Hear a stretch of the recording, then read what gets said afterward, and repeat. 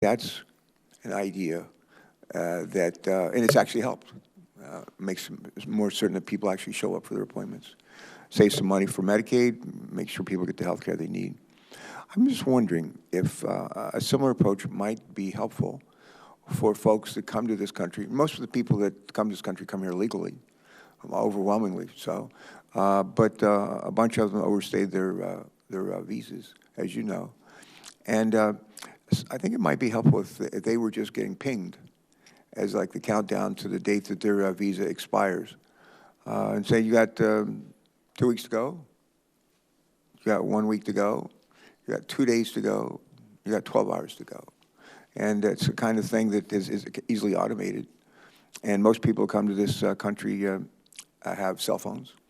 And I think I always like to look to in this case, a private sector for a solution that might work for a public purpose. And actually the other is sort of a public purpose as well. Just react to that, please.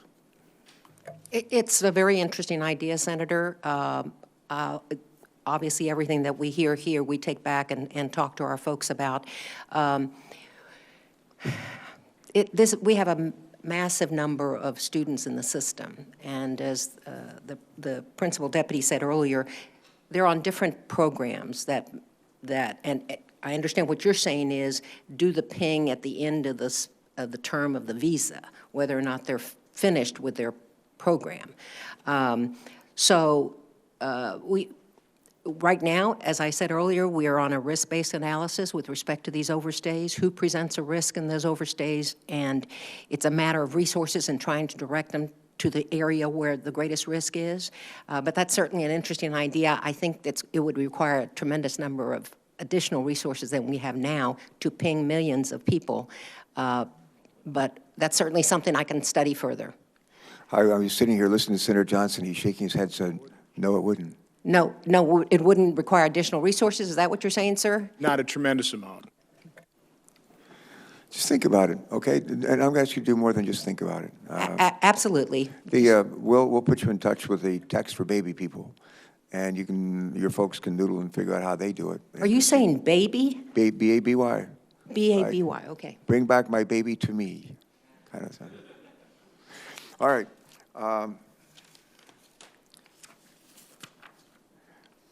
Here's, let's see, a question for Director Saldana and Mr. Donahue. You're a good couple here.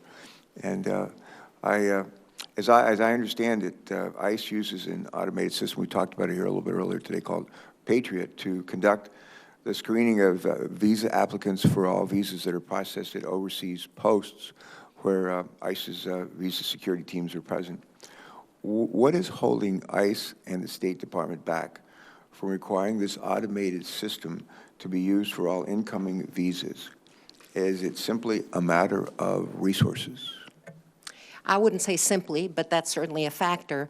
And actually, Senator, we are undergoing a pilot right now under Patriot, a Patriot expansion pilot that's looking at 3 additional countries to try to do all that are not necessarily among these 20 or 26 posts that we have visa screening, but looking at expanding that and what it would take and how much time is being consumed. So we're actually undertaking an evaluation and study of that because if it's possible, it's certainly something we'd like to do. But right now, I'm not in a position to tell you absolutely that can happen. I think our study wraps up in May, so I'll be able to report back to you on my thoughts and ideas on what we've learned from that expanded Patriot project. Would you do that? Absolutely. Thank you. Mr. Donahue, any thoughts on this one? I think we're also working with ICE on, for countries where the physical presence would be good, but is not possible because of resources or other reasons, of having some of the Patriot functions, the computerized functions, done domestically and then advising posts of the response to the Patriot checks. So that will also expand their ability to expand it to more countries. Okay. This is a question for everybody, and I'm done. Question, since 9/11, one of the key themes of our Homeland Security efforts have been information sharing. The testimony today references a lot of different programs and different databases used to screen applicants before they come to the U.S. Can each of you just take a moment to reflect on how well integrated these resources are and what barriers remain? And how much of this sharing is automated and how much requires time and initiative by an individual officer? Let me just, I can begin from our Please. side. I've seen a revolution in the information sharing since 9/11, and and especially in my 32 years in doing this kind of work. I think one of the most remarkable things is that today someone can be interviewing an applicant for a visa in Mali. That person's visa will be checked by my colleagues and the interagency, the law enforcement and intelligence community. Response will come back to that officer, whether there's anything to be concerned about, in addition to whatever he or she has been able to find out in the interview. Then that person is issued a visa. That person can get on a plane today, arrive in Atlanta, and at the port of entry, the officer there will have all the information that was used in making that decision back in Mali, just in the time of less time than the flight. So that kind of information sharing where we can look into, and for instance, our database, our major database, there are more DHS users than there are State Department users, so that people know why we issued a passport, why we issued a visa. And I think that's made us all much more effective. Okay. Anyone else, just very briefly, Mr. Rodriguez? Sure. I think as this committee knows, I spent most of my career in law enforcement, and very early on was an organized crime prosecutor.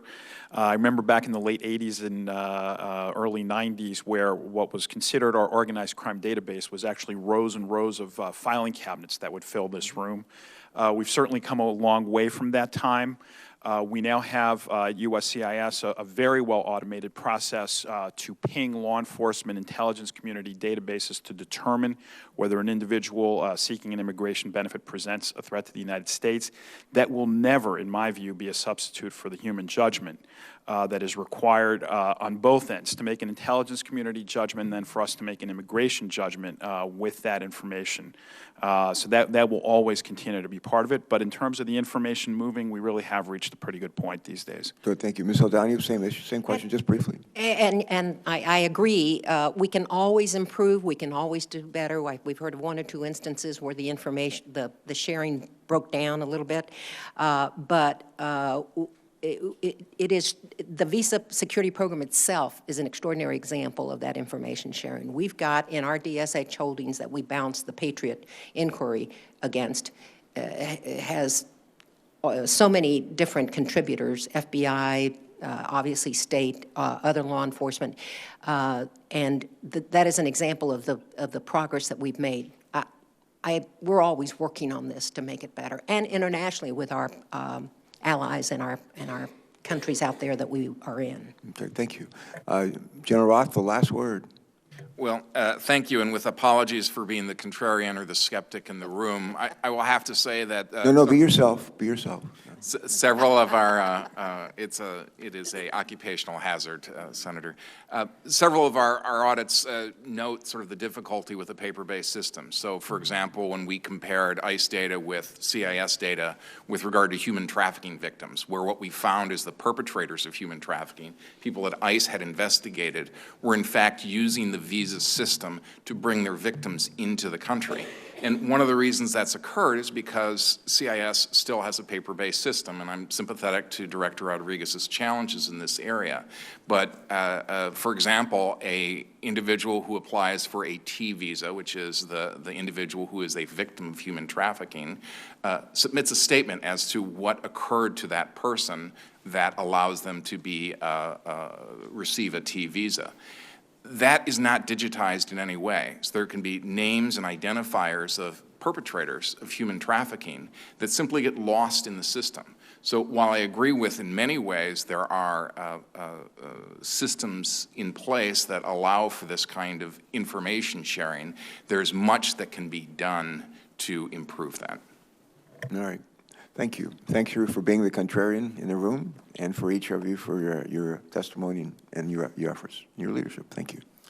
Thanks, Senator Carper. I think we should work together on, some piece of legislation to facilitate, using really private sector skills that are out there and technologies. I mean, go to any business involved in logistics, whether it's FedEx or UPS or any trucking company. These programs exist for tracking, and it's a similar type of process, almost off the shelf. I would suggest maybe, getting some of their IT experts in your agencies, and let's get this program done. It should not take years and years or billions and billions of dollars. We've done the private sector. It's unbelievable what they can really track, and the information just from a desktop a customer can obtain in terms of a package being transferred from this truck to another truck. We ought to be able to do the same thing in terms of tracking visa overstays. I do want to ask a couple more questions about resource capabilities. This is kind of going to what Senator Tester was talking about. Go to you, Mr. Donahue. Again, I'm an accountant, so I like numbers. As best I can determine, somewhere between 20 million and 32, 33 million people go to consulates, go to embassies, and have to do an interview to get a visa to come to the United States on an annual basis. Is that kind of roughly about the right numbers? Does that sound about right to you? It's closer to about 13 million that come in, 13.5 million that come into the for a visa. The visa waiver program is additional different to that. Okay. You've got about 1,800 Foreign Service officers that do those interviews. So, based on your 13 million number, it's going to be less. But if you talk about 13 million people divided by 1,800, I mean, we're talking about just a few minutes. Probably less than 15 minutes per interview. That's not a whole lot of time, is it? Well, I think if you take into account the entire package, that the person has already gone through biometric and biographic database checks, they've completed a very long visa application form that asks a lot of information that we check against. We do have fraud units. We do have our ICE visa security units. And like any other business, you're a businessman, you expedite the easy and you spend time on what needs to have time spent on it. So a person walks in and everything's clear. You do a quick interview. The person, you believe because of your training and knowledge, this person, just as you see at the ports of entry, that this person is doing what they say they're doing. The next person comes in and you've got concerns. And you can stop the interview and send it to your fraud unit. You can, or go to one of our colleagues in DHS. You can continue the interview as long as you need to. So, while one may take 1 minute, another may not be cleared for weeks. So your sense from around the world, really, the Foreign Service officers who are in charge of this don't feel pressure. You feel they feel they're adequately resourced for the task at hand? They feel, certainly people would always like to have a few more officers, but I think we've used business practices to make us as organized as possible, to make sure that the time they spend at the window is the most effective. We would certainly like to keep all of our fees, because we're a fee-based organization, so that we could plow all that into making our business work more efficiently for our customers and make sure that we have all the security checks in there. But I think most officers, using good business practices and their training and putting the work in those few people who come to the United States to do us harm, really focusing on those, has proved effective. By the way, you talked about fee-based service. It's one of the, again, that tension between security and customer service. I come from business background. Right. You're generating revenue for your organization. You have an incentive for generating more revenue, which is somewhat at cross purpose, trying to run more people through, generate the revenue versus the security. So it does concern me. Director Rodriguez, I know President Obama announced the granting of, or allowing about 10,000 additional Syrians into the country. That's about a 20% increase in the number of refugees. And again, I'm concerned a little bit about taking any shortcuts in the process. Normally takes 18 to 24 months to review those files. Do you believe you're adequately resourced to have a 20% increase in the number of refugees you fully vet? Yeah, I would point out that that's still, even that increase is a relatively small part of our overall business. We have 8 million cases that we handle in any given year across our 19,000 employees. Let me also be very clear that we will do our job with respect to the refugees that we screen. No corners will be cut. We'll do what we need to do. And that's really what I kind of view our responsibility as a committee, is to make sure that we don't take any shortcuts. So I appreciate your comments there. Well, let me just wrap up. There are a number of points we didn't want to make, and I want to be respectful of people's time. I mentioned that December 3rd incident at the Office of USCIS in San Bernardino. Inspector General Roth, I'd appreciate if you'd investigate exactly what happened there. I think that does show that, potential breakdown of agencies cooperating. Again, I find it pretty disconcerting, to say the least. The K-1 visa, ICE is really responsible for verifying those marriages. It's, if you come in K-1, you're supposed to be married within 90 days. Again, I don't think we have a system. I don't think we're really verifying those things, which is a potential vulnerability. Inspector General Roth, you talked about the poor data collection, information sharing that resulted in literally human trafficking coming across our borders. I appreciate you, keeping an eye on that, and everybody being aware of that. I have not yet received an answer for a letter I've written. We had ICE agent Taylor Johnson in one of our hearings involved in government whistleblowers and the retaliation against them, which is really prevalent in the federal government. It's really jaw-dropping. So, Director Saldana, I'd really appreciate if you'd respond to that, and because now apparently Agent Johnson's been terminated, and the process hasn't really gone through Office of Special Counsel, Inspector General. I'm really concerned about that particular case. And we have that letter, and we're preparing a response, sir. Okay. Again, the oversight of student visas, the overstays, it's a significant issue. I really will work with Ranking Member Carper here and try and, if we've got to produce some legislation to facilitate the computer system, the IT systems to do this. Again, coming from private sector, knowing what's available out there, this shouldn't be that hard, and I think it's a critical step we have to take. So again, I do want to thank all of you for your service to this nation. I realize this is tough. There's no perfect system. You have a serious responsibility. I know you take those responsibilities seriously. So thank you for your service to this nation, for taking the time, for your thoughtful testimony and answers to our question. With that, the hearing record will remain open for 15 days until March 30th at 5 p.m. for the submission of statements and questions for the record. This hearing is adjourned.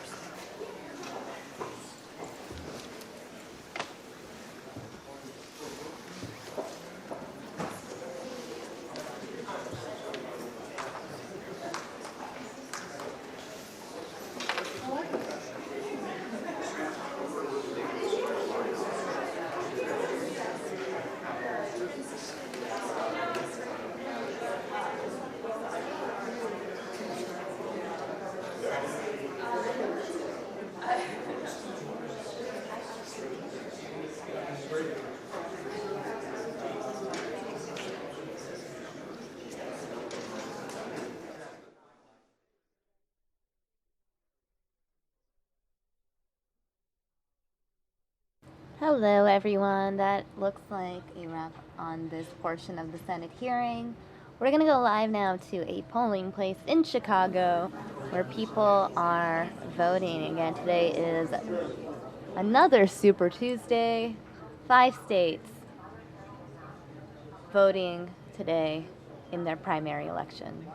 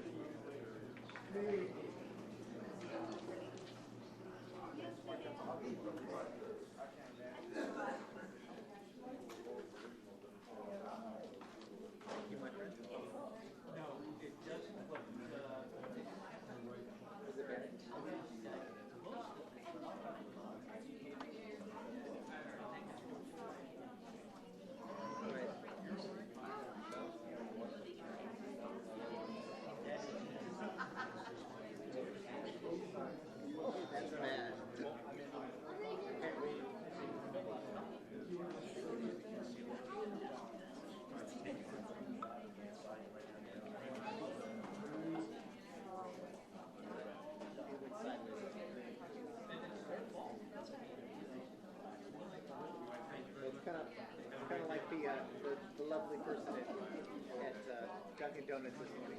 Couldn't figure out how to.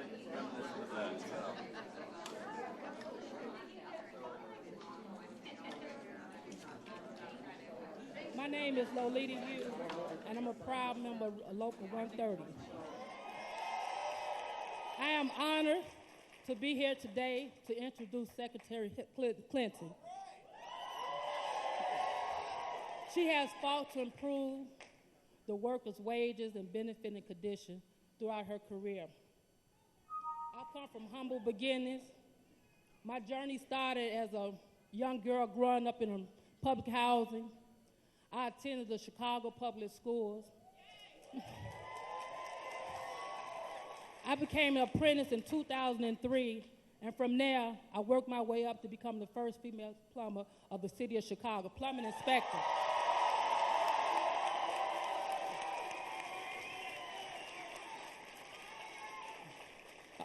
I've been able to take advantage of the letter of opportunity that was placed in front of me, but I know for too many people, they have barriers in front of them that's preventing them from reaching their God-given potential.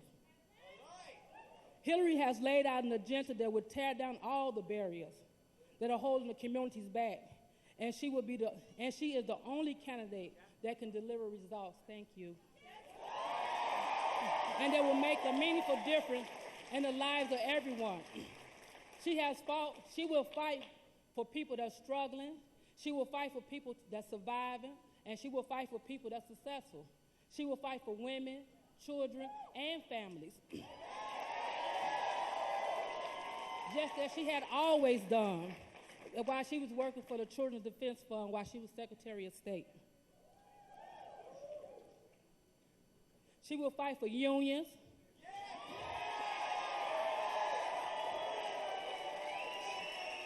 She knows that our workers are the backbone of the American economy, and she consistently stood up to protect and to stand up and protect the rights of our people in the workplace.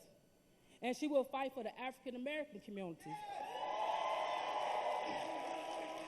by dismounting the schools to prison pipeline, raising wages, investing in the infrastructure in the era of mass incarceration, making college more affordable for everyone.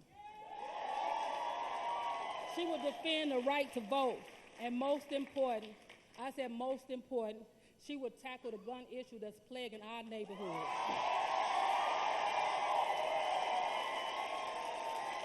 We need a candidate who doesn't make promises they can't keep and will build on President Obama's success record.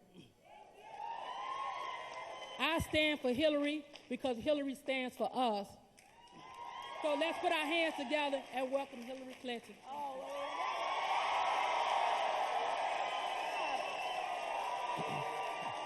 Thank you.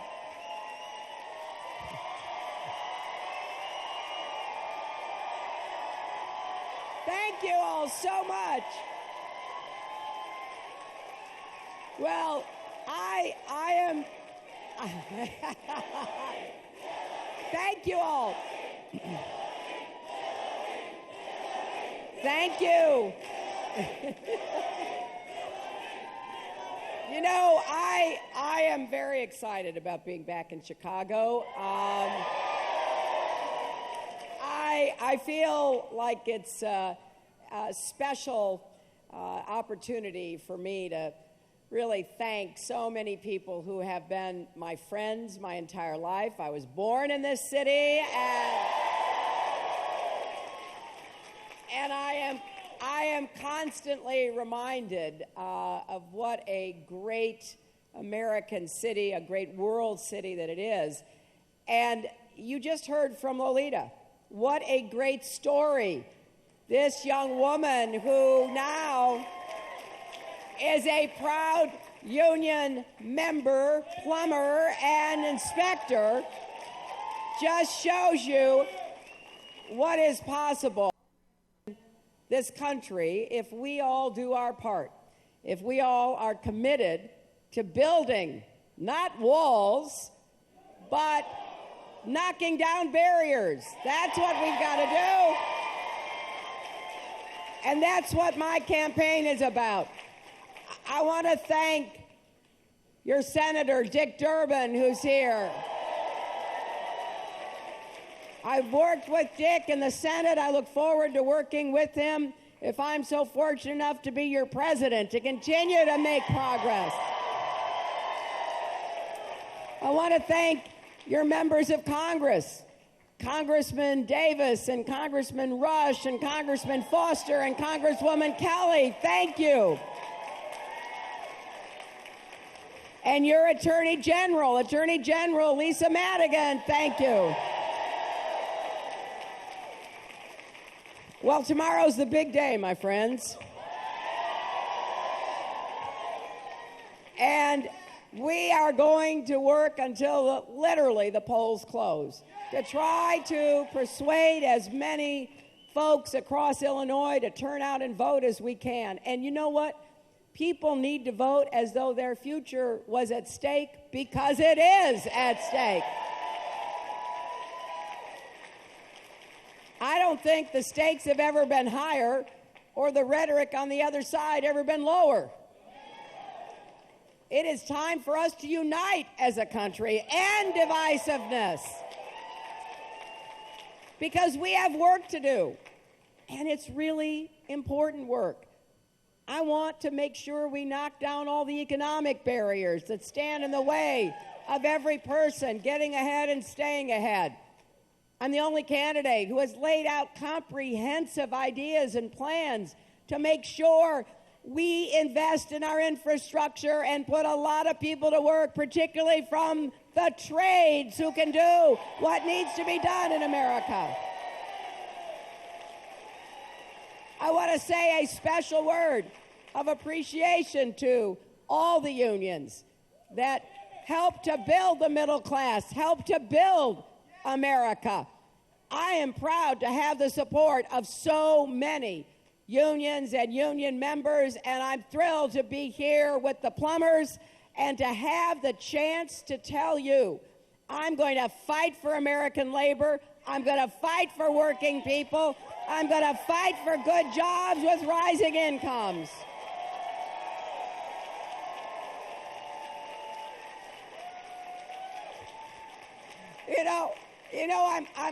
I'm always being told that when I talk to you, I should talk in a very calm and measured voice, and I should not get carried away with my intense feelings about what is going on in the country. So I do try to remind myself of that and try to lower the volume when I remember. But I am so worried about our country and what could happen if we don't band together to elect a president who can represent all of America.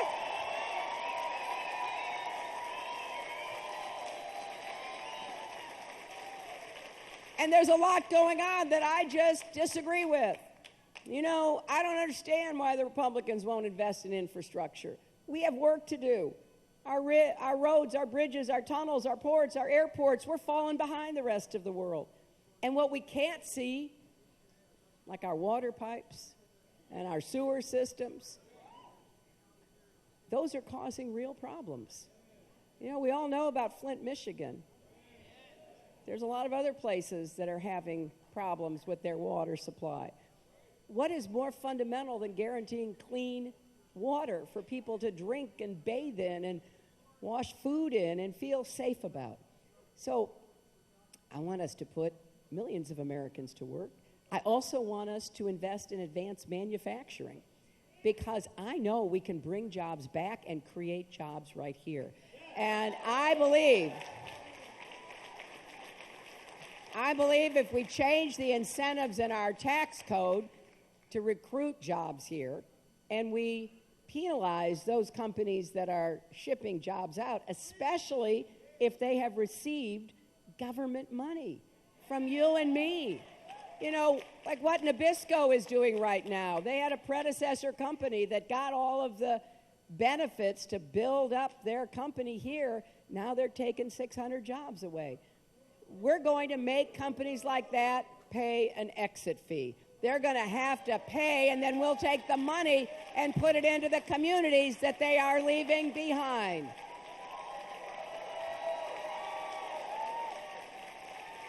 And think about how many jobs there are in fighting climate change and transitioning to clean, renewable energy. There are jobs right now we could put people to work doing. Energy efficiency, you can't export those jobs. They've got to be done in the neighborhoods right here in Chicago and across Illinois. And we've got to do more to help small business. 2/3 of the new jobs will come from small business. And I particularly want to help minority-owned and women-owned small business.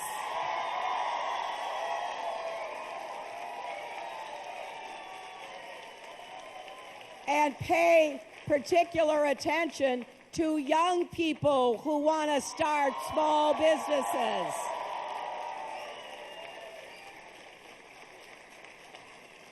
And don't you think it's time we raise the minimum wage and give people a decent standard of living? And how about guaranteeing equal pay for women's work? Now, everything I've just said, the Republicans disagree with. They don't believe we need to make these investments in infrastructure, in advanced manufacturing, in clean energy, or that, you know, women should get paid equally or people should get a higher minimum wage. I want you to remind folks between now and when the polls close that we've had 2 Democratic presidents in the last 35 years. And you know what the facts show?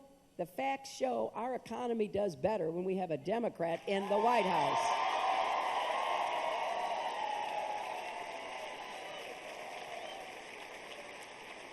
We saw that when my husband was president.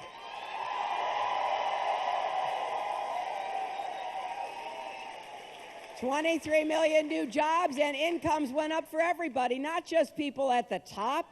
The median family income in America went up 17%, and the median African-American family income went up 33%. And there's nothing like a good job to put you on the path to the middle class and beyond. And we also lifted more people out of poverty than at any time in decades.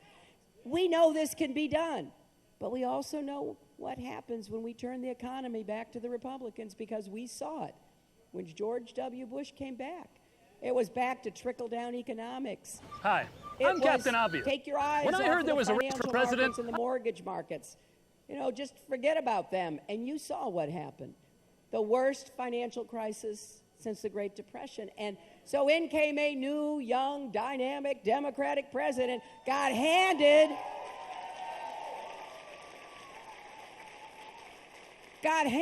the worst mess you could imagine. We were losing 800,000 jobs a month. 9 million Americans lost their jobs. 5 million homes were lost. Now, this is not ancient history, and I don't want people to forget it. You know, folks who get excited by the rhetoric and the demagoguery on the Republican side need to be reminded that they are George W. Bush on steroids. Their economic plan,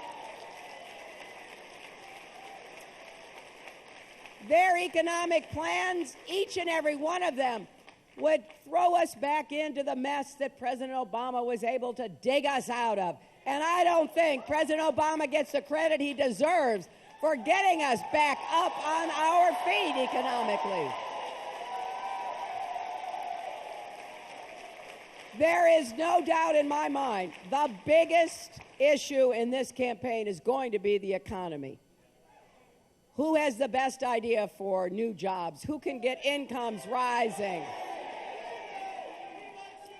And I can tell you this, I look forward, if I'm so fortunate enough to be the nominee, debating against any one of the Republicans on what the economy deserves to have.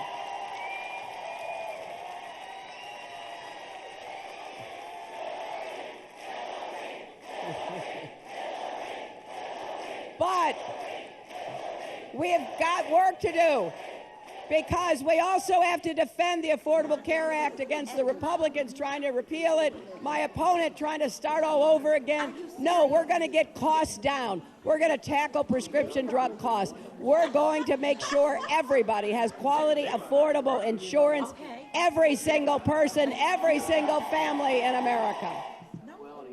All right, guys, we're going to cut out of this because Speaker of the House, Paul Ryan, is speaking live. We're going to go live to that now. And the Irish people's keen sense of humor was many, many years of hardship. Irish jokes, of course, are based on Irish stereotypes. These are stereotypes I frequently heard about from my own elders growing up. They were not always in good fun, but the Irish did not reject them. Instead, the Irish embraced them. They took what was meant to be a badge of shame and they turned it into a badge of honor. It was a brilliant turn, a defiant one. The Irish are not the only people who have done this. Our country is full of them. But the Irish did it with such genius, with such stamina, such undeniable dignity, that they will always have our admiration. There will always be a special kinship between our two countries. And that is why we are here today. That is why Ronald Reagan and Tip O'Neill kicked this off many years ago, to show that admiration and to celebrate this kinship. It is an act of defiance to poke fun at your opponents and then to break bread with them.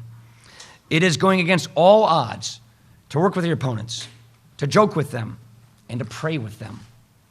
So, I would like to raise a toast to both of our countries. May we continue to grow in friendship, and may the people of Ireland forever stand proud, defiant, and free. Thank you, Sláinte.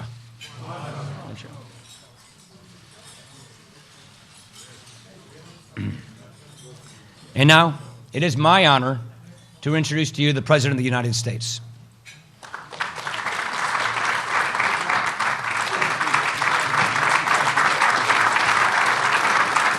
Thank you. Thank you so much. Thank you. Thank you, everybody. Please have a seat. Thank you. Speaker Ryan, members of Congress, thank you so much for having me here today. Taoiseach and Mrs. Kinney, leaders of Ireland and Northern Ireland and the United Kingdom, honored guests, it is always a privilege to join you for this wonderful St. Patrick's Day celebration. And with names like Obama, Biden, Ryan, and McConnell, you can rest assured that the old sod's stranglehold on power in Washington is as strong as ever. Now, it's true that it's not technically St. Patrick's Day, but that's okay. Most folks who celebrate it aren't Irish either. I can talk about them because I am Irish, as I have been prone to mention on this occasion. Back in 2008, the Corrigan brothers even penned a song called "There is No One as Irish as Barack Obama." This is true. As the lyrics go, from Kerry to Cork, let's hear it for Barack from old Moneygall. And somehow that line did not result in cries for my birth certificate on the campaign trail.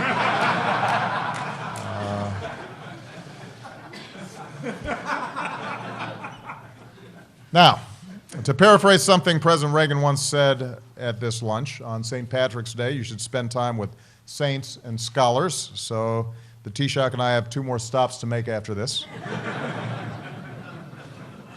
But we do enjoy this tradition. And I want to thank Speaker Ryan for continuing it.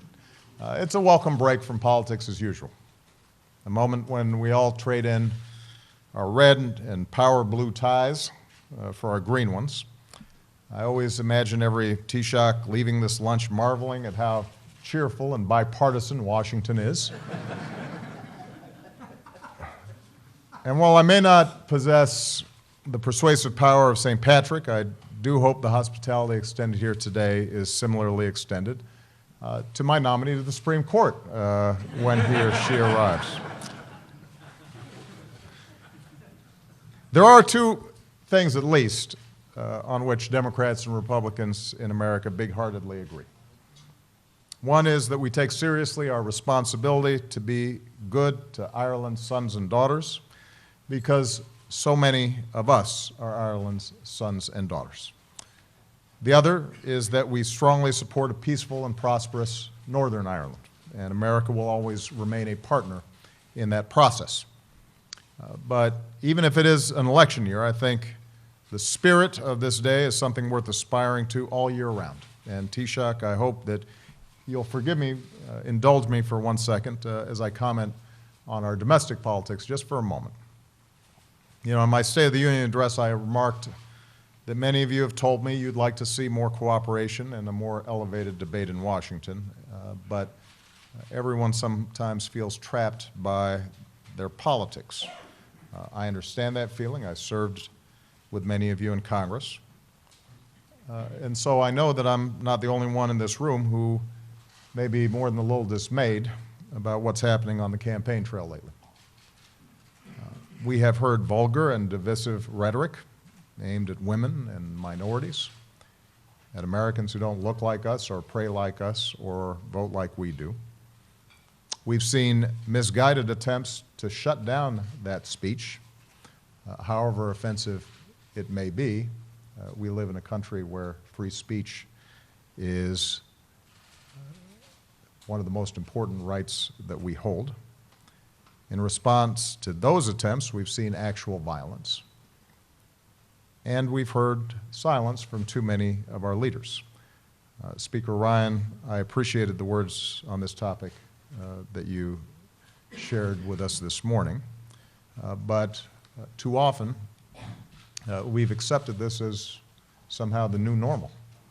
And it's worth asking ourselves what each of us may have done to contribute to this kind of vicious atmosphere in our politics. I suspect that all of us can recall some intemperate words that we regret. Certainly I can. And while some may be more to blame than others for the current climate, all of us are responsible for reversing it. For it is a cycle that is not an accurate reflection of America. And it has to stop. And I say that not because it's a matter of political correctness. It's about the way that corrosive behavior can undermine our democracy and our society and even our economy. In America, there aren't laws that say that we have to be nice to each other or courteous or treat each other with respect. But there are norms. There are customs. There are values that our parents taught us and that we try to teach to our children, to try to treat others the way we want to be treated. The notion that kindness breeds kindness. The longer that we allow the political rhetoric of late to continue, and the longer that we tacitly accept it, we create a permission structure that allows the animosity in one corner of our politics to infect our broader society. And animosity breeds animosity. And this is also about the American brand. Who are we? How are we perceived around the world? There's a reason that America has always attracted the greatest talent from every corner of the globe. There's a reason that Made in America means something. It's because we're creative and dynamic and diverse and inclusive and open. Why would we want to see that brand tarnished? The world pays attention to what we say and what we do. And this is also about what we are teaching our children. We should not have to explain to them this darker side of politics. We should not be afraid to take them to a political rally or let them watch political debates. We should be teaching them that this democracy is a vibrant and precious thing, and it's going to be theirs someday, and we want them to elevate it. Now, I had the cast of Hamilton at the White House yesterday, who were doing an incredible job getting our young people excited about the possibilities of democracy and the power they have to play a part in it. And these young people, drawn from every race and every background from all across the city, you could just see the excitement that they had, the notion that they were somehow connected to the story of a Hamilton or a Washington or a Franklin or a Madison. And so we should be asking ourselves, as those in power with this incredible legacy, whether we are delivering that same message to our children. Are we making them excited about being citizens of this great country? So, when we leave this lunch, I think we have a choice. We can condone this race to the bottom or accept it as the way things are and sink further, or we can roundly reject this kind of behavior, whether we see it in the other party or, more importantly, when we see it in our own party, and set a better example for our children and the rest of the country to follow. It starts with us. Speaker Ryan, you and I don't agree on a lot of policy, but I know you are a great father and a great husband, and I know you want what's best for America. And we may fiercely disagree on policy and the NFC North. But I don't have a bad word to say about you as a man. And I would never insult my fellow Irish like that. The point is, we can have political debates without turning on one another. We can disagree without assuming that it's motivated by malice. There are those here who have fought long and hard to create peace in Northern Ireland and understand what happens when we start going into these dark places, the damage that can be done, and how long it can take to unwind. And so we can treat one another as patriots, even if we disagree, as fellow Americans who love this country equally, because it's a place that frees us to have different ideas and different points of view. So I reject any effort to spread fear or encourage violence or to shut people down when they're trying to speak or turn Americans against one another. And I think as a citizen who will still be leading this office, I will not support somebody who practices that kind of politics. And any leader worthy of our support will remind us that even in a country as big and diverse as inclusive as ours, what we have in common is far bigger and more important than any of our differences. That's what carried us through other times that were far more tough and far more dangerous than the one that we're in today. Times where we were told to fear the future, times where we were told to turn inward, and to turn against each other. And each time we overcame those fears, each time we faced the future with confidence in who we are and what we stand for and the incredible things that we're capable of doing together. And we do this because we are America. It's a place that sees opportunity where others see peril and that drew so many Irish and other immigrants to our shores. Our unbending belief that we make our own destiny and our unshakable dream that if we work hard and live up to our responsibilities and if we look out for one another, then there's a better day lying right around the bend. That dream has always come true in America. It is what provided hope and comfort and opportunity for so many that traveled across the Atlantic. It always will, so long as we nurture it. Happy St. Patrick's Day, everybody. Let me make a toast to Taoiseach, to Speaker Ryan, to all the leaders who are gathered here. Thank you. May God bless you, and may He continue to bless this great country that we love.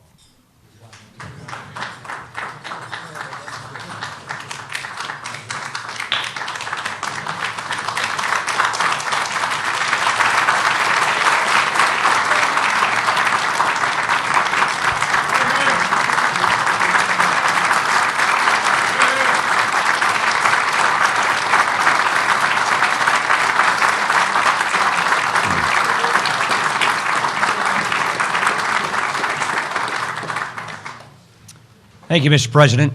And now it is my honor to introduce His Excellency Enda Kenny, Taoiseach of Ireland.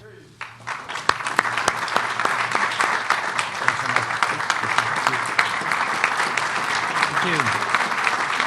Thank you. Mr. Speaker, Mr. President, Mr. Vice President, members of Congress, friends of Ireland, distinguished guests, Fionnuala and I would like to thank you again for the honour and the privilege of being here in this historic room at this historic time. Thank you for the profundity of your words, Mr. President. Let me say that it's, I think you two people should know that Moneygall is not that far from Graiguenamanagh. We've had meetings before in houses at the halfway point, and people will always shake hands and say, we agree. And in respect of the President's comments, it reminds me of what President Kennedy said, that this is a time of leadership, not showmanship. So maybe we might get together somewhere between Graiguenamanagh and Moneygall, if time was appropriate, have a little get-together and say, well, we sorted out. I'd like to say that it's a pleasure to be back with so many of you just before the Cherry Blossom Festival and the actual day of St. Patrick's Day. And the presence of so many of you here in this room speaks for itself for the continuity of what was begun so many years ago. Let me congratulate you, Paul, on your appointment as Speaker of the House. This is a really challenging position in a challenging time politically, both here and internationally. And the world has always looked to America to lead. And it's not good when we find a situation where that doesn't apply. So you, with your experience and your long-standing friendship of Ireland, is somebody that we can be very proud of, taking on a really challenging role in American politics, but also with profound effects internationally. We wish you the very best of luck in that.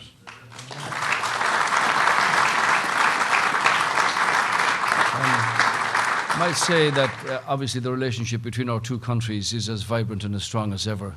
The line of investment both ways is unprecedented.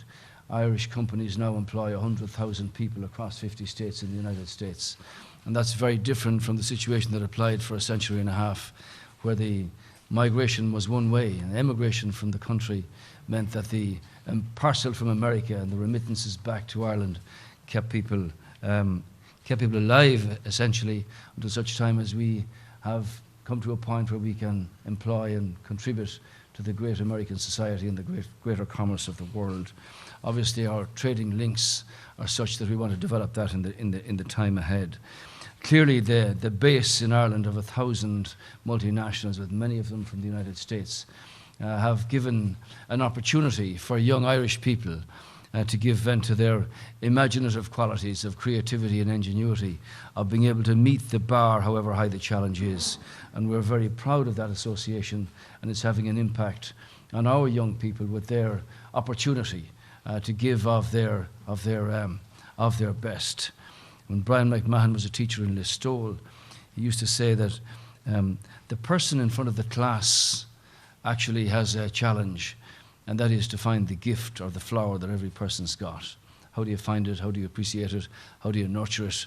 And given the state of communications and volume of material that's currently available for every student, teachers have to become directors and counselors and finders and appreciate where the talent and the flair lies that will meet the challenge of the time ahead. I'd like to thank you, Speaker and Mr. President, for your support for Northern Ireland. Gary Hart did a fabulous job over there recently in terms of his influence in putting together the conditions that applied for the fresh start to become a fact. And I'm glad to see Peter King and Richie Neal and the other Friends of Ireland have also contributed to that. I know you're going over later for some commemorative celebrations. Also recognise the Secretary of State and the Deputy First Minister. Is Arlene here? First Minister Arlene Foster, Deputy First Minister Martin McGuinness, and recognise the leader of the Sinn Féin party here, Gerry Adams, as well. Clearly, this is a situation that is one that is so precious to us and so near to us that it means that you've got to mind a fragile piece very carefully. I was saddened this morning, I have to say, to learn of the death of Adrian Ismay, who was an officer of the Northern Ireland Prison Service.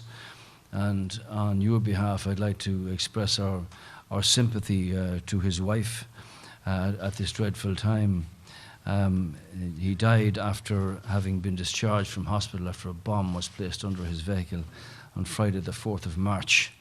Let's just say that this was a callous and cowardly attack on the entire community. And that's why, in the words of the President, it is really important that we focus on peace continuity and reject those who wish to return to days of violence in the dark days when these attacks were commonplace. That agenda will not succeed, and we best honour his memory by redoubling our efforts to build a truly peaceful future for all the people of Northern Ireland, which I'm sure is your wish also. George Mitchell, in his time, made a remarkable impact on as an Irish American with a real interest in seeing that peace was put together.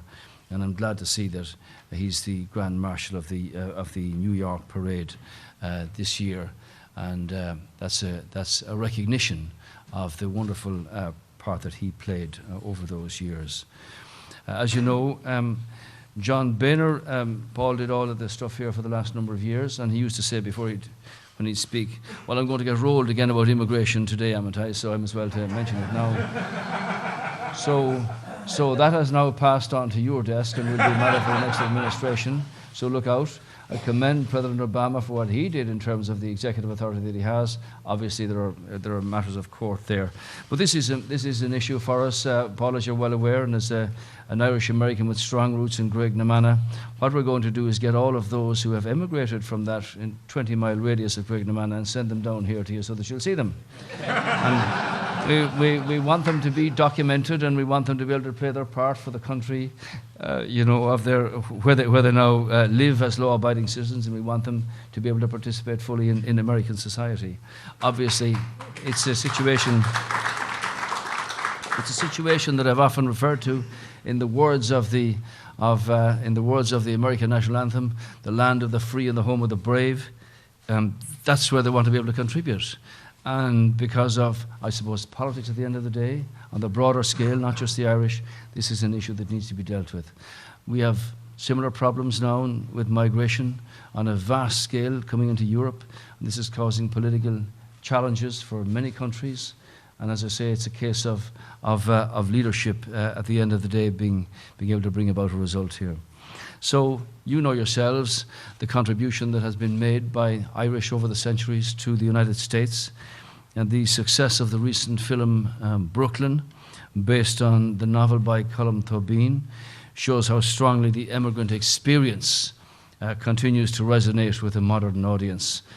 This year there were 9 nominations for Oscars from Ireland, which speaks, if you like, of the continuing creativity that our young people have.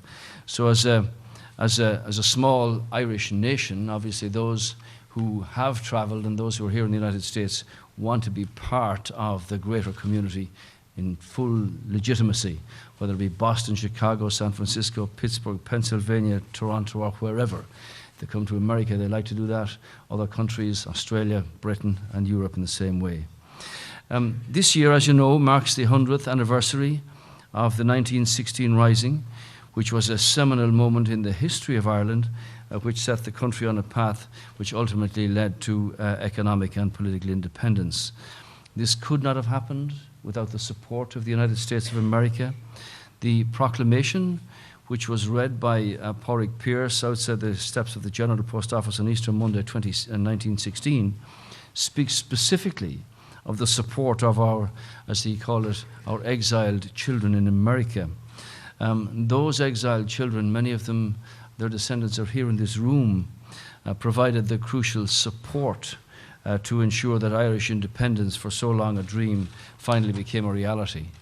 Now, I want you to understand that we want this to be a very inclusive, comprehensive, sensitive experience for everybody.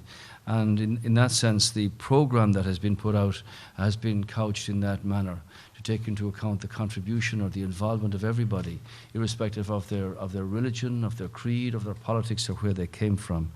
So in that sense, the commemorative centenary events are for everybody, for the entire country.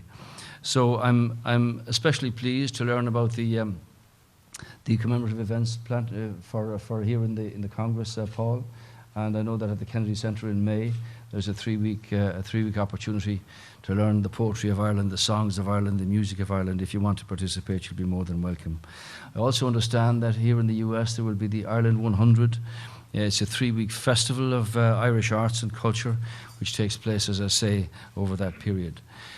Let me just say finally that I know that I think on the grounds of the Capitol building here, there will be the planting of an oak tree. Whether you plant it or whoever plants it, it's a privilege that it should grow here, and it's an Irish oak. And my hope would be that as we start the journey of the second 100 years, that when that tree is 100 years old, and it stands proudly here in the vicinity of the Capitol building, that it has grown, tall and straight into the light, and that it represents our country and the pride that we feel in being here in America, in this building, which was, partially constructed under the engineering ingenuity of James Hoban, who designed the White House. So when you relax down there, Mr. President, it's an Irish architect who designed that for you. But I do hope that tree represents a symbol of continuity, and that it, reflects the best of what it is, of truth and courage and our common humanity. And that's where we need to be, and that's where politics can bring us. Thank you very much.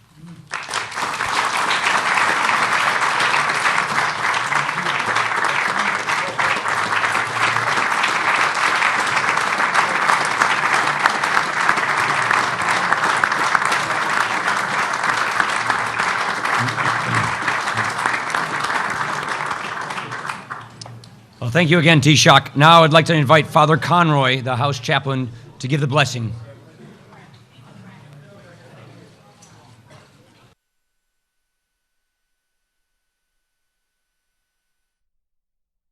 All right, everyone, it looks like we've lost that feed. We're actually going to go back to a Senate hearing. We were watching this earlier today before they took a break for lunch. Let's go back to that now. They must open up their counterterrorism and aviation security systems to our inspectors, and they must abide by our standards for aviation and passport security. As a result, the visa waiver program has now become a key counterterrorism tool. And what started off as a travel facilitation program has ended up having enormous advantages to us in terms of protecting our security. Today, we're going to continue to look at our screening systems for foreigners entering our country, and we'll examine the depth of security for all forms of visas, whether they happen to be for students, whether for tourists, people here on business, or those seeking to make America their permanent home. It's a daunting undertaking given the volume of international travel to the U.S. It also involves the coordination of multiple government entities, including the State Department, the Department of Homeland Security, and others that are not represented here today. Since the 9/11 attacks against our country, there have been notable changes to strengthen our visa security, including recent adjustments made following the attacks in Paris and more recently in San Bernardino. For example, amid ISIS' growing online presence, the Department of Homeland Security is exploring ways to expand its use of social media to screen travelers seeking to enter the U.S. I look forward to hearing more about these efforts and also about the contributions of ICE's visa security program that may help identify threats posed by potential travelers early on. We need to know if this program is adding real security, and if so, how to expand its reach. And as with all of our recent hearings, I expect that we'll find elements of our visa security that we can improve upon today, understanding that we can never eliminate all risks and should not turn our back on many of the benefits of trade, travel, and immigration. Yet, as we continuously improve the security of our immigration system, we must also keep our eye on perhaps the even more pressing threat of homeland terrorism, homegrown terrorism, and for all that we do to strengthen our borders, and our immigration security groups like ISIS know all too well that they may bypass our multiple layers of homeland security by using online propaganda to recruit people already inside our borders, maybe born here, to carry out attacks against the U.S. And in this respect, ISIS has twisted propaganda from mobilizing our young people to carry out terrorist violence may help combat the long-term terrorist threats to the homeland in ways that aviation screening and watch list checks can never do. Well, we look forward to our continued work on this committee in both combating homegrown terrorism and strengthening the security of our immigration systems. And I hope we can use today's hearing to identify some common sense improvements to the security of visas. Thank you all for being here. We look forward to this conversation. Thank you, Senator Carper. Senator Tester can only be with us for a short period. I will make this very short, and thank you, Mr. Chairman. I very much appreciate the flexibility. The visa waiver program, as the chairman and ranking member pointed out, they're important programs, they're important for our economy, but they're also of concern. In your opening statements, if you could address the security of the programs you have, number one, if you need additional tools that you don't have that would require this committee or another committee to take action, and the third thing is manpower. Do you have the manpower to carry out the job to make sure that our country is not a threat with the visa program we have now? If you can do that, you'll have answered all my questions. Thank you. And that was under a minute. It is the tradition of our committee to swear in witnesses, so if you all rise and raise your right hand. Do you swear the testimony you will give before this committee will be the truth, the whole truth, and nothing but the truth, so help you God? I do. Please be seated.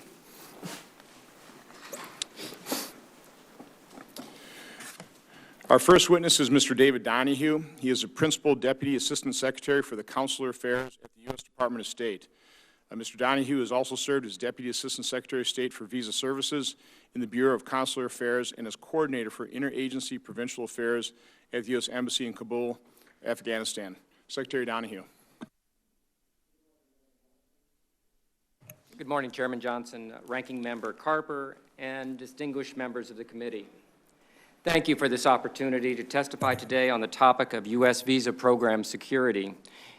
The Department of State and our partner agencies throughout the federal government take our commitment to protect American borders and citizens seriously, and we constantly analyze and update our clearance procedures.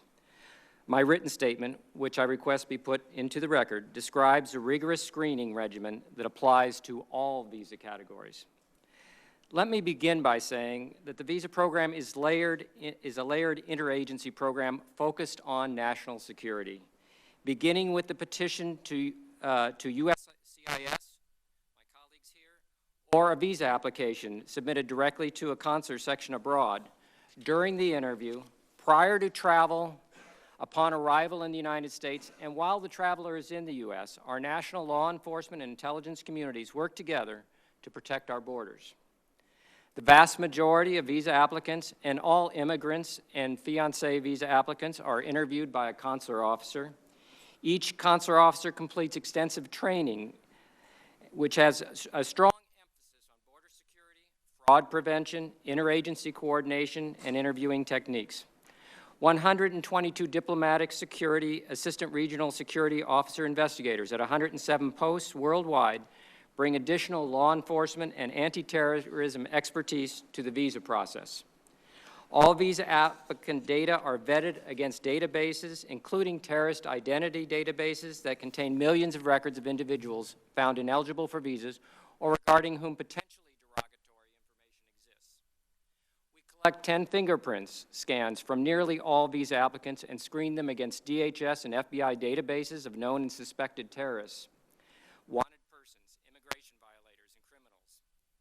All visa applicants are screened against photos of known and suspected terrorists or prior visa applicants. When an interview raises concerns that an applicant may be a threat to national security, or the interagency screening process shows potentially disqualifying derogatory information, the consular officer suspends processing and submits a request for a Washington-based interagency security advisory opinion review conducted by federal law enforcement, intelligence agencies, and the Department of State. The Department of Homeland Security's Patriot Program and Visa Security Program, managed by our USCIS colleagues, our ICE colleagues, provide additional protections in certain overseas posts. DHS Immigration and Customs Enforcement Special Agents assigned to more than 20 embassies and consulates in high-threat locations provide on-site vetting of visa applications, as well as other law enforcement support and training to our officers. Security reviews do not stop when the visa is issued. The department and partner agency continuously match new threat information with our record of existing visas, and we use our authority to revoke visas.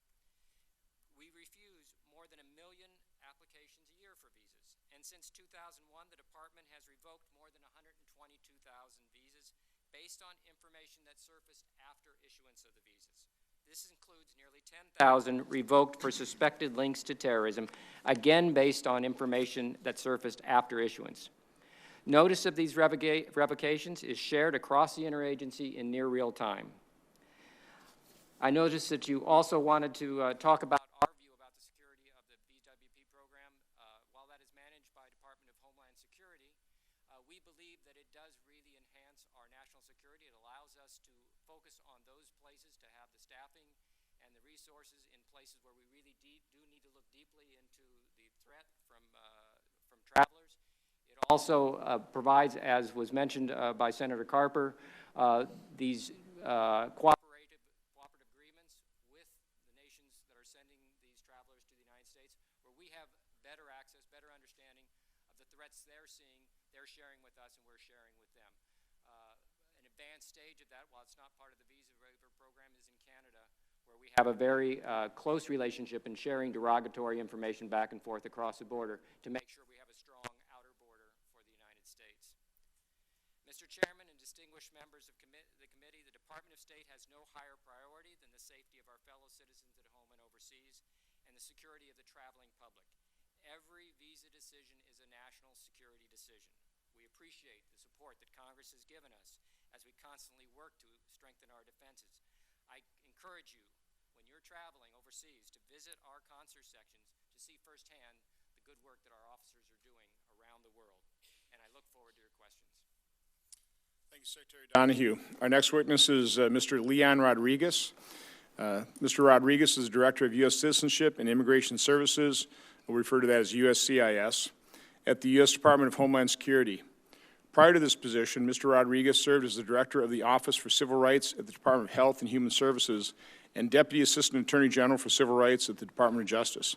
Director Rodriguez. Good morning, Chairman. Good morning, Ranking Member. Good morning, members of the committee. This is my second time before this committee to talk about this subject matter, and the sixth time that I've testified before some congressional committee in this fiscal year on this subject matter. I should hasten to say that this committee has become one of my favorites, particularly because the level of discourse has always been a civil and intelligent one. Not that the questions are easy. I think the questions we are asked are hard ones that we need to be able to answer for the benefit of the American people, but that I really do appreciate the tone that you both have set here, and thank you for that. I believe as an article of faith that a healthy and robust immigration and travel system is critical to our economy, critical to the stability of our families, and critical, actually, to the successful conduct of our foreign policy and national security. I also believe that the most fundamental responsibility of government is to protect the public safety.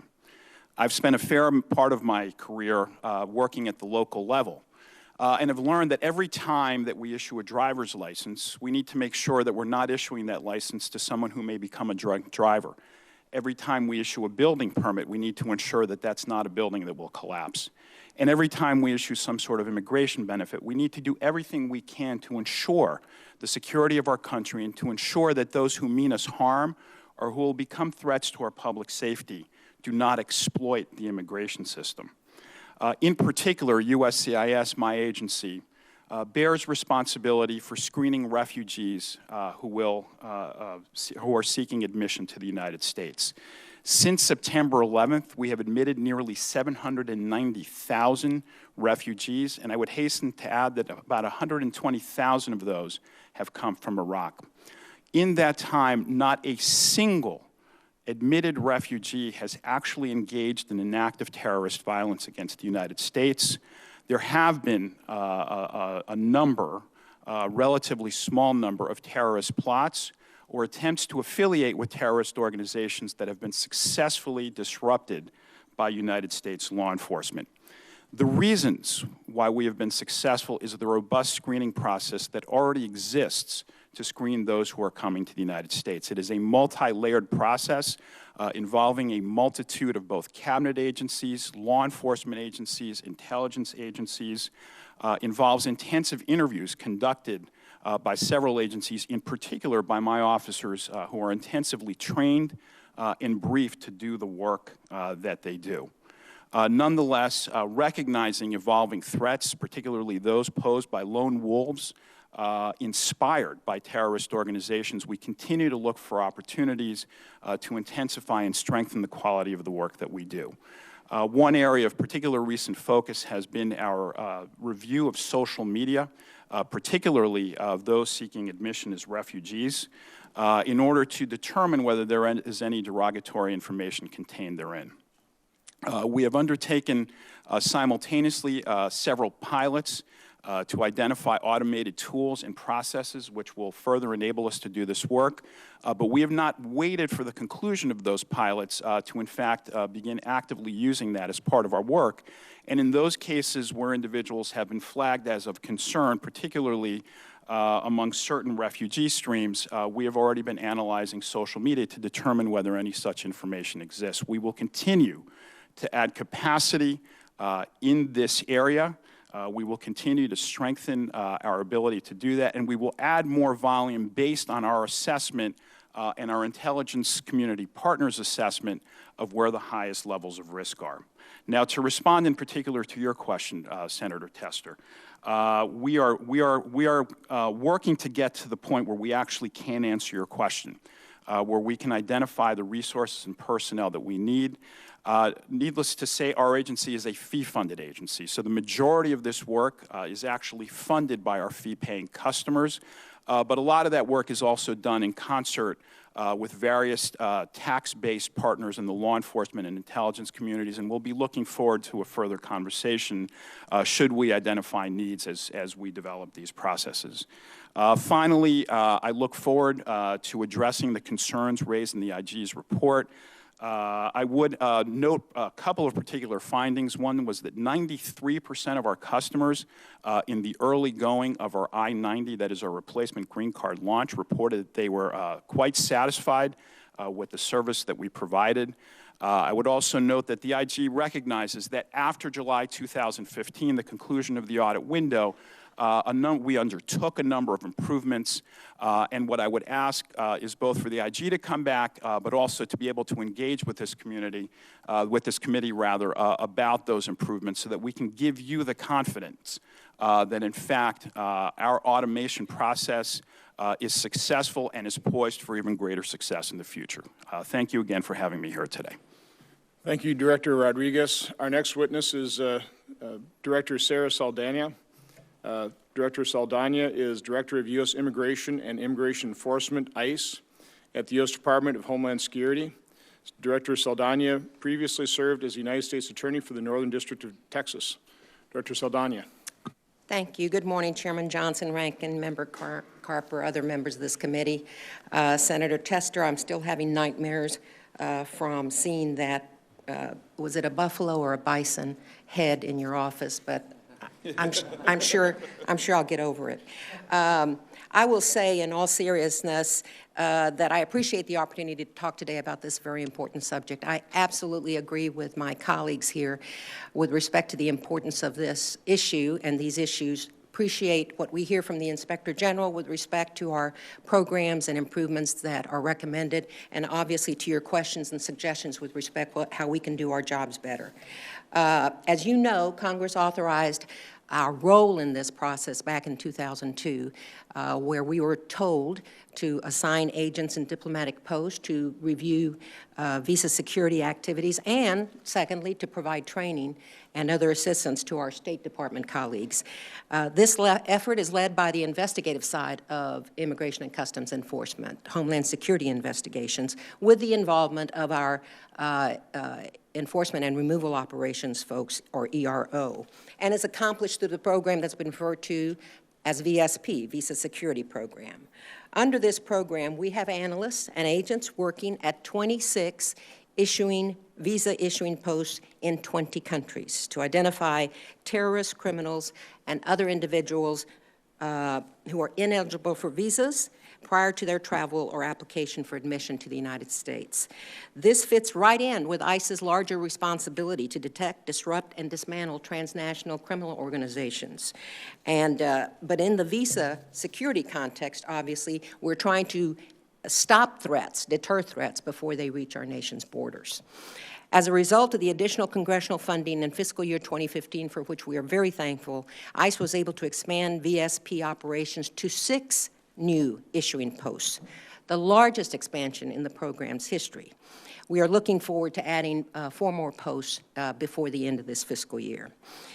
As my colleagues have said, the process begins and ends, obviously, with the Department of State, with the significant involvement of Citizenship and Immigration Service. But this process also presents the first opportunity to assess whether a potential visitor or immigrant poses a threat to our country. And that's where ICE comes in, our law enforcement folks. ICE actions complement the consular office's screening, applicant interviews, and reviews of applications and supporting documentation. Patriot, which the Principal Deputy Assistant Secretary just mentioned, begins our visa screening mission by conducting an automated screening of visa application information against our vast DHS holdings, all the information we have from not only DHS agencies, but the intelligence community as well. This step occurs before the applicant is even interviewed for the first time.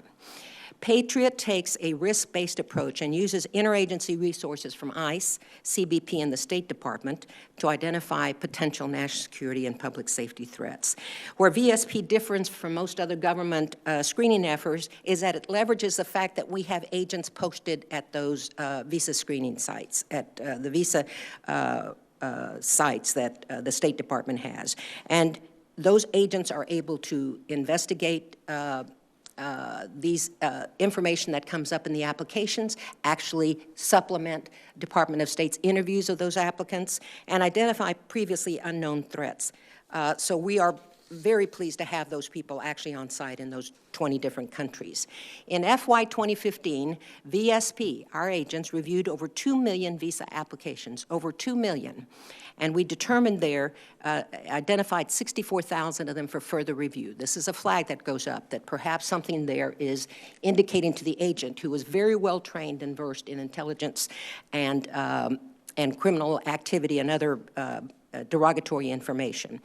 After in-depth vetting, the next step, we determined the existence of a little over 7,000 of 23,000 cases in which we saw derogatory information to have some nexus to terrorism, resulting in our recommendation to the Department of State to refuse visas to approximately 8,600 last year.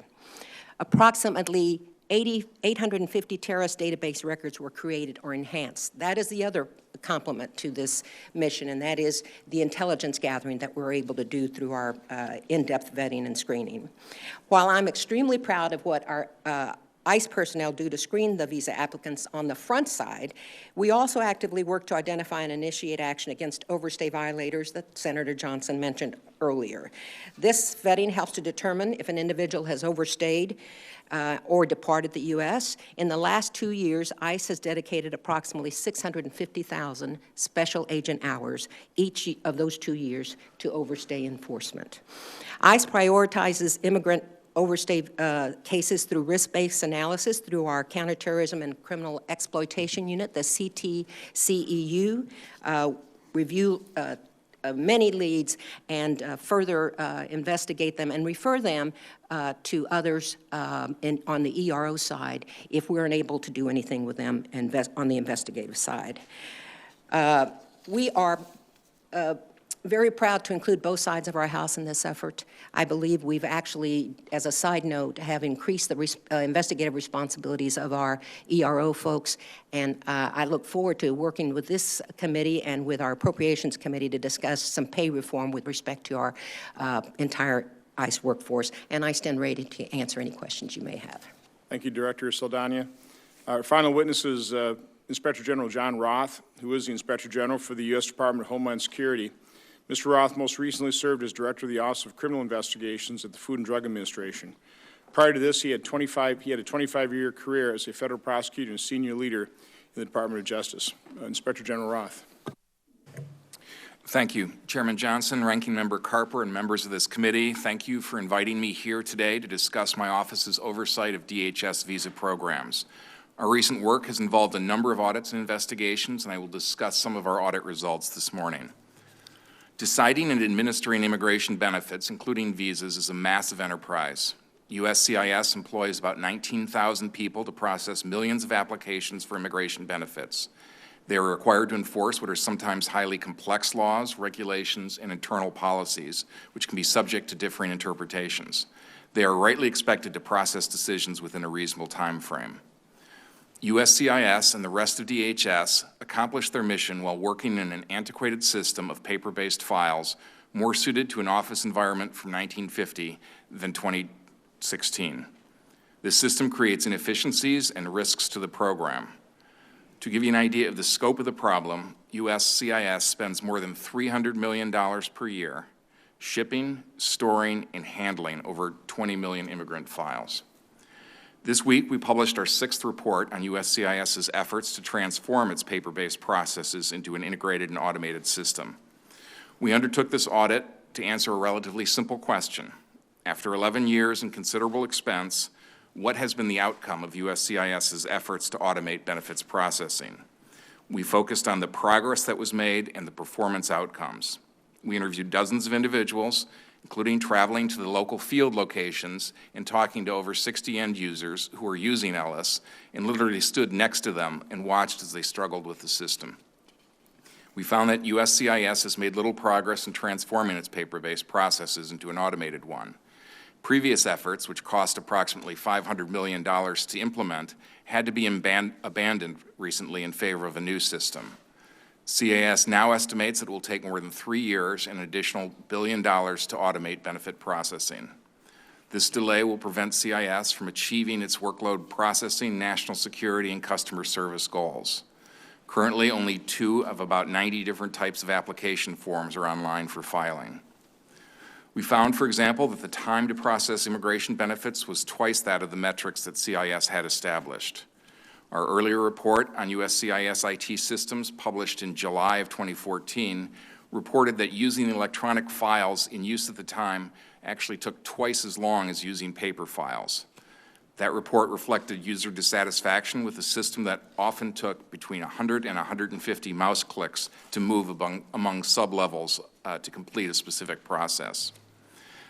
As Director Rodriguez said, we acknowledge that DHS has recently taken significant steps to improve the process by which new information technology, including moving from a traditional development methodology to a new incremental approach called Agile, will assist.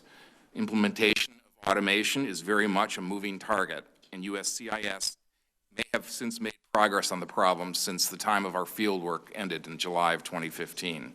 We will obviously continue to monitor the situation and report back to the committee as necessary.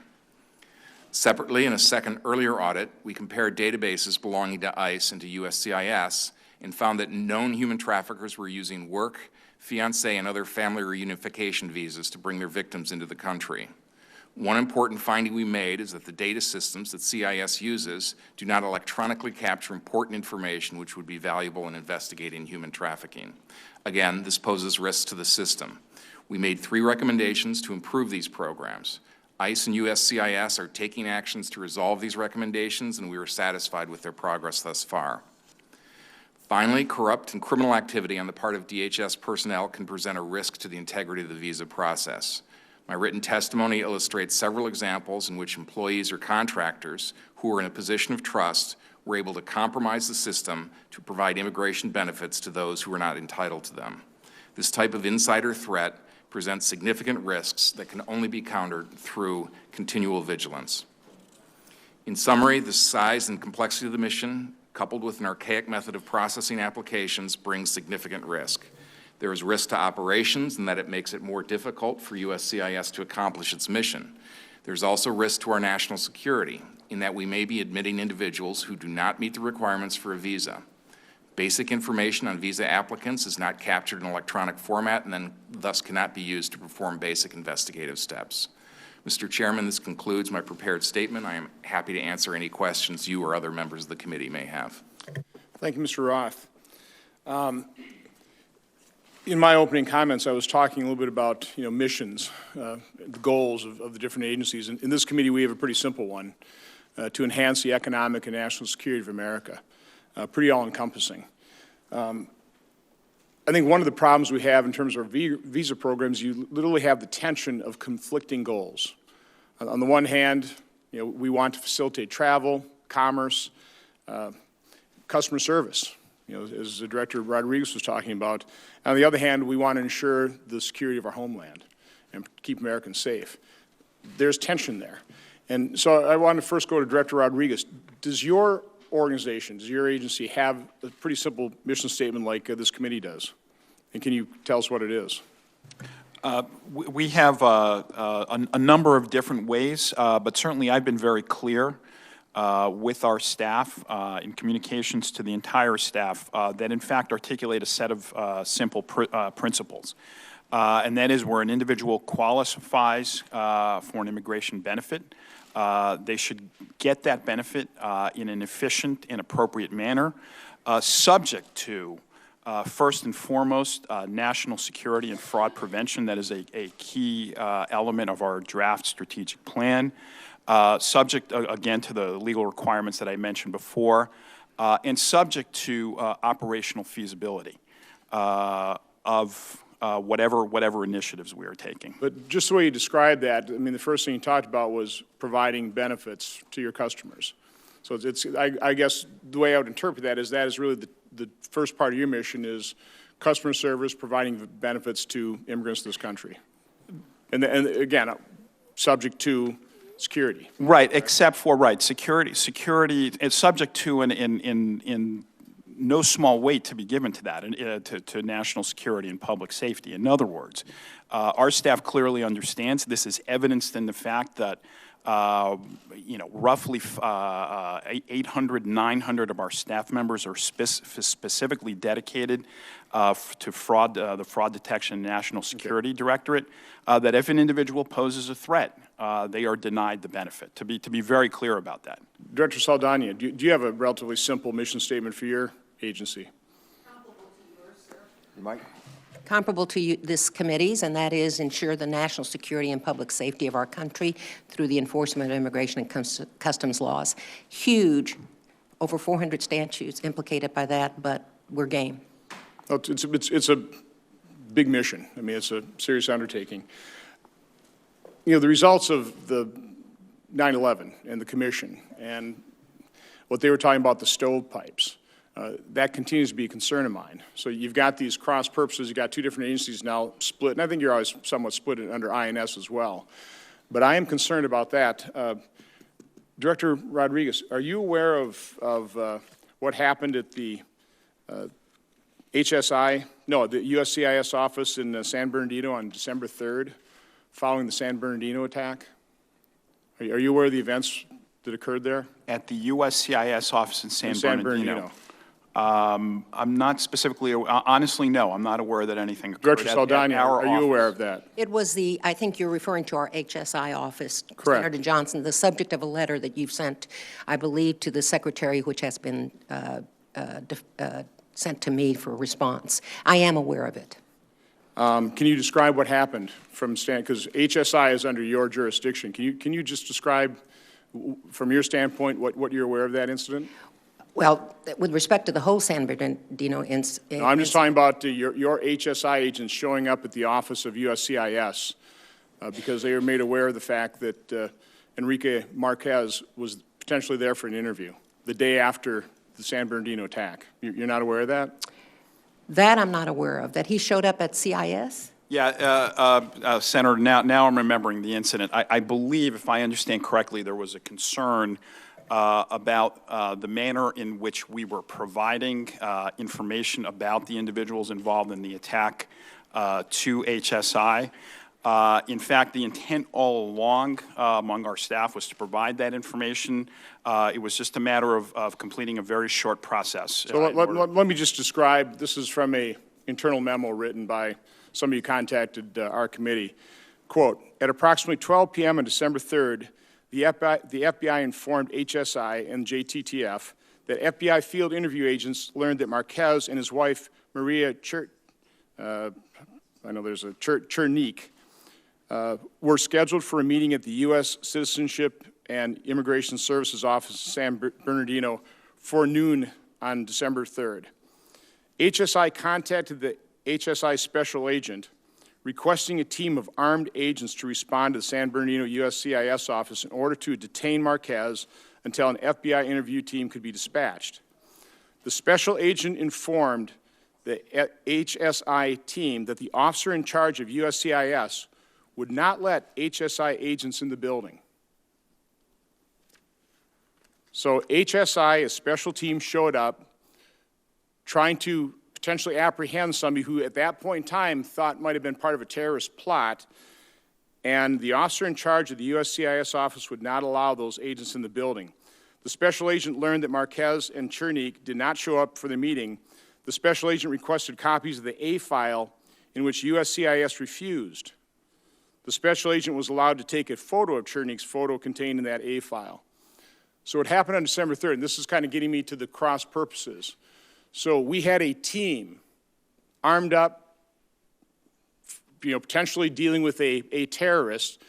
They had a tip from the FBI that Mr. Marquez might be at the USCIS office, and the officer in charge of USCIS, the office, wouldn't allow HSI into the building and wouldn't give them the A file. That's not indicating a great deal of cooperation between two different agencies under DHS, whose supposedly the top concern is security of this nation. Mr. Director Rodriguez, can you explain that? But by the way, we've been told, don't have any information, that the decision not to let HSI in came from higher up. Yeah, that much is not correct, in the sense that once field leadership had consulted with higher up, the instruction was in fact to facilitate the actions that HSI wanted to take. Unfortunately, this was all, as these situations do, was all evolving very quickly. Ordinarily, we don't normally have situations where law enforcement comes into a USCIS office to effect an arrest. But how can you explain that the officer in charge of USCIS wouldn't allow HSI agents in there when they're saying, listen, you could have a potential terrorist here, somebody who's involved in what just happened yesterday in the slaughter of 14 Americans, don't even allow them in the office. How could that possibly happen? Again, Chairman, I think the point here is that we operate according to certain protocols. That individual was seeking guidance from higher up. The guidance was to facilitate what HSI was trying to accomplish. Unfortunately, it all happened so quickly that it was incorrectly perceived that our folks were trying to, in some way, obstruct what ICE was trying to do. Do we need to look at our protocols to make sure that those misunderstandings don't occur? That may well be something that we need to do, but there was never an actual intent to prevent them from doing what they needed to do. Sounds like they were prevented. Director Saldana, can you explain this? And what do you now know about it with maybe your memory refresh? I will say, in all honesty, Senator, that I had a similar reaction when I first heard of the incident. But we do forget the number of law enforcement and other people involved in this incident, the confusion, the chaos that was going on in San Bernardino. We had immediate conversations when it came to my attention, and I'm having a hard time right now remembering exactly. I believe it was the same day, and it was taken care of and clarified immediately, and we did get the information we needed. But I am with the director. We can always do things better, and if we don't, as I tell my son, learn from lessons from the mistakes we make, then shame on us. But I believe he and I meet very often. Coming from the private sector, I'm just putting myself in the position of individuals at USCIS. If I had a day after a terrorist attack and I had a team armed coming into my office and saying, we believe somebody who's involved in that terrorist incident is in your building, we want to come in, and I was, come on in. You know, there wouldn't have been a question in my mind, and yet that's not what happened. It's quite puzzling. Senator Carper. My first question is of you, Ms. Saldana. Over your right shoulder is a gentleman sitting in the crowd right behind you, in the row right behind you. He looks very familiar, right over your right shoulder in the front row. It looks like his first name might be Jason, and I think he used to work here. He used to sit right behind us here on this podium at this dais. So We spent a lot of time together recently. Yeah, well, it's nice to see you, Jason. Welcome back. Thanks for your service. I wanted a couple of you alluded to one of my favorite aphorisms, and if it isn't perfect, make it better. And one of those is how do we move from a paper process to an electronic process? And I think the Inspector General, I think Ms. Rodriguez have both touched on this. And the IG talked about a project that was abandoned maybe within the last year. I think after an investment of, I think you said $500 million. And you thought that there'd been some progress since the July 2015 audit. And I heard the word agile mentioned as an acronym just describing something. Just help this make some sense for me. I think we know that to the extent that we can take a paper processes and make them electronic, oftentimes that provides better service, better security. How would this have done that? Where did we go wrong? And how are we fixing it now? So Ms. Rodriguez, lead us off. Yep. So I think the question is first to me. Is that correct, Please, Senator? Yeah. Please. I think it's well known to just about everybody here, including this committee, that in fact there were a number of quite serious and quite protracted false starts with respect to our automation process. We were using what was sort of an antiquated development process, the waterfall development process, which was directed by one outside entity. We've since migrated to this agile process, which essentially has multiple contractors competing against one another, and also shrinks the development steps in such a way that we can develop a particular item, test it, try it out in the field, make corrections as we need, and then move on to the next item instead of trying to do everything all at once. To understand the timelines here, the first generation was the waterfall generation. There was a second generation called Ellis. We began really the third generation live in March of last year, which in other words was about a month before the Inspector General's audit began.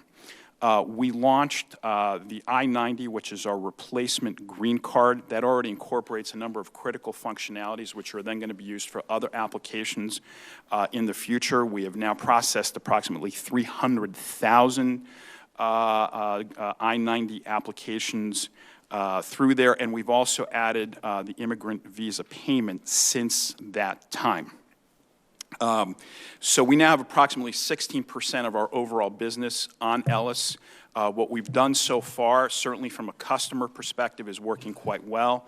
A number of the concerns that our internal employees had either reflected the older generation of Ellis or are things that reflected what that early time was when we first launched the I-90 application. Many of those issues have since been not only resolved, but resolved well. Again, that's why I would like to invite the IG to come back, to invite this committee to scrutinize further what we're doing. By the end of this year, we will have 30% of the business on Ellis, including some of our most complex forms. And this is where... I guess you'll hold it right there, because I want to give, I have some other questions. Thank you for that explanation. Inspector General Roth, quick reaction to what you're hearing from Leon Leon Rodriguez. That's my favorite nickname for him. I mean, certainly, you know, what we simply did was we went out to where the work is being done, and we talked to the USCIS employees who were actually confronted with the system that they had. And the level of frustration, which is reflected as far as the sort of the glitches and the hiccups in the rollout of the Ellis report, were significant. And we were able to isolate that into a few root causes, including that there was a lack of user engagement. That is, the folks in the field do not particularly feel that they were being listened to and engaged in the development of this software, that the testing was not done in an end-to-end basis. In other words, testing was done sporadically of certain elements of the software, but it was not done in a complete way. And third, that the technical support was lacking. Now, the agile development process means that you put out a minimum viable product, and then you improve that product as you go. You basically fix the car while it's running, to use an analogy.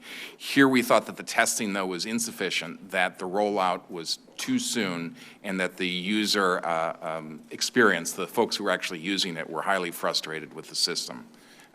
Those issues, that is, user engagement, testing, and technical support, were the same things that we had seen in the previous version of Ellis, the $500 million one that ultimately had to be scrapped. All right, Mr. Rodriguez has extended an invitation for your folks to come back and maybe do a revisit. I would urge you to do that and do it soon. That is part of our audit process. We will obviously continue to sort of monitor this situation. We've made specific recommendations, some of which they've agreed with, some of which they haven't, and we'll continue to monitor and report as appropriate. Okay, good. We'll continue to monitor this. Thanks for the update. For Director Saldana and Mr. Donahue, how do your agencies use social media when you vet and screen visa applicants, and what challenges have you encountered in doing so? I'll begin with our portion of the responsibility here with respect to the vetting and screening. We are first and foremost a law enforcement agency, and HSI, Homeland Security Investigations, is an investigative agency. In all of our investigations and reviews, we use social media to the extent that the evidence leads us there. So in the visa screening process in particular, there is no bar to our use of it. There are occasions where we do, as I mentioned, we go through Patriot first. There's a preliminary assessment as to whether there's some indicators for further review. Where there is further review, we might actually use social media, review a person's social media in order to determine whether we should have further study or recommend a negative result to the Department of State. So we have that under our current authorities, and we have no problem using it when the case indicates a need to. All right, Ms. Donahue, same question. How do you folks use social media when you vet, screen visa applicants, and what challenges have you encountered as you do that? Sure. In consular affairs, we've used social media for a while. We have it in our regulations. In fact, we've just updated our social media regulations. We use it to, when again, as Ms. Saldana said, we do use it when we see that there is a reason to look further into the case. We are now doing a pilot program in countries of concern to find out how effective that can be. It's a studied program where we are using social media on our IR1, our immigrant visa for spouses, and our K cases to see what kind of, especially in terrorist-related information we can find in that process. We don't have the results yet, but we are, we've used it for a long time on the fraud side of the house. Okay, thanks, everyone. Senator Sass. Thank you, Mr. Chairman. Director Saldana, in January, 21-year-old Sarah Root was killed in Omaha by an illegal alien named Eswin Mejia. He was street driving while drunk. This is not the first time that local police had arrested Mr. Mejia for driving drunk. And after he was arrested for the incident, he posted bail. Prior to being released from jail, however, local police contacted ICE and requested that he be detained because of his immigration status.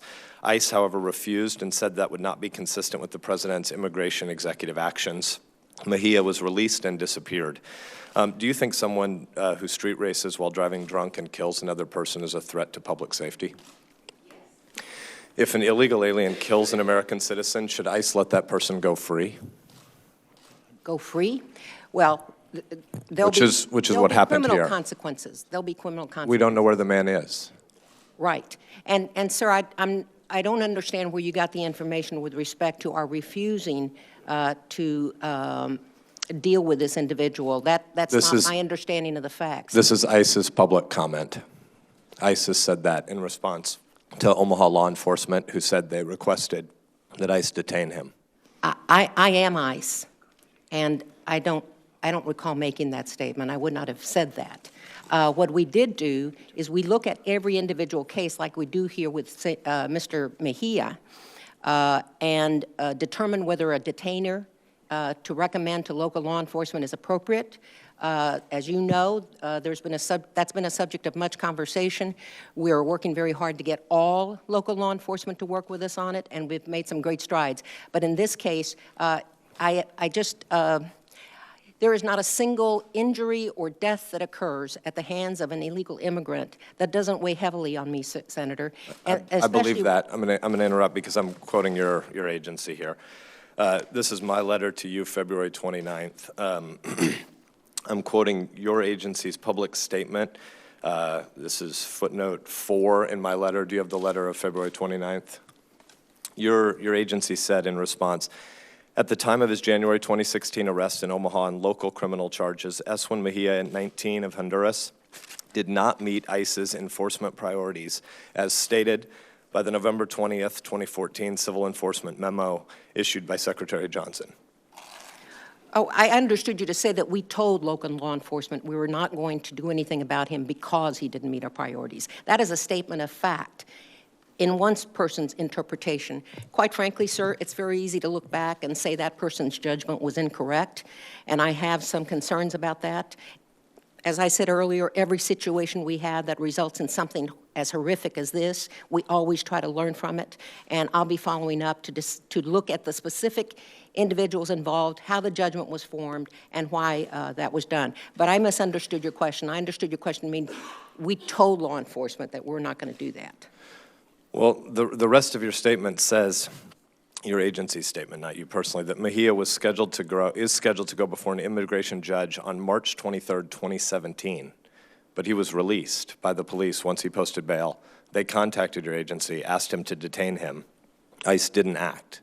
How do you explain that to the family? We tried to act, sir, but I believe there was a matter of hours between the time that we were contacted and the actual release. It is very hard for us to get to every inquiry that is made by law enforcement, and unfortunately, I had a horrible consequence here. But we try very hard to respond as quickly as possible. We just can't get to every site within a matter of hours. I think it was 4 hours here, if I'm not. I don't know that If I'm fact. remembering correctly. But that is a fact, is that we try very hard to get and respond to local law enforcement. It doesn't do us any good to tell them to cooperate with us if we're not going to respond. My letter to you is 16 days ago. Can you tell me when I'll receive a reply? Because it has details on all of these questions. Yes, I think we will get you a reply within a couple of weeks, if that's satisfactory. And if you need it sooner, I'll certainly work to try to get that. Could we have it by the end of next week? Yes, you can. Thank you, ma'am. General Roth, in November of 2014, Secretary Johnson issued a number of memos changing DHS policies on immigration, known collectively as the President's Immigration Executive Actions. One of these memos addressed changes to ICE's detention policy for illegal aliens. DHS said in that memo that it was designed to identify threats to public safety. Specifically, it says that unless an illegal alien has been charged with a serious crime, ICE will not likely detain that person. Does this policy mean that ICE does not consider someone a threat to public safety unless they've already been convicted? Frankly, I was not involved in writing that memo or developing that policy, so it's difficult for me to respond to that. To your knowledge, though, are ICE officials required to strictly follow the new policy, or is it used as guidance and then there's discretion on a case-by-case basis? Again, we have not looked at that in any kind of audit or investigative aspects, so I think that's best directed to members of the administration or to ICE. Does the IG office have any plans or any current studies of the President's executive actions on immigration? We do not. Director Saldana, how should ICE officials implement the new detention policies that were put in place in November of 2014 with regard to cases like this? You mentioned the timing point. Can you give us a broad sense of how you exercise your discretion? Well, generally speaking, let me just address the tail end of that question that you had, and that is requirement of conviction. I'm happy to share with you this card that we have that we provide to all our ICE officers who are involved in this activity. But there are many categories here where conviction is not necessary. If this is a person with a gang affiliation, no conviction is necessary. If this is a person with terrorist ties, no conviction is necessary. There are several that do involve a conviction, but let me point out to you, sir, and I have met with all our field office directors to specify clearly to them that there is always this category which is kind of an umbrella category that says if this does not fit a specific case, but you as an informed, well-trained officer of Immigration and Customs Enforcement believe that that person presents a public safety threat, you are free to exercise your judgment in the manner consistent with that judgment. But in this case, Sarah Root is dead. I mean, so what if someone kills a U.S. citizen? That doesn't meet the threshold? That was after the fact, sir. What you're saying is I understand that that person was injured and had not, in that 4-hour period of time, seriously injured, but had not passed away until later. Again, sir, it's easy to look back and say that judgment was poorly exercised, and as I said earlier, I intend to learn from this particular incident. I feel terrible for the Root family, but I can say I wish I had 100% foolproof method to ensure and to look in the future and ensure whether somebody is going to commit a crime or not. And it's very difficult to do that. I hope you take my word that we do the best we can. I hear you, but it isn't the case that he was released and then went and had another drunk driving street racing case.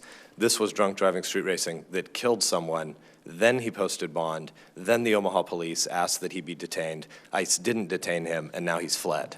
And I intend to use this again. I am going to look further into this and use it for lessons learned if there were serious errors of judgment here. But many times, prosecutorial discretion is just that. It is a judgment that's being exercised by the person based on what they see at the time. Thank you. Senator Peters. Thank you, Mr. Chairman, and I also want to join to thank the witnesses today for your work. There's no question the most important duty that we have as members of the federal government is to ensure the security of our borders and to ensure the security of the citizens of this country. So I appreciate all of your efforts in doing that each and every day, and know that it is a difficult job that you have. You know, I'm very proud to represent, as all of you know, a very large and vibrant Arab American and Muslim community in the state of Michigan.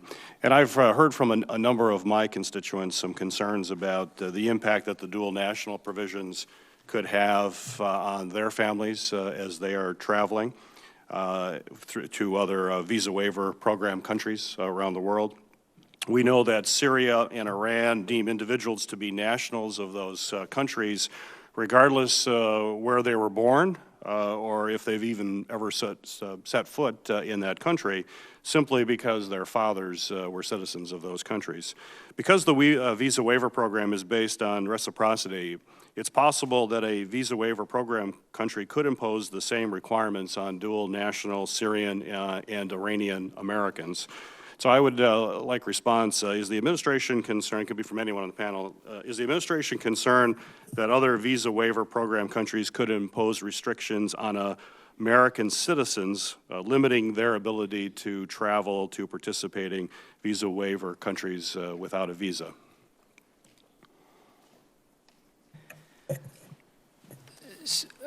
Thank you for your question, Senator. It certainly is a concern, I think, for the State Department and the Department of Homeland Security. We've been working, our secretaries have been working together on the new legislation regarding dual nationals. We are certainly concerned that citizens who have non-meaningful citizenship that they can't remove, the effects that that has on their life. They certainly can apply for a visa and travel to the United States. We're still reviewing that, and certainly we are concerned that there could be reciprocity from other countries. Anybody else like to comment? No? Also for the panel, I'd like to know, just get a better sense of how the United States makes dual national determinations. So for example, would a German citizen who was born and raised in Germany and has never traveled outside the country, whose father was Iranian, would he be considered a dual German-Iranian national by the United States? Again, I think we're looking at that. We have not made a final decision on how we are going to manage the dual citizenship. Yeah, okay. Well, I'd love to work with you on that as we go forward. Obviously, we have a situation with a number of folks that are going to be in that category and are just concerned how the process will work, and we need to know how the process will work. And also, Mr. Donahue, are there waivers, and given some of your concerns, are there waivers that the State Department would recommend for classes such as journalists, NGO employees, perhaps certain dual nationals that you could offer? Yes, the Secretary recommended, and Secretary of State recommended to Secretary Johnson that and the Secretary Johnson agreed that that was a reasonable interpretation of the law, that there be waivers for those who are helping us in the work that we're doing. I think particularly we think about aid workers who are providing food and sustenance to the people, the millions of people who are in camps in countries of concern, Syria, for example, going forward. Again, while these travelers can travel with a visa, it does not affect their travel. It could deter people who want to help us in our work, people who are working for the IAEA, going to Iran to ensure implementation, people who are in business in northern Iraq and are helping that country develop. So we're very concerned about that. We're working together. We are looking at those cases. DHS has been building questions as part of the ESTA program that screens visa waiver travelers, and no decisions have been made, or no waivers have been granted thus far, but we do believe that the law was written to allow for waivers. Great, thank you. The other area that I think we need to focus on is country, and we are, but I was just curious to get some response from the panel as to how your agencies work in an interagency basis with other parts of the federal government. And a key area is trying to stem the financing of terror networks and to be focused on stopping the flow of money back and forth. And I'm just curious as to the interagency visa vetting process, how it incorporates information about financial crimes that may have been conducted by individuals, or they may be part of a terror financing network. The Department of Treasury is very active in this issue, and just curious as to how you work with the Department of Treasury to identify those individuals who may be engaged in those activities that are seeking to move around the world to continue to further those activities. Well, I will say that our agency, Homeland Security Investigations, that is exactly up our wheelhouse. We're concerned about illicit trafficking, illicit financial transactions across transnational boundaries. So what we do is we build databases that Department of State, CIS has access to, that communicates information that we may have regarding a target in an investigation or someone who's actually been convicted of a crime. That's available to them. We communicate through, obviously the Patriot system is that first line of defense with respect to the visa screening process, but what I'm talking about is not only the visa screening process, but criminal investigations in general worldwide. That's exactly what Homeland Security Investigations does. Yeah, the one thing that I would add is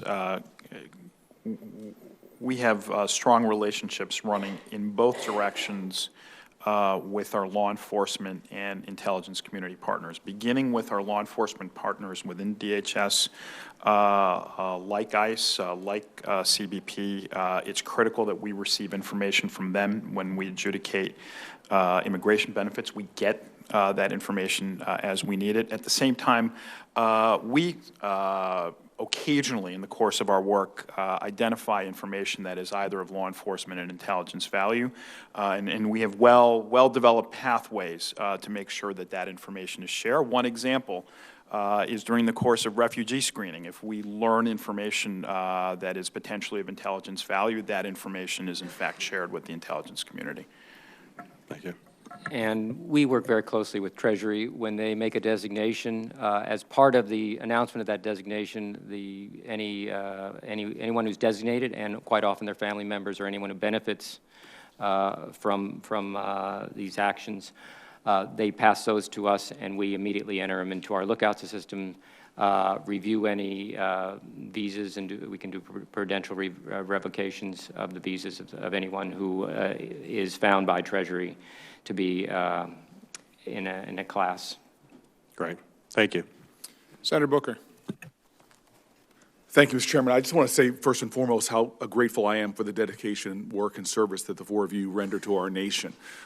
We have an incredible country, that the oldest constitutional democracy. We were founded in a way different than any other nation in the history of the earth. At that time, we were founded not because we all prayed the same, not because we all looked the same, not because we all heralded from the same genealogy, but because we were a nation of ideals. And every generation of this country has aspired to make more real those ideals. One of the things that has sourced the richness and the greatness of this country has been that we are a nation that has people from all over the planet Earth that have brought such strength to our economy, growth. Our diversity has yielded diversity of thought, diversity of innovation, diversity of accomplishment, and I think that's one of the things that makes America great. And you all every day grapple in an incredibly difficult space where you're balancing our values and our ideals with the urgencies of our time. First and foremost amongst them is to keep us safe. So I know how difficult your work is, and I just want to say thank you. I know these hearings, as I think Mr. Honorable Rodriguez was hinting at, can often be difficult in these hearings, but please know I'm one of those senators that just appreciates your work. I want to just dive in where Senator Peters sort of touched on. I have a lot of concerns about the issues that face what was brought forth in the omnibus last year when Congress passed a provision that would bar dual nationals from Iran, Iraq, and Syria and Sudan from using the visa waiver program. I'm very happy that in a bipartisan way, Senators Flake, Durbin, and I introduced bipartisan legislation, the Equal Protection and Travel Act, seeking to repeal the restrictions on dual nationals, while obviously leaving the other changes to the visa waiver program intact. I just find it very disturbing to me that the prohibition on dual nationals applies to individuals who were born in visa waiver program countries, but they've never even traveled to Iraq, Iran, Sudan, or Syria. But they're nationals of those countries solely because of their ancestry. It seems to violate, in my opinion, really the values of this country as we've seen throughout our history. And so my colleagues and I support the tightening of the visa waiver program, but singling out people based solely on their ancestry or national origin does not, I believe, make us safer. And it is inconsistent with what I love about our country. And the interests, it invites, in my opinion, retaliation or discrimination against American citizens who are also dual nationals. So my point, maybe I'll start with you, Mr. Donahue, is just very plain. Do you believe that the dual national restrictions that I just described enhance our national security?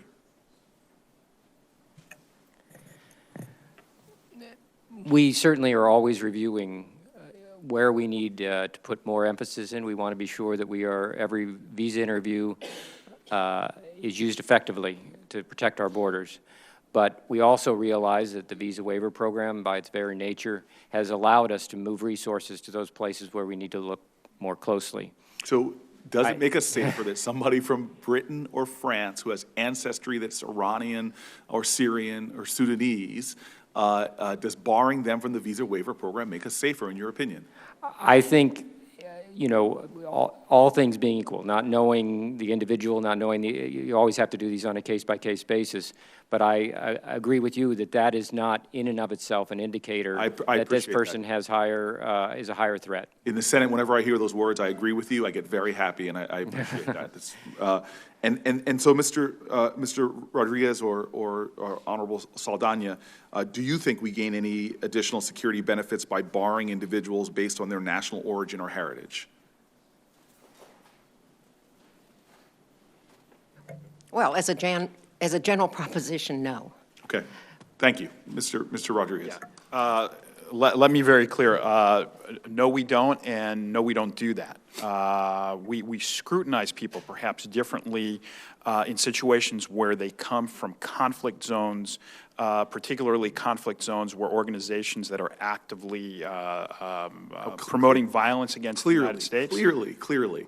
But no, we don't, and I would never operate an agency that operated that way. But the omnibus that passed last year called for us to do those things, and I'm very happy that, again, a bipartisan group of senators is saying that we should not do those things, and you're saying to me that we don't do them now, nor does it add to our national security. Certainly not in the manner in which my agency does any of its work. I don't operate the visa waiver program. My agency doesn't operate that. We do other things where we make decisions based on... Right, but you don't think what I described and what was in that omnibus does not enhance our security? Again, not my lane, so I wouldn't be opining on the visa waiver program. You're a smart man to stay in your lane, but a rule I think is very important. But Honorable Saldana, you don't think it makes us any safer? As I said, as a general proposition, again, in our role as investigators, we're going to look at every aspect of an individual's facts and circumstances pertaining to their application. And there may be some reason to explore further, but as a general proposition, of course, not just solely based on a remote relationship with someone from a particular country. I'm grateful for that response. Let me shift into your lane, sir. It was very clear to me after the horrific attacks in France that many of those people who participated in that could have used a visa waiver program to come to our country and by the way, walk into a gun show, buy a trunk full of weapons, and commit those crimes here just as easily. And so one of the aspects of the visa waiver program which are important to me is our coordination and cooperation with our European allies specifically in sharing information and working against terrorism. So my final question in my remaining few seconds is I worry that our European allies and others might not be doing enough to help strengthen our security, to share information, to up their procedures and policies to the point where we could effectively rely on them. And so what are we doing to help Europe strengthen its border security entry procedures so that they are effectively documenting the refugees coming into their countries? And if that's a new signal for my time almost being up, it's very effective. Go ahead. Yeah, what I do know, we work those issues primarily through our U.S. intelligence community and law enforcement partners. I do know that they are actively engaged with their counterparts in Europe throughout the English-speaking world. I just 2 or 3 weeks ago spent a lot of time with our partners from Australia, England, Canada, exchanging information and talking about sort of common goals in this area. We're going to continue doing that on a multilateral basis to make sure that we are supporting one another in what's really this very critical mission. And Mr. Roth, are you satisfied that we're doing enough in partnership with our European allies to strengthen their policies and procedures to make our country safer? Yeah, we haven't looked at that specific issue of information sharing with our foreign partners. I would say, though, that any time that you have a risk-based system, particularly in the current terrorist environment in which you have functionally pop-up terrorists, people who aren't on anybody's list, who are unknown, that the kind of individual scrutiny that is required for the visa waiver program really is sort of the stopgap for that. Mr. Chairman, thank you, and thank you for holding such an important hearing. Thank you, Senator Booker. I want to talk a little bit about the problem of overstays. I don't quite understand it. I mean, I do, but I don't. So, you know, we're often cited the statistic about 40% of the people in this country illegally are here on overstays. That of the best estimate, 11 to 12 million people in this country illegally, that puts the number somewhere between 4.4 and 4.8 million people here that are overstaying a visa. Let me start by asking, does anybody know which visas are primarily abused? I'll start Director Saldana. I would defer to that to the State Department with respect to the overall picture. There you go, Secretary Donahue. You got the football thrown to you. I'm not sure I've seen a figure on any particular area. I really don't know. I mean, why wouldn't we know that?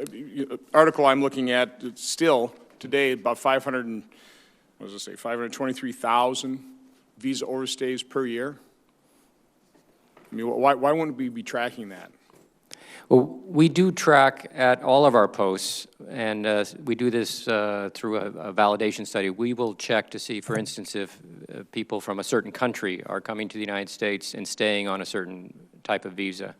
And different kind of visas have it's harder to track. For instance, a visitor is admitted for a certain amount of time, 6 months usually, or 3 months if they're a visa waiver person.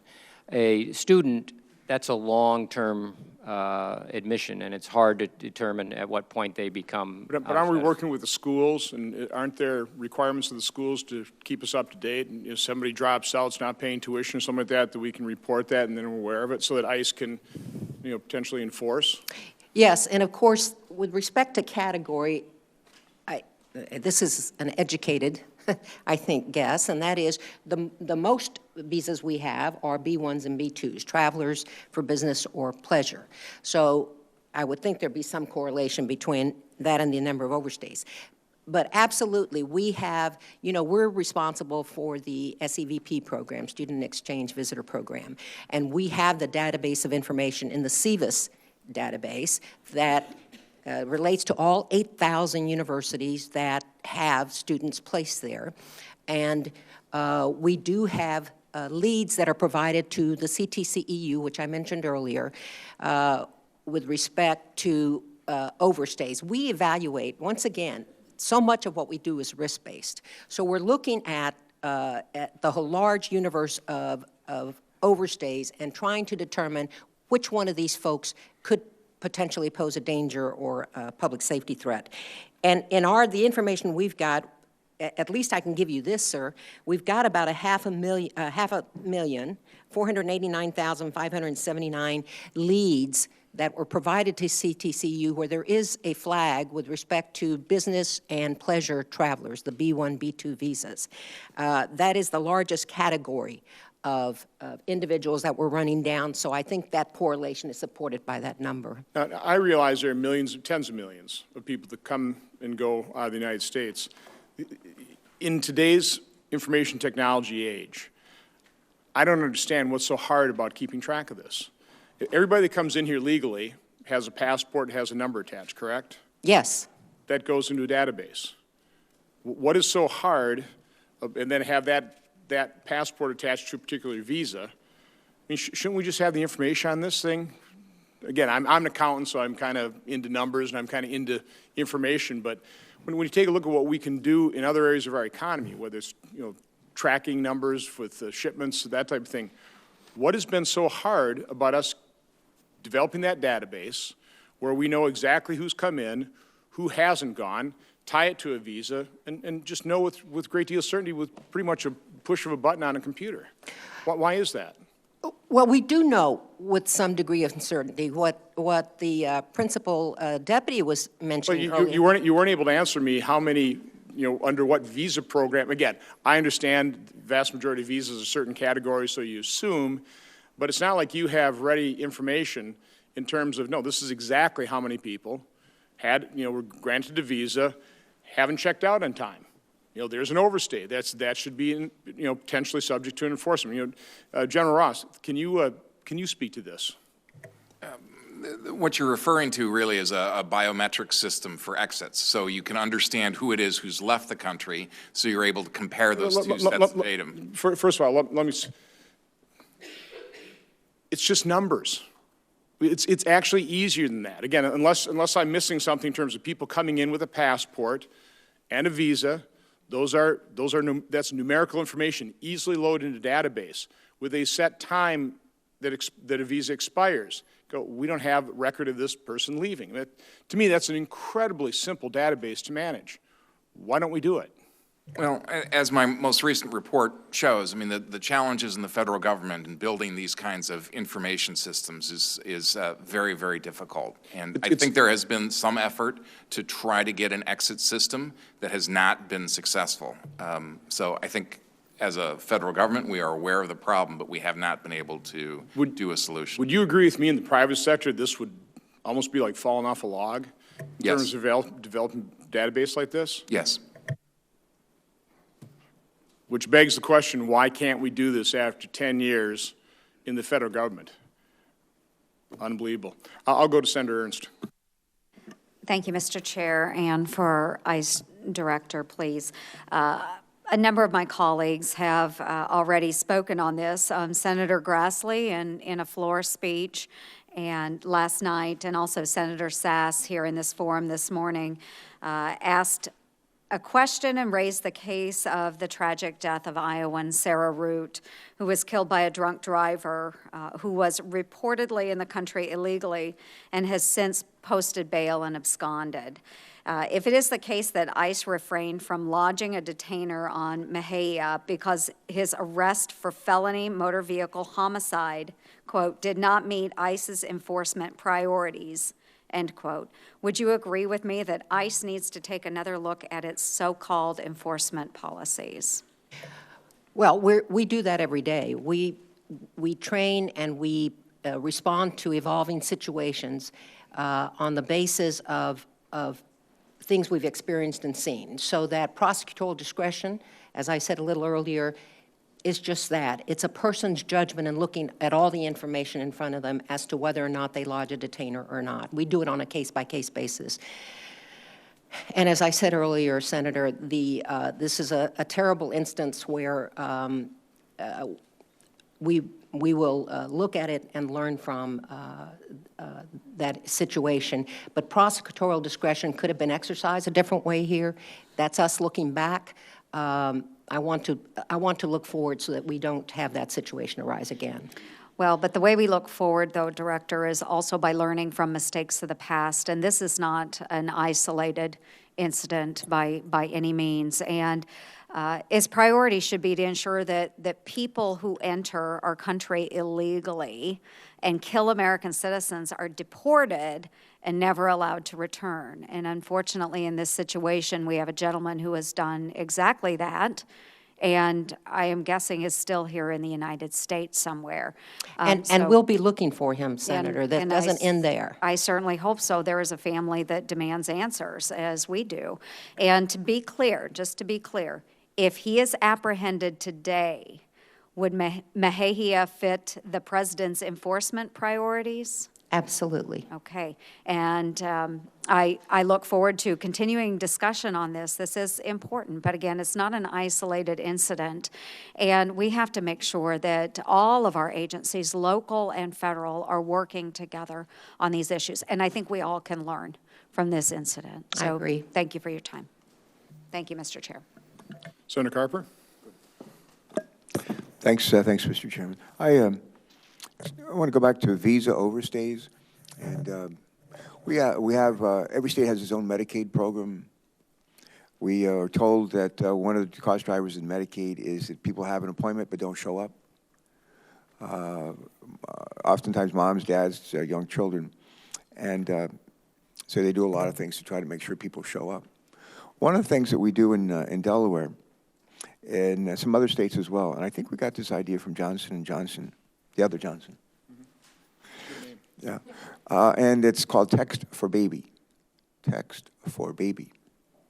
And what we do is we send, I should say, text messages are sent to parents who need to make sure that their child has an appointment and actually show up. And they do this maybe a week before, they do it like a day before, even they do it the day of, I think. And it seems to me that that's an idea and it's actually helped. Makes more certain that people actually show up for their appointments. Save some money for Medicaid, make sure people get the health care they need. I'm just wondering if a similar approach might be helpful for folks that come to this country. Most of the people that come to this country come here legally, overwhelmingly so, but a bunch of them overstayed their visas, as you know. And I think it might be helpful if they were just getting pinged as like the countdown to the date that their visa expires. And say you got 2 weeks to go, you got 1 week to go, you got 2 days to go, you got 12 hours to go. And it's the kind of thing that is easily automated. And most people who come to this country have cell phones. And I think I always like to look to in this case, a private sector for a solution that might work for a public purpose. And actually, the other is sort of a public purpose as well. Just react to that, please. It's a very interesting idea, Senator. Obviously, everything that we hear here, we take back and talk to our folks about. We have a massive number of students in the system, and as the principal deputy said earlier, they're on different programs and I understand what you're saying is do the ping at the end of the term of the visa, whether or not they're finished with their program. Right now, as I said earlier, we are on a risk-based analysis with respect to these overstays, who presents a risk in those overstays, and it's a matter of resources and trying to direct them to the area where the greatest risk is. But that's certainly an interesting idea. I think it would require a tremendous number of additional resources than we have now to ping millions of people. But that's certainly something I can study further. I was sitting here listening to Senator Johnson. He's shaking his head, said, no, it wouldn't. No, it wouldn't require additional resources. Is that what you're saying, sir? Not a tremendous amount. Just think about it, okay? And I'm going to ask you to do more than just think about it. Absolutely. We'll put you in touch with the Text for Baby people. and your folks can noodle and figure out how they do it. Are you saying baby? B-A-B-Y. B-A-B-Y, okay. Bring back my baby to me, kind of thing. All right.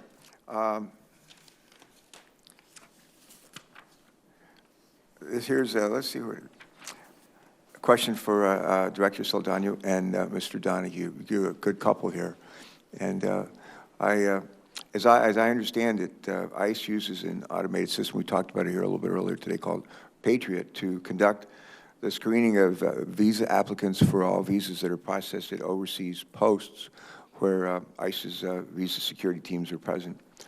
What is holding ICE and the State Department back from requiring this automated system to be used for all incoming visas? Is it simply a matter of resources? I wouldn't say simply, but that's certainly a factor. And actually, Senator, we are undergoing a pilot right now under Patriot, a Patriot expansion pilot that's looking at 3 additional countries to try to do all that are not necessarily among these 20 or 26 posts that we have visa screening, but looking at expanding that and what it would take and how much time is being consumed. So we're actually undertaking an evaluation and study of that, because if it's possible, it's certainly something we'd like to do. But right now, I'm not in a position to tell you absolutely that can happen. I think our study wraps up in May, so I'll be able to report back to you on my thoughts and ideas on what we've learned from that expanded Patriot project. Would you do that? Absolutely. Thank you. Mr. Donahue, any thoughts on this one? I think we're also working with ICE on, for countries where the physical presence would be good, but is not possible because of resources or other reasons, of having some of the Patriot functions, the computerized functions, done domestically, and then advising posts of the response to the Patriot checks. So that will also expand their ability to expand it to more countries. Okay.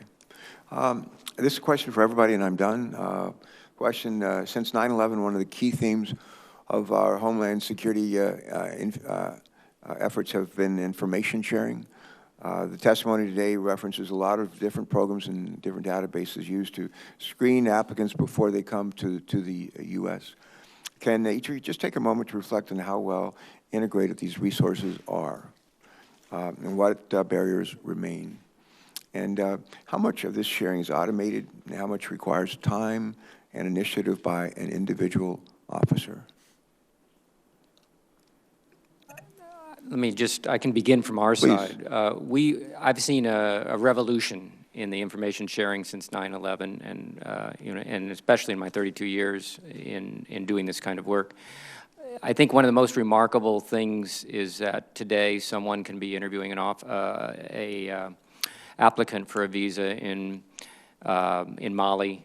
That person's visa will be checked by my colleagues and the interagency, the law enforcement and intelligence community. Response will come back to that officer, whether there's anything to be concerned about, in addition to whatever he or she has been able to find out in the interview. Then that person is issued a visa. That person can get on a plane today, arrive in Atlanta, and at the port of entry, the officer there will have all the information that was used in making that decision back in Mali, just in the time of less time than the flight.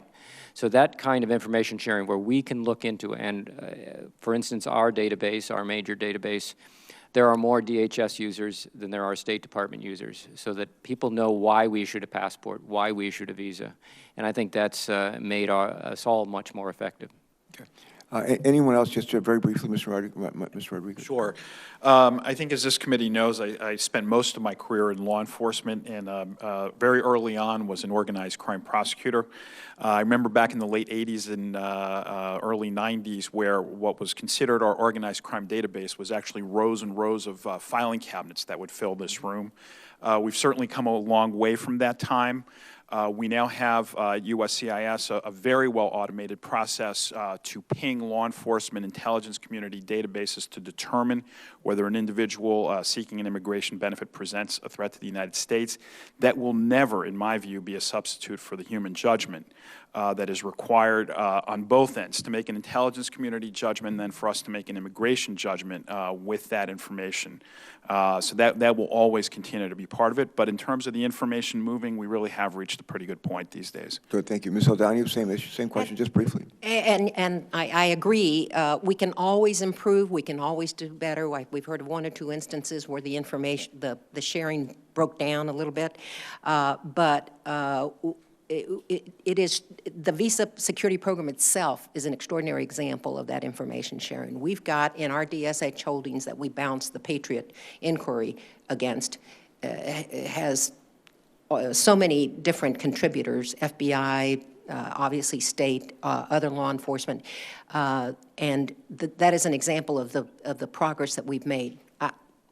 We're always working on this to make it better, and internationally with our allies and our countries out there that we are in. Okay, thank you. General Roth, the last word. Well, thank you, and with apologies for being the contrarian or the skeptic in the room, I will have to say that... No, be yourself, be yourself. Several of our, it is a occupational hazard, Senator. Several of our audits note sort of the difficulty with the paper-based system. So, for example, when we compared ICE data with CIS data with regard to human trafficking victims, where what we found is the perpetrators of human trafficking, people that ICE had investigated, were in fact using the visa system to bring their victims into the country. And one of the reasons that's occurred is because CIS still has a paper-based system, and I'm sympathetic to Director Rodriguez's challenges in this area. But, for example, a individual who applies for a T visa, which is the individual who is a victim of human trafficking, submits a statement as to what occurred to that person that allows them to be receive a T visa. That is not digitized in any way. So there can be names and identifiers of perpetrators of human trafficking that simply get lost in the system. So while I agree with, in many ways, there are systems in place that allow for this kind of information sharing, there's much that can be done to improve that. All right. Thank you. Thank you for being the contrarian in the room, and for each of you for your testimony and your efforts, your leadership. Thank you. Thanks, Senator Carper. I think we should work together on, some piece of legislation to facilitate, using really private sector skills that are out there and technologies. I mean, go to any business involved in logistics, whether it's FedEx or UPS or any trucking company. These programs exist for tracking, and it's a similar type of process. Almost off the shelf. I would suggest maybe, getting some of their IT experts in your agencies, and let's get this program done. It should not take years and years or billions and billions of dollars.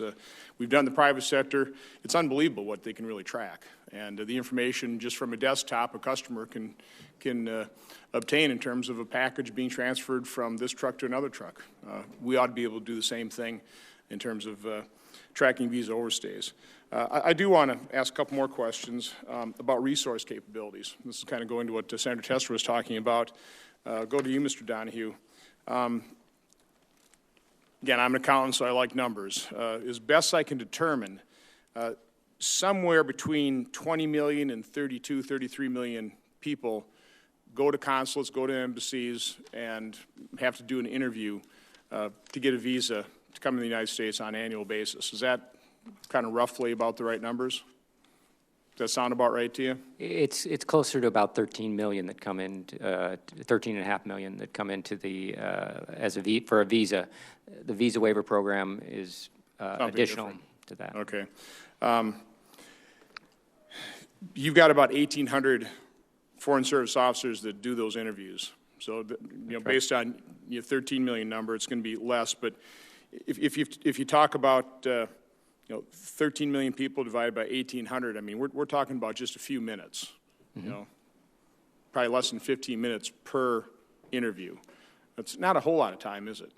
Well, I think if you take into account the entire package, that the person has already gone through data, biometric and biographic database checks. They've completed a very long visa application form that asks a lot of information that we check against. We do have fraud units. We do have our ICE visa security units. And like any other business, you're a businessman, you expedite the easy and you spend time on what needs to have time spent on it. So a person walks in and everything's clear. You do a quick interview. The person, you believe because of your training and knowledge, this person, just as you see at the ports of entry, that this person is doing what they say they're doing. The next person comes in and you've got concerns. And you can stop the interview and send it to your fraud unit. You can, or go to one of our colleagues in DHS. You can continue the interview as long as you need to. So, you know, while one may take 1 minute, another may not be cleared for weeks. So your sense from around the world, really, the Foreign Service officers who are in charge of this don't feel pressure. You feel they feel they're adequately resourced for the task at hand? They feel, certainly people would always like to have a few more officers, but I think we've used business practices to make us as organized as possible, to make sure that the time they spend at the window is the most effective. We would certainly like to keep all of our fees, because we're a fee-based organization, so that we could plow all that into making our business work more efficiently for our customers and make sure that we have all the security checks in there.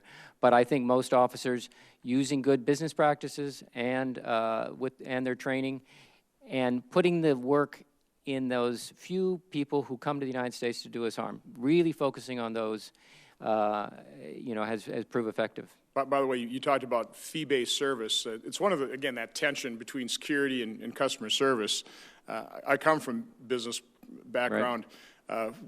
You're generating revenue for your organization. You have an incentive for generating more revenue, which is somewhat at cross purpose, trying to run more people through, generate the revenue versus the security. So it does concern me. Director Rodriguez, I know President Obama announced the granting of, or allowing about 10,000 additional Syrians into the country. That's about a 20% increase in the number of refugees. And again, I'm concerned a little bit about taking any shortcuts in the process. Normally takes 18 to 24 months to review those files.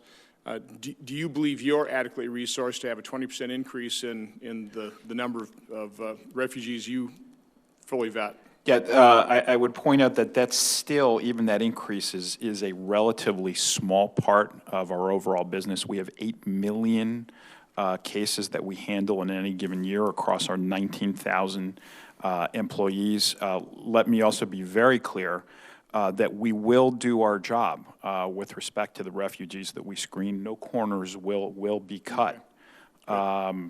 We'll do what we need to do. And that's really what I kind of view our responsibility as a committee, is to make sure that we don't take any shortcuts. So I appreciate your comments there. Well, let me just wrap up. There are a number of points we didn't want to make, and I want to be respectful of people's time. You know, I mentioned that December 3rd incident at the Office of USCIS in San Bernardino. Inspector General Roth, I'd appreciate if you'd investigate exactly what happened there.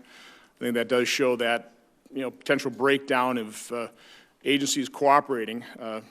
Again, I find it pretty disconcerting, to say the least. You know, the K-1 visa, ICE is really responsible for verifying those marriages. It's, you know, if you come in K-1, you're supposed to be married within 90 days. Again, I don't think we have a system. I don't think we're really verifying those things, which is a potential vulnerability. Inspector General Roth, you talked about the poor data collection, information sharing that resulted in literally human trafficking coming across our borders. I appreciate you keeping an eye on that, and you know everybody being aware of that. I have not yet received an answer for a letter I've written. We had ICE agent Taylor Johnson in one of our hearings involved in government whistleblowers and the retaliation against them, which is really prevalent in the federal government. It's really jaw-dropping. So, Director Saldana, I'd really appreciate if you'd respond to that, and because now apparently Agent Johnson's been terminated, and the process hasn't really gone through Office of Special Counsel, Inspector General. I'm really concerned about that particular case. And we have that letter, and we're preparing a response, sir. Okay. Again, the oversight of student visas, the overstays, it's a significant issue. I really will work with Ranking Member Carper here and try and, if we've got to produce some legislation to facilitate the computer system, the IT systems to do this. Again, coming from private sector, knowing what's available out there, this shouldn't be that hard, and I think it's a critical step we have to take. So again, I do want to thank all of you for your service to this nation. I realize this is tough. There's no perfect system. You have a serious responsibility. I know you take those responsibilities seriously. So thank you for your service to this nation, for taking the time, for your thoughtful testimony and answers to our question. With that, the hearing record will remain open for 15 days until March 30th at 5 p.m. for the submission of statements and questions for the record. This hearing is adjourned.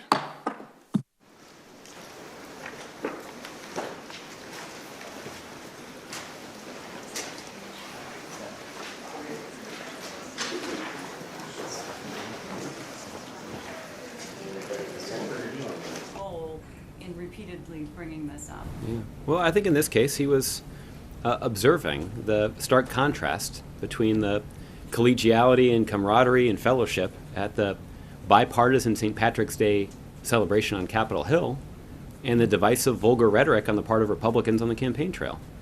And, I think that stark contrast is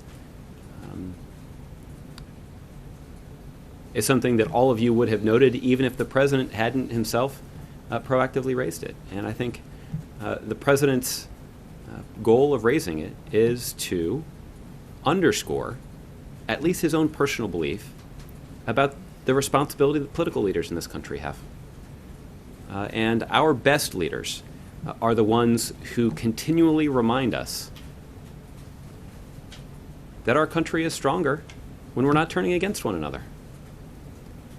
And that stands in pretty stark contrast to the cynical tactics that are being employed by a lot of Republican politicians to sow divisions, to deepen the divide, as an effort to motivate their supporters.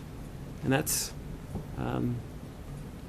again, in the short term, that may be a useful political tactic for one politician or another, but it's not good for the country. As the president has previously observed, he's confident that it is not at all going to play well in a general election. So when he said that he would not support somebody who was spouting that kind of rhetoric, was that a direct message to Paul Ryan, who had just spoken and who has not said that he wouldn't support, say, Donald Trump? I think it is a direct message to other leaders in the Republican Party about how their leading status, either as an elected official in the party or as an elected official of the country, gives them a certain set of responsibilities. And that means standing up and speaking out against efforts to target minorities and women and those with disabilities and religious minorities like Muslims. That's what leaders have, that responsibility. They do have a responsibility to speak out, and they can do it. They can do it in their own way. Everybody has to choose sort of the way that they feel is appropriate to do so. But there is no denying the responsibility that leaders in this country have to speak out and speak against those who are seeking to divide the country, particularly when it's nothing more than a cynical, selfish attempt to motivate one's own political supporters. Okay, and lastly, so Russia's decision to pull troops out of Syria, are you saying that it wasn't a surprise then? I mean, I know that you were careful about saying no direct heads up there, but I mean, you've been asked a couple of times, was this a surprise to the White House? I can tell you that the Russians did not give the United States advanced direct notice of their plans. But beyond that, I don't have much to say. Okay? Juliet? Just along the theme that you were just talking about, Mitch McConnell just told reporters that he told Trump in a conversation it, quote, might be a good idea to condemn that, referring to violence, and discourage it no matter what the source is. To what extent do you feel like Senator McConnell's effort to reach out directly to Trump and talk about this is a sign of exactly what you've been asking Republican leaders to do? Mm-hmm. Well, I think what is true is that it is hard, on the one hand, to say that this kind of violence or those political tactics or that divisive rhetoric is worthy of condemnation, and then on the other hand say that you believe that person is the best man or woman to lead the United States of America. There's more than a little tension in that position, and that is a tension that Senator McConnell and other leading Republicans across the country are going to have to work to resolve. Okay, JC? Well, you're coming very close to saying, Josh, and you alluded to yesterday, coming off both of my colleagues' inquiries, it sounds like the president is really the #1 leader in this country, and there is a one moral leader in this country. And when you factor in everything that he's come up to and said, almost all the way up to this point, take into the fact that our allies have always been fascinated by our U.S. elections. They're not like they're not like in Europe. They're not parliamentary. Completely different. They don't understand it. It's beguiling, although they're fascinating. And 2008 was hugely popular especially for European media. The leaders in Europe now have gone from fascination to fearfulness, and they are afraid that a Donald Trump presidency would render this country unrecognizable to them. And I know the president says he trusts the American people, that won't happen. But really, there's a lot of fear out there. What can the president do, and has the president had any conversations with his friends, with his allies, to abate some of that fear that they may have, that this country will go on to a completely different direction as the Europeans and as our allies around the world think? Well, I don't have any details of private presidential conversations to share from here. But there's one aspect of your question that I do think warrants some response, which is that there is something unique about the President of the United States, which is that the President, whoever he or she is the one elected official in the United States that has a national constituency. The one leader in the United States that's elected by every voter across the country is the President of the United States. And that does invest in the presidency, regardless of who's in the office, a set of responsibilities. And the president has embraced his responsibility to do things like stand up for basic American values. He's done that here at home, and he's done that around the world. But the thing that I wanted to note is it's not just our political leaders that are moral leaders in this country. There are other people who are in positions of authority and positions of power, and other people who have who are looked to for their perspective, and in some cases for their moral view. So this is not just a responsibility of people who are in elected office or people who have chosen to pursue the profession of politics. The president's often talked about how the most important role in our democracy is citizen, and that there's a civic responsibility that we all have to ensure the continued success and vibrancy of our democracy. And that certainly goes to a lot of what the president was talking about in his speech in Springfield that he gave last month. That it's important that our government and the leaders of our government live up to the expectations of our citizens. And the president certainly takes that responsibility quite seriously. If I may, it seems the president has another role beside commander-in-chief, et cetera, chief executive, and that seems to be the consoler-in-chief or the moral leader-in-chief. And President Obama has in the past taken the bully pulpit, or whatever you may call it, and made that kind of a strong reference and commitment to that. And in this time, when the world is really watching, there is a lot of concern that this country is not going in the direction that the president would in fact want it to. Mm-hmm. Well, I'll just say that I think part of what motivates the president to make comments like those you saw today are his sense of our country's values and the moral obligations that the leaders of this country have to stand up for those values. And that's something the president feels quite strongly about. Okay. Mark. Josh, what is the White House reaction to the example of bipartisanship yesterday when the House voted unanimously on a resolution finding the Islamic State guilty of genocide? Well, Mark, applying the label of genocide as a policy matter is one that has significant legal implications. And that is why there are attorneys at the State Department who have now for quite some time been closely examining the use and application of that term to the situation inside of Syria. That is not a small matter. It's one that the attorneys at the State Department take quite seriously, and it's one that that we are keenly focused on. More generally, though, it's important for people to understand that the President has already ordered military action out of concern for religious minorities who have been or could potentially be victimized by ISIL. And that includes not just Yazidis, but also Christians. We know that ISIL has targeted Christian populations. We know that ISIL has targeted Yazidi populations in both Iraq and in Syria.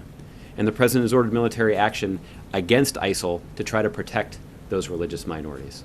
So this question about the label of genocide is an important one, and I'm not in any way seeking to downplay its significance. But I can tell you that the President has already ordered aggressive, robust action to try to protect religious minorities who are in the crosshairs of ISIL fighters. And we've done so with some success. But we continue to be concerned about religious minorities in that region of the world, including Christians. And we're going to continue to take steps to try to protect them, even as the legal work about a genocide designation continues. Does the House vote in any way force the administration's hand to a similar finding that the House came to yesterday? I haven't looked carefully at the resolution, and I haven't spoken to our attorneys about this, but my understanding is no, that the work of the attorneys at the State Department will continue. Okay. Dave. Thanks, Josh. With the President talking about the vulgar rhetoric on the campaign trail these days, some people online are pointing out that when he was running against Senator McCain 8 years ago, Senator Obama once said, "If they bring a knife to the fight, we bring a gun," because from what I understand, folks in Philly like a good brawl. I know it was 8 years ago, but how is that any different from what's going on today on the campaign trail? Mm-hmm. Well, I think, Dave, that would be one example. I think that you have cited one example of something. I haven't spoken to the President about this, so I'll let him speak for himself, but I suspect that he would include that in the category of what he described today as some intemperate remarks or some intemperate words that we regret. The President confirmed that he can certainly recall some intemperate words that he can regret. I don't know if that would fall in the category, but I suspect that it might. At the same time, I think I would hasten to point out that seeking to denigrate women or minorities or people with disabilities or Muslims or people in the other political party in rather colorful fashion is quite a bit different in tenor and tone and objective than the comment that you've just read. Bringing a gun to a fight. Well, again, Dave, maybe it's the first time you've heard that expression. I think it's an expression that, okay, so then you understand why that might be different than somebody who stands in front of a stage of thousands of roaring people and suggests that somehow Muslims or people with disabilities or other minorities are responsible for the problems that are plaguing America. When the President made a comment like that all those years ago, now does he still feel he has the moral authority to tell other candidates how to behave on the campaign trail? I think he feels a moral responsibility as the President of the United States and as a citizen of this country to stand up for our values and to make clear that the kind of divisive, hateful rhetoric that we see from multiple Republican candidates, not just one of them, is entirely inappropriate and entirely consistent with the core values of our country that we love. Okay. Lauren. Following up on genocide, Has the president spoken to Secretary Kerry about this issue? And if so, what is his feeling about the March 17th, about meeting the March 17th deadline? I can't speak to any specific presidential conversations with the Secretary of State. The president is obviously aware that the State Department is engaged in this effort to make a legal determination about the use of the term genocide. I don't know frankly, I don't actually even know whether or not this is a process that should be walled off and done independently, or if this is something that the president has been briefed on. But I can tell you that the president doesn't take this sort of legal determination lightly. He believes that it's important. But he also has not allowed that important ongoing work about the determination.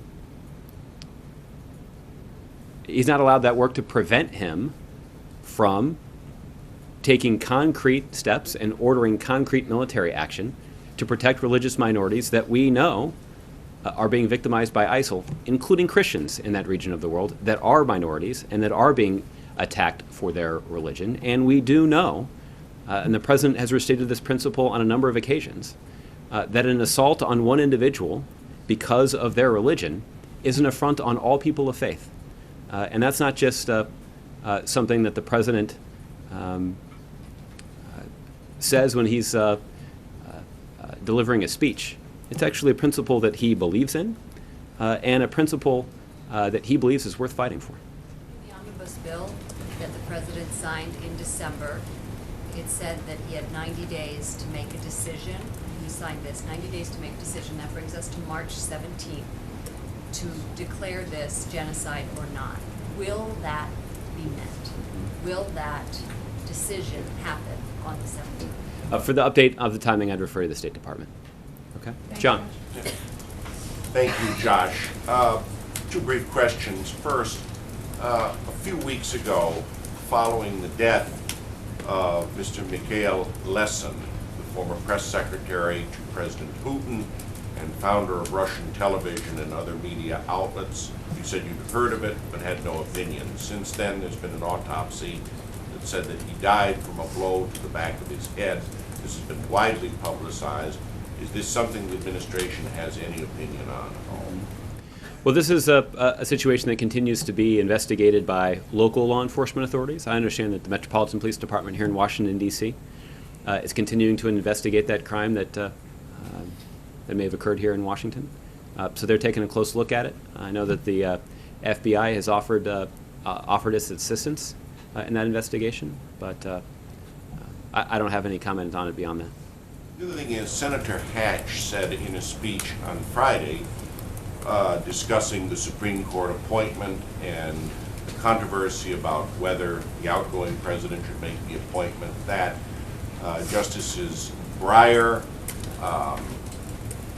and Alito have both pointed out that the court got along very well with 8 members, and they cited the extended absence of Justice Robert Jackson in 1945 through 6 to be prosecutor at the Nuremberg hearings. That would seem to contradict the administration's case that you needed 9 justices on the court and needed to fill a vacancy promptly. When you say the administration's case, are you referring to the Reagan administration's case? Because they prosecuted this case pretty aggressively. President Reagan, back in November of 1987, said, I would also hope that the Senate acts expeditiously so that the highest court in the land is able to conduct its business with a full complement of 9 justices. But he didn't just make that case once. 4 days later, he repeated and said, every day that passes with the Supreme Court below full strength impairs the people's business in that crucially important body.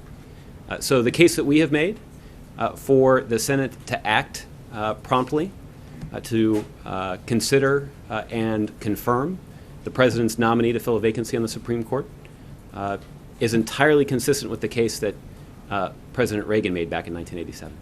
And so you say that that takes precedent over the absence of Justice Jackson and the year-long vacancy of 2 nominees in 1970 on it. No, what I'm just saying is that, first of all, that you had to go back to 1970 in order to find that example. Because in the let me do the math in my head real quick, 46 years since, we've never had a vacancy on the Supreme Court that has had an impact on 2 different terms. And the fact is that President Reagan made a forceful case about why that was an important situation for us to avoid. Okay? All right. Jim, did you have anything before we go? No? Okay. Thanks a lot, everybody. We'll see you tomorrow. Josh, you said yesterday you'd let us know today about the absentee ballot. Yes, I can tell you that both the President and the First Lady voted absentee in the Illinois Democratic primary. How they vote? I'll let them decide if they want to disclose who they voted for. All right? Thanks, everybody. We'll see you tomorrow.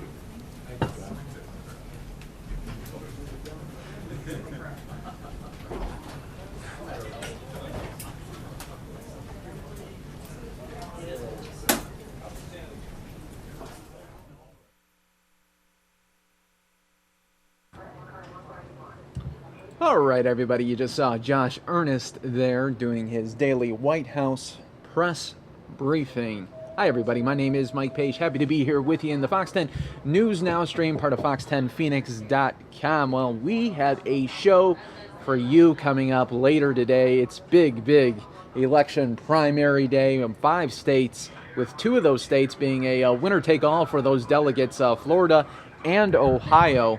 So coming up here on the show, I'll be starting it off at 5 o'clock today, Arizona time. It's when a lot of the polls will close there in Illinois and on the East Coast.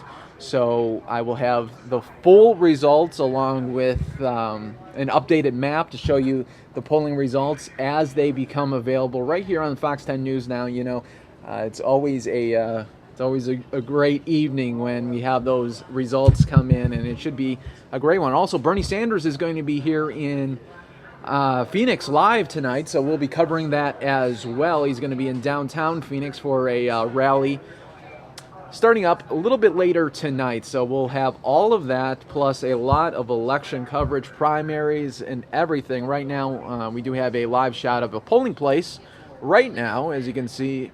People heading to the polls right now and selecting their candidate that they'd like to see in the general election.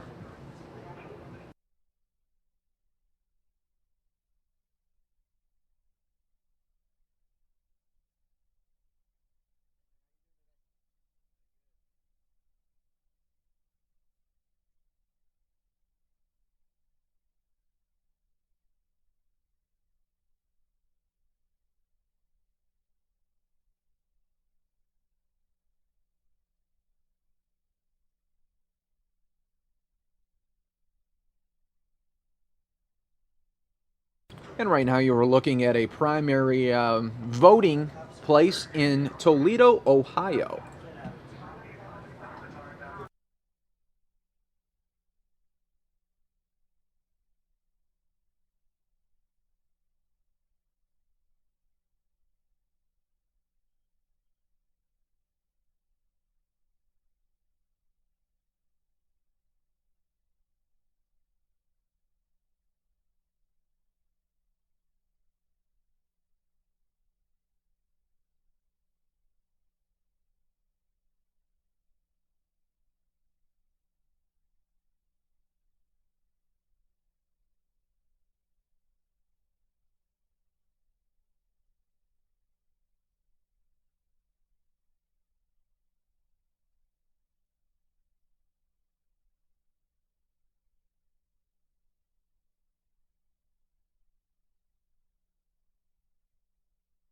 Well, a lot of people are calling this Super Tuesday Part 2, as this is going to be a big night for the candidates, and it's also going to be really telling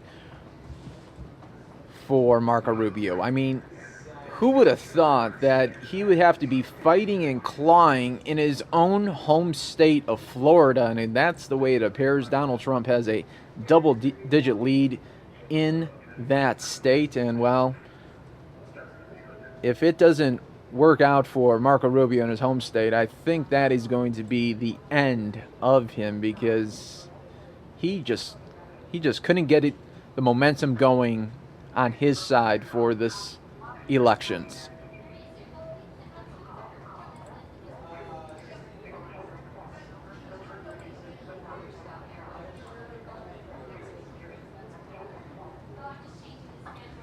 So it's going to be very, very interesting. I mean, you figure Marco Rubio right now is just clawing, just try to win Florida, his home state, which you would think about a couple of months ago, maybe even 3 months ago, you were saying, well, that's going to be a slam dunk for him or Jeb Bush when they were both still in the race. And now it doesn't even look like it's going to go to the senator from Florida. So, wow, what a just turn of events that could happen just so fast here in the election season. And it's really, really telling of just how this whole election season has been going. It's been the Donald Trump train from the beginning.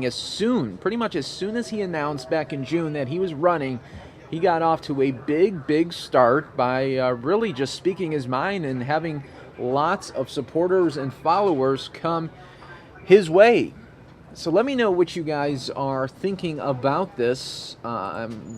Any predictions that you have for today. I'm going to put my Twitter handle on here so that you guys could tweet with me during this broadcast, because I want to know what you guys think about this. It's very, very interesting, and I hope that you guys will stick around for this evening when we will have those full results for you in that show. So there it is, my Twitter account right there.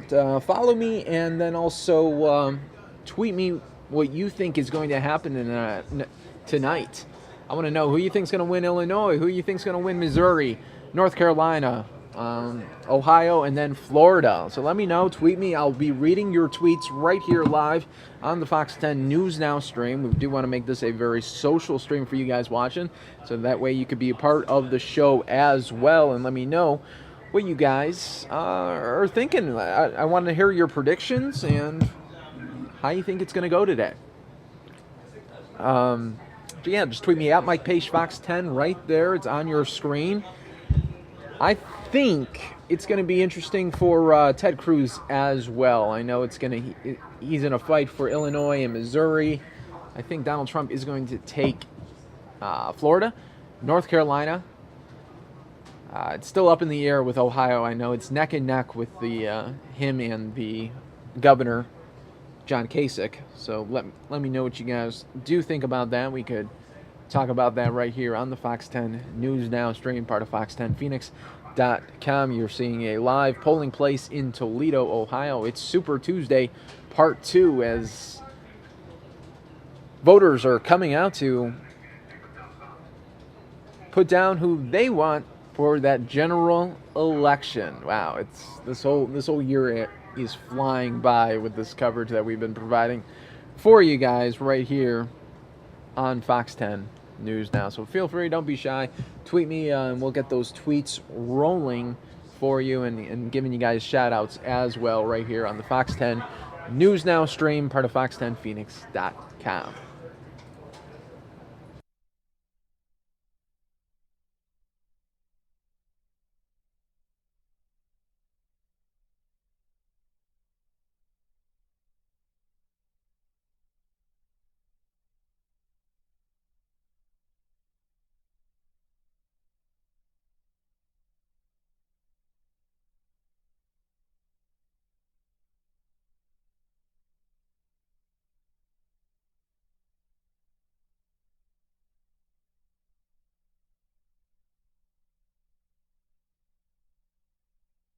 All right, so these are the delegates up for stake here in Florida. 99 delegates at stake for the Republican primary.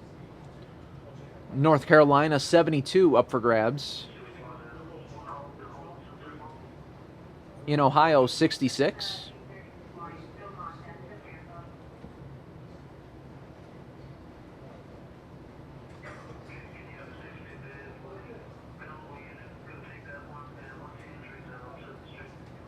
For the Democratic primaries, Florida has 246 delegates at stake. North Carolina has 121. Ohio, 160 up for grabs for the Democrats. Illinois, 182.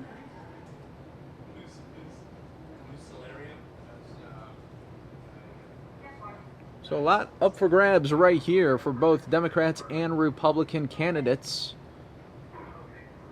I mentioned earlier in the show that we will have Bernie Sanders a live rally from Phoenix later tonight. So be on the lookout for that.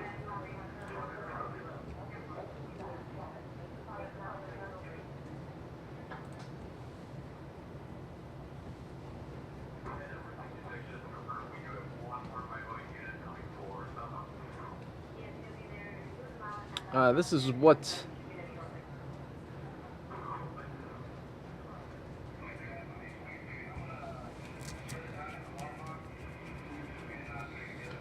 earlier today, Marco Rubio vowed that his candidacy will move on irrespective of the results in Florida. So pretty much saying it doesn't matter what happens in Florida, he will continue on. Rubio, who trails frontrunner Donald Trump badly in his own home state, told Fox News that he'll be traveling on to Utah, which votes next week, no matter what. He is not going to dial back whatsoever. Rubio was quoted as saying, obviously the difference is we'll either be in Utah with a lot of momentum with a win at our back, or we'll be in Utah after a disappointing night, but we'll be there nonetheless, Rubio said. Now that could also be just political talk, just trying to show voters that, hey, he is in it to win it, but at this point, he really needs to start collecting delegates. And it's going to have to start in Florida, but he is trailing big time over Donald Trump, so should be an interesting night, say the least. Let me know. Tweet me what you think is going to happen tonight right here on the Fox 10 News Now stream. I will be reading some of your tweets right here on the stream.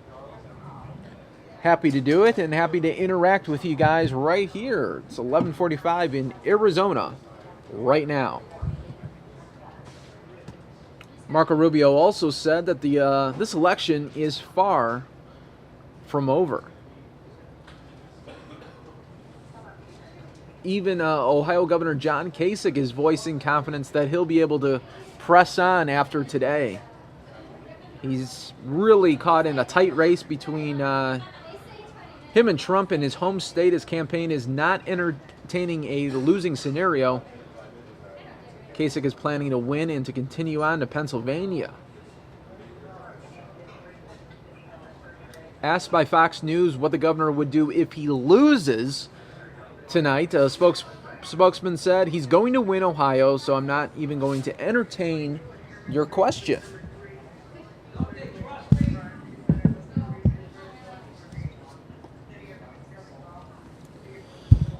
The remarks scramble expectations for the primary race. To date, Trump and Texas Senator Cruz have been pressuring both Rubio and Kasich to get out, hoping Tuesday's 5 primaries might be the final blow to their underdog bids. Let me know what you guys think right here on the Fox 10 News Now stream. Just tweet me at Mike Page Fox 10 and we'll get those tweets and mentions right here addressed.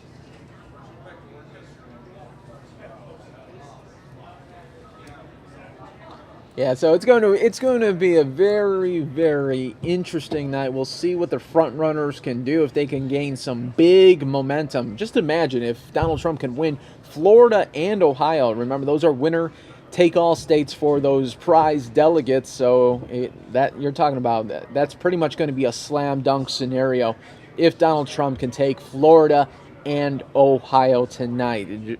The rest of the primaries are proportional, so that should be very, very interesting to see what all happens tonight. But if, like I was saying, if Donald Trump can win Florida and Ohio, we're talking about momentum burner for everybody else.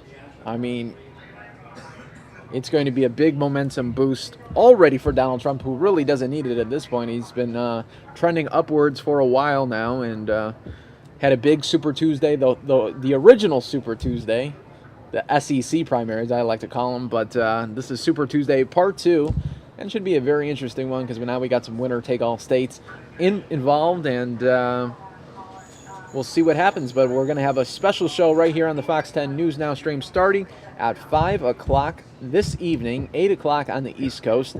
And it's going to be a great, great time. We're going to have updated maps for you. We're going to be showing you all the counties that are pulling for each candidate, and then also Fox News with the very latest when Fox News does project winners. Of course, we will pass that on to you right here on the stream. Don't worry, there won't be any commercials. We'll be doing this streaming like we always do, 9 a.m. to 9 p.m. Monday through Friday. That we give you guys the coverage that you guys are demanding right here on the Fox 10 News Now stream.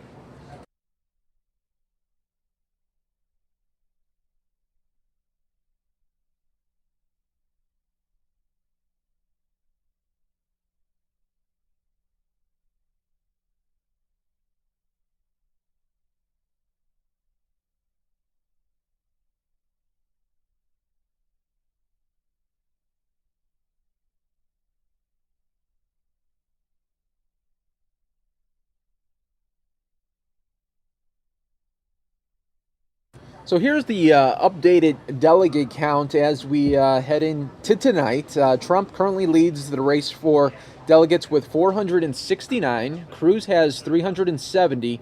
Rubio has 163. And Kasich only has 63. It takes 1,237 delegates to win the GOP nomination.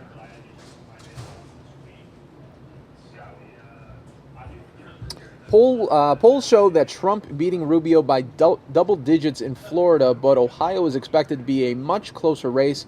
Buckeye State polls have shown Trump trading the lead with Kasich, while the incumbent governor holds a slight lead in the polling average. In a last-minute effort to shore up support in Ohio, Trump postponed a Monday evening event at Trump National Doral in Miami to hold a rally in Ohio outside Youngstown, and we were able to cover that for you guys live right here yesterday on Fox 10 News Now. Just in case if you guys didn't see it or were a part of that coverage, we did have it on here.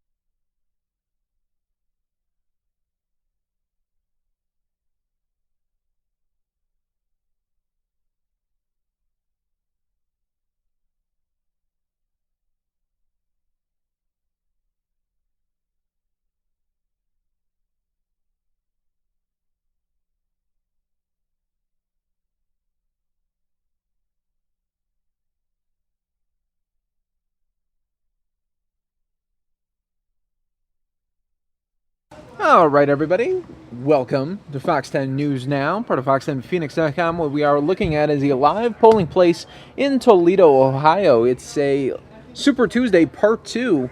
5 states up for grabs tonight, including Ohio, Missouri, Florida,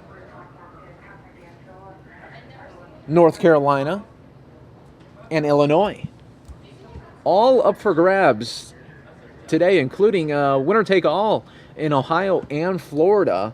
This is Super Tuesday Part 2, and this could really cause some chaos in the race, because Marco Rubio earlier today said it doesn't matter what happens.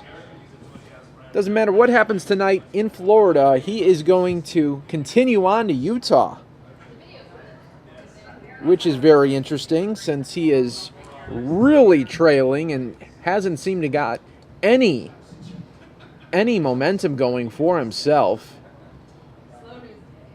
I mean, right now, Rubio has 163 delegates. Kasich has 63. Ted Cruz has 370. And the leader, Donald Trump, with 469.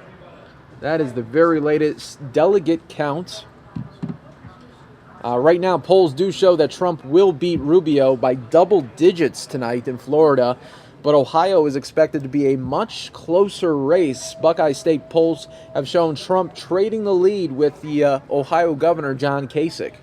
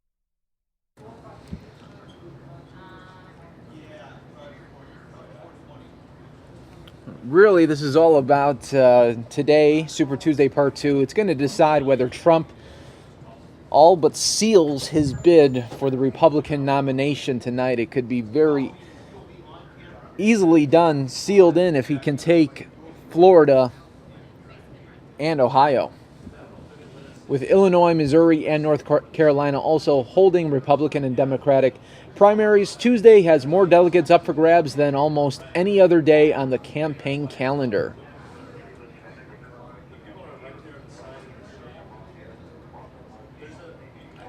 John Kasich today speaking to reporters in Ohio after casting his vote for himself for president, also said he'll be forced going forward to talk about some of the deep concerns he has about Trump's campaign, including competitive comments the Republican frontrunner has made in recent days about his rallies.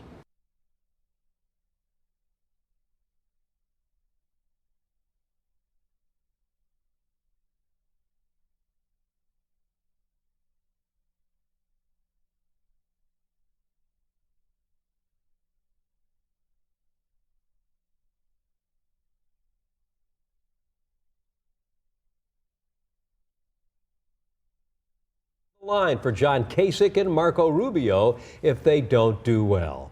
Democratic hopeful Bernie Sanders will be in the Valley today. The Democratic candidate will be holding a rally at the Phoenix Convention Center. It will be in the South Building. The event is open and free to the public. Admission into the rally is first come, first served. If you plan on going, you will have to go through security. They ask that you do not bring bags, limit what you do have to small personal items like your keys and cell phones. The doors open at 1 o'clock. Another political note this afternoon, former mayor of Mesa, Scott Smith, will not run for the U.S. congressional seat held by Matt Salmon. Salmon recently announced his plans to retire. Smith had been mulling a run, but he says he couldn't commit his full attention, passion, and energy to a campaign right now. A Fox follow-up on the snowmobile accident involving the husband of former Alaska Governor Sarah Palin. Todd Palin has a collapsed lung, fractured ribs, and a broken clavicle and shoulder blade. He's still in intensive care. The accident took place Sunday night while his wife was out on the campaign trail with Donald Trump. Also from Mesa this afternoon, police are asking for help finding the driver of this car accused in a deadly hit-and-run crash earlier this month. Police say a 28-year-old man was walking in the bike lane near University and Alma School on the night of March 6th when the driver of this white Volvo station wagon you see here veered into the bike lane, hitting the man. The driver then took off. If you have any information on the vehicle, the driver, or the owner of the car, you're asked to call Silent Witness at 480-WITNESS. There is always a reward, and you can always remain anonymous. Well, let's take you to Apache Junction for this story here. A fire destroys a mobile home early this morning, and you can see these flames were incredibly intense. Superstition Fire tweeted this picture of what crews were dealing with when they got to the scene. Sky Fox was also over the scene near Broadway and Lawson when the sun came up, and you can see why firefighters say the whole home, the entire home, is a loss. It appears everyone got out okay. There were no reports of injuries. The cause of the fire under investigation. The Superstition Freeway is back open after a crash between a semi and a car, creating headaches for drivers during the morning rush hour. Hazmat crews were called out after a couple of gallons of fuel spilled on the road from the semi. Sky Fox was over the scene showing the backup. Traffic has been flowing smoothly ever since they opened the freeway back around 9 a.m. this morning. A naked woman leads police on a high-speed chase through Santa Fe, New Mexico, and the entire thing is caught on camera. Now, here's the moment right here. She runs in front of one of the officers there in her birthday suit. Officers say the 51-year-old was shouting Jehovah. She was arrested and did admit to police that she had been drinking and taking drugs before getting into the car. She's now facing multiple charges. Weather alert out of Mississippi as the Deep South continues to get pounded by flooding. Some areas have picked up as much as 15 inches of rain over the past few days, leaving parts of many towns underwater. People can't do much but stand by and hope the water levels start to go down over the next few days. Well, not rain, but hail causing problems in South Carolina. Take a look here at this video out of the town of Taylors. It looks like winter with all that hail on the ground. In addition to the hail, the town also getting hit with 70-mile-per-hour winds. And things are starting to quiet down a little bit across the Deep South, but we've got your world to worry about. You've got a couple of very warm days ahead. Details of the forecast in a few minutes. And a rough ride for the driver of this SUV where this vehicle landed upside down. Plus, the results are back on the knife found by O.J. Simpson's former estate, what investigators found out. And later, who's paying $750 million to the estate of Michael Jackson? All righty, folks, and we are back at this polling place in Toledo, Ohio. You are watching coverage of Super Tuesday, Part 2, right here on Fox 10 News Now, part of fox10phoenix.com. I'm your host, Mike Page. Happy to be here with you guys this afternoon, and it is going to be a show. Everybody tonight, as we are going to have full coverage right here on Fox 10 News Now, part of fox10phoenix.com for this live stream results happening at 5 o'clock Arizona time. We'll begin to have that results show. Then a little bit later in the show, we will have live Bernie Sanders right here live from downtown Phoenix, Arizona. So it's going to be a very, very busy day right here in the stream, but we'll be breaking down those polling results as they come in, and as soon as Fox News is able to declare somebody a projected winner, of course, we will pass that along to you. We are just hours away from the first polling places to close, just about 5 hours away, so it is going to be all eyes on this stream as we are going to have full comprehensive results right here on the stream. You are looking at Toledo, Ohio, as people are making their decisions known for who they like to see for the general election. Democrat and Republican primaries going on right now. 5 states up for grabs. 2 of those being winner takes all. Winner takes all in Ohio and Florida. So it will be very interesting to see the outcome right now. Donald Trump has double-digit lead over Marco Rubio right now, and it's a neck-and-neck battle in Ohio for that state between the governor, John Kasich, and Donald Trump. So stick right here to Fox 10 News Now, part of fox10phoenix.com. Tweet with me at Mike Page, Fox 10, and let me know what you guys think. If you guys have any predictions of what's going to happen tonight for Super Tuesday, Part 2. I'll see you guys in a little bit as we continue on our coverage here of Polling Place Watch 2016 in Toledo, Ohio.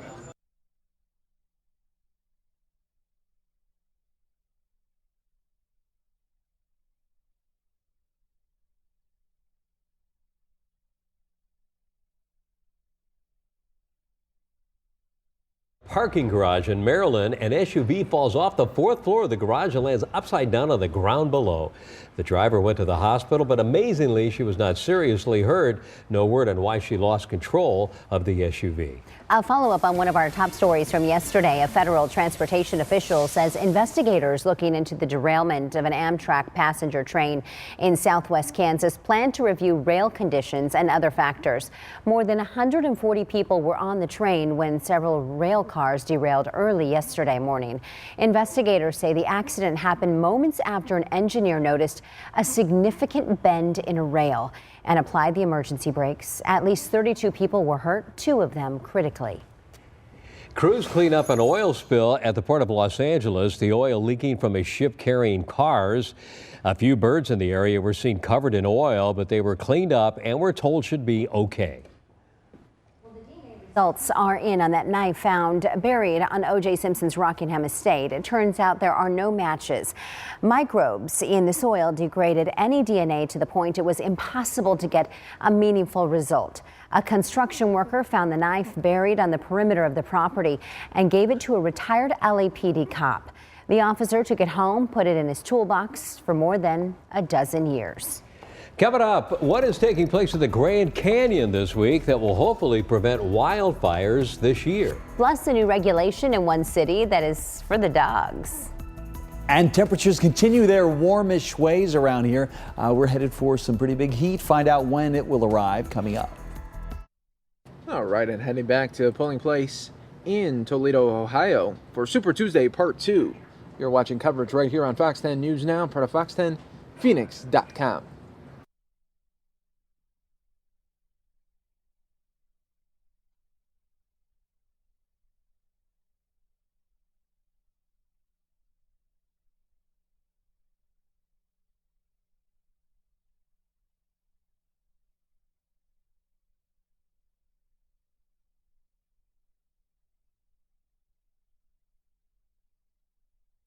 Donald Trump just tweeted saying a lot of complaints from people saying my name is not on the ballot in various places in Florida. Hope this is false. That is a tweet coming from Donald Trump just moments ago, about a minute ago. Once again, he says a lot of complaints from people saying my name is not on the ballot in various places in Florida. Hope this is false.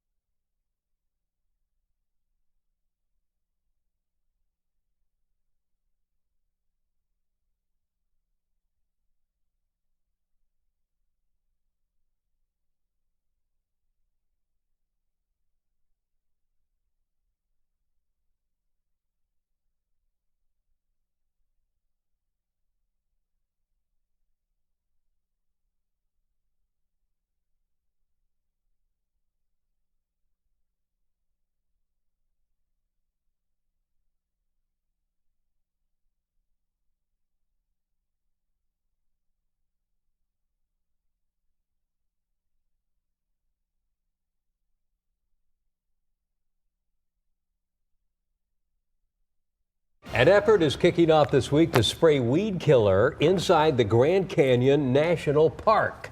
The weed killer will hopefully help to prevent wildfires. It'll be sprayed along railroad tracks, reducing the risk of train wheel sparks setting fire to the vegetation. The park says the effort will also help control invasive species.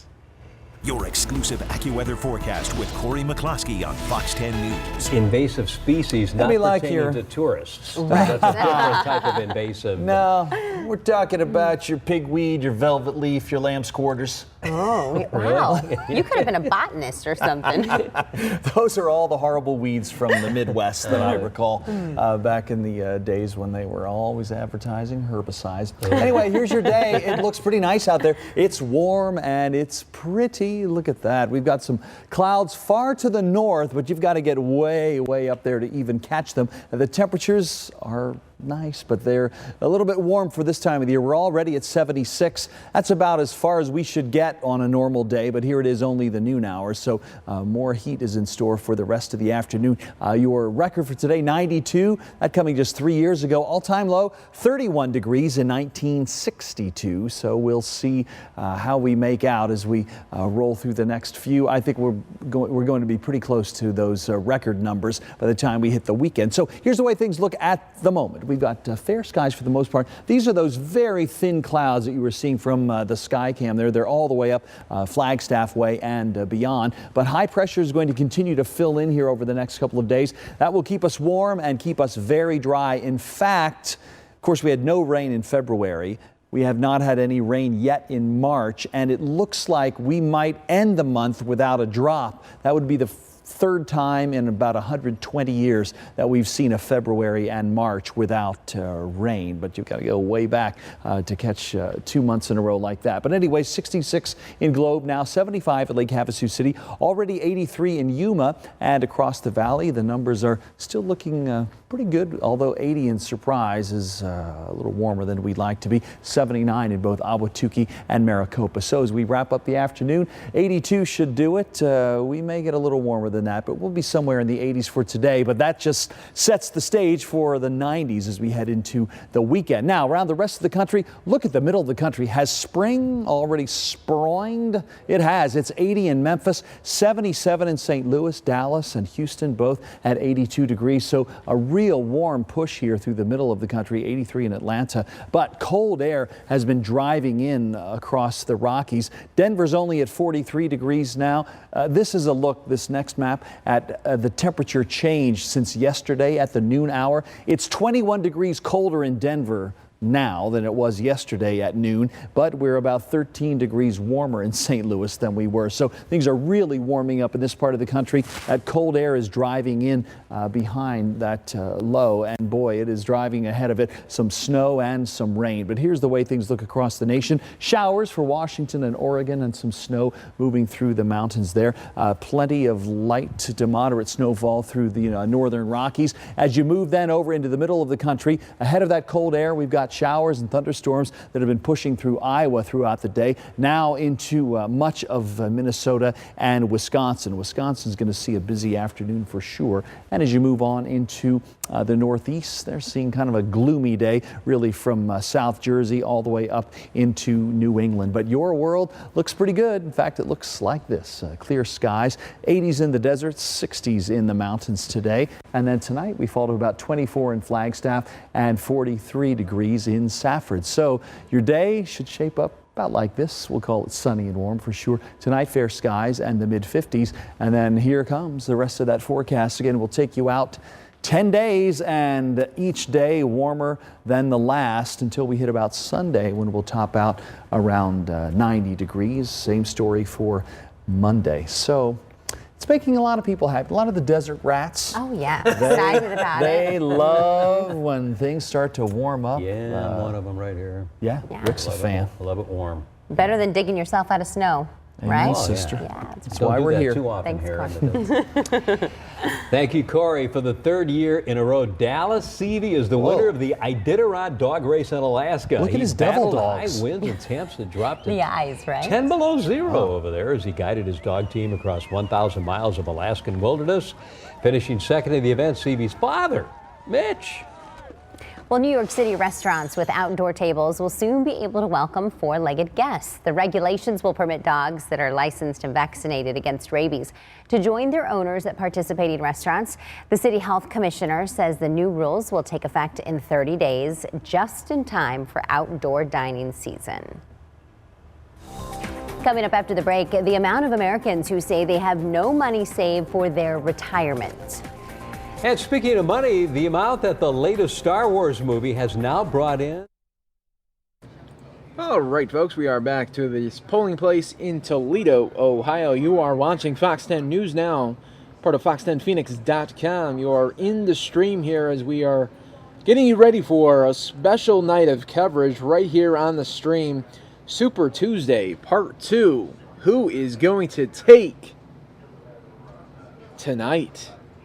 And a little bit later, we're also going to have Bernie Sanders live from right here in Phoenix. A special rally going on tonight that we will be covering right here on the Fox 10 News Now stream. So needless to say, we do have a lot going on tonight. And it's going to get very interesting as we're talking about the Republican side here right now.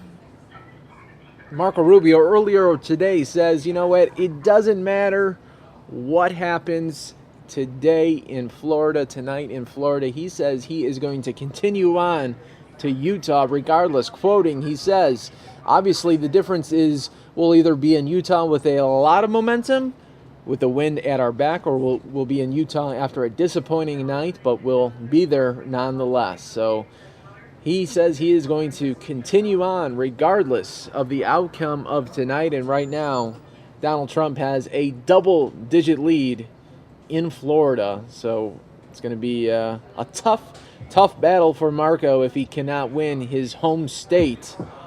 Who would have thought? Just about 3 months ago, you probably were all thinking, well, you know, Marco or Jeb Bush, when Jeb Bush was still in it, is going to take Florida. Not the case anymore. Donald Trump, you know, has that momentum that is carrying on over to state by state.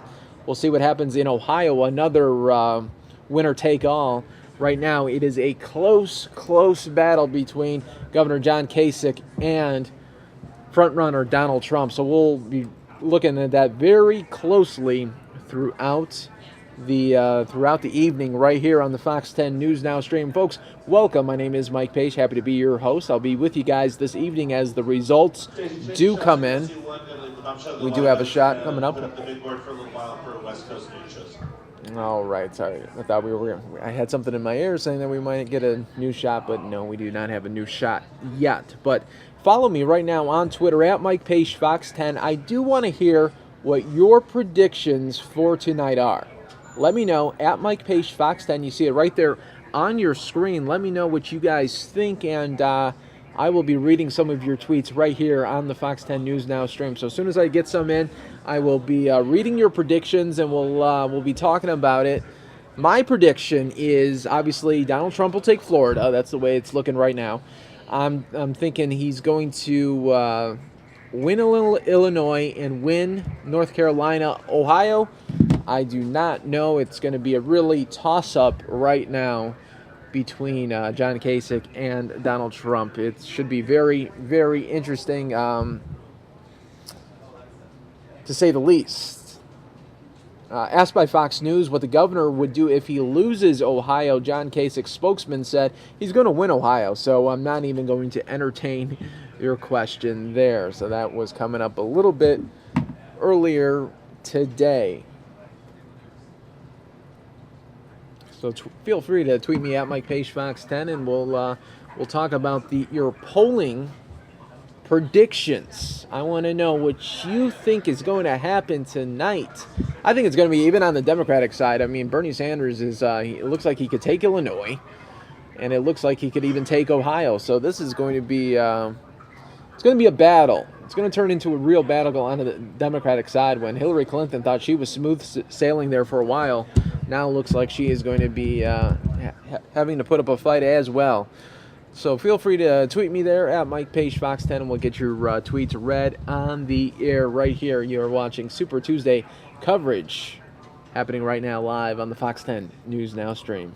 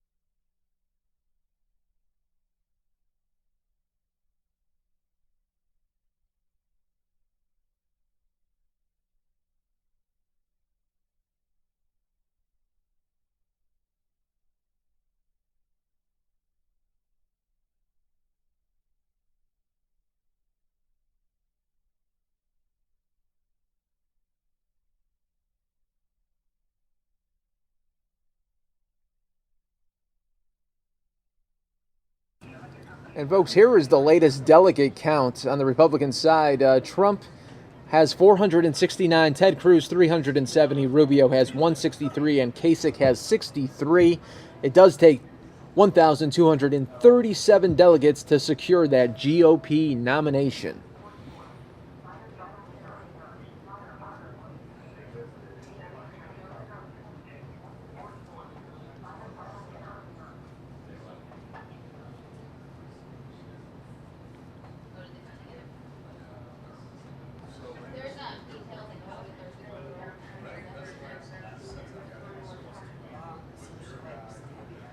Yesterday, John Kasich spent campaigning alongside 2012 Republican nominee Mitt Romney, a fierce critic of Donald Trump.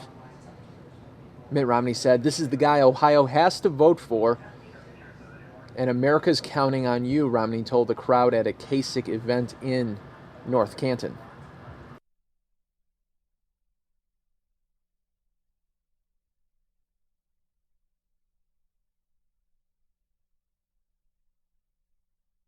So right now we are looking at a live polling place in Toledo, Ohio. You are watching coverage right here of Super Tuesday Part 2. Keep it right here all day long, as we are going to have complete coverage for you starting at 5 o'clock Arizona time, 8 o'clock on the East Coast, as those polling places will be closing, and we'll be providing up-to-the-minute coverage for you as those polls close.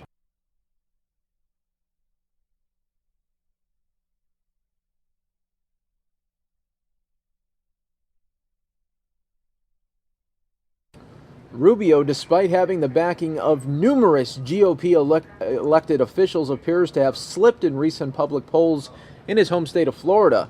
Cruz, Trump's closest competitor in the race, said Monday the goal for his campaign was to pick up delegates in Illinois, Missouri, and North Carolina, claiming that he was neck and neck with Trump in all three states.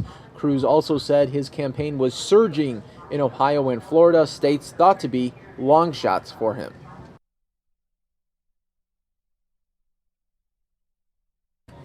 Among the Democrats, leader Clinton has been itching to look ahead to the general election, but continues to face persistent competition from Bernie Sanders. While Clinton maintains a commanding lead in the delegate count, Sanders breathed new life into his campaign with a surprising victory last week in Michigan. Reprising a theme that helped propel the Michigan win, Sanders on Monday pounded Clinton's past support for trade deals such as the North American Free Trade Agreement. He's escalated his criticism in recent days, hoping to undercut her edge among minorities and expand his advantage with white working-class voters. And of course, we will have Bernie Sanders live from downtown Phoenix later tonight right here on the Fox 10 News Now stream, part of our Super Tuesday Part 2 coverage happening right here on the stream. We welcome everybody, and if you'd like to chat with me, just tweet me at Mike Page Fox 10. Give me a follow as well, and I will give you shout outs right here on the stream if you do that.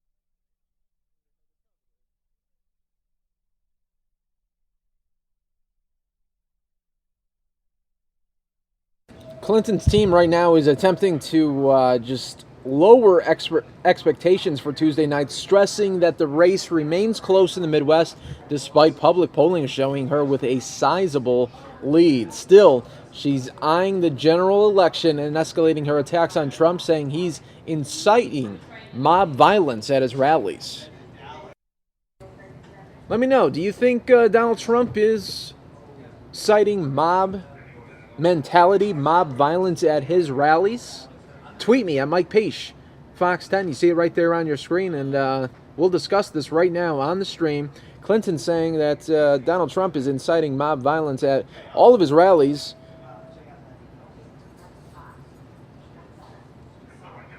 I'm interested to hear what you guys think, so let me know. We'll be social about it on the stream right here on Fox 10 News Now, and I'm waiting for your tweets so we could get those rolling and get the show escalating at a good peak. Thanks to the more than 500 of you already in the stream, and we all know that you guys are going to be waiting along for these big results to come down later tonight, as Fox News will be projecting winners all evening long and right here on the stream. So stick with us. It's going to be a great show in store for you. As I said earlier, Bernie Sanders live in downtown Phoenix tonight. We will cover that live for you right here on the stream as well. Lots to do, lots to talk about today, including my question to you, and you could tweet me right now at it. Do you think Donald Trump incites mob violence at his rallies? That's what Hillary Clinton says. Let me know what you think, and we'll talk about it right here on the stream. But I do need you to tweet me right there at Mike Page Fox 10. You can see it right there on your screen. Looking forward to hearing from you.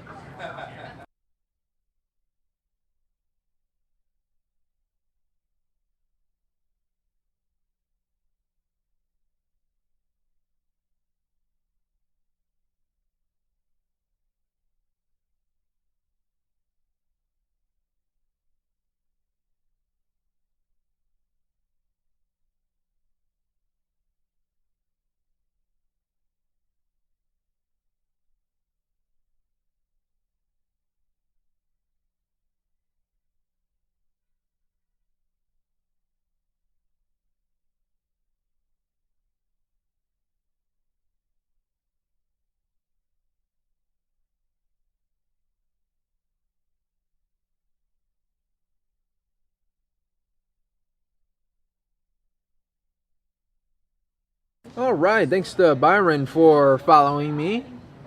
Byron tweeting, my forecast is Trump to take Florida, Illinois, North Carolina, Ohio he'll lose, and Missouri to cruise. No, he's not inciting violence. Thanks so much, Byron, for your follow and your tweet. Let's keep it coming right here on the Fox 10 News Now stream. We're watching a live polling place in Toledo, Ohio, and I'm asking you guys, do you think Donald Trump does incite riots and mayhem at his rallies? That's what Hillary Clinton has been saying right here. Redshot tweeting me, hey, great show. Why wouldn't people want to vote for Trump? Change is what we need. The disruptors are inciting violence. Thanks a lot, Redshot 101, for your tweet. I want a shout out. Samia wants a shout out. Do I think he's inciting violence? Yes, that's the question. I think the people hear what they want to hear. There it is. Samia putting her 2 cents in. She's coming up at 1 o'clock, guys. Less than 30 minutes, but you know what? She just couldn't wait to get up here and say something. So keep those tweets coming. Here we go. We got some more tweets coming in. Terry Smith Jr. saying, hey, Mike, I watch you all the time. Big Trump supporter from New Jersey. Trump rallies are love fests. Thank you, Terry Smith Jr., for your tweet. Happy to have you part of the Fox 10 News Now stream. Carlos saying, of course he does. Carlos Cole, thank you for your tweet. Saying, of course he does. Talking about the mob mentality.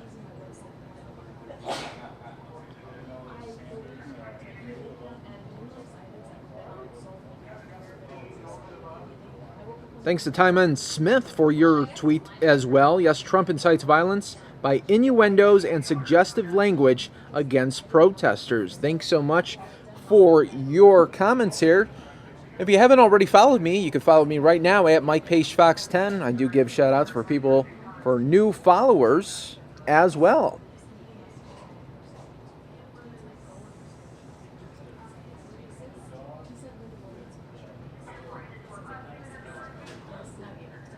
Lee's Kids just tweeting me, Donald Trump's rallies are civilized and well-mannered. Clinton and Move.org. Thugs go to the rallies to cause trouble. Thanks so much for your tweets. Let's keep them coming right here on the stream at Mike Page Fox 10. You could get those. You could be heard right now on the stream as we are talking about Super Tuesday Part 2 coverage, as well as I want to know, do you think Donald Trump at his rallies does incite mob mentality and riots?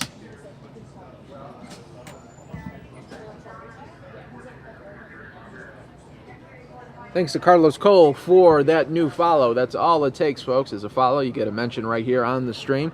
You guys are a part of the show now, see? Terry Smith Jr. saying, Trump's rallies are a love fest. The protesters are bringing the violence. Mike, I'll see you tomorrow.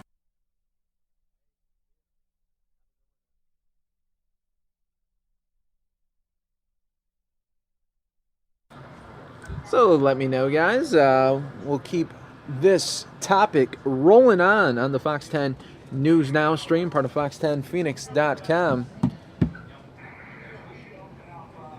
You can tweet me right there at Mike Page Fox 10. Right there on your screen, you can see a live polling place in Toledo, Ohio. This is the place to be tonight for Super Tuesday Part 2 coverage. It's going to be a very, very fun evening. Thanks to everyone that has followed me so far and is also tweeting me with their predictions as well as answers to my questions. Thank you, and we'll keep it coming. Keep those thoughts coming, and let me know who you think is going to take Ohio. Let's talk about Ohio right now, because we know Donald Trump pretty much has Florida wrapped up in a bow. But let me know, Ohio, it's between really right now John Kasich and Donald Trump. Who's going to take Ohio? Let me know right there. Tweet me at Mike Page Fox 10 and be heard right now. We'll get your tweets and thoughts on the air right here.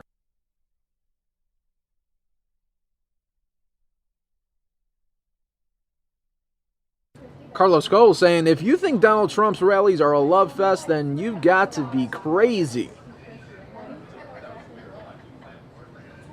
Lee's kids tweeting me, radical left hires people to disrupt the rallies. Chicago Craigslist had ads offering people $15 to $20 per hour to disrupt the Trump rally. Hey, thanks to Feng Lean and Don RIX, Ricks, for your new follows. See, right there, you get new follows, get special shout-outs right here on the Fox 10 News Now stream. Welcome, everybody. I'm asking you, question of the moment right now, who is going to win Ohio? John Kasich or Donald Trump? Let me know. Tweet me, Mike Page, Fox 10. We will get your answers on the air right now. We are giving you guys shout-outs here.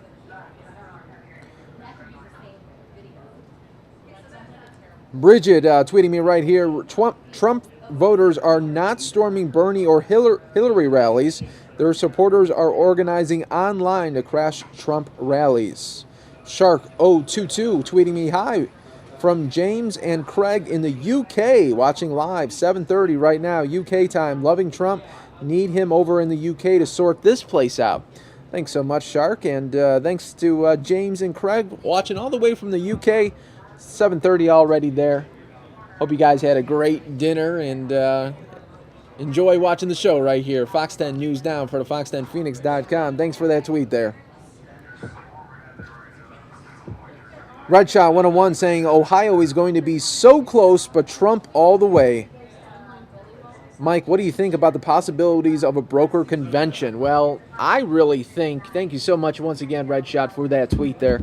I think, with Rubio saying that it doesn't matter what happens, he's going to stay in to Utah, and then Kasich says it doesn't seem like he's going to get out. So the more and more these guys are staying in there, I think it's more likely that we're going to see a brokered convention.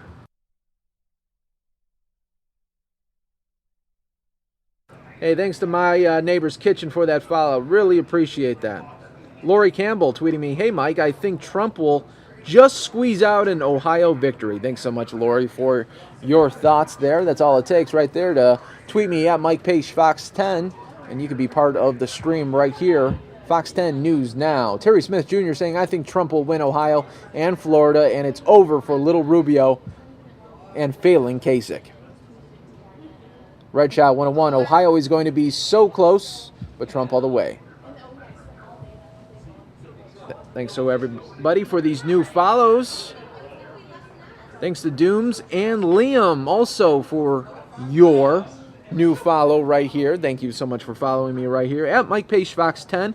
We are taking your answers right now. It says, Doom says Trump rallies are for America.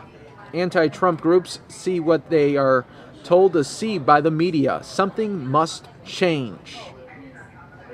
Liam tweeting me, after Sir Donald Trump makes America great again, do you think he will make England great too? Thanks so much, Liam, for your thoughts here. You are watching the coverage right here on Fox 10 News Now, part of Fox10Phoenix.com. Do appreciate all the new followers right here on the stream. This is Super Tuesday, part 2 coverage. I will be with you guys later this evening, as well as these polling results do become available. And once Fox News is able to project some winners, of course, we will bring that along to you. We'll also have the big map up and giving you a county-by-county look at how those results are coming in. And it should be a very, very interesting night, to say the least. Donald Trump, I do want to bring this up, tweeted about 20 minutes ago.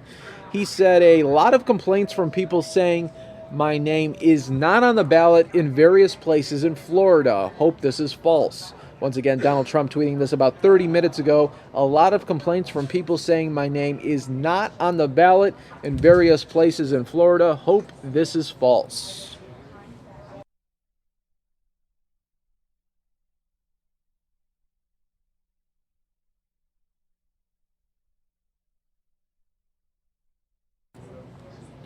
Thomas just tweeting me, of course he does. A love fest? Really? When a Trump supporter punches an African American in the face? Really unbelievable. Thanks so much for your thoughts, Thomas. Fang Lin says, George Soros incites violence. Just ask Hillary, Bernie, and Black Lives Matter. He's funding them all. Hey, special shout outs for Sam Henson and Thomas for just following me right now. Do appreciate it. Welcome to the Fox 10 News Now stream. Happy that you guys are here. We are talking Super Tuesday coverage right here. Thanks to the more than 600 of you guys already in the stream. Totally appreciate that. My Neighbor's Kitchen just tweeting me right now. I think John Kasich will win Ohio and Marco Rubio should drop out. Yeah, I don't know if this is just a political game that Marco Rubio is saying right now, because earlier today he says that his candidacy will move on irrespective of the results in Florida, meaning it doesn't matter what happens in Florida, even if he can't win his home state, which polls do say that he is trailing right now double digits to Donald Trump. He's saying, he told Fox News he'll be traveling on to Utah, which votes next week no matter what. Thanks to Timon Smith for your new follow. I appreciate that. Thank you so much. You guys are watching Fox 10 News Now, part of Fox10Phoenix.com.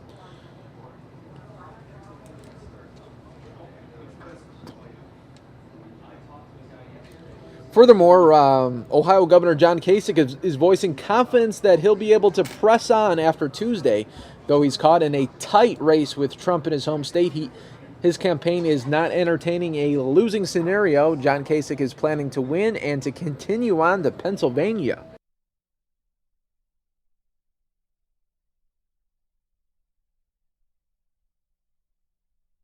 And folks, let me know if you have any predictions on Bernie Sanders. Do you think it'll be a big night for Bernie Sanders or Hillary Clinton? Tweet me right now at Mike Page Fox 10 and get your opinions and voices heard right here on the Fox 10 News Now stream. Also, I'm doing special shout-outs for people that follow me, new followers right here on the Mike Page Fox 10 account.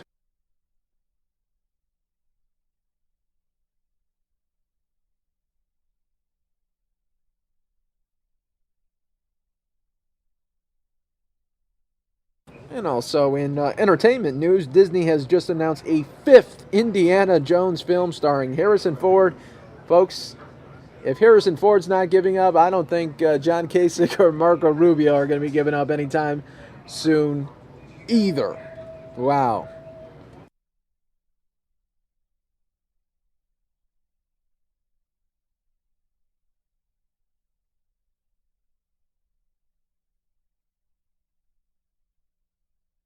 Dooms tweeting me, the only thing I hear is one old man punching a protester versus mobs of thousands of violently protesting and hurting police. Thanks so much for your tweet and getting your thoughts right here on the Fox 10 News Now stream. Slovenik says, hi Mike, when can we expect results from Florida and Ohio for the GOP primaries? Well, since those are winner takes all, we might have to wait a little bit longer, but I'm thinking anytime between 5:30 and 6 o'clock, we should get a clear inkling. So depending on where you live, could be about 8:39 on the East Coast there. Lee's kid saying, Rubio and Kasich staying in is a political game, all right. Establishment skullduggery. Thanks so much, Lee's kid. I do appreciate that. Voicing your opinion right here on the Fox 10 News Now stream.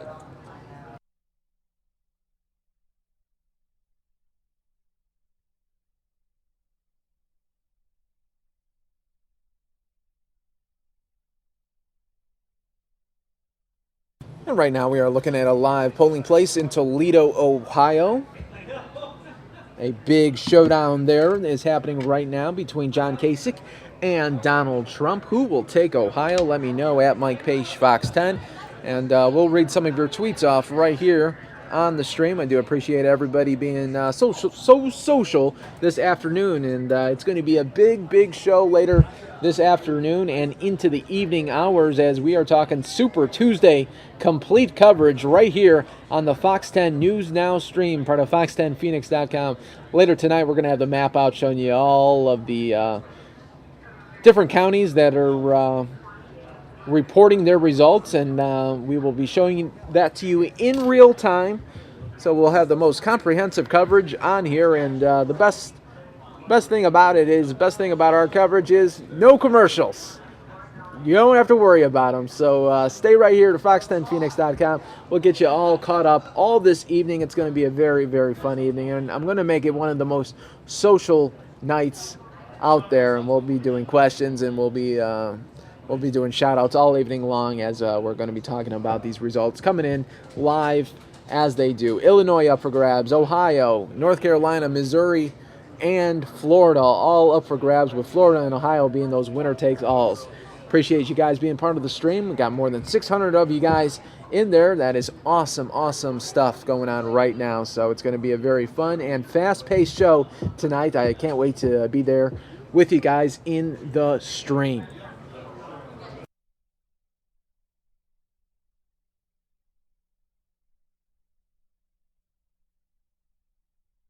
Thomas just tweeted me, okay, then there's another. How about the female that was being pushed all around by Trump supporters? They're all ignorant.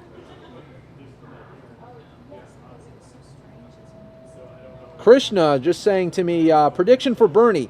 Wins in Missouri and Illinois. Close in Ohio, but he has the edge, I think. Florida, North Carolina for Hillary. Thanks so much for your prediction there, and welcome to the stream.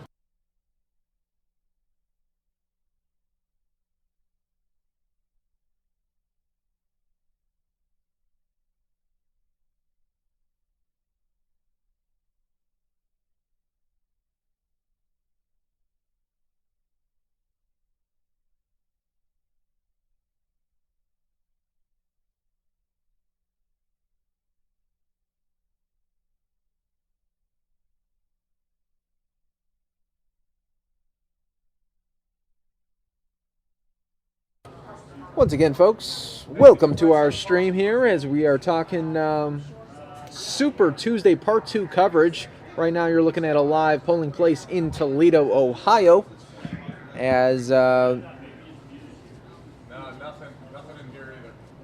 hours are ticking by to when these polling spots will close, and then we will get a firm grasp about how the voting all went down today. So happy to be here with you guys in the stream. I'm going to be with you guys for about the next 10 minutes. Sami Khan is going to be coming on for the afternoon portion. I'll be back with you guys later this evening for our big show, Super Tuesday Part 2 coverage. We'll have full results for you right here on the stream. Looking forward to it, and looking forward to hearing from your tweets as well as making this the most social stream out there. We're going to be giving guys shout outs all evening long, as well as you could voice me your opinions as well, or predictions as well. So it's going to be a very, very fun stream. Happy to be here with you guys. We are just about 10 minutes away from when I got to say goodbye just for a little bit. I'll have an afternoon break and come back with you guys full of even more energy for the big show tonight. Happy to be here, guys.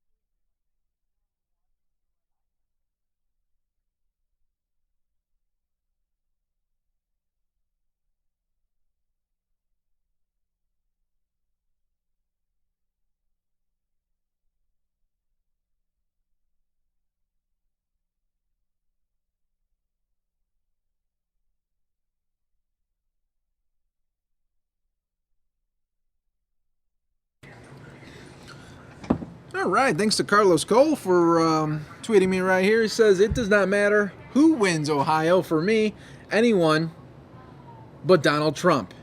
Anyone but you.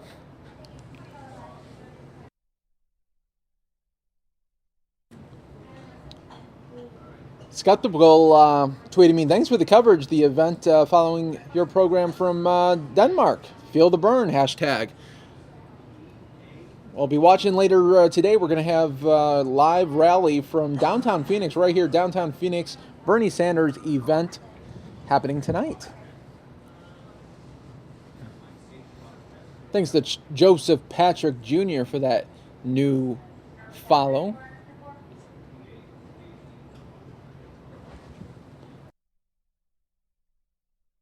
And right now you're looking at a live polling place in Toledo, Ohio. It's Super Tuesday Part 2 coverage. Happy to be here with you guys this afternoon. We're going to have a full show later this evening. Live results as they happen. We'll have the most comprehensive coverage right here on the stream.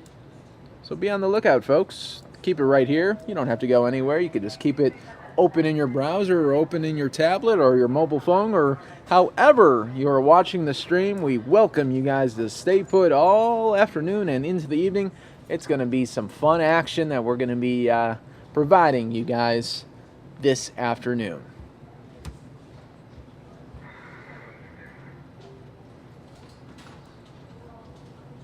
So thanks everybody for those new follows. I'll be out of here in just about 5 minutes, but I just wanted to say thanks everyone for being so social this afternoon as we were talking about some full coverage plans for this evening. Be on the lookout as well. Bernie Sanders is going to be here in downtown Phoenix, and we'll be providing that stream for you as well, as we are going to be talking about election results coming in tonight. So it's going to be a full slate of shows tonight. Happy to be here with you. It's going to be a good night.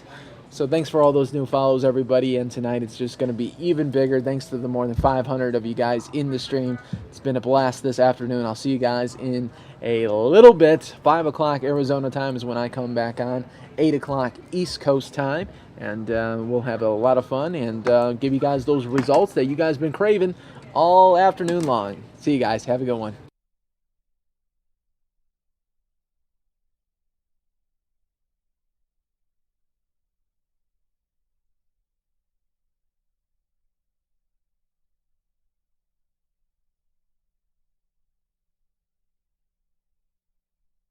Tymon Smith just tweeted me saying Republicans who are not voting Trump must be bewildered by Trump's values versus current party ideals. And Krishna just asking me right now, any idea about the turnouts? Well, I can tell you that in Illinois they have had record early voting there. So that should tell you something, as you know, they always go hand in hand together, early voting as well as voting during the primary. So it should be interesting to see how those final numbers do come out. We'll be watching that closely tonight.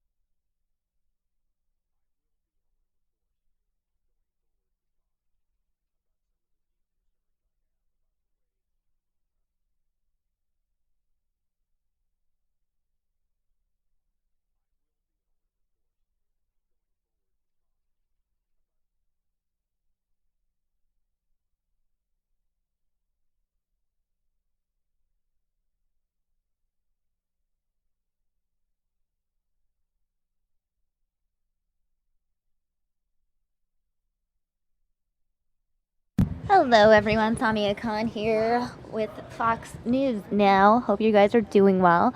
I'm actually going to play a video in the upper left-hand corner. You guys are looking at a live look at a polling place in Toledo, Ohio right now. And speaking of Ohio, the governor of Ohio, John Kasich, one of the 4 people hoping to secure that Republican nomination, John Kasich voted this morning and then spoke with the press. This is what he had to say. I will be, however, forced going forward to talk about some of the deep concerns I have about the way this campaign has been run by some others, by one other in particular. But today's not the day to do that. I've been very concerned. I just saw a commercial, I guess it was last night, of these comments that were made about women. I have 2 daughters. They see this stuff. What do you think they think? We'll have more to say about that. But that's going to be not designed to be negative as much as it is to point out things that I've seen that are deeply disturbing in this process. And I think I have a right to do that as a candidate. But in terms of rolling around in the mud, that's not where I intend to really ever go, even in the fall election. Governor, what's next after Ohio, after you win Ohio? We're going to Pennsylvania tomorrow. Governor, you've been teasing that you're going to say more on this for the last few days. Well, I'm not teasing anything. I'll let you know when I have something to say. But is it a strategic decision to do that? No, we don't do a lot of whole strategic things about what I say. Have you noticed? Well, but my question I say what I want to say when I want to say it. Okay? I don't know. I'm building things up in my mind. I'm thinking. Why are you waiting until after? You weren't aware of these things before? I really was not. I really wasn't. You know, I know. I think you even asked, that Jake said something in the debate. I'm not really paying that much attention to that. It took for me to see the Friday video, and then I actually, 48 hours ago, asked Chris Schrimpf to give me a list of all the quotes, which I had not really seen before. You know, things move fast in a presidential campaign. You don't really focus on, I focus on what I'm going to be doing at my next event. I'm focused on who's winning the golf tournament that I'm interested in. And that's about it. I mean, I don't really focus on what somebody else is doing in some other campaign. So it was really the first time that my eyes were really open, which meant I was probably like a normal voter, to be honest with you. Governor, why do you continue to say that you were the first one to take on Donald Trump in the 3rd debate? By that point, Scott Walker and Rick Perry had gone after Trump. Okay, maybe they did. Why don't I be Carly Fiorina had her interaction with Trump. But that was a different thing. That was sort of name calling. I brought up the issue of immigration right down here in Westerville. You hadn't been assigned to the campaign yet. They didn't know we existed. But some of you were down there at at that rally. Remember that before the debate? And Reed, in all seriousness, that's when I started to point out, the differences on immigration. And again, that was when Ben Carson basically said, we don't have to have Medicare anymore. But look, I'm just saying, this was not something I ignored, but in terms of what I saw on Friday night and what I've seen since then, reading these quotes, it's taken me to a whole nother level. But why are you waiting? Don't Ohio voters have a right to know? Know what? No, like what you're really thinking. I'm going to say. Yeah, but don't they have a right to know? The people will know. When I feel like I want to say something, then I'll say it. And that's the end of it, okay? I don't operate on somebody else's timeline or somebody else's schedule, including reacting to events. I react on my timeline and my schedule, because when you're governor of the 7th largest state, you learn to be cool about things. Do you think, Governor, that people will ask for Democrat or Republican ballots? Will they switch parties during this election? One lady told me she was. Vote for you? We'll see. I think one lady told me yesterday, she didn't know. We were at the, I don't know where we were, Youngstown, and a lady made me some hard-boiled eggs, and she said, I really wish I could vote for you, but I'm a Democrat. I said, well, you can switch tomorrow. She said, well, I will. And I'm going to call my sister. So, Governor, has Pete Rose talked about endorsing you at all? I know there was. Haven't talked to Pete Rose, but Arnold tweeted some cool stuff out. I guess he sent something out today telling people that You know, they need to vote. That was cool. I just got Earl Bruce and Jim Tressel, of course, and Urban Meyer. That's pretty cool. And when I win here today, maybe I can get Barkley to finally come over. I would like to travel with the round mound of rebound. All right, thank you. Thank you all. Hey, let me just tell you one other thing. In all seriousness, let me tell you one other thing. It really is pretty amazing. Where I came from, we all hear these stories, you know, but the stories could be about you too. This one just happens to be about me. To have started here and right as an aide, all the way back to Nixon and all the way back to church and all the way back to my family, and then to come in here today and cast a vote for yourself for President of the United States. It's pretty remarkable. But, you know, at the same time I say it, I just want you all to understand, if any of you ever see me, and I had apologized to somebody here just the other day because I didn't respond as appropriately as I should have. If any of you ever see me getting out of control, I want you to take me aside and I want you to say, remember what you told us at that press conference, okay? Because I just want to be a good guy, helping my country. That's all I really want to do. Okay? Thank you all very much. What do you have to say to your volunteers? Governor, where can we eat breakfast around here? Go to the Westerville Grill. It's right downtown. It's good. They'll be quick. Yeah. They'll be quick. I'll put a word in. Whatever. What's the rest of the day for you, Governor? Are you going to fill out a March Madness bracket? What I'm going to do is go lift some weights. I'm starting to get flabby. Weights?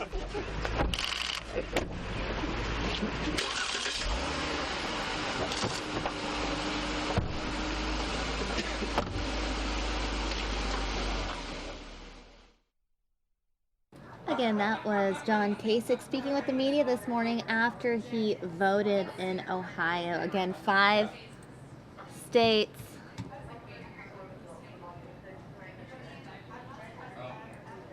Five states holding their primary today. Oh, looks like he's still talking with this. Thank you all. Hey, thank you all very much. I appreciate the hard work, the travel. I appreciate it. I know how hard it is. So, and it's a lot harder for you than it is for me. So, yeah, thank you all.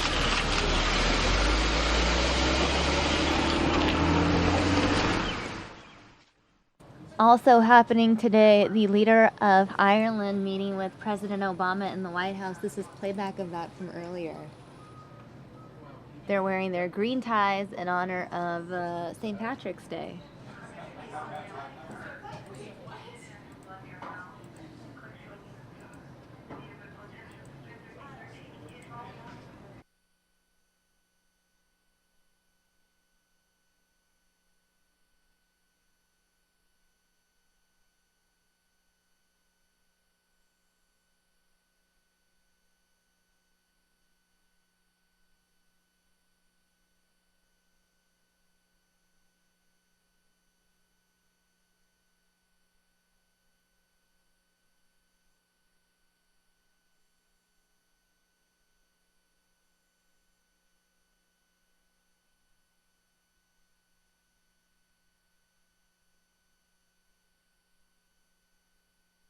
All right, well, top of the morning to you.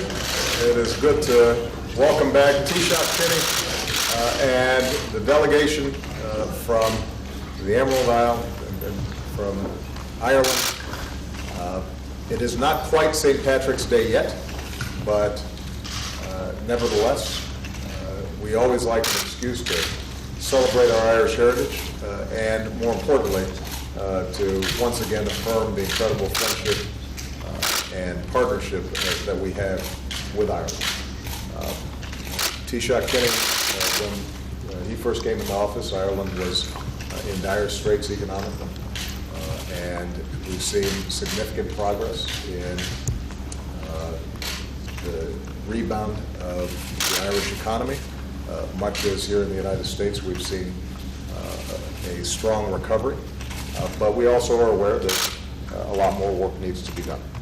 There was just an election in Ireland, and we live at a time when there's a lot of volatility in the electoral process. But the one thing that is constant is the importance of us continuing to trade, continuing to encourage investment, and to boost jobs and opportunity in our respective countries.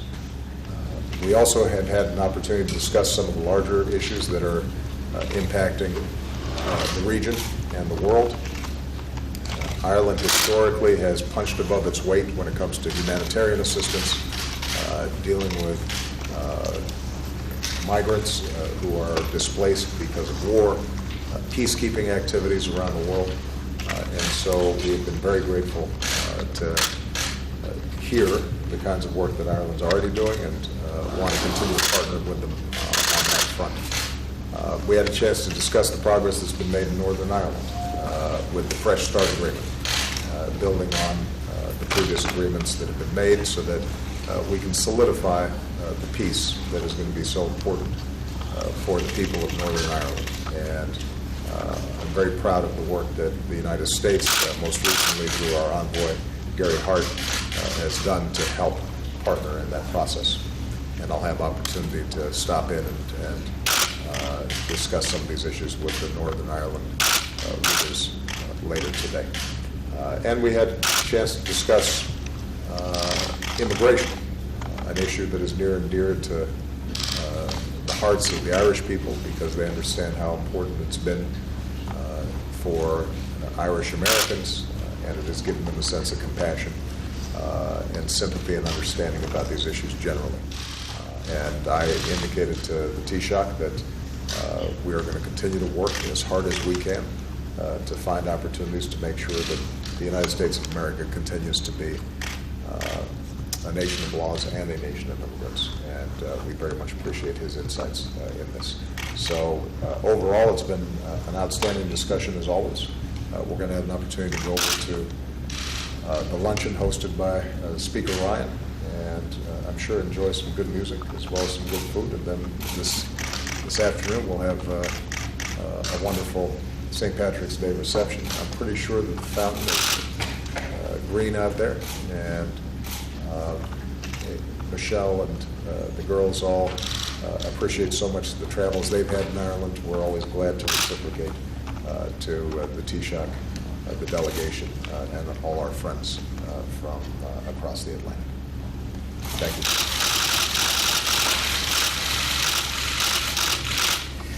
Could I thank the President and First Lady and the American government for the privilege again of being here in the Oval Office to continue a very long tradition of connection with the United States, and particularly in relation to St. Patrick's Day. The President's given you a rundown on the issues that we discussed here. We had a conversation about the referendum in respect of Britain and its position with the European Union. We favour very strongly Britain remaining a central member, and I think the President was interested in the challenges that Prime Minister Cameron faces, both internally and externally, and have given an account of the workings of the European Council in bringing about the proposition that Prime Minister Cameron could actually put a referendum to his people. We also gave the President a briefing on the background to the European Council meeting dealing with migration and the unprecedented challenge that this presents for members of the European Union, with particular reference to some countries. And obviously the next meeting continues on Thursday and Friday of this week, and I go back to attend that. I've thanked President Obama for appointing Gary Hart, who had quite an influence on the workings of the proceedings and the lead into the Fresh Start Agreement, which is now in operation. We thank the United States again for their continued effort and interest in that. We refer to the ongoing interest of the Vice President in his work on that as well, and in reference to Ambassador O'Malley, whom President Obama appointed to Ireland. We also spoke about a number of the other issues that affect us, and I've raised the question of the potential Norwegian Air deal with the President, and we hope that can be brought to a conclusion sometime in the not too distant future. Other than that, it's been a great privilege to be here again. and wish you and Michelle and Mali and Sasha the very best for the future. We've had a delightful breakfast hosted by the Vice President this morning, and we're very happy to be back here in America and to continue the connections that go back for several centuries now between our two countries. And we will work with you and express the hope that the United States will continue to look at Ireland in a way that cements those foundations that are there for very many years. Thank you. Thank you.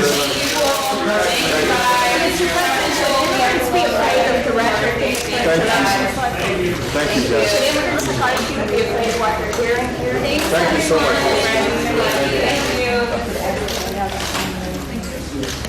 Thank you, sir.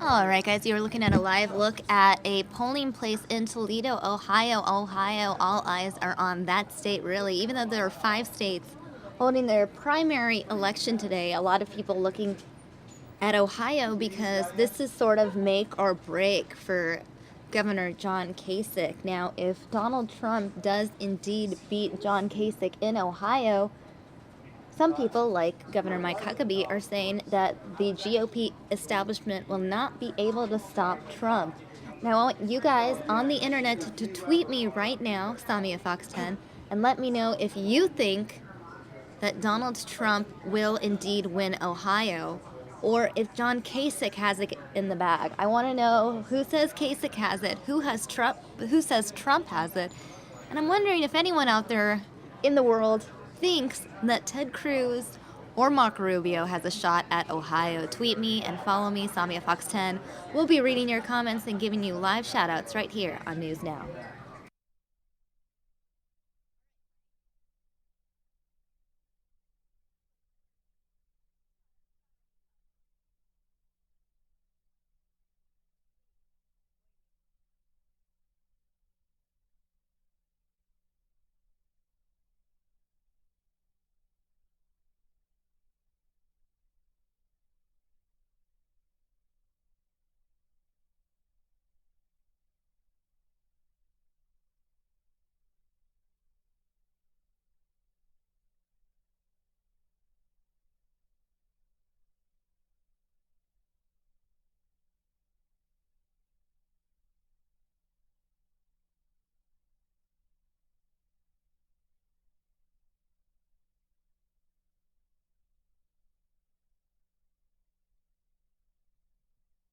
All right, guys, while I wait for your tweets to come in, I'm going to go ahead and read some tweets from people using the hashtag Primary Day on Twitter. It looks like that is the number 2 trending topic all over the country.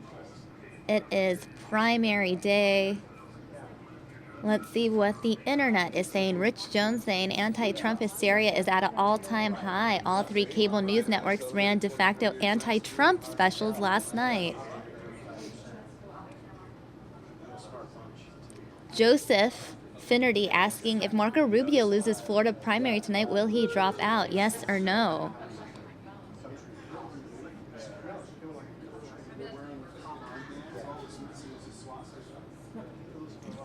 Jess King Official says, thinking about primary day and rooting for Bernie Sanders.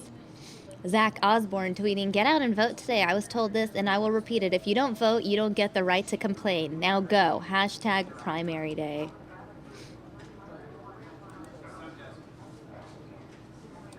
What stuff this got off?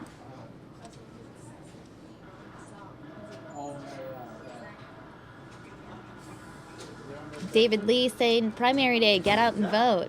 Michelle Livio saying, "Regardless of your party affiliation, choose the Republican ballot and vote for literally anyone but Trump."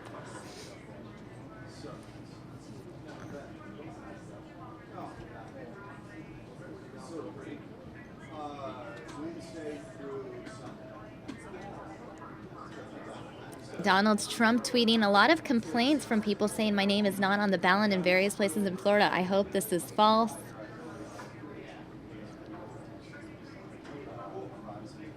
Courtney tweeting, "Good reminder for primary day. No matter who wins 2016, God is in control." Courtney then added the prayer emoji and the U.S. flag emoji.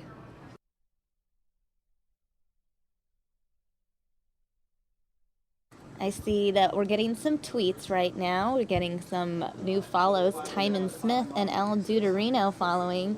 El Deuterino is a Trump supporter located in Vienna, Austria. So El Deuterino, if you're in Austria, how can you vote for Trump? I want to know. And Timon Smith also following. Let me know what you guys think out in the internet world. John Lambie tweeting, "Only one group is a captive audience. The protesters choose to be there, but Trump supporters are forced to hear the protesters." John Lambie responding to a tweet sent from Fox 10 News Now. Timon Smith saying, "Appreciate the online coverage. Trump will win all Republican primaries today, predicting Sanders for Illinois and Missouri." Thank you for sharing your thoughts, Timon Smith.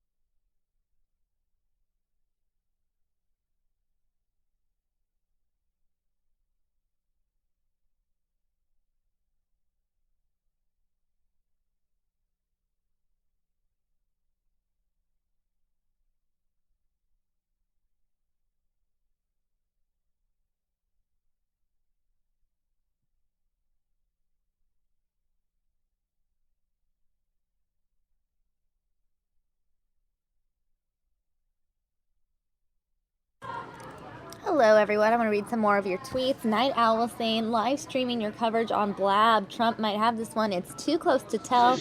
Zelda Hayes also following. Thanks for that follow, Zelda. As is Crystal Clear following. Definitely tweet me your guys' thoughts on today's primary election. Hashtag primary day is the #2 trending topic nationwide on Twitter. And it looks like we're getting a live, oops, you can see down my shirt, that's awkward. Marco Rubio may stay in the race after the Florida primary, says the skeptical, saying Rubio may stay in the race after Florida. "I think Trump is dangerous for the U.S.'s democracy." Hashtag feel the burn. Looks like that is a Bernie supporter. Well, the skeptical, Bernie Sanders is in Arizona today. We'll be streaming his appearance live right here on News Now in just a few hours, so stay tuned for that.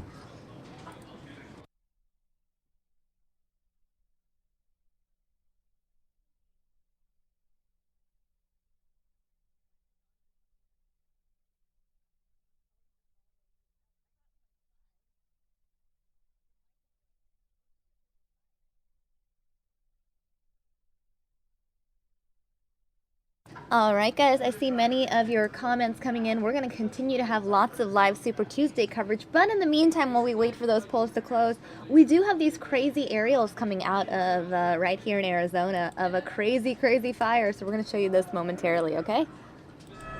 More Super Tuesday coverage in a moment.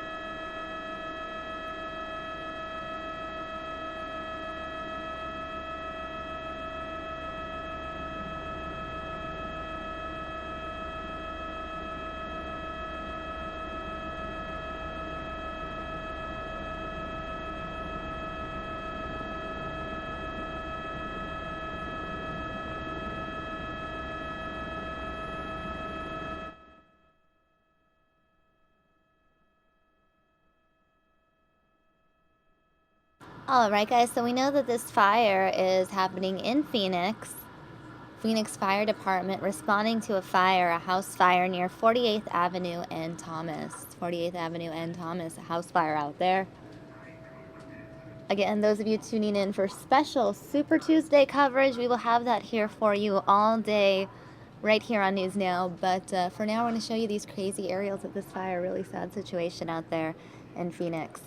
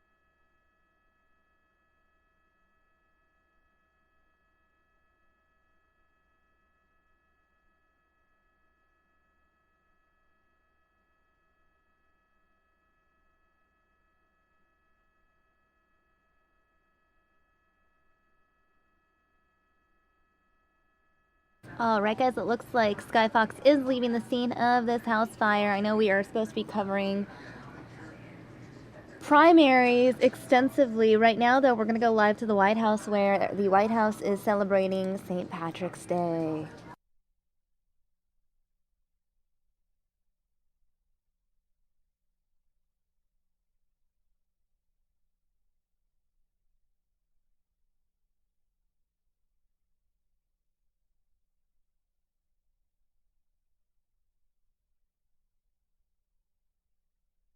While we wait for President Obama to come out, as well as the Irish leader who is visiting D.C., I'm going to go ahead and read some of the tweets you guys have been sending me. I did mention to you guys earlier, if you just tweeted me, followed me, I'd make sure to give you guys a shout out and read your comments. So I want to go back to Twitter and read some of the tweets that I've been getting. Daryl Hughes saying, did you hear that Obama claimed Irish blood? Ha ha. That's true. He did make a joke about it earlier today at an event that we carried live here on News Now. I wonder if he's going to make the same joke today, right here at this event. I mean, sorry, I shouldn't say today, but now, because both events happened today. Merlin saying Bernie is going to be the change. Hashtag feel the burn. Hashtag primary day. Crystal Clear saying, good morning from the east coast of Australia. Please repeat the hashtag. Thanks. You can hashtag Fox News Now or hashtag primary day. Aaron Hendricks tweeting, Trump all the way, no politicians. Government is biggest business and America needs a CEO, starting with Ohio. LD Arena tweeting, hey Sammy, a great job covering the primaries today. Rooting for Trump all the way from Austria. 100% certain he will take Ohio. Meanwhile, JB saying, America is not a company of products, it's a society of human interactions. We aren't one-dimensional. Brian tweeting, does Aaron know how to take off caps lock? Looks like some of the viewers are commenting amongst themselves. And Melanie tweeting, not one person running is competent. Trump is just a disgrace. Keep on sending in those tweets. You guys can find me, Samia Fox 10, S-A-M-I-A Fox 10. In fact, I'm going to go ahead and throw up this lower third now. You guys can tweet me, follow me, and we'll be covering more Super Tuesday coverage in a moment, but it looks like this event is just about to start. The White House celebrating St. Patrick's Day.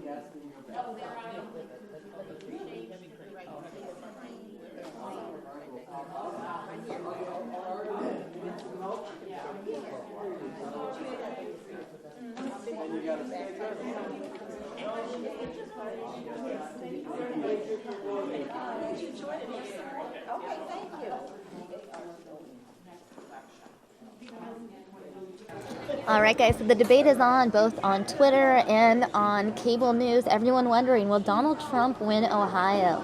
Donald Trump and Ohio Governor John Kasich are neck and neck.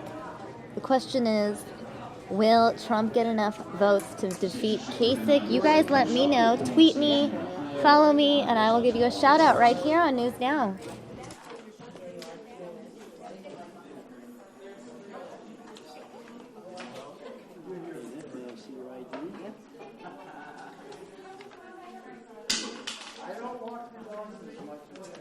Would you tell me your address, please?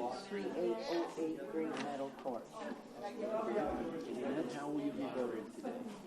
Oh, Republican. Those two, if you sign our book and then we'll take those back from you and get it. Yeah. Thank you, sir. And you're Robert, you said? Correct. Issues or green party? Yes. Okay, there you go. If you hold on to that, she'll give you. This is video coming in from Kirkwood, Missouri. Live video from Kirkwood, Missouri.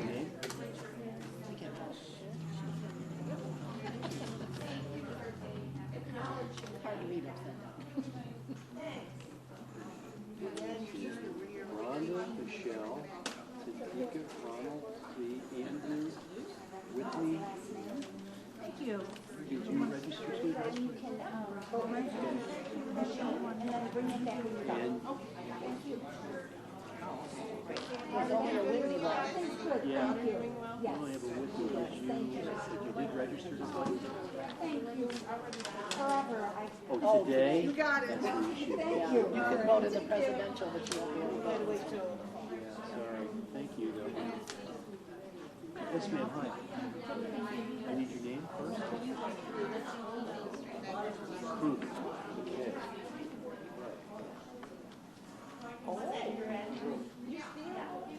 Howard went back there to see what food you didn't eat. Okay, Melissa, and your address? Yeah.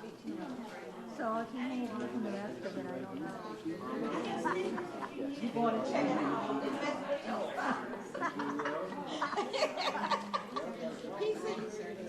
And which format will you use today? Thank you. Thank you. Would you like a sticker? Hold on to that, she'll give you a Thank you. Thank you. And there are stickers there. Thanks.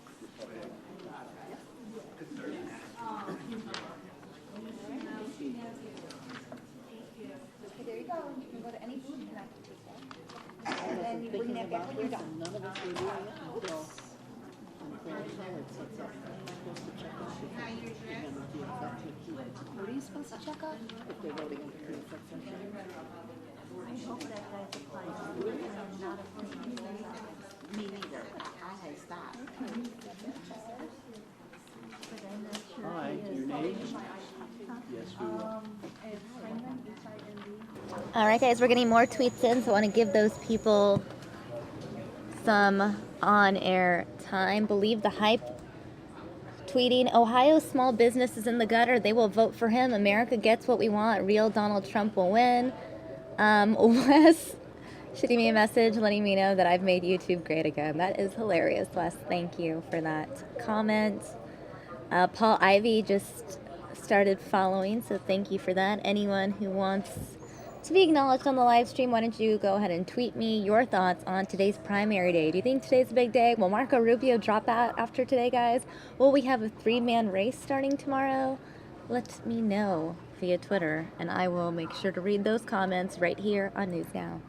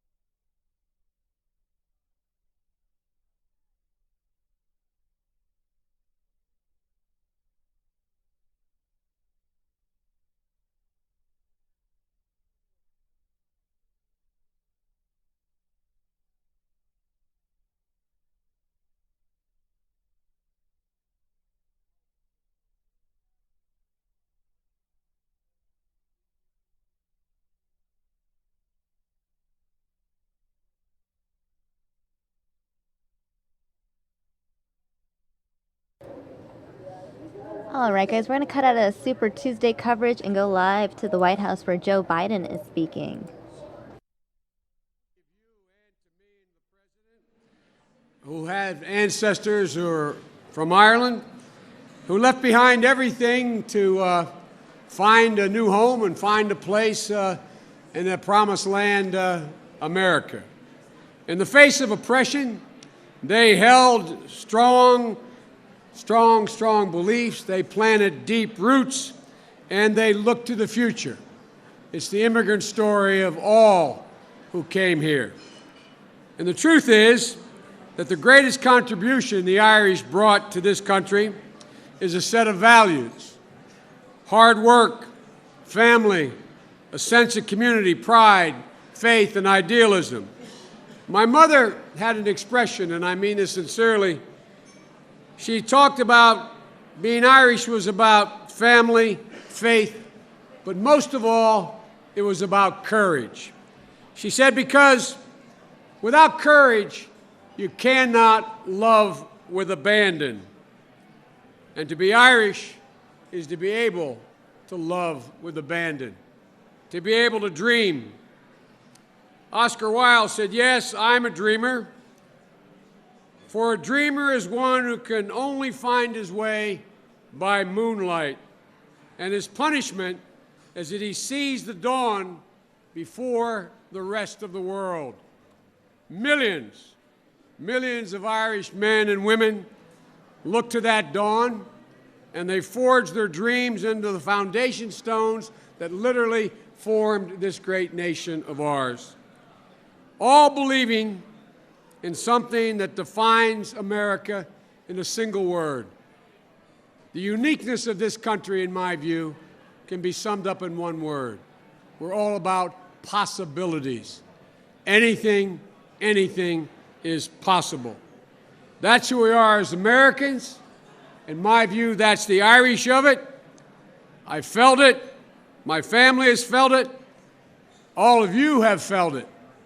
And the three people I'm about to introduce, they have felt it as well. Ladies and gentlemen, my friend, the President of the United States, Barack Obama, the Taoiseach of Ireland, Edna Kenny, and his wife, Fionnuala.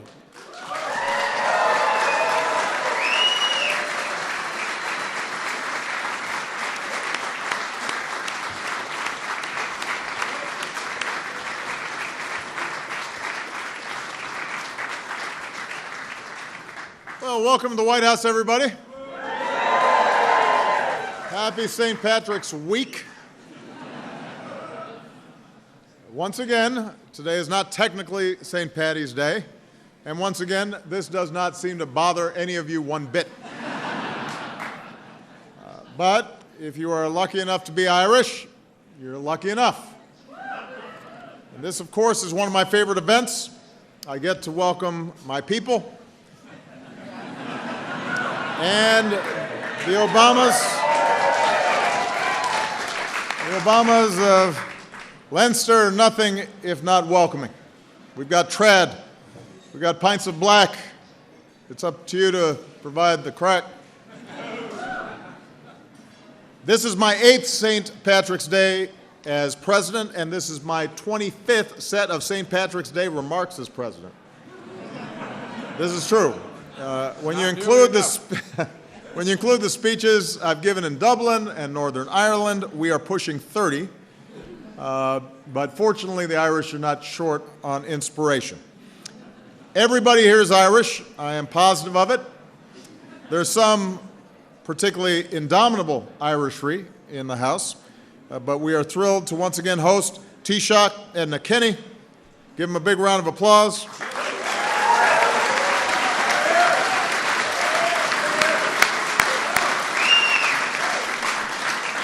His wife, Fionnuala, give her a bigger round of applause.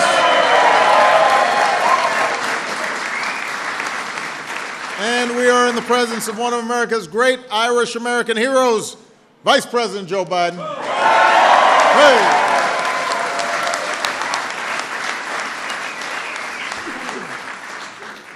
Blessed are the peacemakers, and from Northern Ireland we welcome their first female First Minister, Arlene Foster.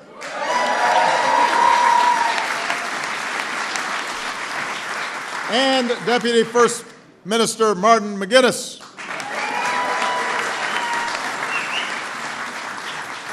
The UK's Secretary of State for Northern Ireland, Teresa Villers, is here. Give her a big round of applause. And Irish Foreign Minister Charlie Flanagan. They've done a great job of representing their governments in the negotiations that led to the Stormont House and Fresh Start agreements. So we're very proud of them.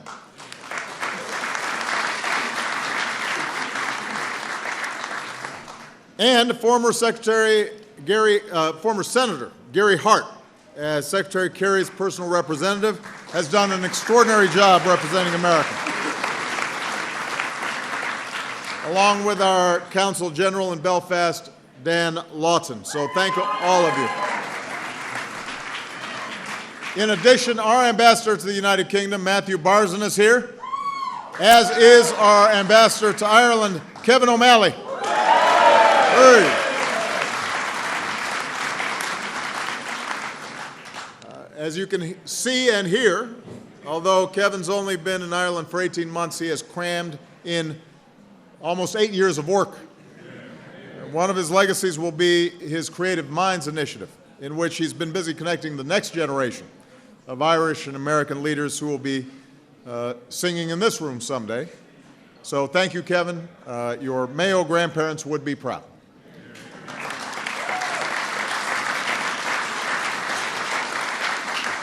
And one of the warmest women you'll ever meet is Ireland's ambassador to the United States, Ann Anderson.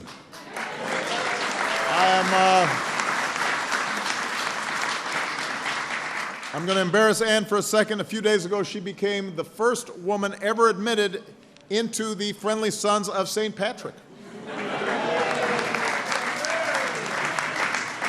And to underscore what a big deal this is, only one other person ever has been adopted into that society.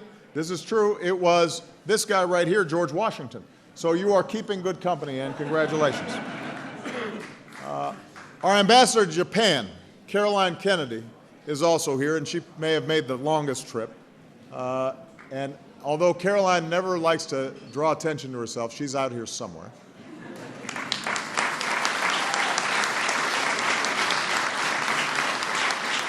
And obviously, Caroline's family will forever represent the centrality of Irish heritage to our American story.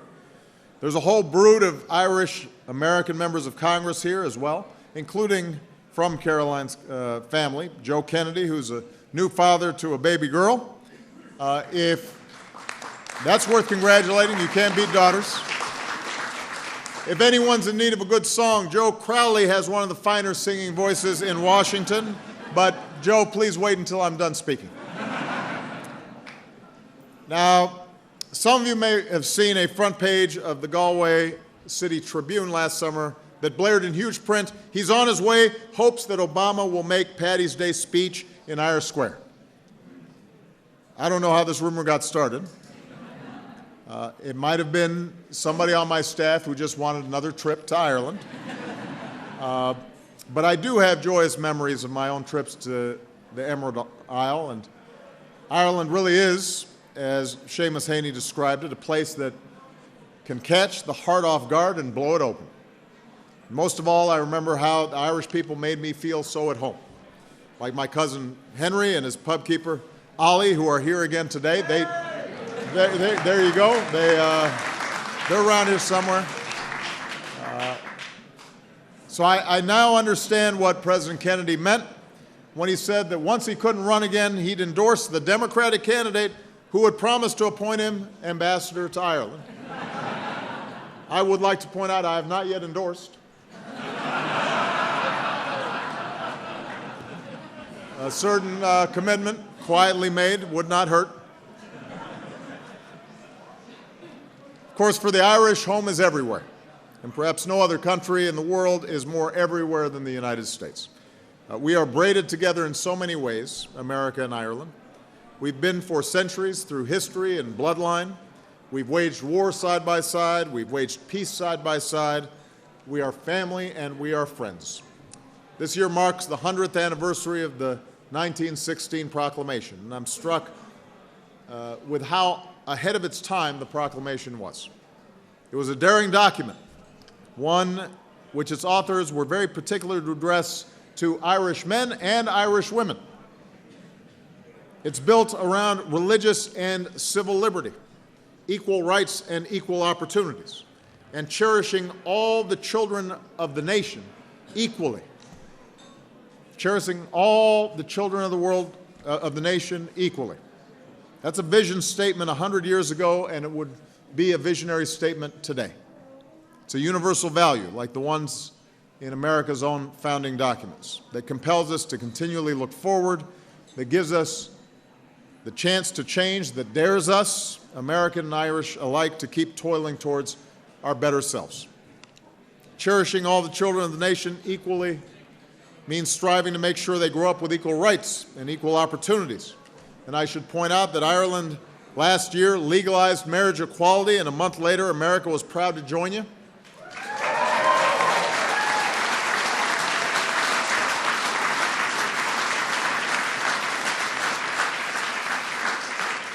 This year, New York's St. Patrick's Day parade is allowing Irish LGBT groups to march for the very first time.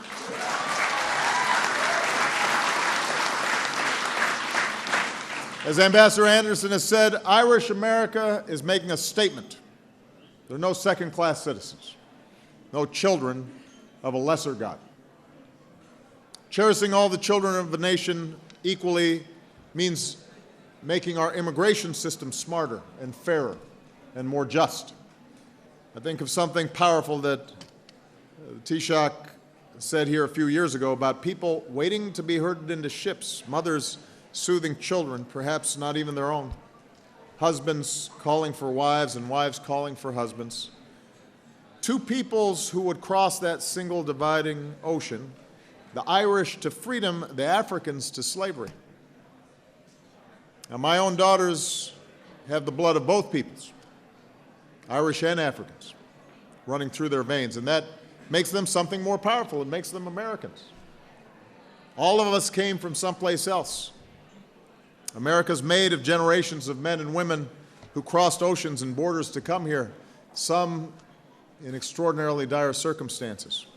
Tireless waves of immigrants from Ireland, yes, but also Italy and Germany, from Russia and China, Southeast Asia, from Latin America and Africa, and many set down roots and became some of our most influential citizens. We encourage the latest generation of eligible immigrants, some 8.8 million permanent residents, including many Irish, to take the same step in their American journey. Many are students who, except for the circumstances of their birth, are as American as my own daughters, as Joe's children and grandchildren, students who bravely came out as undocumented in the hopes that they could earn the right to become citizens and make a difference in the country that they love. Our neighbors, our classmates, our friends, they did not come here in search of a free ride. They came to work and to study and to serve in our military and, above all, to contribute to our success. That is the American dream, and the American dream is something that no wall will ever contain.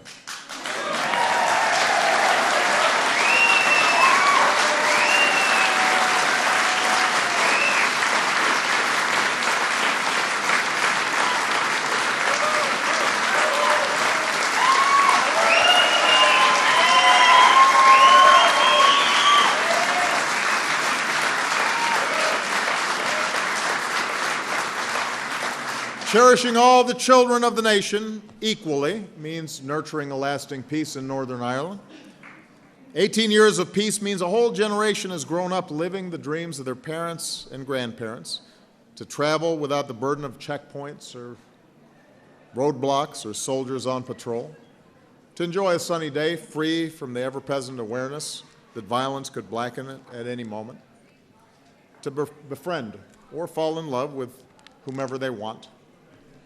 And while so many of you in this room negotiated the terms of peace, the fate of peace is up to our young people. After all, 18 years of peace means that peace can vote now. So we have to keep setting an example through our words and our actions that peace is a path worth pursuing. The Irish author Colin McCann, who America now claims as our own, I understand is here today. Where are you, Colin? He's an excellent writer. He may be, he's all the way in the back. I love his books. He once wrote, "Peace," there he is, right there. Colin once wrote, "Peace is indeed harder than war, and its constant fragility is part of its beauty. A bullet need happen only once. But for peace to work, we need to be reminded of its existence again and again and again." That's what so many of you have worked to do, again and again and again. And the world has noticed. As I said in Belfast, hope is contagious, and you've designed a hopeful blueprint for others to follow. You're proof of what's possible. I'm very proud that my administration's played a part in helping you to make hope one of your greatest exports. So,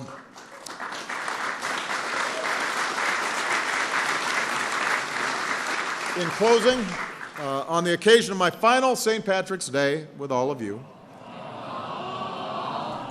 well, we may meet in a pub in Dublin or something. I'm saying in the White House. And my 30th set of remarks for an Irish audience, I'd like to close with a poem from an Irish woman, Evan Boland, that she wrote about a 30th anniversary.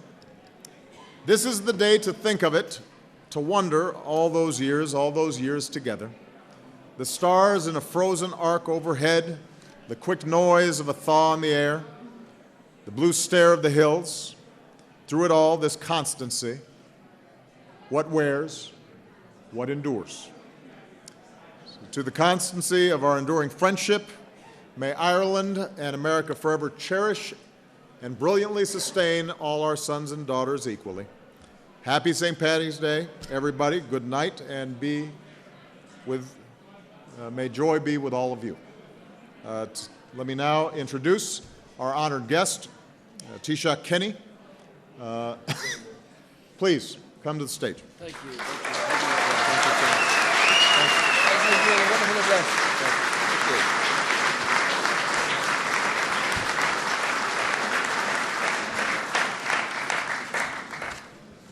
Guramagav agus Fáilteamh Gachtain and Cho. Thank you, and you're all welcome.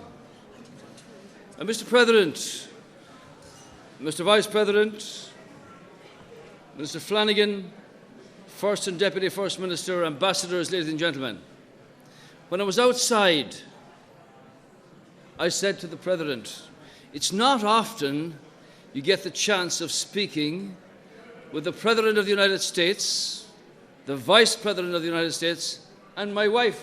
There she is. And so I said, the election's over in Ireland. There are a few things I want to say about it, so I'm going to speak for 2 hours. That was just a fleeting thought. Thank you, Mr. President. It gives Fionnuala and myself, on behalf of the people of Ireland, the greatest of pleasure to mark St. Patrick's Day week time with you, a special time for the Irish family worldwide. And let me again thank you, President, for all the times you've been here, for the warmth of your hospitality, the generosity of your time, and the continued interest that you and your administration have shown for Ireland and Northern Ireland. Gary Hart, George Mitchell, Joe Biden, Kevin O'Malley, everybody, thank you. And I say, actually, the bowl of shamrock is more important than it looks, because it's a symbol, it's a link, it's a symbolic link, a symbolic claim going back these many St. Patrick's Days. Now, you all know what happened. A teenager was taken away from his home. He was transported to Ireland.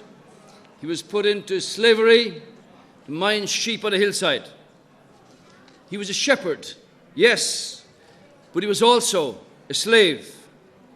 And those who made him a slave had no idea that in time and in the process, they were also making him the saint and symbol of a nation. Similarly, years later, having returned to the scene of his slavery, he picked up a little three-piece piece of greenery just to illustrate an idea You will understand that this was in the days before PowerPoint displays and so on. And to St. Patrick, the shamrock was just a handy little piece of greenery, just a prop, no more than that. And that tiny piece of greenery became the quintessence, the instantly recognizable brand of a modern nation.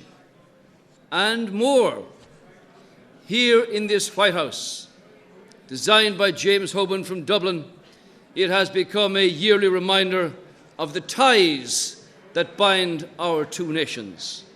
And the ties that bind America and Ireland are ties of blood and kinship, ties of trade and tradition, ties of hopes and dreams. Mr. President, I want to take this opportunity to pay tribute to you for your outstanding leadership over the last 7 years, to thank you for all you've done for Irish-US relationships in that time.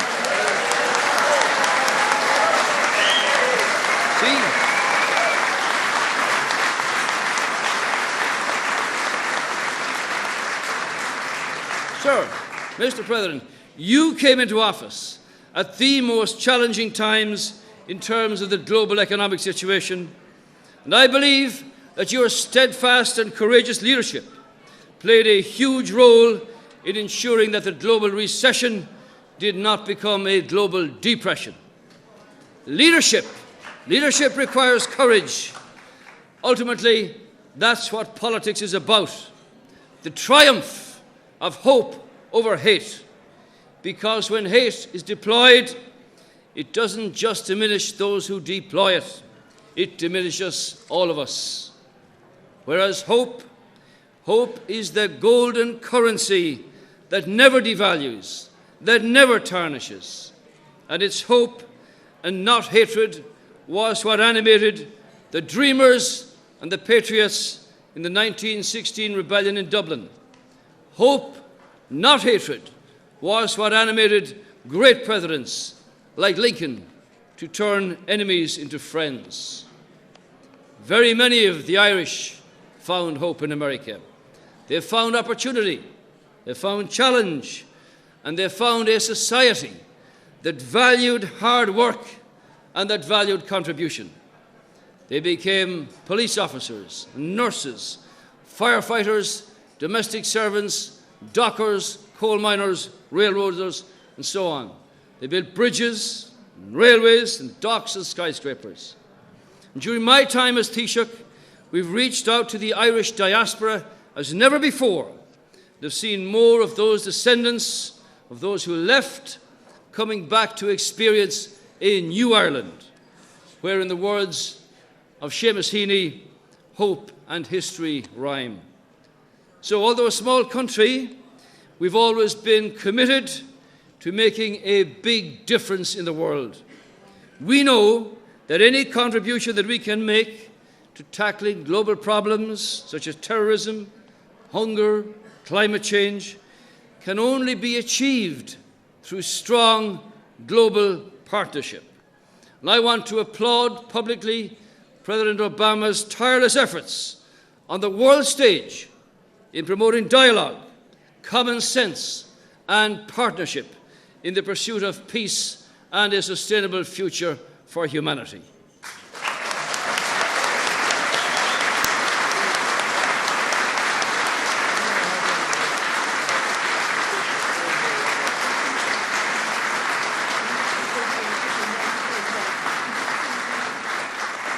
Ask any of the 35 million Americans who now have the hope and the realization of health assistance in their time of need, and they can answer, Barack Obama delivered that from me. In conclusion, let me again mention 1916. As many of you know, the United States is the only country that was specifically mentioned in the 1916 proclamation, and the signatories recognized, as they said, the support of our exiled children in America, a reference to the many millions of our people in this country who supported the cause of Irish freedom for generations.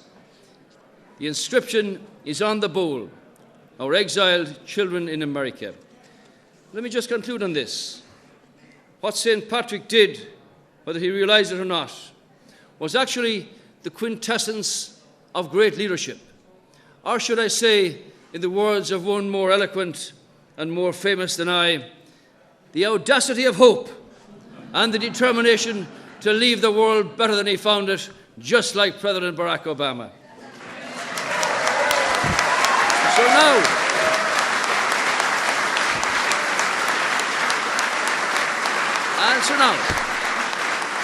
So now, it is my pleasure and my privilege on behalf of the people of our country and the 70 million Irish people all over the world to present this bowl of shamrock, tried and tested, to President of the United States, Barack Obama.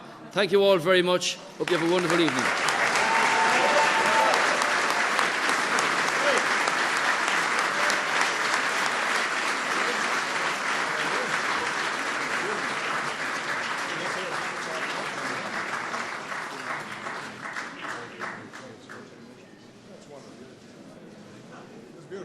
Thank you so much. Hey, thank you, everybody. Have fun.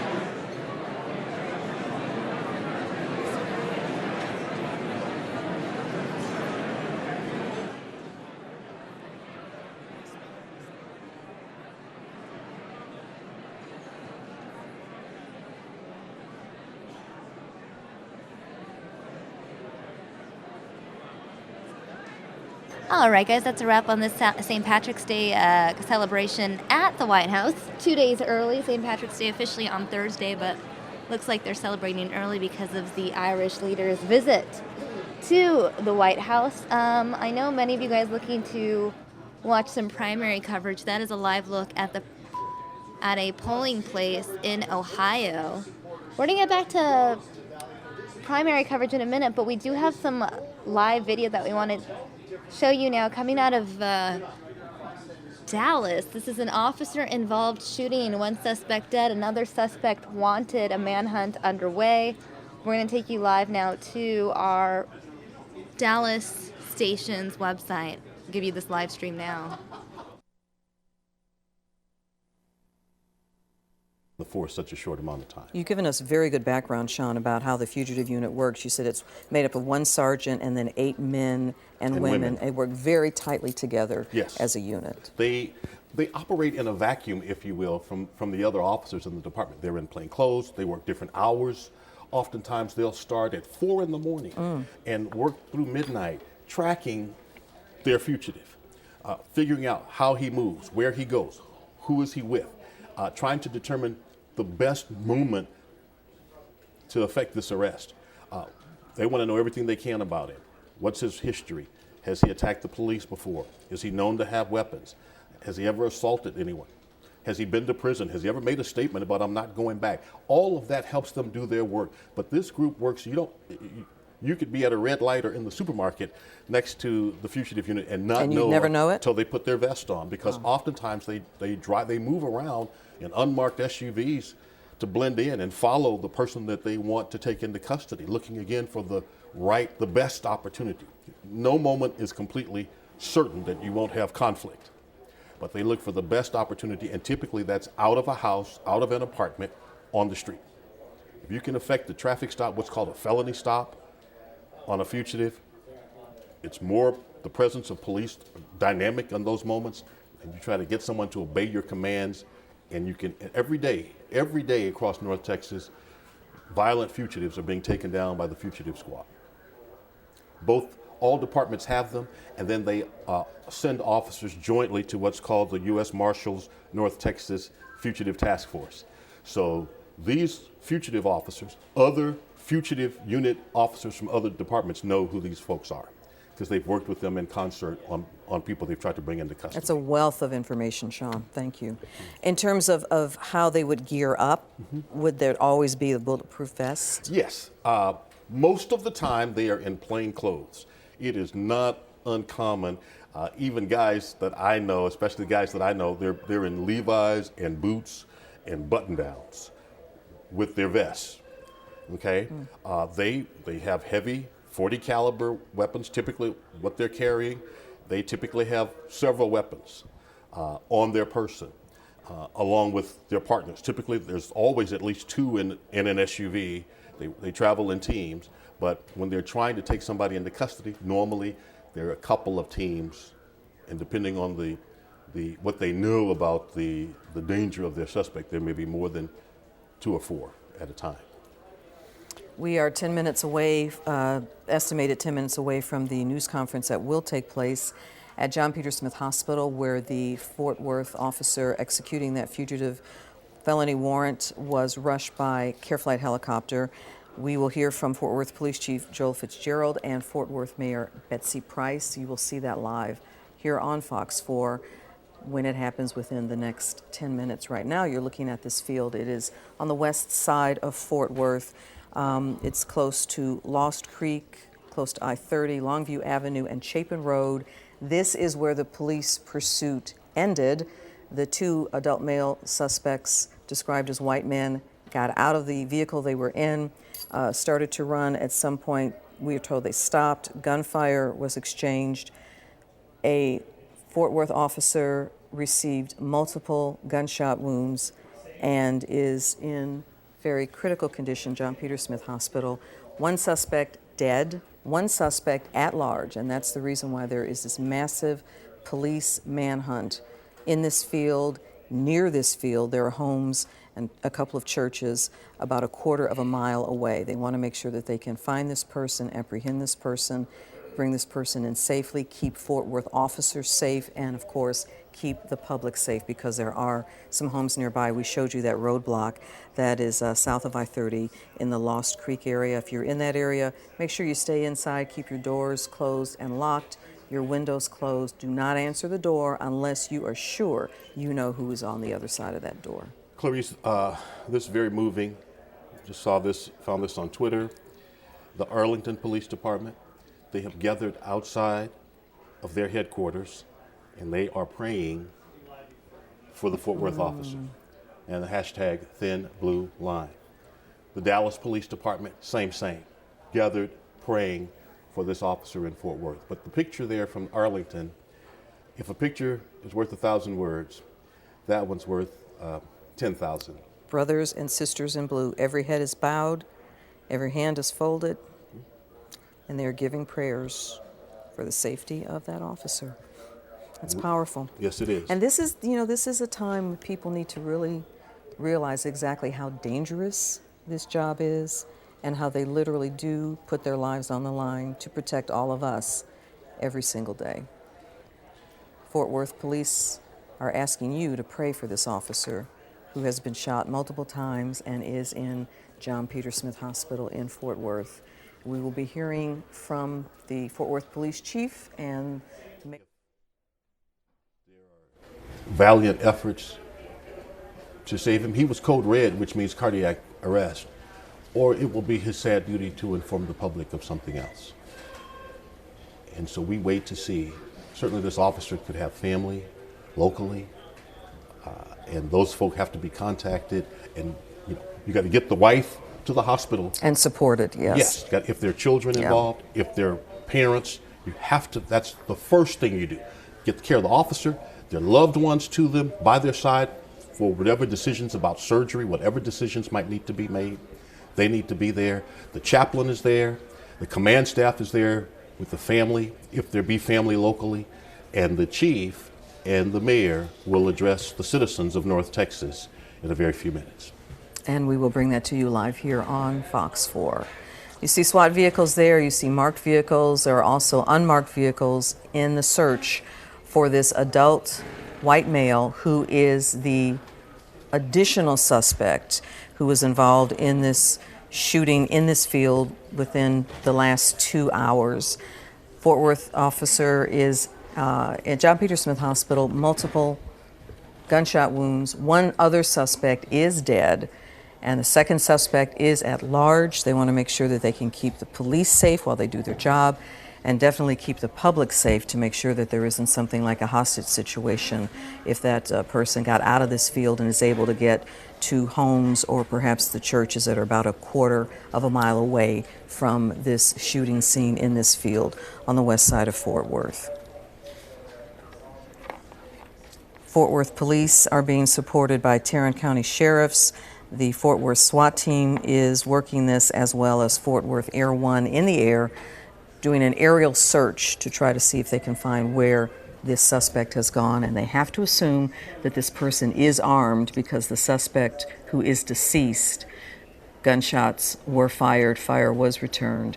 The officer who was shot did receive medical treatment in this field before he was put into the Care Flight helicopter. Sean just told us that they do embed a medical person who could be able to save a life, work to save a life, or at least make sure that an injury doesn't get worse before the helicopter can get there. And that, again, speaks to how dangerous, Sean, this work is, because they never know what could transpire, what could happen. Right. Many of those medical doctors embedded in SWAT teams are in fact police officers as well. And I got a call. I need to take this call. Okay. We showed you just a few minutes ago the roadblock that is taking place south of I-30 in the Lost Creek area. There are homes there. They want to make sure that they can keep the civilians who are in that area safe, and also make sure that if by possibility the suspect was able to get away from this field, that they can make sure that that person does not get into a car or get into somebody's home, and then you've got a whole different situation, a different dynamic that would bring danger to the public that you'd have to deal with. You can see the SWAT vehicle is moving out of the view there of our screen. Massive police presence in this field. They are combing all areas of this to look for evidence, to look for shell casings, to possibly see if there is a trail where the suspect ran, if they can follow that and be able to apprehend that person. We're told that there are barns and there are sheds in the area, so they're doing a very thorough search to make sure that that person is not there and hiding and could perhaps get the drop on police and cause some further harm. They don't know that the suspect is armed. They have to assume that he is. And so, of course, the safety of every officer working in this field is absolutely paramount. They're also very concerned about their colleague who was shot multiple times while trying to execute that felony warrant. We showed you the Care Flight helicopter live as it took off from this field to rush the officer to John Peter Smith Hospital. We did tell you that that person, the officer, did get medical treatment in the field before he was put into the hospital to get surgery and additional treatment there. We do know that the Fort Worth Police Chief Joel Fitzgerald has been at the hospital, and right now we're giving you a look at John Peter Smith Hospital, where the news conference will take place. We will hear from Chief Joel Fitzgerald and Fort Worth Mayor Betsy Price, and you will see that here on Fox 4 Live as soon as they take the podium. There's a massive police presence as well at John Peter Smith Hospital. Officers there to show their support for the officer who's in surgery, to pray for him, to pray for his family, and of course to support the family members who do come there, because they definitely need a lot of comfort and support. It's a fraternity. It's brothers and sisters in blue. They come together to support, help each other, love each other. And this is a very painful time for the Fort Worth Police Department. We heard Tracy Knight, a spokeswoman, just come out and say it. It's painful any time they see a police officer shot anywhere in America. It is extremely, excruciatingly painful when it happens here at home to one of their own. Police officers, we know, watching our station, Clarice, calling us, that was the call I was taking at that moment. There is high concern across North Texas at this moment in law enforcement. There's high concern. But they tell me that, they have great faith in the doctors there at JPS. Absolutely. And so we're going to soon find out. As you can see, the faces of those officers, some of them are having some conversations and smiling. can't draw anything from what we see at this moment. Just have to wait for the word. We do know the officer was shot multiple times, critical condition, extremely serious. And we're waiting to hear from the police chief and the mayor. And the call went out for all North Texans to pray for that police officer. Yes. And that went out almost immediately from Fort Worth Police on their website and through their social media platforms. Shortly after we reported that he had multiple gunshot wounds, Fort Worth Police confirmed our report from our sources.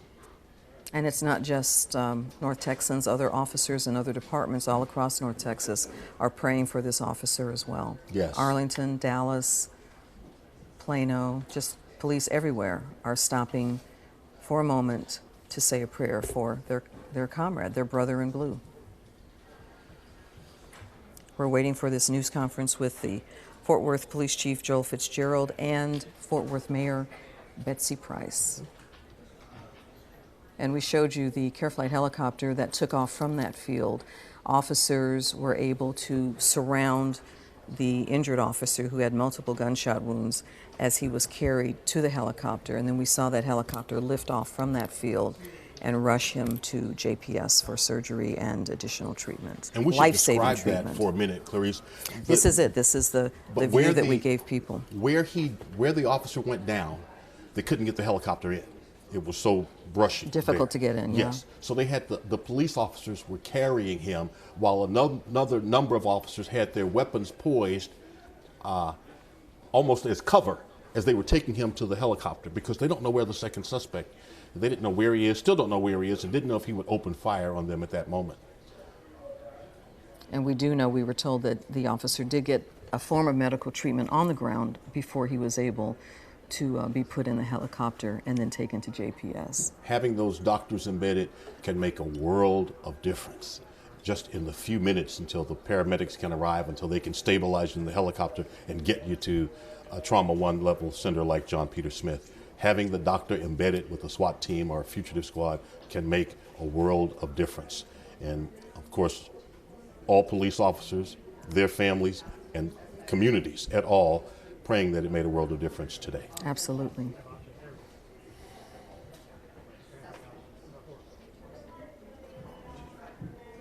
The roadblock is still in effect south of I-30 in the Lost Creek area.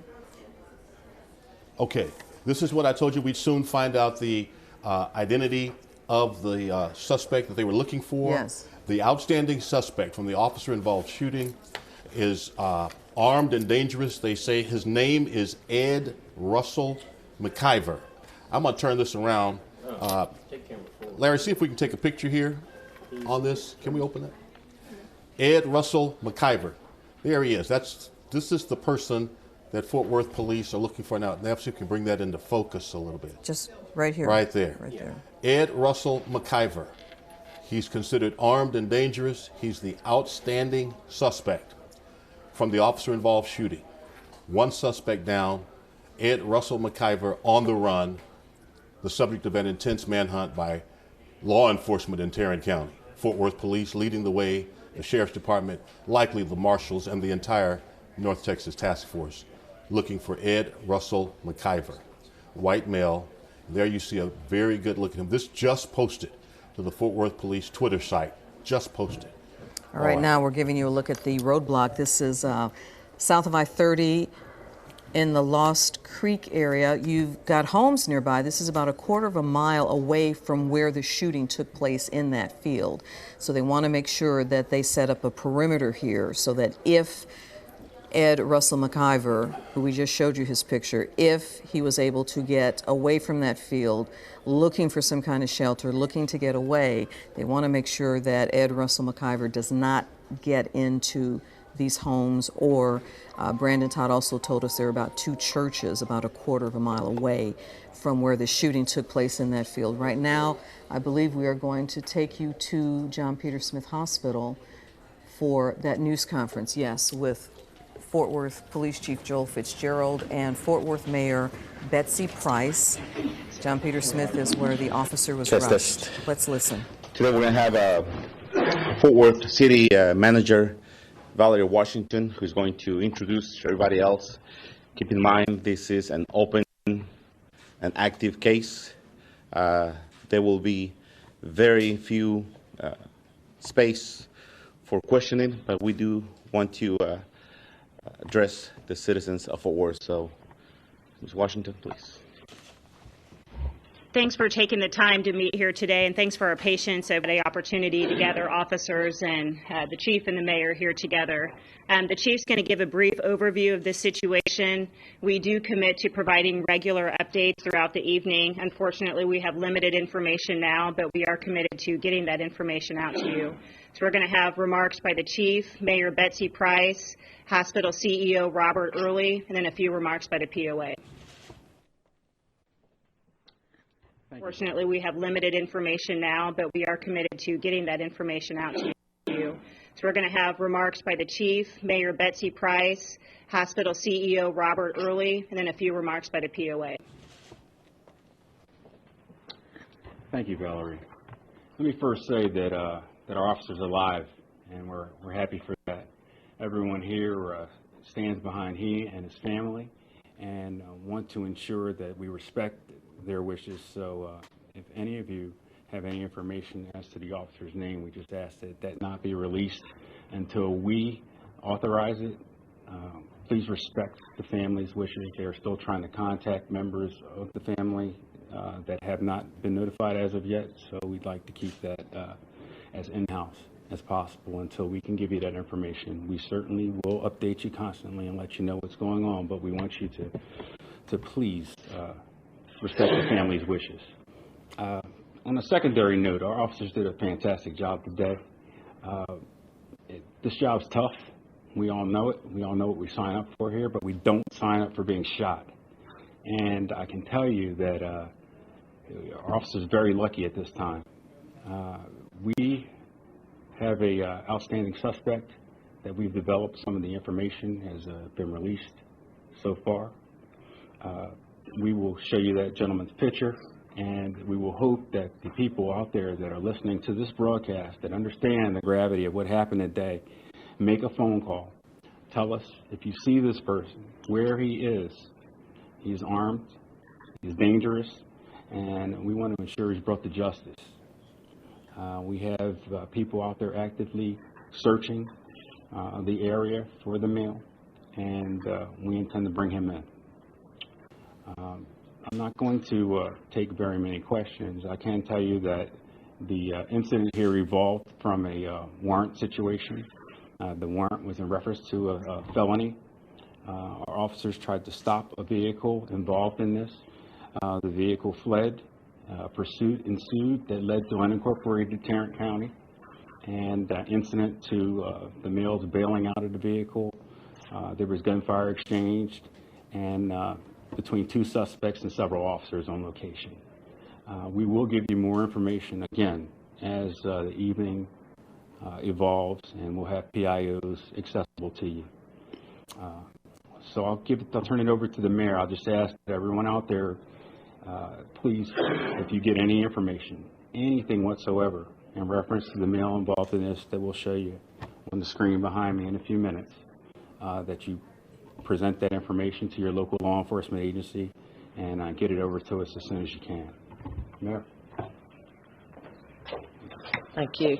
We thank you all for being here. Our officer, we want the citizens to know that our officer was doing exactly what he was trained to do. Our fellow officers are there for support and indeed continue to be on the ground in search of the other suspect. The officer injured is in excellent hands here at Peter Smith, was brought in, and his family is here. Again, we'd ask his name if you have it not be released yet, waiting on the rest of the family. And I would ask the citizens of Fort Worth to continue to pray for this officer, for his family, and indeed for all our men and women in blue as they go about the business that they do every day of protecting all of us here in the city of Fort Worth. Robert? One of the things is this town is blessed with an incredible mayor and an incredible chief. When tough situations like this come up, you want to be able to count on people. And I want to thank you and the media for allowing the expeditious manner in which you came into here. We separated you all to give you a media room. We let family be over there, and we let our police officers be over here. But that's an impressive team. When the worst of situations come up, when everybody cooperates, it makes things so much better. Being a level 1 trauma center, we see cases like this all the time. And we've got the best crew and the best folks taking to his medical needs. And I feel wonderful about where JPS is and the care they're providing. I want to thank you again in the media for your cooperation. I want to thank the chief. I want to thank the mayor. And I particularly want to thank his brethren and sisters who are part of this police department that make us safe every day. Thank you all very much. Ms. Washington. Thank you. My name is Dean Gillum. I'm the first vice president for the Police Officers Association. We will be here around the clock to provide help and support for our officers and the family as needed. Thank you. We appreciate everyone coming out. As we noted, we'll continue to provide regular updates. We can field a couple of questions, but again, we're not going to talk any specifics tied to this case. Chief, this Chris Gutierrez with DC5. Hi, Chris. First of all, I'm sorry that we're here and we're praying for your office. As am I. Thank you. Can you shed some light on this particular officer? How long has he been with the department? How large is his family? Not going into specifics about his family. I can only tell you, I just met his wife. She's a beautiful woman, a nurse, so she understands what this job entails. She's got our prayers, and quite frankly, she's a beautiful woman. So I haven't met much of his family. He's only been on for a few years, and just like anyone else in this department, we're a big family. Sometimes dysfunctional at times, but we're a family. So everyone here has heard me say that, and these guys do a fantastic job.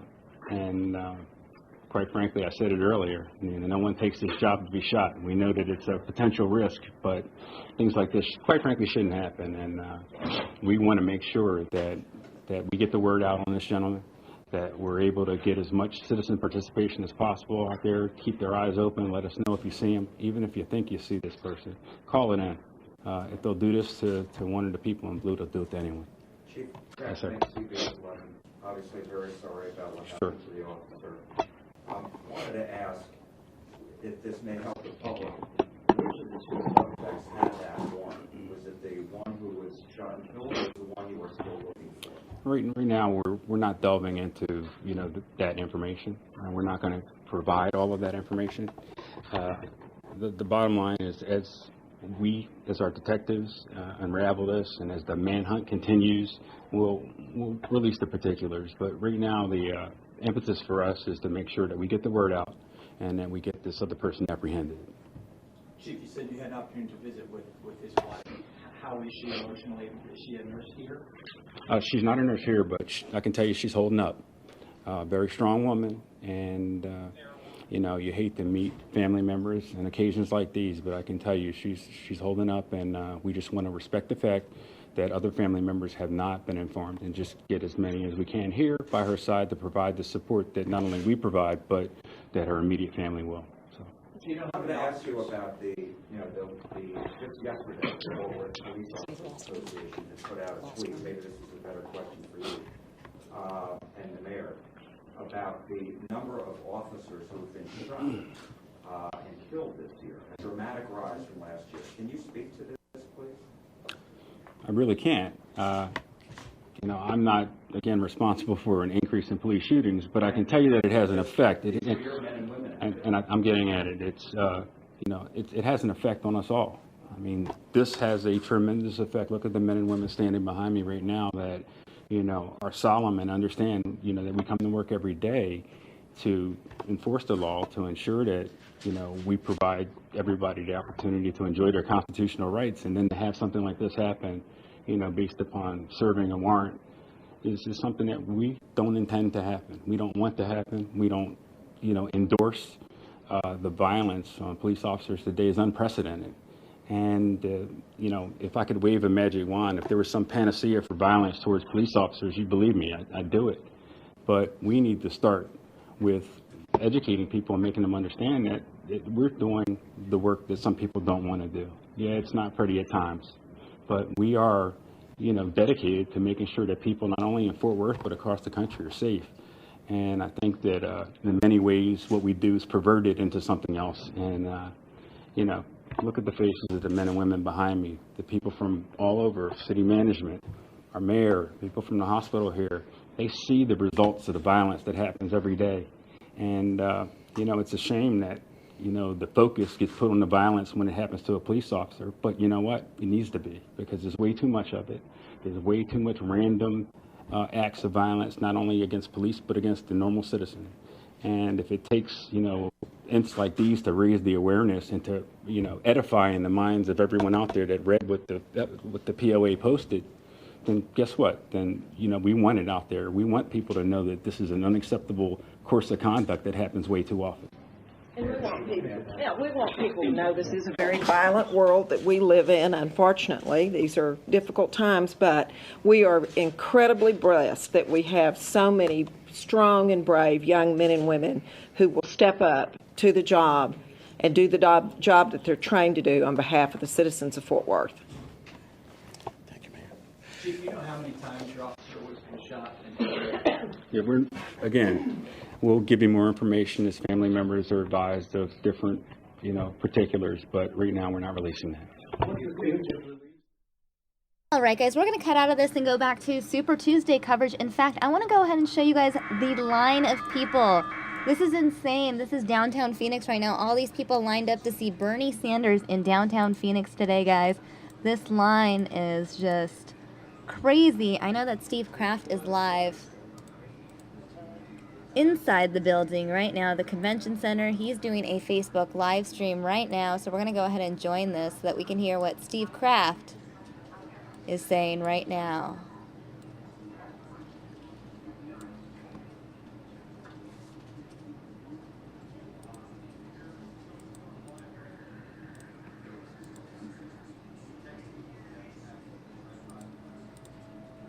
Ethnicities.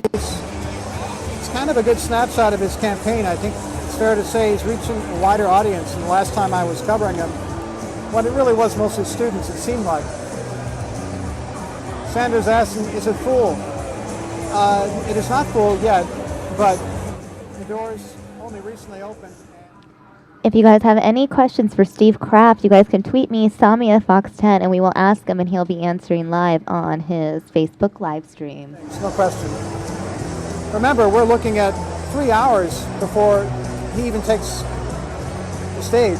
So all these people here 3 hours in advance, this place is going to be rocking. Now, I want to hear, Samia, hey, what's happening? We are now on Fox News Now. Yes, that's great. That's wonderful to hear. Samia is asking, what's the environment like? How many people are expected? Great question. He had 12,000 people months ago in Phoenix at this convention center. And he's now doing well. I mean, he's a serious threat to Hillary Clinton. So I bet you that crowd could easily be matched today. I wouldn't be surprised if we saw even more than that. He drew more people than Donald Trump. I kid you not. Now this line here is just people waiting. This is a line for the concessions. One little tiny place you can get, Pepsi, I think. Looks like they're the official sponsor here. How about that? It's Eric Corrales representing. We're sending back some video. Peace. Oh, we're sending back, I'll show you guys what we're doing. Sandra, you should head over here. Sandra DeJong is asking, maybe I should head over. Yeah, you should come on down. So this unit is under remote control. What are we sending back here? You can look at it right here. Oh, cool. Oh, these are people that we interviewed. And what we're doing is sending them back from our camera to our electronic news gathering facility, Fox 10, using this technology called a Live View backpack that basically uses sophisticated cellular service to transmit video, really, really high quality video. And it's hooked up to our, I love showing behind the curtain stuff. Hooked up to our camera like this. Everything we shot goes back to the station. We're going to be on live at 5 o'clock with the story. And at 6 o'clock as well. And a shout out to Jessica Flores, my colleague, who is pursuing the political angles of what Bernie Sanders is likely to say today. And she's working that angle of the story. She'll be on at 5 and 6, and then covering his speech as well.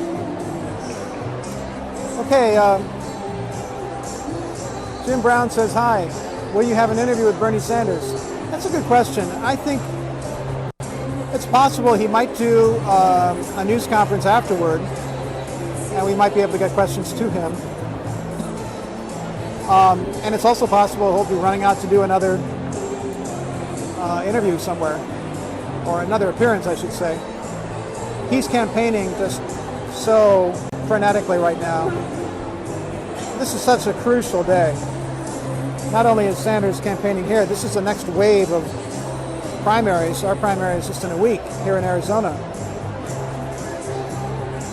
Pedro wants another shout out. There, you got it, man. What's happening, Pedro? And Elizabeth is asking me, what's the angle, socialism or communism? That sounds like a kind of a question that assumes an answer that I can't give you. I think that Bernie Sanders is going to say he's a democratic socialist who believes in some of the Western Europeans' social programs, free college, government-paid health care, etc. But he's not a communist, so I'm assuming you're joking. Who do I think will win? Mel asks. Mel, I don't know. That's why we have elections. For the same reason they have football games, so we figure out who's going to win. That's why they play the games, as they say. So let's talk about today. We've got winner-take-all primaries. A lot of the attention on the GOP side. Ohio and Florida, winner-take-all. That's pretty huge. And then also elections today in Illinois, a very large state, Missouri, and North Carolina. So 5 big delegate-rich prizes today. And it's very possible if Marco Rubio doesn't win in Florida that he will be out of the race tomorrow. That's possible. And if John Kasich, as some of the polls suggest, is able to win in Ohio, that kind of puts some wind in his sails and allows him to stay in the race. And so the question is, will anybody be able to slow down Donald Trump and keep him from getting to the magic number of 1,237 delegates, which is what he needs to win in the first ballot uncontested convention. If he falls short, all bets are off. There'll be some furious horse trading. The Republican Party establishment is freaking out at the prospect of a Trump candidacy. They don't want it. And the chess game will become a three-dimensional puzzle if Donald Trump doesn't get to the magic number. And tonight will tell us, may tell us, potentially whether he's able to get there. Okay, let me take some more of your questions. We're talking about free college. And who's going to pay for all that, Steve? The answer is taxpayers. I think what Bernie Sanders wants to do is a progressive tax, weighted, I should say, towards affluent people, to provide free college, which would be a revolutionary thing in this country, but it isn't in other places. If you're a student and you're in England or France or Spain or Germany or countries, going to college, if you get in, is like going to public high school. It's paid for by the public. It's not paid for in large measure by individual students. It's kind of, so just think of extending public high school to 4 years of college. That's what Bernie Sanders is talking about. And that's not uncommon. If you go to, say, the University of Sevilla in Spain, that's publicly paid for. You just have to get in. It's needless to say very controversial. And there's a lot of differences between some of these European universities and the American model. We have a lot of things in our schools that they don't have in their schools. And they have things we don't have. So, starting with, 65,000 seat football stadiums. That's just not part of their landscape. So, there's a lot of differences, cultural differences too. So, very, very controversial, but he's going there. Wes asks, how many people know the difference between National Socialists and Democratic Socialists? That's a good question. I think if you're a National Socialist, isn't that what some of the old fascists used to call themselves? I think that's different obviously from what Bernie Sanders is talking about. He caucuses with the Democratic Party, and he calls himself a socialist because he believes in socialism. He was for a single-payer healthcare, and still is, single-payer healthcare system like in Canada or in England, for example, with the National Health Service. And we don't have that. We have Obamacare, which is originally Romney Care, and that is the government mandating that everybody has to have private insurance and then helping folks with subsidies if they can't afford to buy it, but requiring them to, or they pay a tax penalty. That's a system we have right now in the United States. Ed asking, what do you do when you run out of other people's money? Well, I guess a good way of looking at that would be to examine all these other countries who are doing it and then deciding whether we like it or don't. I guess that's a decision for the voters.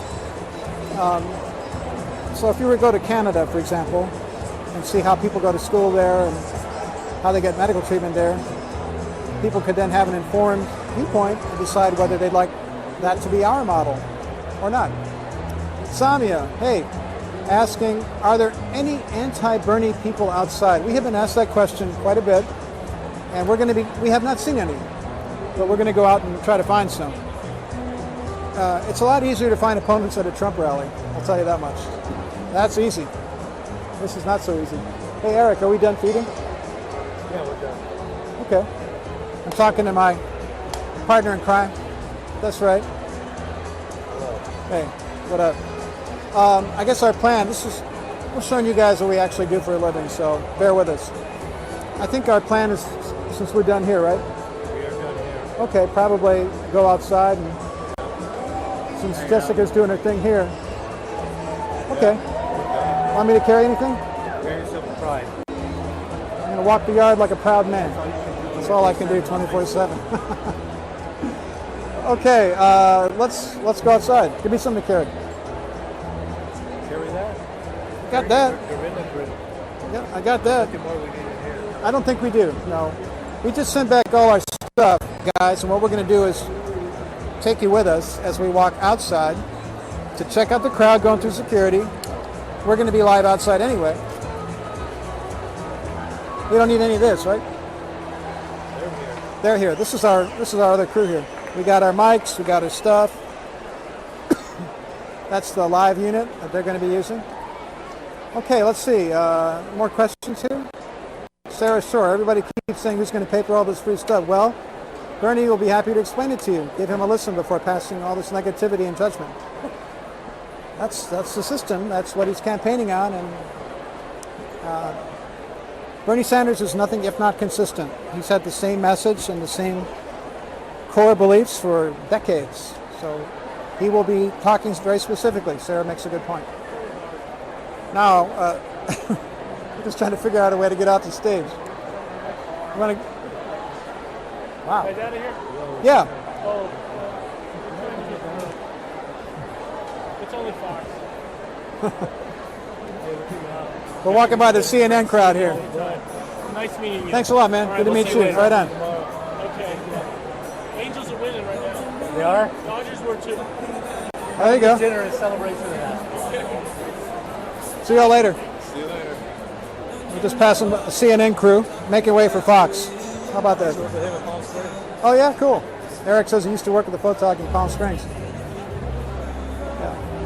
We ran into all of our friendly competitors. That's just part of the deal. And for the most part, we get along with everybody. Okay, wow, I see that we're having a spirited debate among all of our viewers. Everybody's looking at this. Oh, hey, how you doing? Periscoping? No, This Facebook mentions. Oh, yeah. Oh, How you doing? hi. I'm well. How are you? And we are up to like. Yeah, that's Mateo's mother. Hi, I'm Mateo's mom. Yeah, Mateo's kind of a big deal. You are the social media champion. Oh, Yeah, you are. No, we have like. me and Eric. Oh, yeah, absolutely. I'm going to take a picture.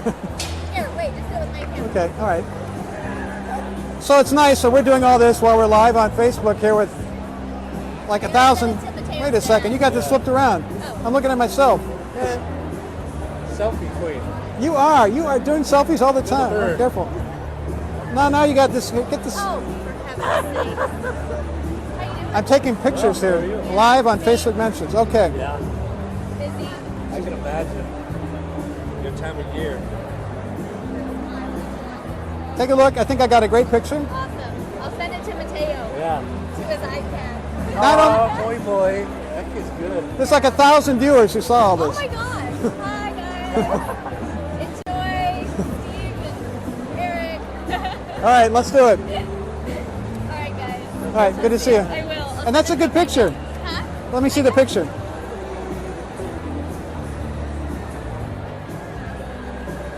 Hey, that came out nicely. Nice. How about You're that? not just a reporter. You're a videographer, man. Not really. Here, take this. I know, right? I'll leave it to the pros. Have a good one. Well, we're making our way bit by bit to the exits here, and I'm going to show you guys this. We were up on a riser before, but now we're down at street level, and there are so many people here. Wow. They move you over here. There's security. They're on a tight ship around here. So I can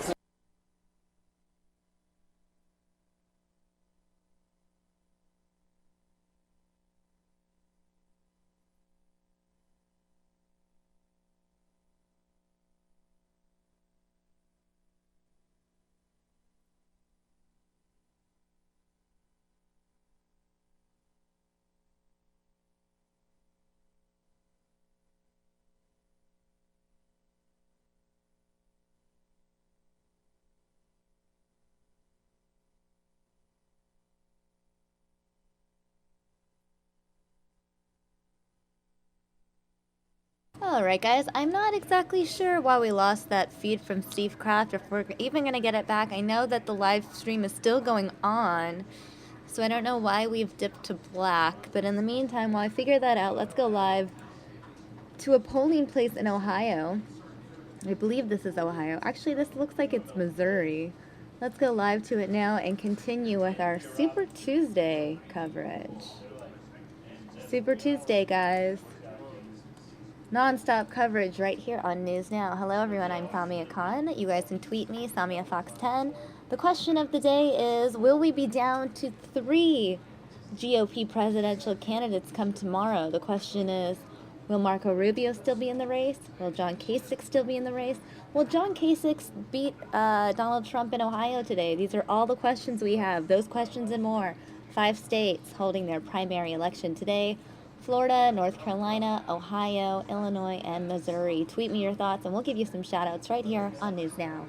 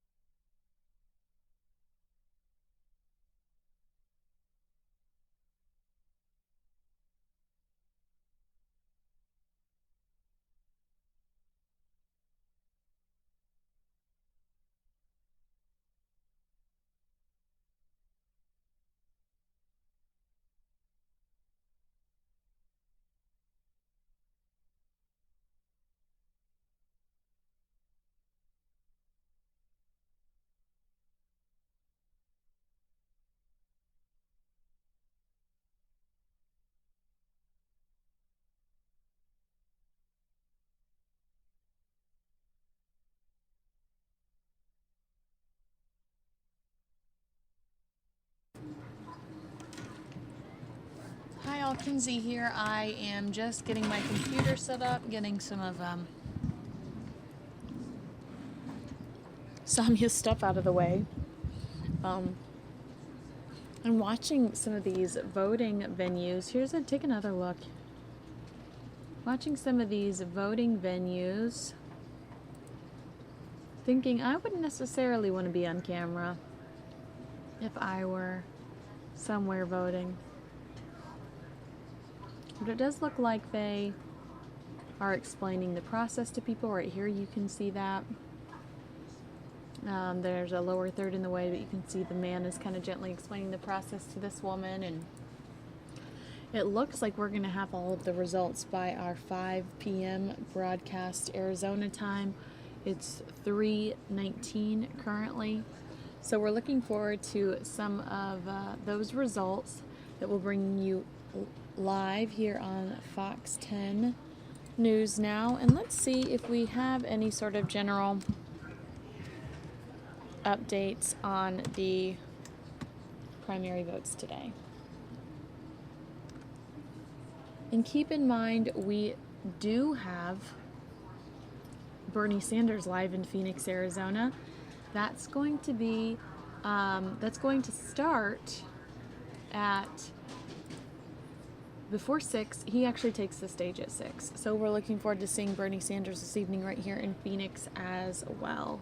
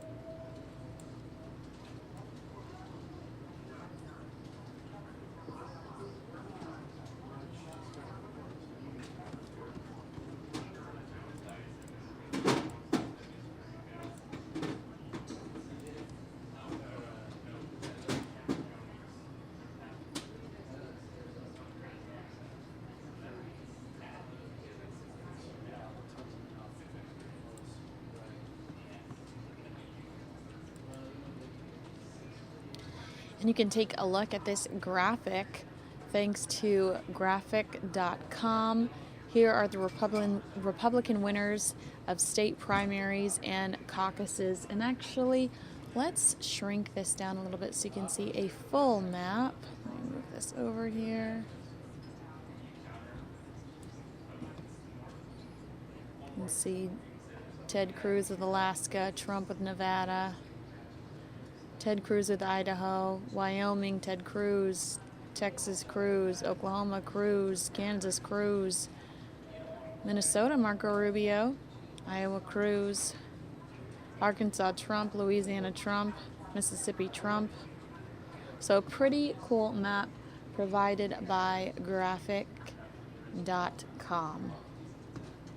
Now let me head back to our blog. 3 minutes ago, Fox News updated their blog with the following: a good sign for Donald Trump in Fox News exit poll in Florida. 62% of Republicans feel betrayed by their own party.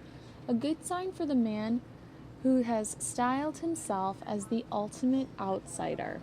Again, out of Florida, an exit poll via Fox News, 62% of Republicans feeling betrayed by their own party.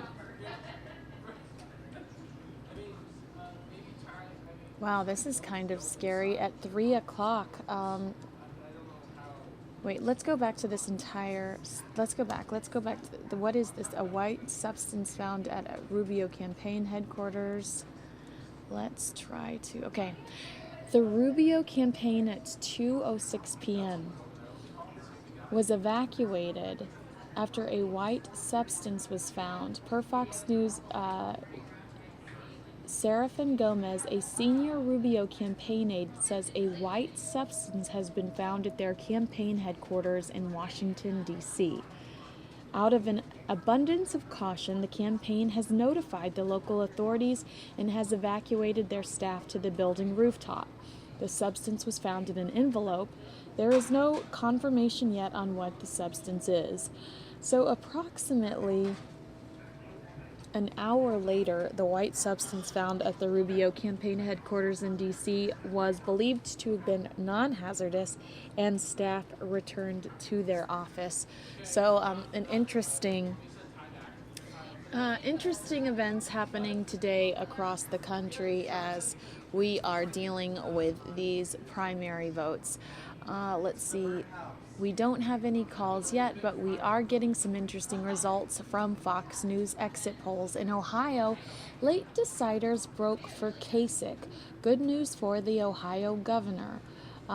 This is at 3:05. Kasich 54%, Trump 28%, and this is again a Fox News exit poll. Kasich 54, Trump 28, Cruz 16, Rubio 2.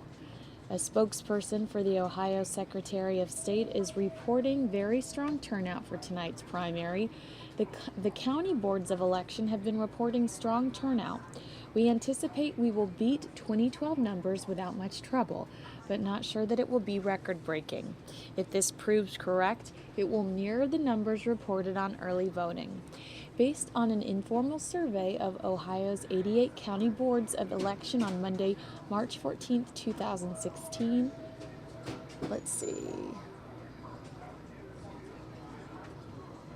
Hi, Mike. Mike's back. I think it was Mike that said, let me take over at 3:30. You take the day off. Mike is laughing at me.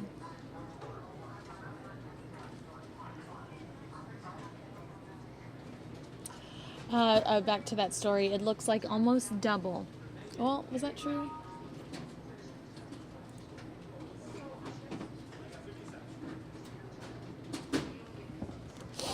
Let's see here.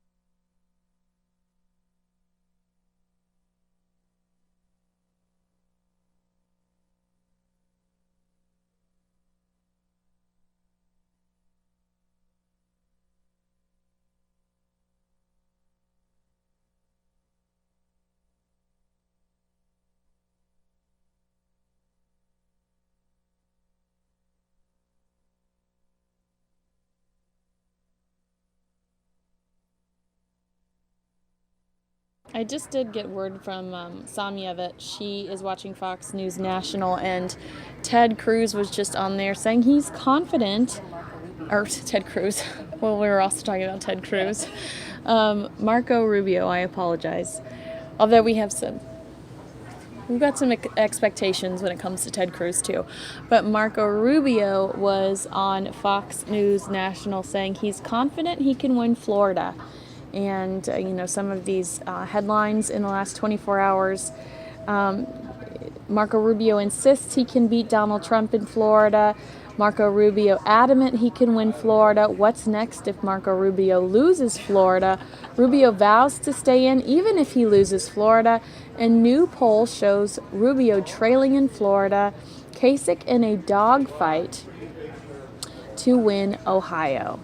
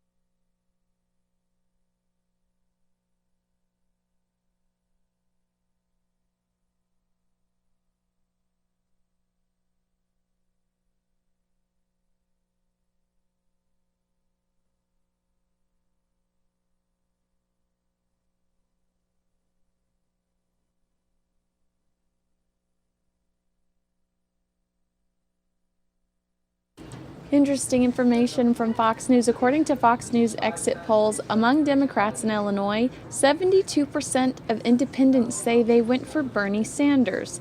Meanwhile, black voters went for Clinton, who got 66% according to the exit poll.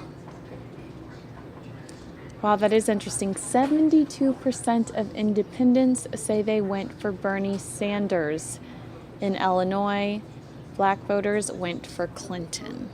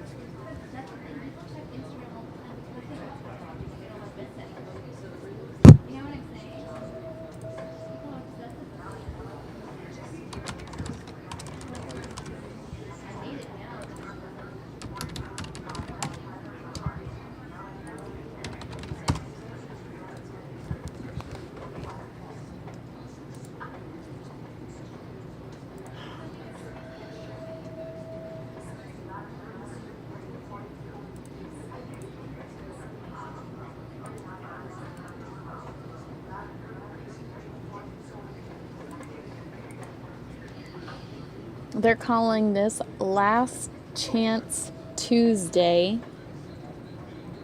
367 Republican delegates at stake, 691 Democrat delegates at stake. That's 214 in Florida for the Democrats, 99 for the Republicans. North Carolina, 72 for the Republicans, 107 for the Democrats. Ohio, 66 for Republicans, 143 for Democrats. Illinois, 156 for Democrats, 69 for Republicans. And Missouri has 52 Republicans, 71 Democrats. So Last Chance Tuesday, all of these delegates at stake, and we are waiting to get the results that we are expecting within the next, well, I'm told within the next hour.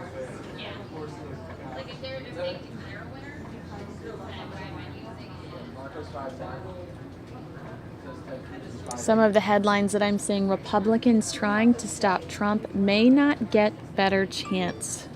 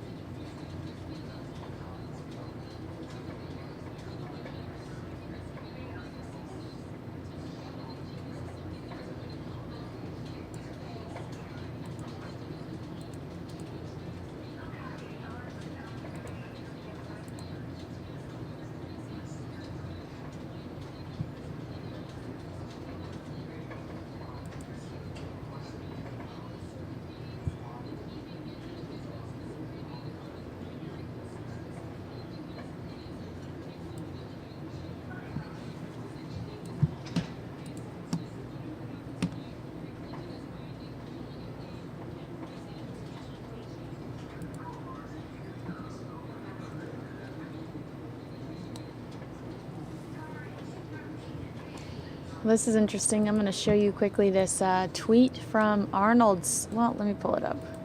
This tweet from Arnold Schwarzenegger. Well, I thought I was.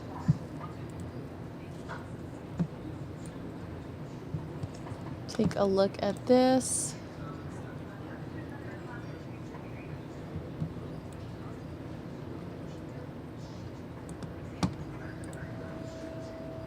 Oh, looks like I'm gonna have to scroll down here for you to fully appreciate it. Go out and vote for my good buddy John Kasich. He's a great governor. What do you say, Gustav? Huh? You agree? Okay, I knew it. So that obviously is Arnold Schwarzenegger, the governor.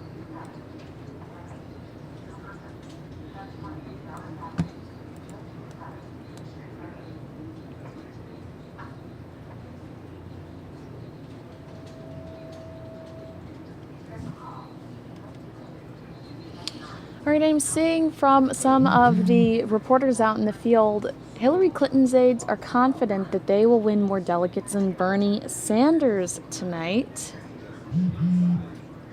Fingers are crossed that they win Florida and North Carolina. That's really all they have to win to beat Bernie Sanders tonight.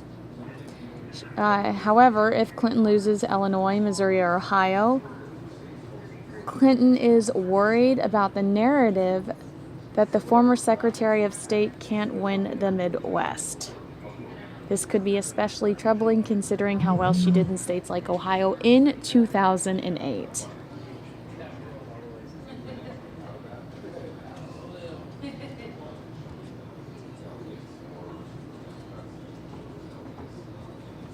Wow, interesting. Another thing I'm reading here is that Hillary Clinton's camp refuses to say it's time for him to throw in the towel. It is important to Hillary Clinton's campaign that they are respectful towards Sanders and Sanders' campaign because they want his enthusiastic fan base. They need for them to come to Hillary if and when Sanders were to drop out. And the best way to secure that fan base is by showing him respect.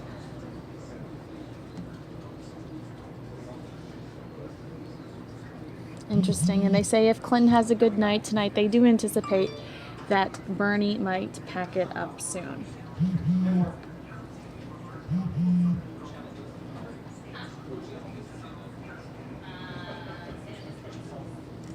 Let's take a look at some more of these posts. Early exit polls. Florida feeling about the federal government. This is via CNN. Early exit polls. A vast majority of voters in the Republican primaries across multiple states feel either dissatisfied or angry with the federal government. In regards to Republicans out of Florida, enthusiastic only 2%, satisfied 10%, dissatisfied 47%, and angry 39%. Same Republican, however, we're now in North Carolina. Enthusiastic 1%, satisfied 4%, dissatisfied 54%, angry 40%. That's again in North Carolina Republicans. Let's see here.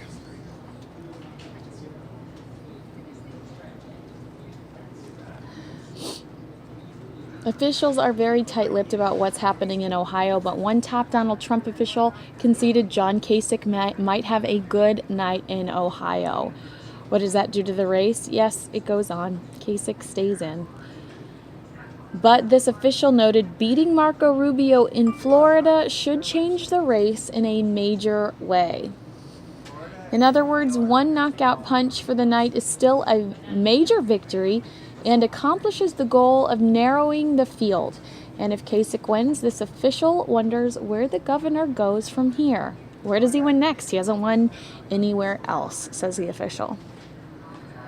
Trump wants a one-on-one race with Ted Cruz, but there are some feelings inside the campaign it may not happen tonight.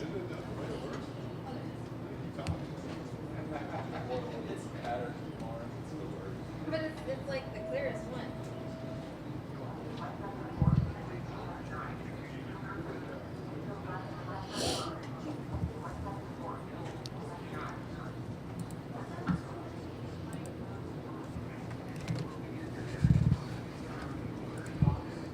Let's see what other updates I can find for you in regards to today.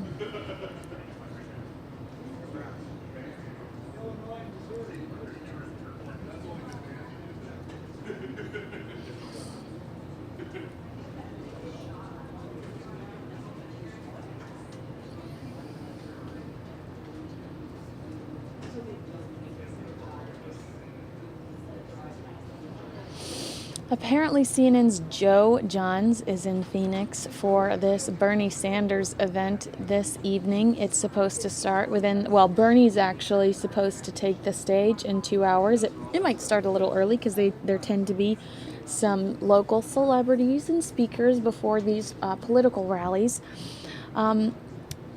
He says the Bernie Sanders campaign says they feel pretty good about Missouri, where Sanders and Hillary Clinton appear to be running neck and neck in the closing days.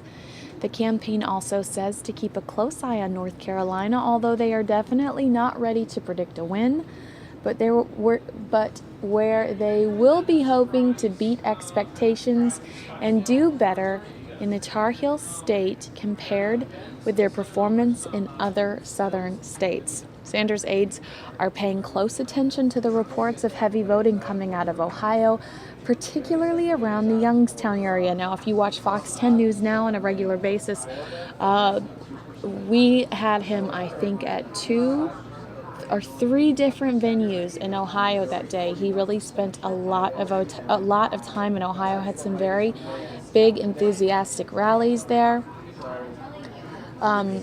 according to the Sanders campaign, there are a lot of working class white voters in that area. And in Illinois, they say they hope to do better with African American voters than they have in some of the earlier contests. The overall message from the campaign is that it's all about delegates.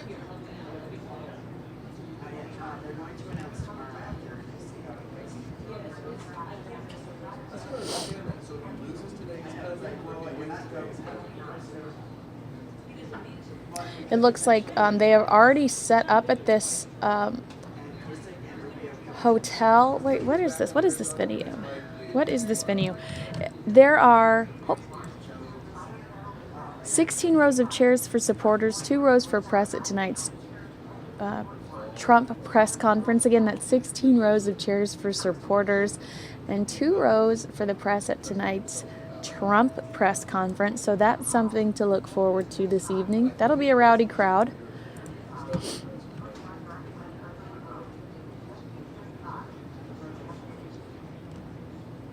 We were talking about some of those exit polls earlier. We gave you the Republican side. Now let's talk about some of the Democrat voters. It says here that Democrats are worried about the economy, according to the CNN exit poll. Worried about U.S. economy, question mark? Democrats in Missouri, 81% yes, 19% no. Ohio worried about the U.S. economy, 75% say yes, 24% say no. And again, that is Ohio, that CNN exit poll. Voters worried about the economy.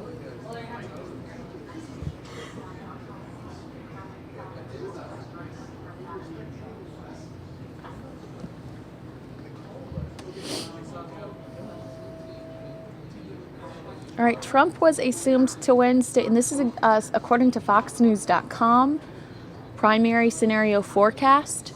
Trump was assumed to win statewide winner-take-all delegates in Missouri, 12, and Illinois, 15. District delegates for those states and North Carolina were awarded proportionally using RCP polling averages.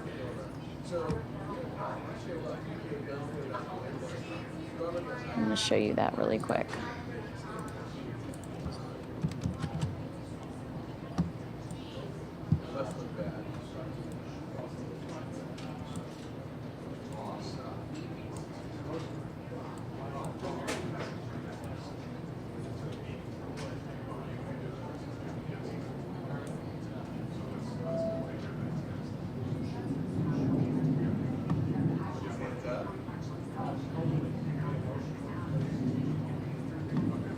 And again, that's according to FoxNews.com.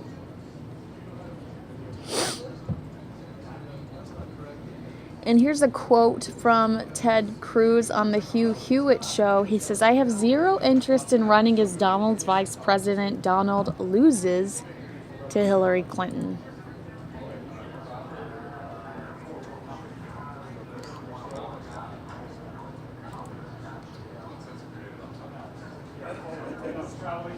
There are some questions. Seriously.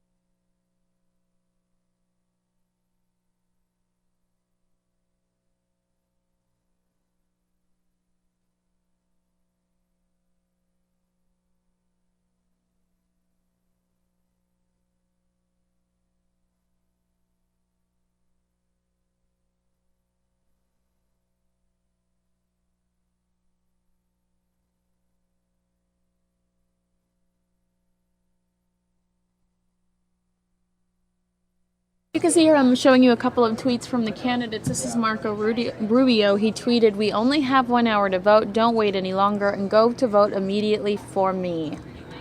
Let's check out John Kasich and see what his last tweet was. We know he just tweeted Arnold, so he retweeted Arnold Schwarzenegger.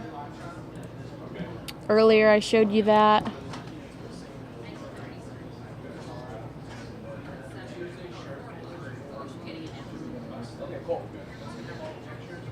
Possible Hillary coming up. Thank you. Here's an interesting tweet. Team Kasich flooding mobile YouTube. Forget out the vote spots featuring Romney, Arnold, Karen, and Kasich. Let's take a look at that. And vote for my very good friend and acting governor, John Kasich. What? That's all it was? Get to the polls and vote for my very good friend and acting governor, John Kasich. Really? Get to the polls and vote for my very good friend and acting governor, John Kasich. All right, interesting. That was the last thing John Kasich retweeted. Obviously, I was showing you this earlier. Word is that despite a record amount spent on negative and phony ads, I had a massive victory in Florida. Numbers out soon. That's Donald Trump. Now let's head over to Ted Cruz, see what he's saying on Twitter.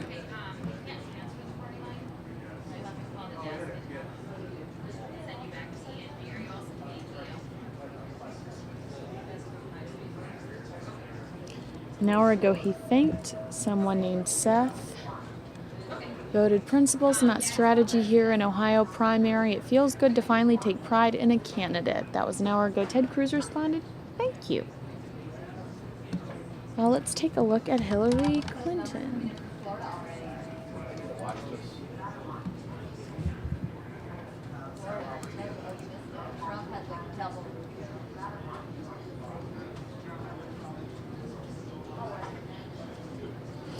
Looks like Michael Brown's mother has endorsed Hillary Clinton. That's what her last tweet is about. Let's take a look at Bernie Sanders, who's in Phoenix today. We're probably going to be seeing a lot more of him this evening. Bernie talking about climate change in his last tweet. So let's take a look at that here.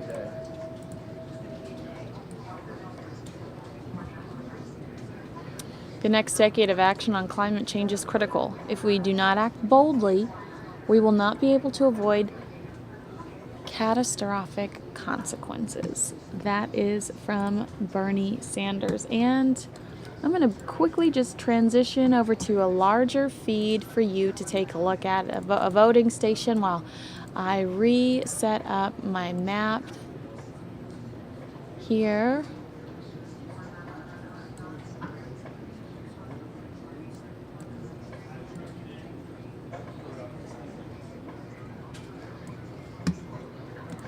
All right, and let's take a look at some updates in regards to, oh, my map's cut off. Here we go.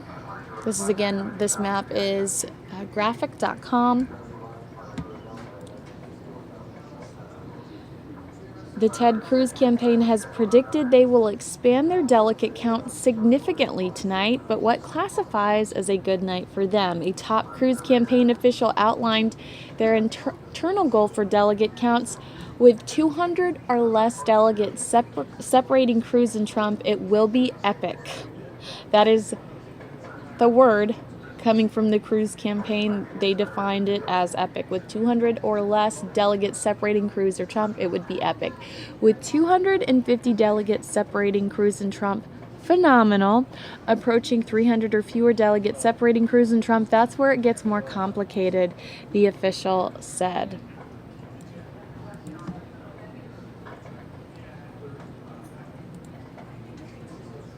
Let's see. Right now, our first key right.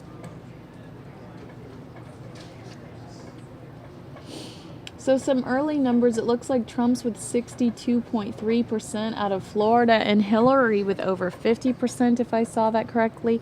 Again, that's 62.3% of the vote in Florida. Marco Rubio, 17.9%. Ted Cruz, 14.3%. John Kasich, 3.8%. Looks like I'm getting a live rally in, so I'm going to take you there as well as showing you. For your family. At that night, Look, this Immigration is and Bernie Customs Sanders here in Enforcement came Phoenix, to my Arizona. house, knocked on the door, and they took my mom and my brother. That night I realized that our fight was not over. We need to keep pushing forward. And my younger brother and I, Angel and I, just sat there crying, not knowing what to do. And one of my friends came home and said, you know what, Erica, you've been organizing with the Dreamers for so long. You've been organizing with your community. Let's organize for your mom and your brother. Right now, let's push. Let's call immigration. Let's tell them to stop the deportation. Let's call President Obama. Let's call the White House. And we mobilized in a matter of 12 hours. We started calling everybody and their mamas. Everybody who we knew, we started calling them. And thanks to that, thanks to the unity of the community that came together to support us, that bus that was taking my mother straight to Mexico literally turned around and brought her back home.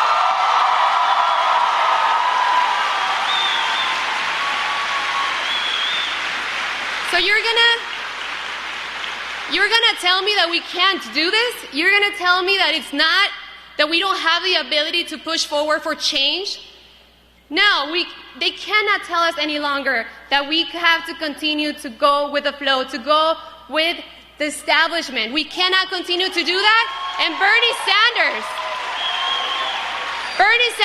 is what he stands for. Bernie Sanders is a man that I decided to work with because I know that he's here to make sure that we do unify ourselves behind him, that we are not there necessarily just for a presidential candidate, but we're there as a movement, a political revolution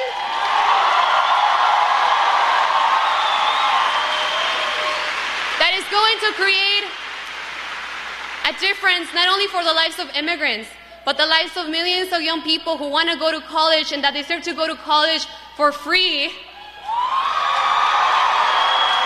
For millions of families who cannot afford to pay to go to the doctor, who have to owe so much money to just be able to literally fix their bodies, to be able to get health care. They can't, and they deserve to be able to do that for free.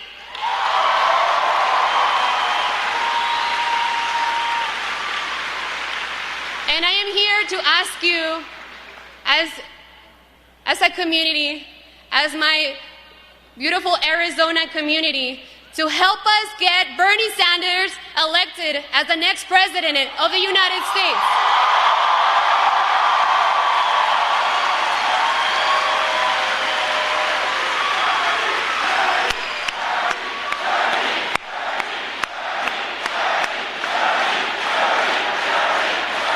Get involved. It's not enough to come to the rallies. It's not enough to go on Twitter and Facebook, on Instagram and snapshots, as Bernie says. We need to go out there and knock on doors. We need to go out there and call our own community members and tell them to go out and vote March 20. You guys got it. Thank you guys so much. Go out and vote. Feel the burn.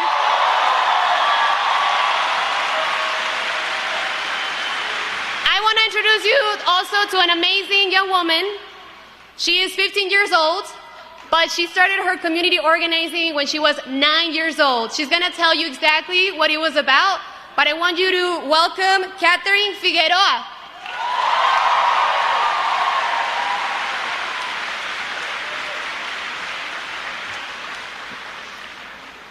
Good afternoon. I am honored to be here. My name is Catherine Figueroa. I'm 16 years old. I was born here in Arizona.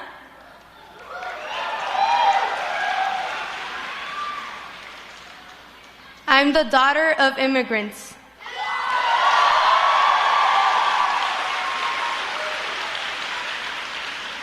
They came here to give me and my family a better future.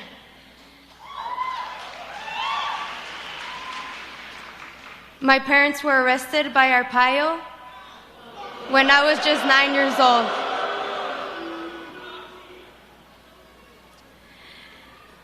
It was hard because I was just 9. I didn't understand. I was confused. I was lost. I was sad because they took both of my parents from me. I was left with my aunt, which was hard because I didn't have my parents with me. They were in jail for 3 months, and then my dad was sent to the Eloy Detention Center for a week, and his bail was $13,000 to get him out.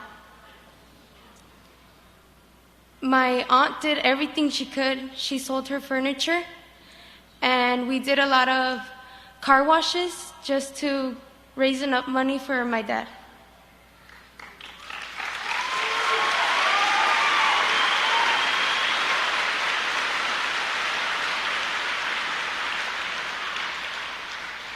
I am one of millions of kids that are left behind every day because when they come home, they come to the news that their parents have been detained or deported. We want deportations to stop completely.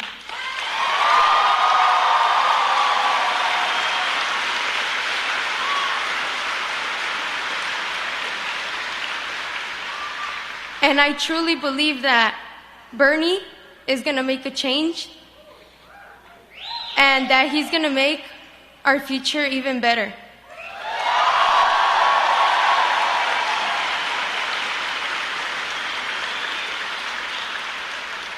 Thank you all for everything, and I'm really glad to be here, and we have to keep getting Bernie to win. He's our future president. Thank you.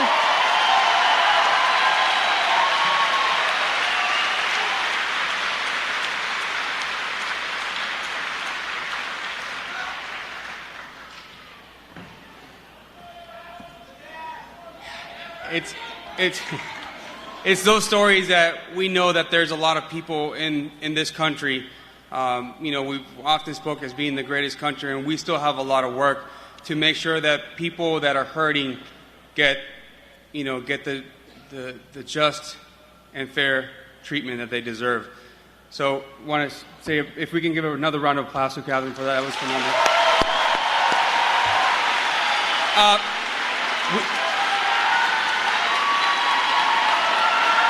We have,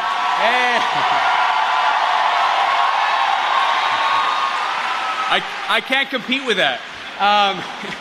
No, we have a couple other very important guests, special guests, and we have a treat for you guys as well. To introduce one of those special people, I want to bring up a good friend of mine, Chanel Poe, a school board member that we were talking about. We've been very lucky to have her support here. She's been a great community advocate for the Ballsy Elementary School District, and want to give her an opportunity to introduce one of the many talents that we'll have here tonight.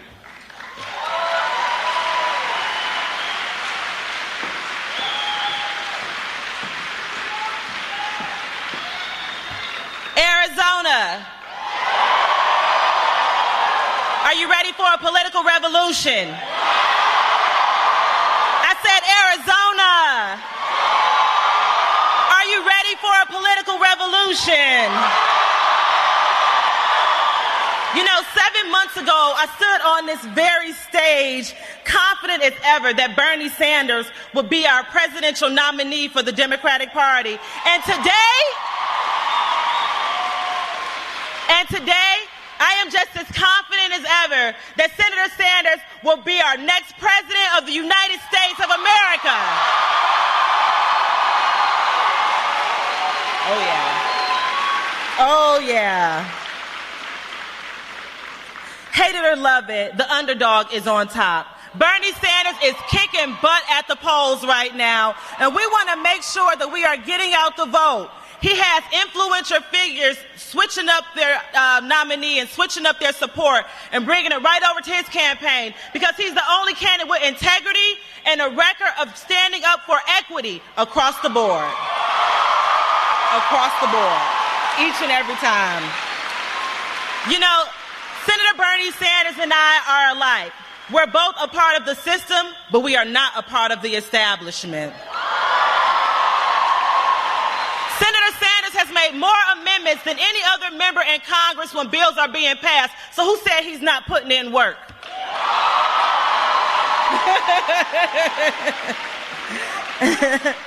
This is the same senator who stood with Dr. King in the civil rights movement. We got pictures. We got pictures. We have proof of this, right? Right? The first presidential nominee who actually said Black Lives Matter. We know that. We believe this, right? Exactly. Exactly. He understands and fights and stands up for marginalized communities, whether you're Christian, whether you're Muslim, whether you're Buddha, whether you're Hindu, whether you're atheist.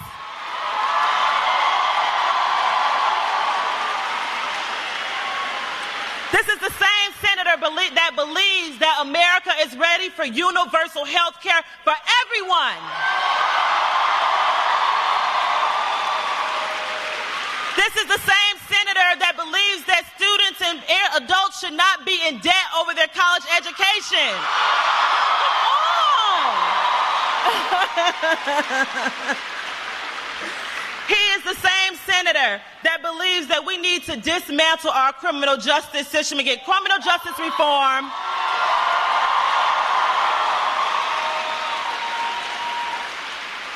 And immigration reform passed as soon as he takes office. We want to make sure that we are in an inclusive America where everyone counts and everyone matters. Everyone. Senator Sanders realized that there are families that are fighting day to day, just like we see in our communities, who are living below the poverty means. How dare our elected leaders that we put faith in take away benefits such as TANF or food stamps when children, 1 in 4 children, 1 in 4 children are going hungry in the state of Arizona. Local elections matter.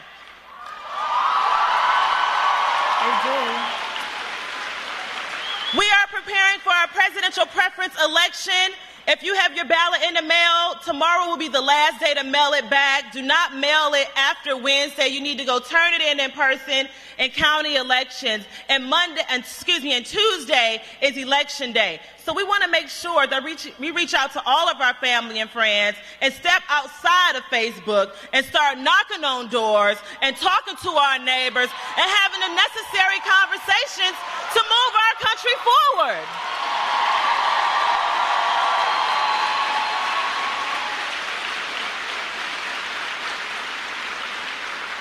At the end of the day, it's going to take all of us to win.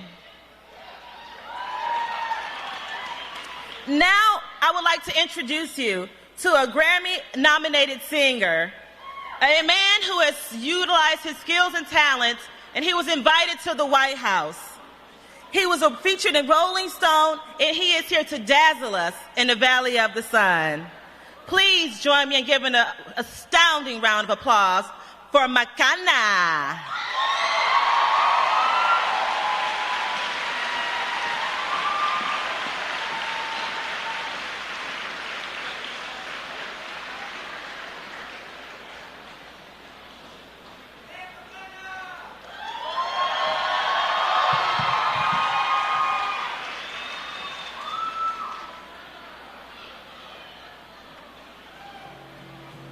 Aloha. My name is Makana. I just flew in this weekend. I'm actually on tour, and I just got the call this morning to come and sing for you guys. It so happens that last month I released an anthem that I wrote for Bernie. I don't believe I'm allowed to play audio on this, so I'm going to lower the volume because it could be top 40 music Back that in we don't 2000 know.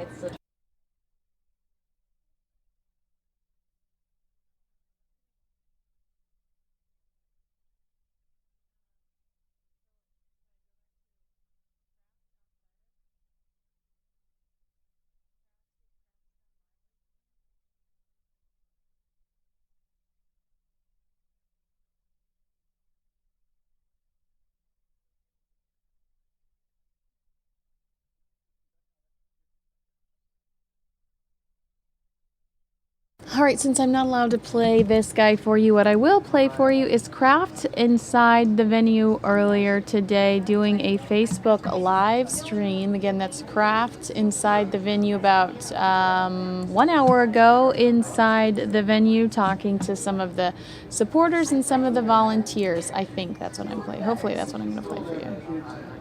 Bernie Sanders rally at the Phoenix Convention Center, This is Phoenix, via Arizona. Facebook mentions. Steve Kraft here at the controls via Facebook mentions and Fox News Now. I want you guys to get in touch with me. I want to hear your thoughts, to get your take on things. I'm going to be showing and telling you what's happening here. And it's time for everybody to get on board. Bernie's going to be talking at 6 o'clock. And I'm just walking around with a cell phone that is hooked up to cyberspace. That's how we look at it. If you're not hearing me clearly, please tell me, and I will work on the microphone. But so far it seems to be working. Sandra says, thanks for streaming. Hey, my pleasure. This is fun to do. And we grabbed this on Fox News Now and on our Facebook page for Fox 10 Phoenix. That will increase our viewership significantly. All right, that was a hint to all our social media folks to broadcast us, everybody. Okay, let me show you what we're looking at here. This is inside the South Convention Hall, the older Convention Hall.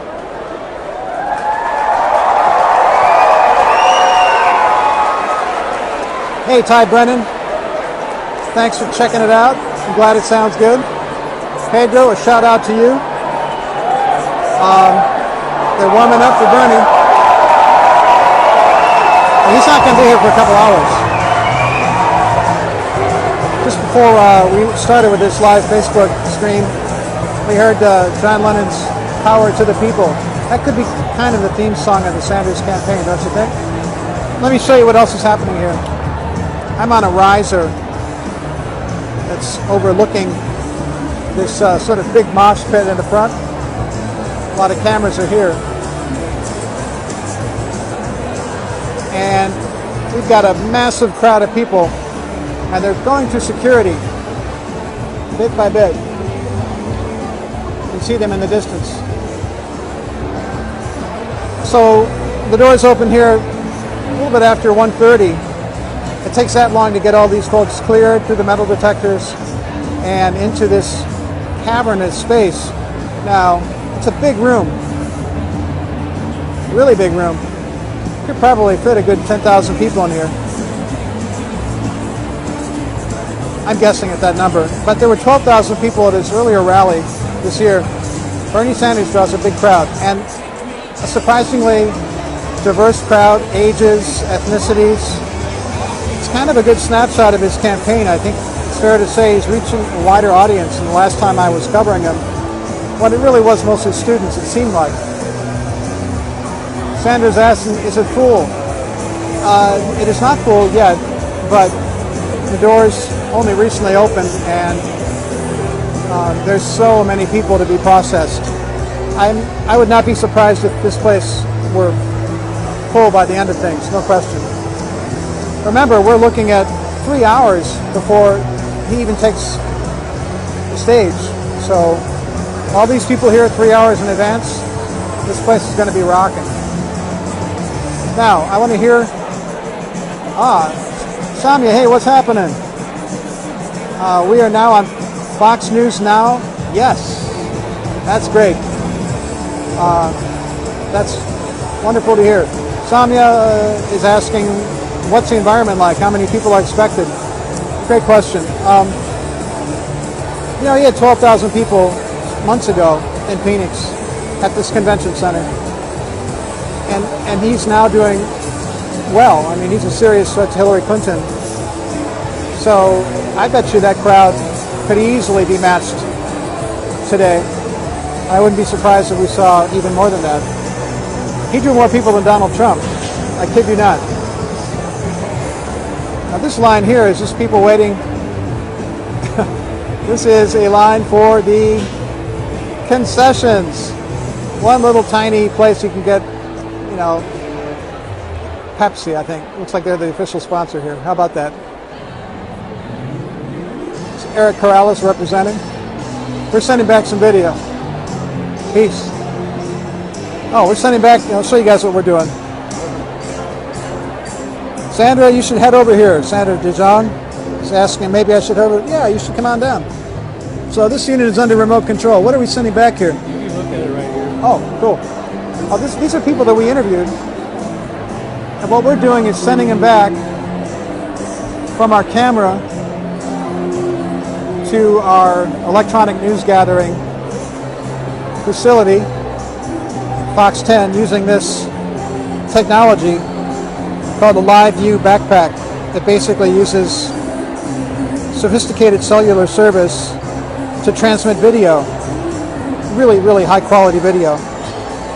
And it's hooked up to our, I love showing behind the curtain stuff, hooked up to our camera like this, so everything we shot goes back to the station. We're going to be on live at 5 o'clock with the story, and at 6 o'clock as well. And a shout out to Jessica Flores, my colleague, who is pursuing the political angles of what Bernie Sanders is likely to say today. And she's working that angle of the story. She'll be on at 5 and 6, and then covering his speech as well. Okay, Jim Brown says, hi, will you have an interview with Bernie Sanders? That's a good question. I think it's possible he might do a news conference afterward, and we might be able to get questions to him. And it's also possible he'll be running out to do another interview somewhere, or another appearance, I should say. He's campaigning just so frenetically right now. This is such a crucial day. Not only is Sanders campaigning here, this is the next wave of primaries. Our primary is just in a week here in Arizona. Pedro wants another shout out. There, you got it, man. What's happening, Pedro? And Elizabeth is asking me, what's the angle, socialism or communism? That sounds like a kind of a question that assumes an answer that I can't give you. I think that Bernie Sanders is going to say he's a democratic socialist who believes in some of the Western Europeans' social programs, free college, government-paid health care, etc. But he's not a communist, so I'm assuming you're joking. Who do I think will win? Mel asks. Mel, I don't know. That's why we have elections. For the same reason they have football games, so we figure out who's going to win. That's why they play the games, as they say. So let's talk about today. We've got winner-take-all primaries. A lot of the attention on the GOP side. Ohio and Florida, winner-take-all. That's pretty huge. And then also elections today in Illinois, a very large state, Missouri, and North Carolina. So 5 big delegate-rich prizes today. And it's very possible if Marco Rubio doesn't win in Florida that he will be out of the race tomorrow. That's possible. And if John Kasich, as some of the polls suggest, is able to win in Ohio, that kind of puts some wind in his sails and allows him to stay in the race. And so the question is, will anybody be able to slow down Donald Trump and keep him from getting to the magic number of 1,237 delegates, which is what he needs to win in the first ballot uncontested convention. If he falls short, all bets are off. There'll be some furious horse trading. The Republican Party establishment is freaking out at the prospect of a Trump candidacy. They don't want it. And the chess game will become a 3-dimensional puzzle if Donald Trump doesn't get to the magic number. And tonight will tell us, may tell us, potentially whether he's able to get there. Okay, let me take some more of your questions. We're talking about free college. And who's going to pay for all that, Steve? The answer is taxpayers.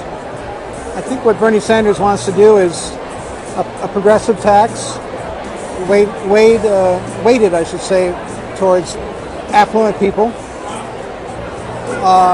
to provide free college, which would be a revolutionary thing in this country, but it isn't in other places. If you're a student and you're in England or France or Spain or Germany or Japan or, all these other countries, going to college, if you get in, is like going to public high school. It's paid for by the public. It's not paid for in large measure by individual students. It's kind of, so just think of extending public high school to 4 years of college. That's what Bernie Sanders is talking about. And that's not uncommon. If you go to, say, the University of Sevilla in Spain, that's publicly paid for. You just have to get in. It's needless to say very controversial, and there's a lot of differences between some of these European universities and the American model. We have a lot of things in our schools that they don't have in their schools, and they have things we don't have. So, starting with 65,000 seat football stadiums, that's just not part of their landscape. So there's a lot of differences, cultural differences too. So very, very controversial, but he's going there. Wes asks, how many people know the difference between National Socialists and Democratic Socialists? That's a good question. I think if you're a National Socialist, isn't that what some of the old fascists used to call themselves? I think that's different obviously from what Bernie Sanders is talking about. He caucuses with the Democratic Party, and he calls himself a socialist because he believes in socialism. He was for a single-payer healthcare, and still is, single-payer healthcare system like in Canada or in England, for example, with the National Health Service. And we don't have that. We have Obamacare, which is originally Romney Care, and that is the government mandating that everybody has to have private insurance and then helping folks with subsidies if they can't afford to buy it, but requiring them to, or they pay a tax penalty. That's a system we have right now in the United States. Ed asking, what do you do when you run out of other people's money? Well, I guess a good way of looking at that would be to examine all these other countries who are doing it and then deciding whether we like it or no. I guess that's a decision for the voters. So if you were to go to Canada, for example, and see how people go to school there and how they get medical treatment there, people could then have an informed viewpoint and decide whether they'd like that to be our model or not. Samia, hey, asking, are there any anti-Bernie people outside? We have been asked that question quite a bit, and we have not seen any, but we're going to go out and try to find some. It's a lot easier to find opponents at a Trump rally, I'll tell you that much. That's easy. This is not so easy. Hey, Eric, are we done feeding? Yeah, we're done. Okay. I'm talking to my partner in crime. That's right. Hey, what up? I guess our plan, we're showing you guys what we actually do for a living, so bear with us. I think our plan is, since we're done here, right? We are done here. Okay, probably go outside, and since Jessica's doing her thing here. Okay. Want me to carry anything? Carry yourself with pride. I'm going to walk the yard like a proud man. That's all I can do 24/7. Okay, let's go outside. Give me something to carry. Carry that? I got that. Yeah, I got that. More we need in here. I don't think we do, no. We just sent back all our stuff, guys, and what we're going to do is take you with us as we walk outside to check out the crowd going through security. We're going to be live outside anyway. We don't need any of this, right? They're here. This is our other crew here. We got our mics, we got our stuff. That's the live unit that they're going to be using. Okay, let's see. More questions here? Sarah Shore, everybody keeps saying who's going to pay for all this free stuff. Well, Bernie will be happy to explain it to you. Give him a listen before passing all this negativity and judgment. That's the system. That's what he's campaigning on, and Bernie Sanders is nothing if not consistent. He's had the same message and the same core beliefs for decades. So he will be talking very specifically. Sarah makes a good point. Now, we're just trying to figure out a way to get out the stage. You want to? Wow. Right out of here? Yeah. Oh. It's only Fox. We're walking by the CNN crowd here. Nice meeting you. Thanks a lot, man. All right, Good to we'll meet see you. later. Right on. Okay. Angels are winning right now. They are? Dodgers were too. There you go. Dinner in celebration of that. See y'all later. See you later. We're just passing the CNN crew, making way for Fox. How about that? Oh yeah, cool. Eric says he used to work at the Photog in Palm Springs. Yeah. We ran into all of our friendly competitors. That's just part of the deal. And for the most part, we get along with everybody. Okay, wow, I see that we're having a spirited debate among all of our viewers. Everybody's looking at this. Oh, hey, how you doing? Periscoping? No, This Facebook mentions. Oh, yeah. Oh, How you doing? hi. I'm well. How are you? And we are up to, like, yeah, that's Mateo's mother. Hi, I'm Mateo. Yeah, Mateo's kind of a big deal. you are the social media champion. Oh, Yeah, you are. No, we have like, me and Eric. oh, yeah, absolutely. I'm going to take a picture. Here, wait, just do it with my camera. Okay, all right. So it's nice. So we're doing all this while we're live on Facebook here with like 1,000. Wait a second, you got this flipped around. I'm looking at myself. Selfie queen. You are doing selfies all the time. Oh, careful. Now you got this. Get this. Oh, for heaven's sake. I'm taking pictures here live on Facebook mentions. Okay. Yeah. Busy. I can imagine. Your time of year. Take a look. I think I got a great picture. Awesome. I'll send it to Mateo. Yeah. To his iPad. Oh, boy. That kid's good. There's like 1,000 viewers who saw all Oh this. my gosh. Hi, guys. Enjoy. Steve and Eric. All right, let's do it. All right, guys. All right, good to see you. I will. And that's a good picture. Huh? Let me see the picture.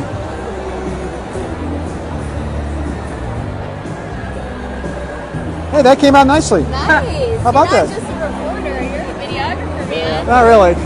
Here, take this. I know, right? I'll leave it to the pros. Have a good one.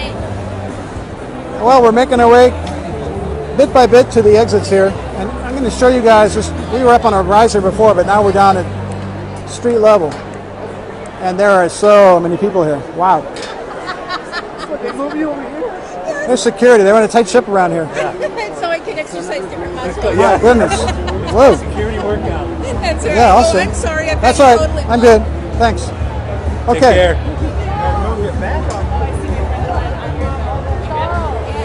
Place so many media types and lots of people with phones going all at once. We're starting to see more and more people coming in long lines. What we're really looking for is, as we go back through security, what the crowd is like on the outside. They're just waiting to get a drink. People here.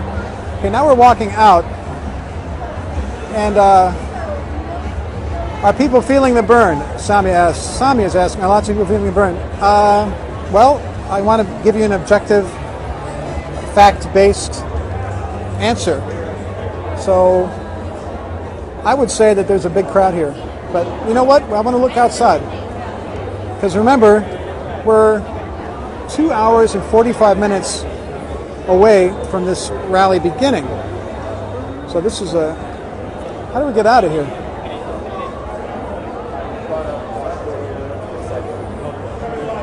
Okay, thanks. Because this is security. We can't get through there. We have to go. These are all the people coming in. We have to go this way. We're just trying to figure out how to get out back on the street. Are there a lot of people still outside? I don't know. People have been saying there's a lot of people outside. Okay. Yeah. We'll check it out. To the left, you can exit on Washington. Thank you. Thank you. Oh, that makes sense. We got to go all the way to Washington? That's something about this job that people don't know. The amount of, oh, here you go. The amount of miles that we walk on an average day on an event like this It is crazy. It's a good workout, I'll tell you that. And then, of course, Eric's carrying a 30-pound camera. That's right, making it look easy. Okay, we're walking out. So we can answer, Samia, your question. Are lots of people feeling the burn? And I don't know. I think that there are a lot of people out here. I mean, from what we understand, there were people in line like at 7 in the morning. That was crazy. A lot of Secret Service. Now we're back on the street just like that. And there's still people outside. Wow. It's a big line because this is on the other side of the convention center. Wow. This is a large crowd. And I really think it's fair to say a kind of a more and more diverse crowd. So we're looking live at all these people who are, this is far away from the entrance. They're a city block away. We're going to head back to the Sanders rally as we see that the musician is exiting the stage. We're about to move over to the next kind of part of this rally today here. But before we do, there were some folks that received some bracelets. What I'm going to do, and only if you have a bracelet,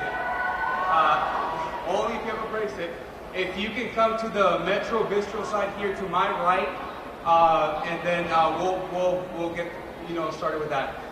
For right now, then we'll play some more music, and we'll be back shortly. Thank you so much.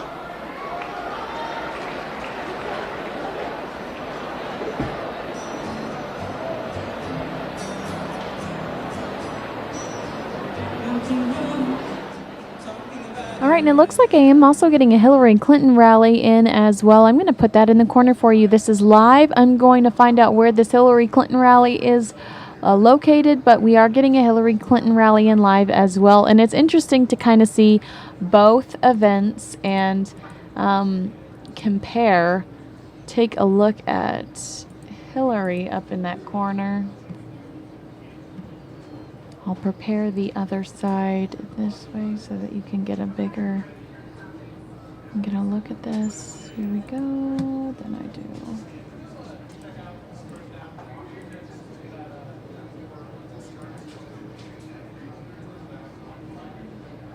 So here, take a look at, that's going to be Hillary large, Bernie small. I'm going to lift the volume here. La historia que rima, si estás en mis versos, eres lo que sueño, despierto y si tú te vas, ya no me queda nada si tú te vas. All right, it's Hillary in West Palm. Se morirá si tú te vas, si tú te vas.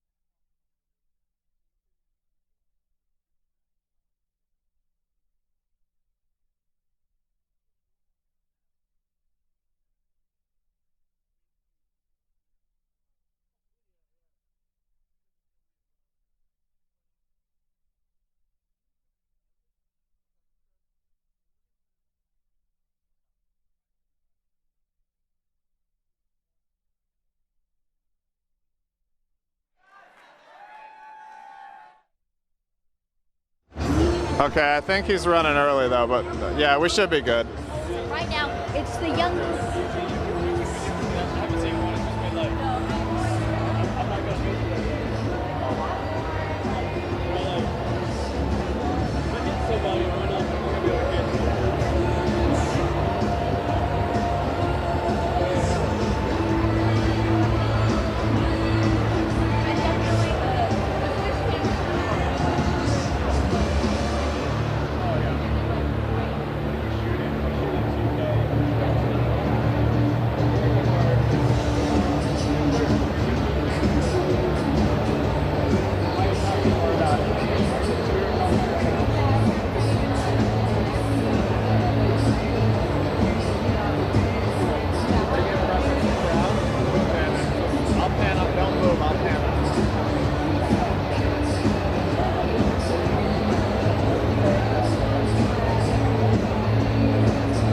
I'll say, just look.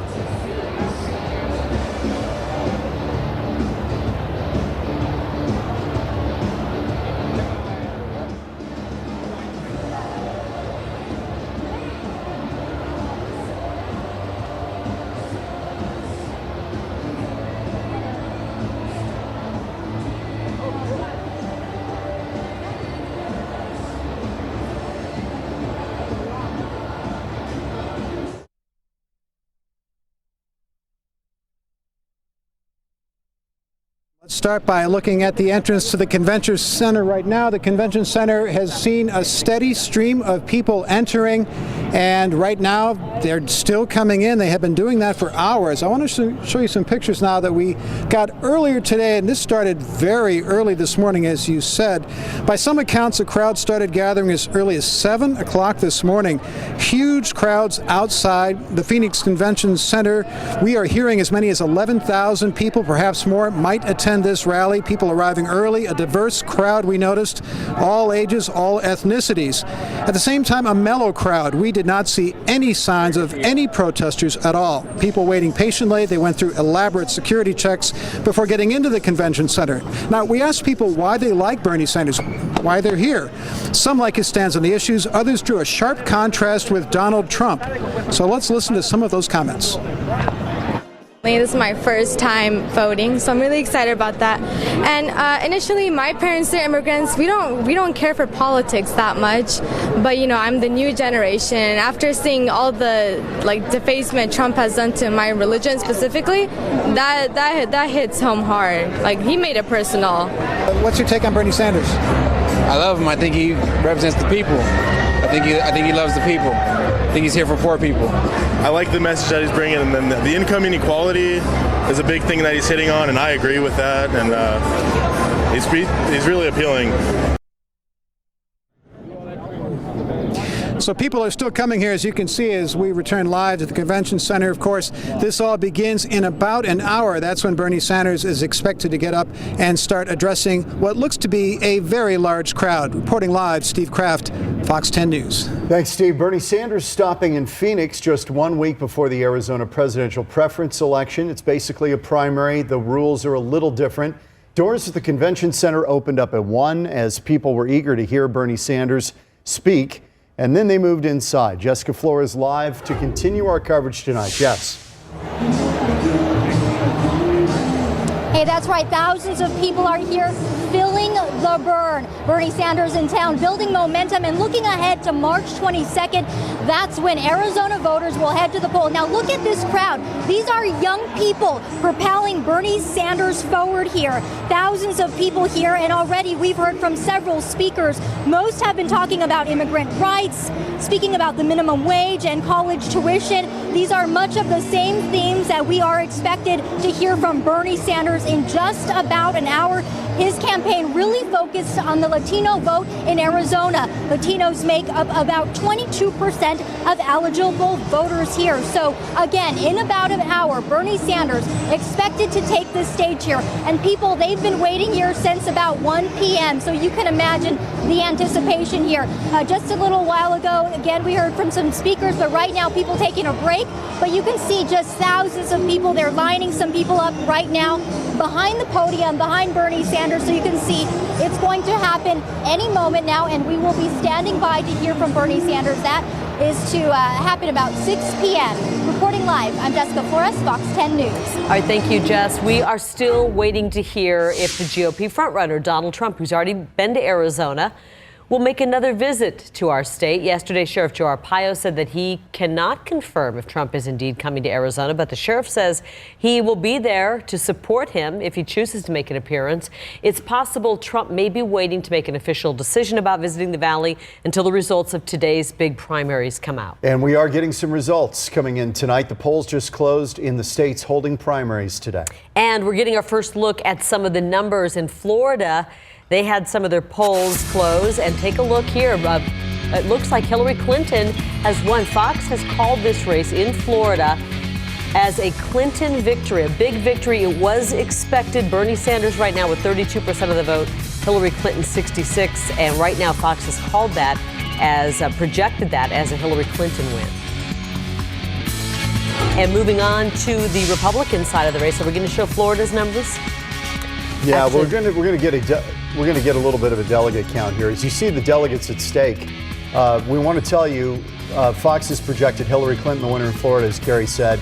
Too close to call in Ohio and North Carolina for the GOP. Fox News poll shows that John Kasich is leading in Ohio, Trump leading in North Carolina. 214 delegates. Florida's a winner take all. So Hillary Clinton, with the projected winner, takes 214 with Florida alone. For the Republicans, Florida is a winner-take-all, 99 delegates, and Donald Trump has been declared the winner in Florida. Take a look at the other states for the Republicans tonight. North Carolina, 72. Ohio, another winner-take-all state with 66 delegates, an important one. That is one that Donald Trump is hoping to win, but of course it's John Kasich's home state. Illinois, 69 delegates, and Missouri at 52 delegates. And we don't have any projected winners other than Florida, projected, of course, to go to Hillary Clinton on the Democratic side and Donald Trump on the Republican side, which is a really tough one for Rubio. Yeah, I mean, for Marco Rubio, his path forward after tonight, if he loses Florida, which he apparently just did, that is going to be very, very difficult for Marco Rubio to hang in there. There are 367 pledged delegates for the Republicans at stake on the GOP tonight. Florida, as you know, is a big percentage of those. So we're going to continue to watch the numbers tonight, and we'll bring you new numbers throughout the newscast as they come in. And of course, you can also find the latest on our politics page at fox10phoenix.com. We'll also be streaming Bernie Sanders' speech on Fox 10 News Now. A Mesa police officer charged. All right, Kinsey here. I'm going to transition over to Mike Page. He's going to be bringing you this Bernie Sanders rally live, and we expect Bernie to take the stage within the next hour, but there are additional speakers expected, and then I'm sure Mike will be cutting in. I'm looking at him, pressuring him with my eyeballs with additional results throughout the evening. Absolutely. Oh, it's not pressure when there's that much enthusiasm. And I also saw him throw back a 5-hour energy beverage. So I put on your seatbelts. So we are looking forward to additional coverage of the primaries. Also, if you aren't aware, if you're not following me on Twitter, Kinsey Fox 10, I have been tweeting updates. Donald Trump, Hillary Clinton taking Florida. So that was just in Donald Trump and Hillary Clinton taking Florida. Follow Mike and I on Twitter throughout the evening. We're also going to be covering the results for you on Fox 10 Phoenix. And then Mike's going to have some Hillary. It looks like we're getting a live Hillary. We're going to have a live press conference from Donald Trump later this evening. I imagine we'll hear from Marco Rubio. I was telling Mike over the weekend, my Rubio sources, despite what Rubio says publicly, say that Rubio will be out either tonight or, I'm going to give you this, Rubio will be out either tonight or tomorrow, according to my sources that work with him. Let's see, I just lost my Sanders rally, so I'm going to show you this map, but in the corner I'm going to put the Sanders rally in case we get it back here soon.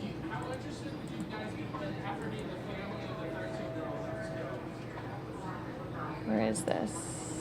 Here. Oh, looks like we are not getting our Sanders rally in right now. There it is. There it's back.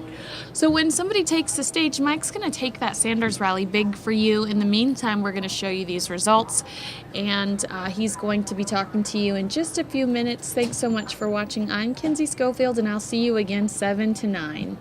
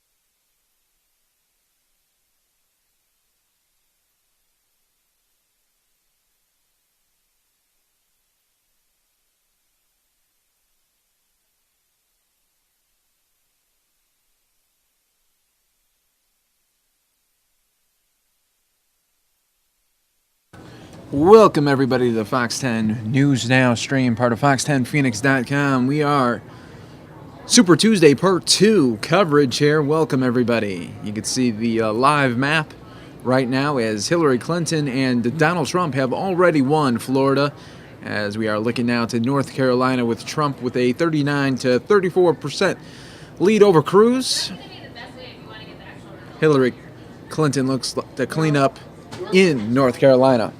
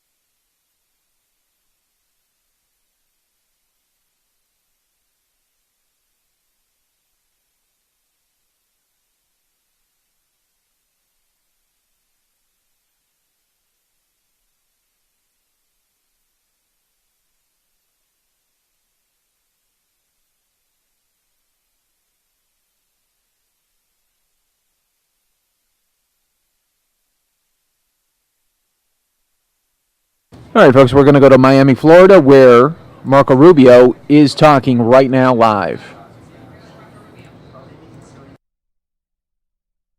We respect that very much, and it was a big win. And I want to begin by thanking all of you here today. And I want you to know I am the beneficiary of the best group of supporters, the hardest working people I've ever been associated with. And I'm so grateful to you guys. Thank you. And not just here in Florida. Not just here in Florida, but around the country. I love you too. I want you to know that you worked as hard, not just here, but all over the country. I want to talk to people in Iowa and in New Hampshire and in South Carolina and in the great state of Minnesota where I won, and in the territory of Puerto Rico and Washington, D.C. All over. We had a great team. We have a great team, and I'm so grateful for all the help that you guys have given us. I just want you to know there's nothing more you could have done. You worked as hard as anyone worked. I want you to know we worked as hard as we ever could. But, well, America's in the middle of a real political storm, a real tsunami, and we should have seen this coming. Look, people are angry and people are very frustrated. It really began back in 2007, 2008, with this horrifying downturn. Don't worry, you won't get beat up at our event.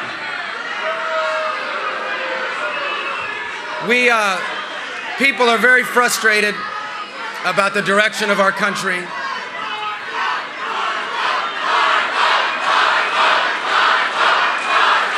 Thank you. Thank you. People are frustrated. In 2007 and 2008, there was a horrible downturn in our economy. And these changes to our economy that are happening are disrupting people's lives. And people are very upset about it.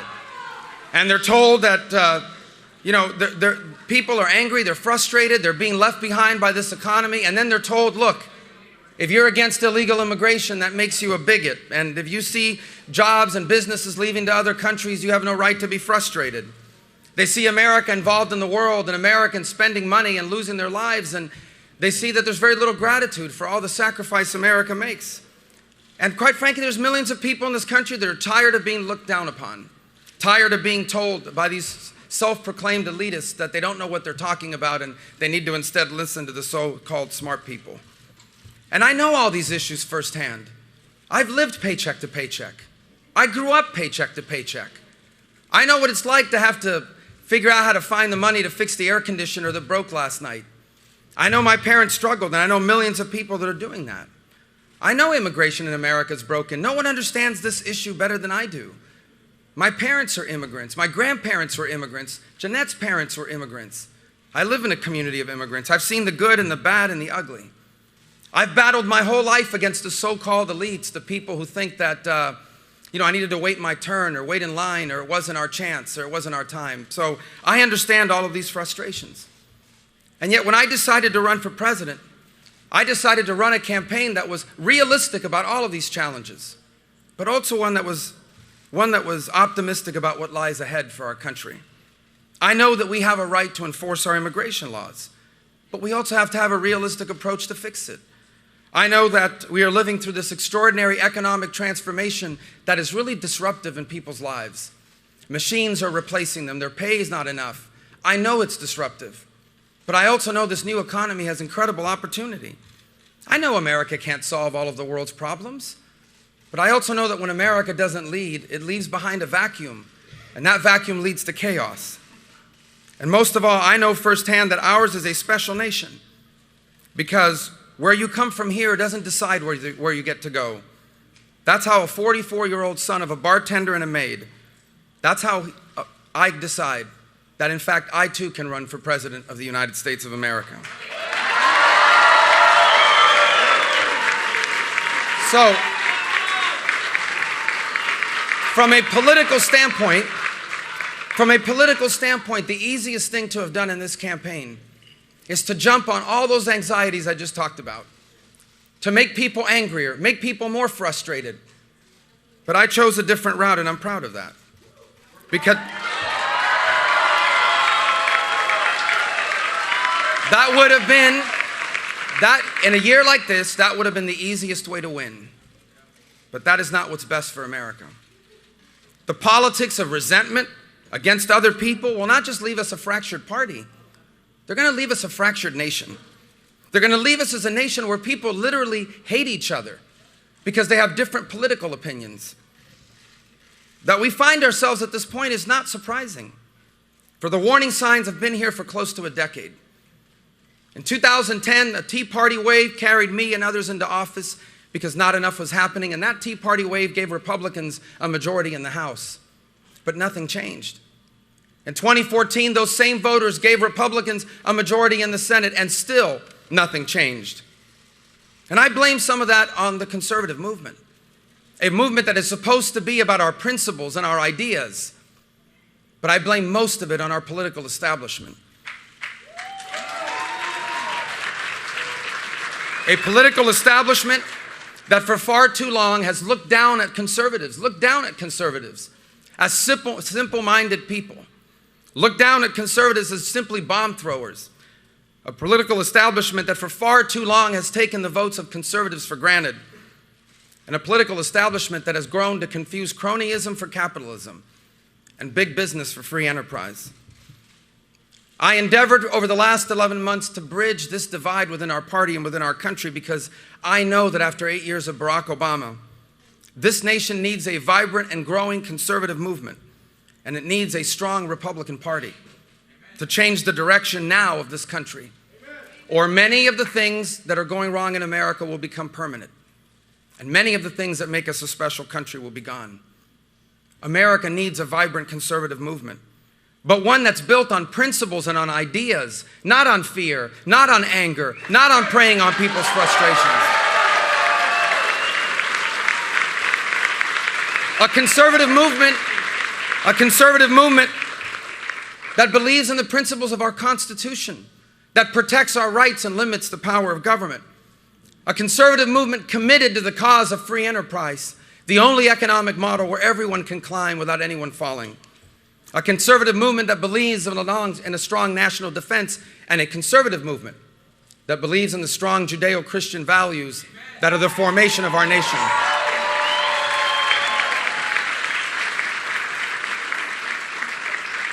But we also need a new political establishment in our party.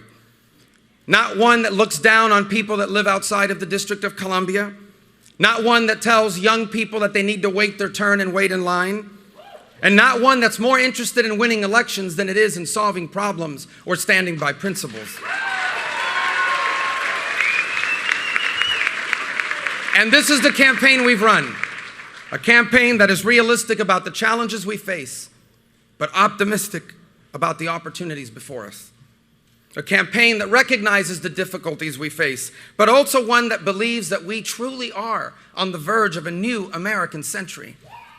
And a campaign to be president, a campaign to be a president that would love all of the American people, even the ones that don't love you back.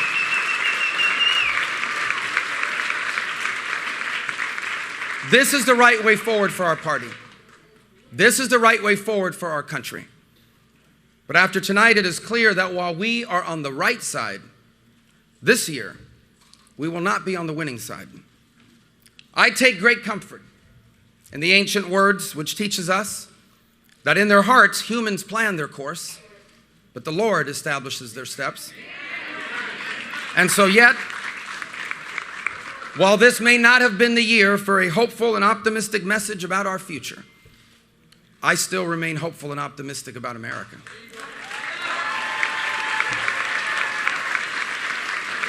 And how can I not? How can I not? My mother was one of 7 girls born to a poor family. Her father was disabled as a child. He struggled to provide for them his entire life. My mother told us a few years ago she never went to bed hungry growing up, but she knows her parents did, so they wouldn't have to. She came to this country in 1956 with little education, no money, no connections. My parents struggled their first years here. They were discouraged. They even thought about going back to Cuba at one point, but they persevered. They never became rich. I didn't inherit any money from my parents. They never became famous. You never would have heard of them if I had never run for office. And yet I consider my parents to be very successful people. Because in this country, working hard as a bartender and a maid, they owned a home. And they retired with dignity. In this country, they lived to see all 4 of their children live better off than themselves. And in this country, on this day, My mother, who's now 85 years old, was able to cast a ballot for her son to be the President of the United States of America.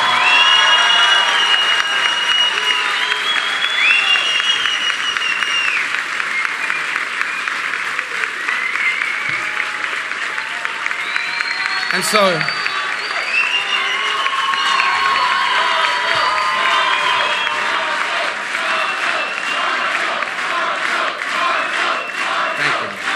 And so,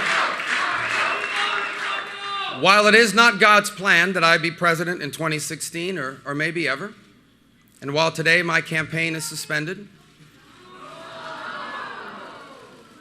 the fact that I've even come this far is evidence of how special America truly is. And all the reason more why we must do all we can to ensure that this nation remains a special place. I ask the American people, do not give in to the fear. Do not give in to the frustration. We can disagree about public policy. We can disagree about it vibrantly, passionately. But we are a hopeful people, and we have every right to be hopeful. For we in this nation are the descendants of go-getters. In our veins runs the blood of people who gave it all up so we would have the chances they never did. We are all the descendants of someone who made our future the purpose of their lives. We are the descendants of pilgrims. We are the descendants of settlers. We are the descendants of men and women that headed westward in the Great Plains, not knowing what awaited them. We are the descendants of slaves who overcame that horrible institution to stake their claim in the American dream. We are the descendants of immigrants and exiles who knew and believed that they were destined for more and that there was only one place on earth where that was possible. This is who we are. And let us fight to ensure that this is who we remain. For if we lose that about our country, we'll still be rich and we'll still be powerful, but we will no longer be special. We'll keep fighting. And so I am grateful to all of you that have worked so hard for me. I truly am. I am grateful to my family, to my wife, Jeanette, who has been phenomenal in this campaign.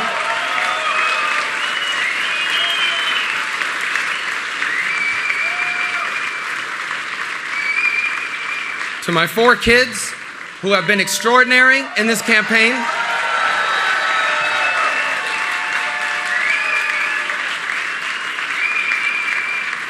And I want you to know that I will continue every single day to search for ways for me to repay some of this extraordinary debt that I owe this great country. And I want to leave with an expression of gratitude to God, in whose hands all things lie. He has a plan for every one of our lives. Everything that comes from God is good. God is perfect. God makes no mistakes. And He has things planned for all of us. And we await eagerly to see what lies ahead. And so I leave tonight with one final prayer. And I use the words of King David because I remain grateful to God. Yours, O Lord, is the greatness and the power and the glory and the victory and the majesty. Indeed, everything that is in the heavens and the earth. Yours is the dominion, O Lord. And you exalt yourself as head over all. Both riches and honor come from you, and you rule over all. And in your hand is power and might, and it lies in your hand to make great and to strengthen everyone. May God strengthen our people. May God strengthen our nation. May God strengthen the conservative movement. May God strengthen the Republican Party. May God strengthen our eventual nominee. And may God always bless and strengthen this great nation, the United States of America. Thank you, and God bless you all. Thank you very much. Thank you.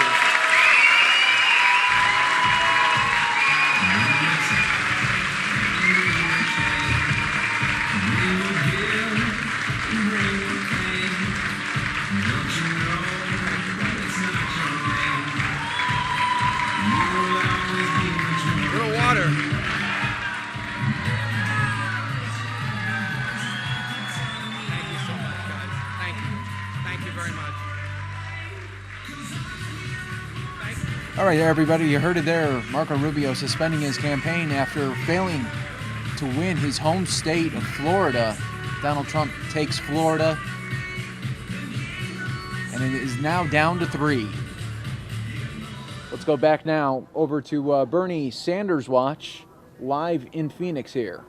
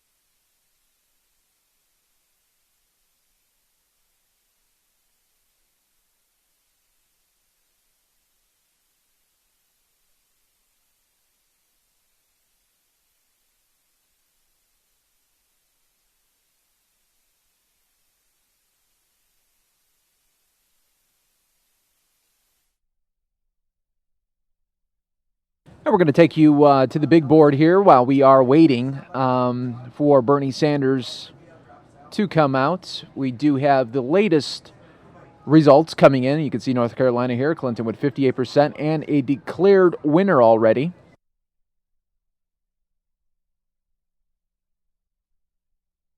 You can see in Ohio that John Kasich is pulling away.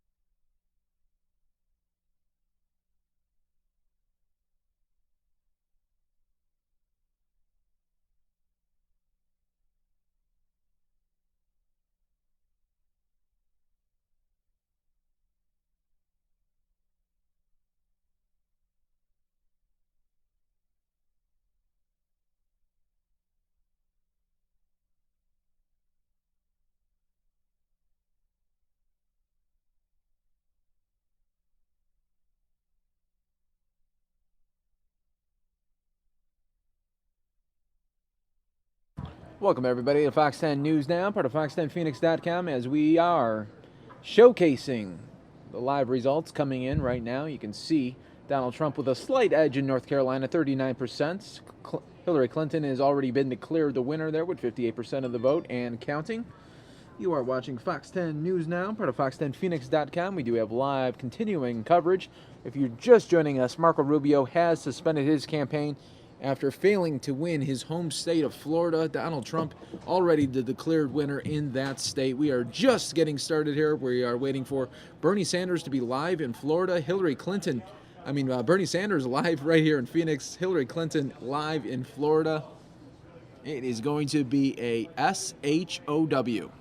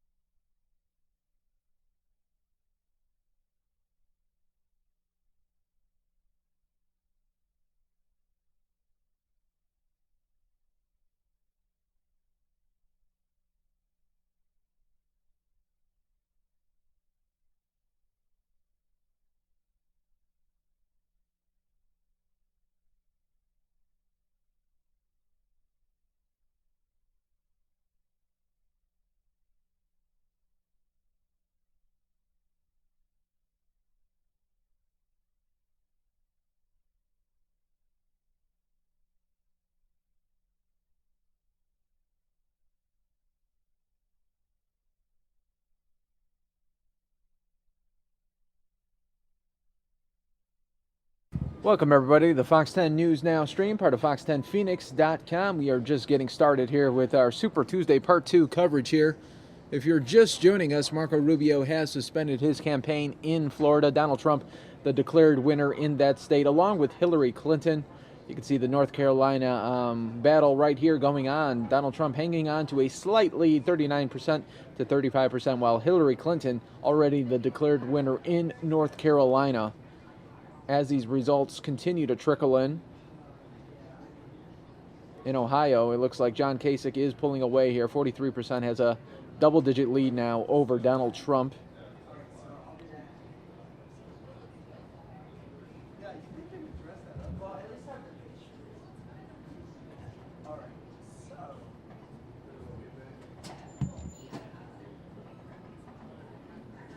We are also waiting for a Bernie Sanders event right here live in Phoenix. Let me show you that shot right now. This is the shot where it is going to be. Bernie Sanders will be live right here in downtown Phoenix within the next 20 minutes or so. Also, we are monitoring Hillary Clinton live in Florida. So we are monitoring a bunch of shots here for you this evening.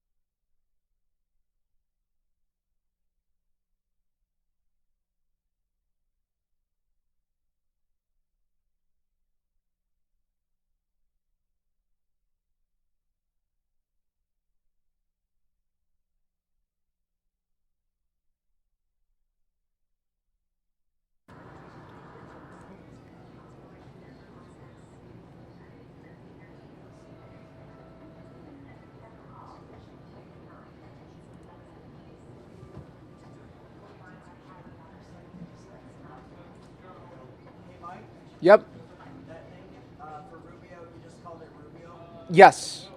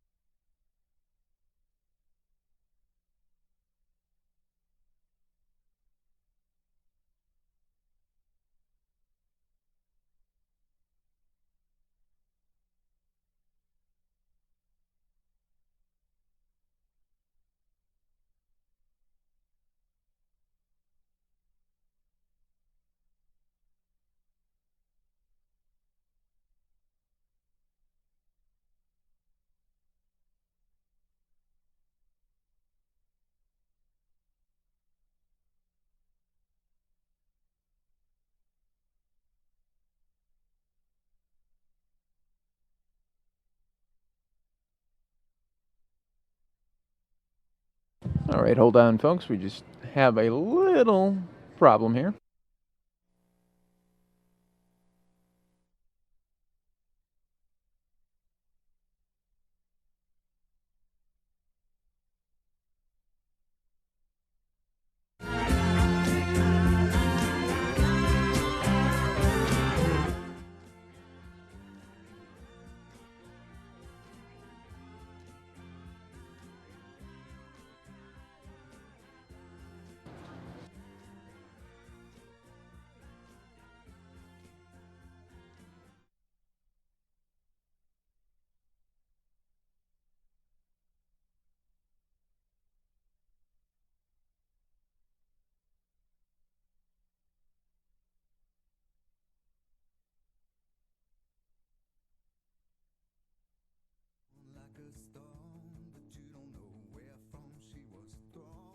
All right, folks, and we are going to stick to this shot right here. Bernie Sanders live in downtown Phoenix right here.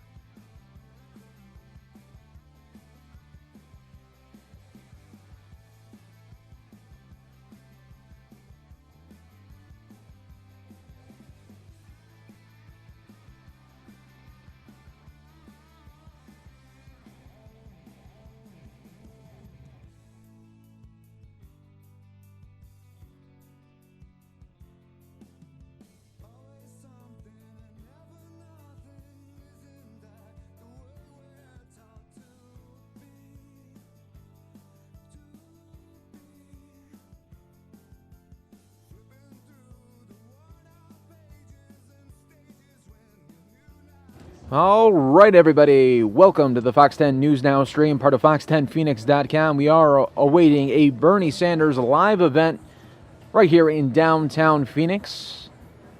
Feel free to chat with me right there on Twitter at Mike Page Fox 10 as we continue our coverage of Super Tuesday. If you're just joining us, welcome to the stream. Marco Rubio has called it quits after losing in Florida. Donald Trump is the declared winner there. Hillary Clinton has also won Florida and North Carolina. Right now, Trump has 47% of the vote in Illinois.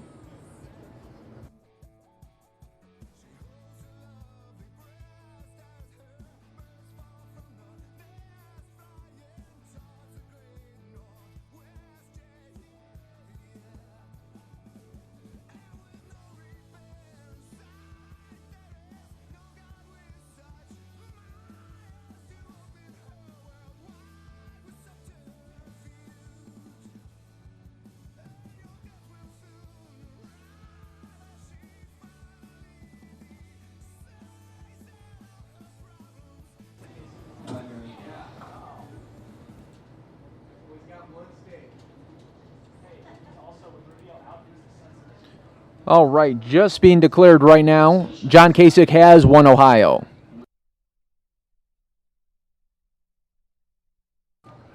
John Kasich wins Ohio, and for the Democratic side, Hillary Clinton takes Ohio.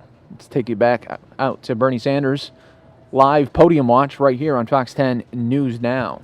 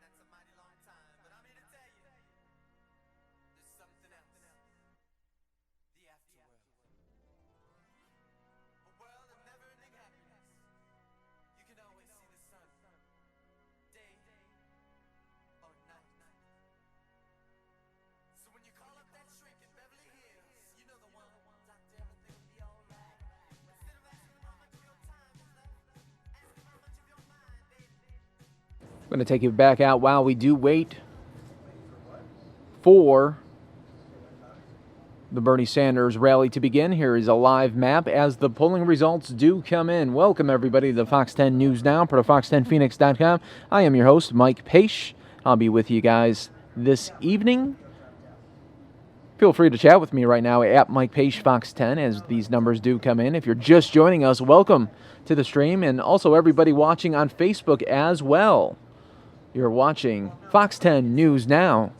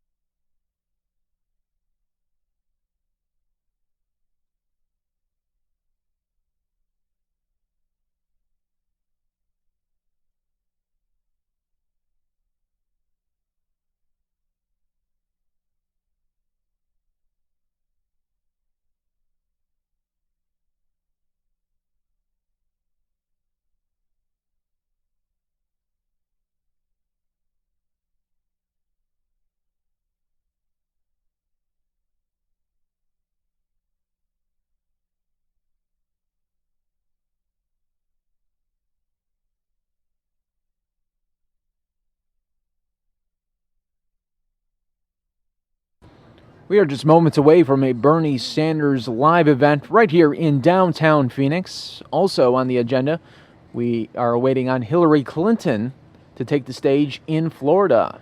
She's already a winner in North Carolina. in Florida and right now just in Ohio.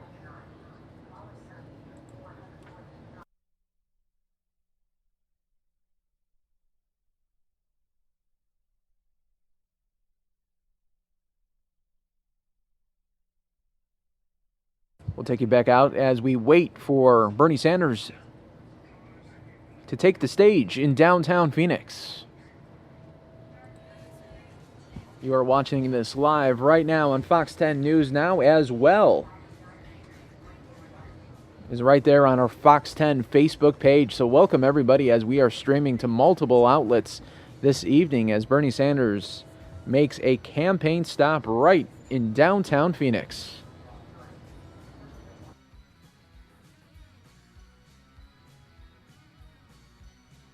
So far, it has not been a good night for Bernie Sanders as Hillary Clinton is picking up Florida, North Carolina, and now just in Ohio. So we're going to see as these results do come in. We appreciate everybody watching right now on fox10phoenix.com, part of Fox 10 News Now. We are just moments away from a Bernie Sanders live event right here in downtown Phoenix. Chat with me right now at Mike Page Fox 10. You can do that right now on Twitter as we get the coverage rolling here on Super Tuesday Part 2.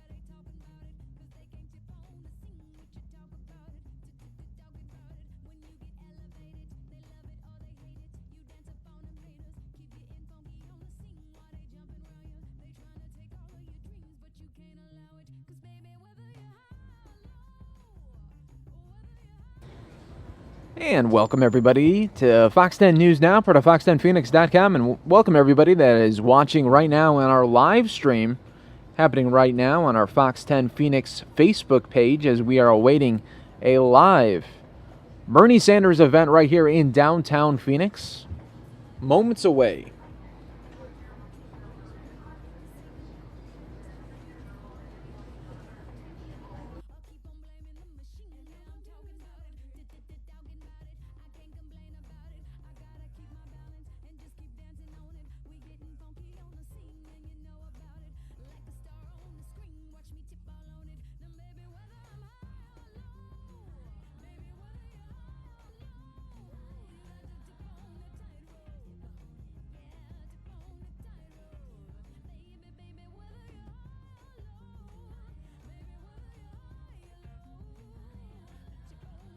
As we wait for Bernie Sanders to come out, let's take a look at the live look right here of Super Tuesday Part 2 as we are looking at live results coming in right now. Trump with a commanding lead already in Illinois.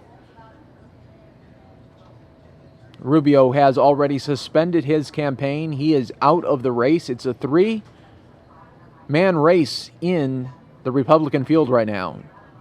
Donald Trump, Ted Cruz, and John Kasich. Missouri, Trump with a small lead over Cruz.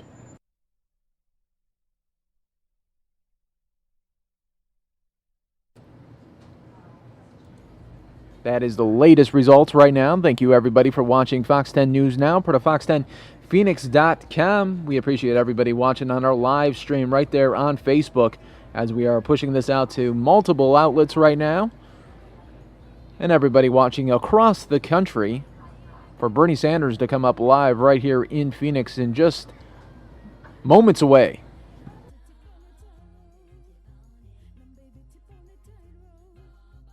If you're watching the stream, everybody, let us know, where are you watching from? Type it in right there. I'm talking to everybody right there on Facebook right now. Let me know, where are you watching this? And also follow me right now on @MikePageFox10, where we can discuss the rally as it is happening live.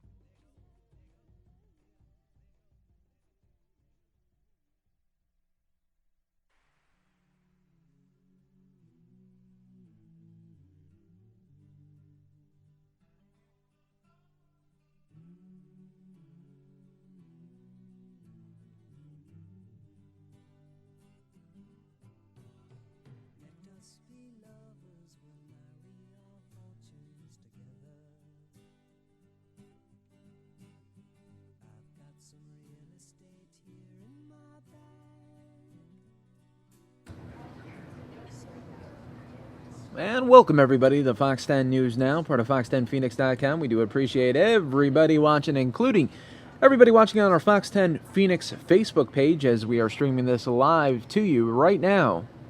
Waiting on Bernie Sanders to hit the stage in downtown Phoenix. We are just moments away.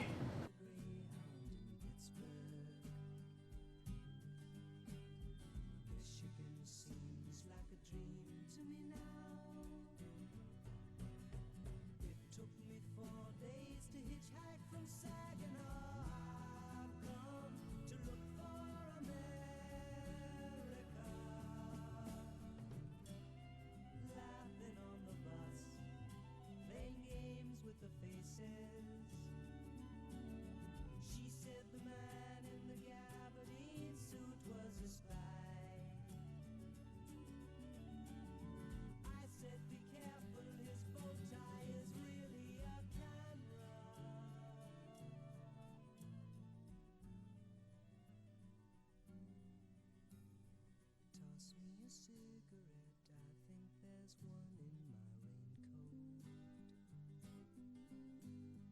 We smoked the last one an hour ago. So I looked at the scenery. She read her magazine, and the moon rose over an open field.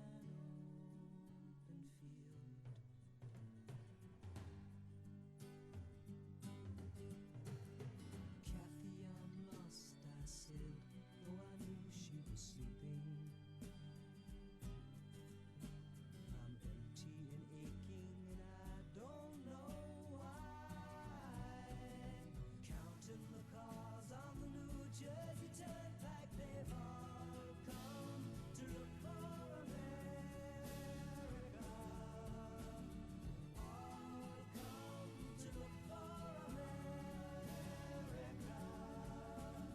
All come to look for America.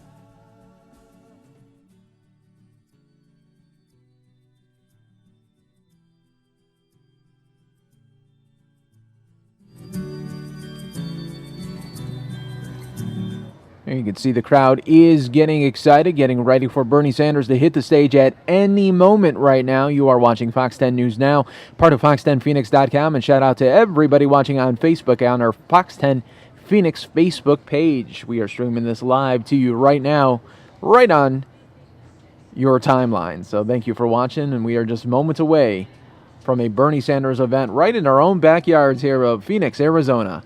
You're watching Fox 10 News Now, part of Super Tuesday Part 2 coverage. Let's go back to the live map right here as we wait for Bernie Sanders to come out.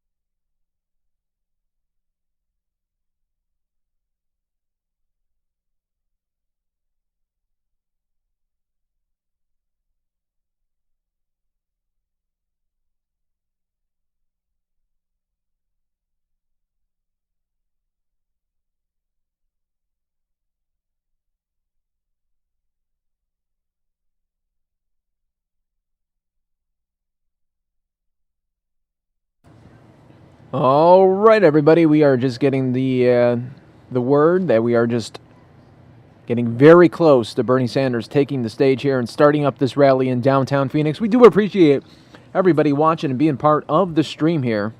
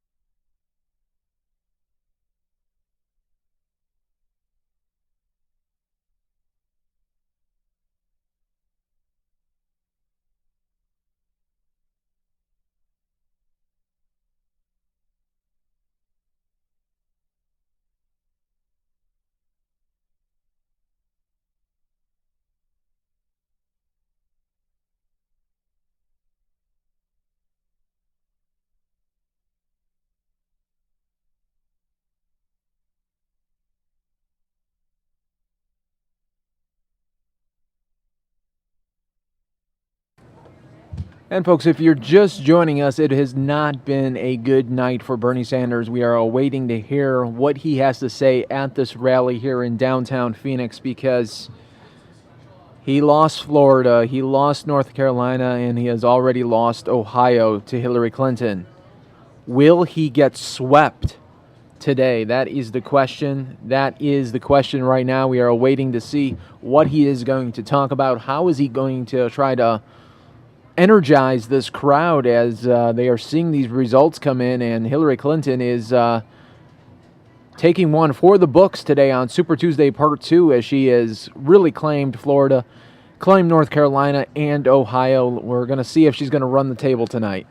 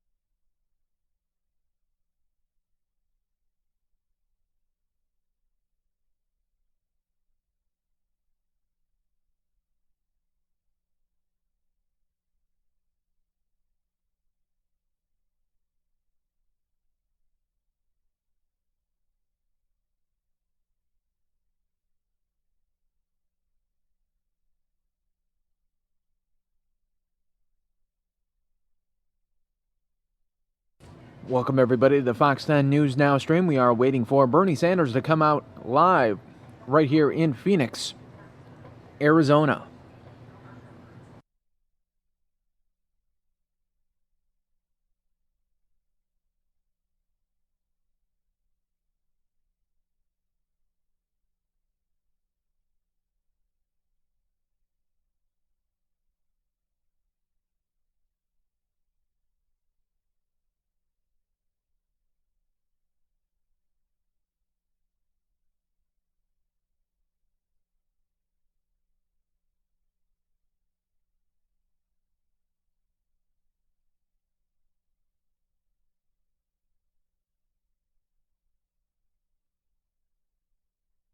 And while we do wait for Bernie Sanders to make his way out, Hillary Clinton just wrapped up, so maybe he was waiting for Hillary Clinton to wrap up there in Florida, and then the rally should start up. We will be monitoring that. But let's take it to the live map as results are coming in live right now as we speak. Donald Trump with a lead in Missouri, 41% to Ted Cruz, 34%. Kasich, 9%. Rubio, 9%. Rubio is out of the race if you're just joining us or coming into the stream a little bit late. Marco Rubio has suspended his campaign after failing to win his home state of Florida. Close race in North Carolina as Donald Trump has a slim lead over Ted Cruz. You can see there, and already Hillary Clinton, the projected winner. Hillary Clinton already the projected winner in Florida, North Carolina, and Ohio. Bernie Sanders is being at risk of losing all 5 states tonight. Kasich, the winner in Ohio, that was a must-win for him. He will continue on. Look at Hillary Clinton, though, with a commanding lead in Ohio. Already projected winner there, but you could see she pretty much ran the state there.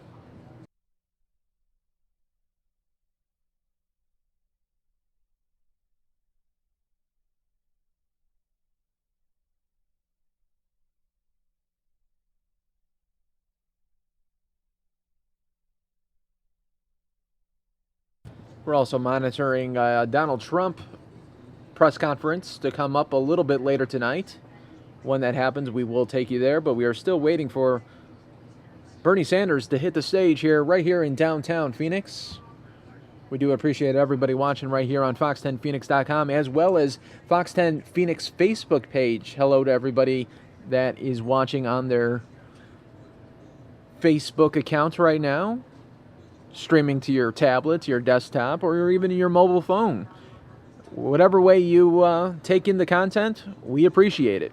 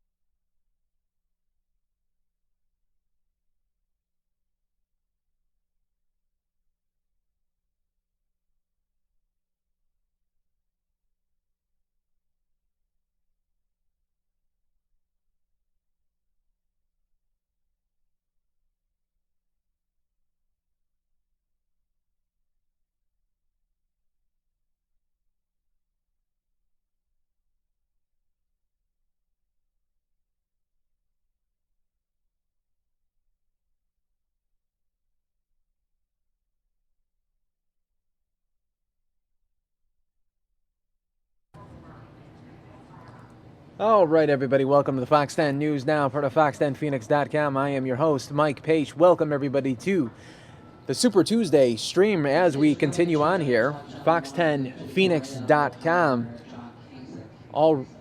Already a big, big night for Hillary Clinton.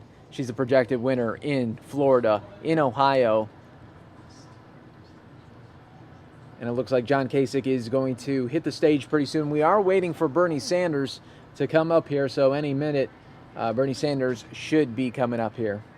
And it looks like we do have some action with Bernie Sanders. Who are you guys here to see? Who feels a burn? All right, well, I know better than to keep you guys waiting. You guys have been waiting here long enough. I want to say thank you for being here. Arizona is doing a phenomenal job, and come next week on Tuesday, we are going to make sure Arizona knows that, all Arizonans and the whole nation knows that this is Bernie's state. So thank you so much. Thank you so much for your support. And one more time, who are you guys here to see? All right, it is my honor and my pleasure to introduce the next president of the United States, Senator Bernie Sanders.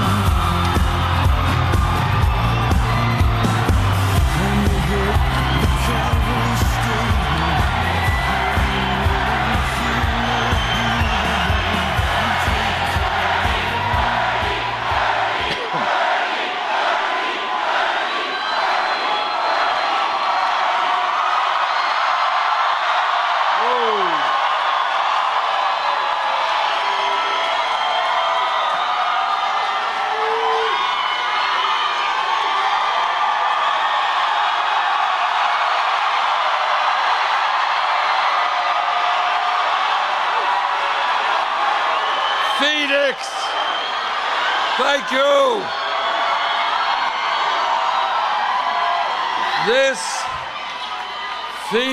Phoenix, thank you.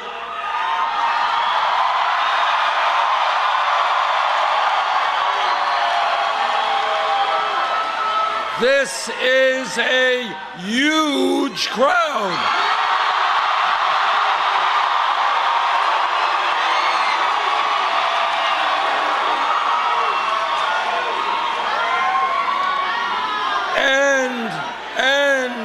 This is a loud crowd.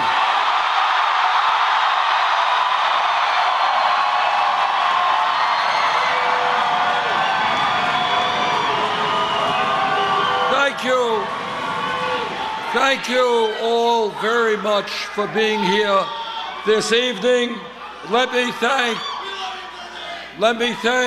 Gilbert Romero.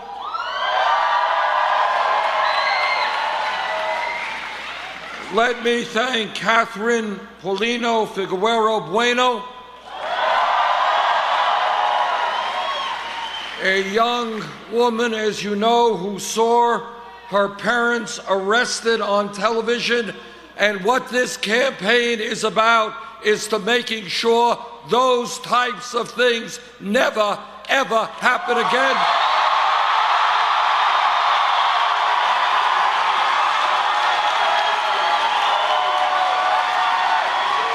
I want to thank Makana, and I want to thank Jose Miranda, our state director.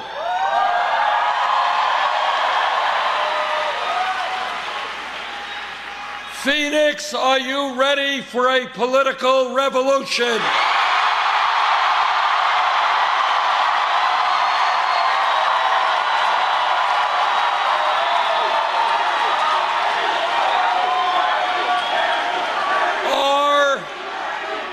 Are you tired of a handful of billionaires running our economy?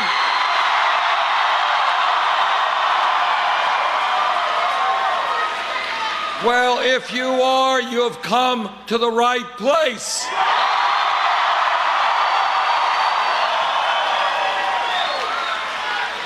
You know, what excites me so much as I go around the country is to see the incredible energy of hundreds of thousands of people who love this country but know we can do so much better.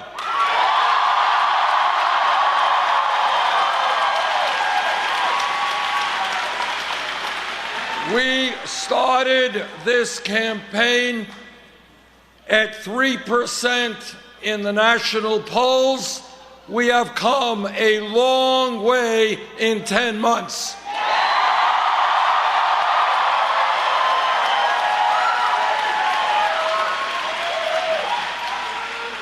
And the reason that we have done as well as we have, the reason that we have defied all expectations, is that we are doing something very radical in American politics. We're telling the truth.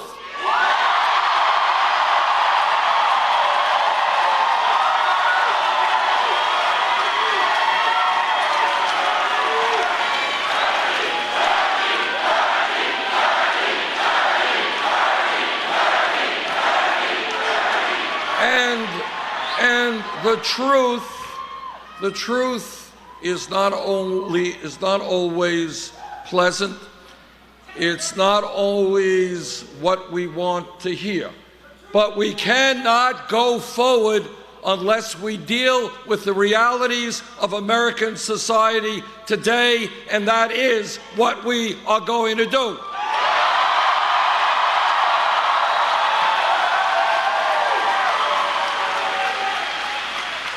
Truth number one is that today we have a corrupt campaign finance system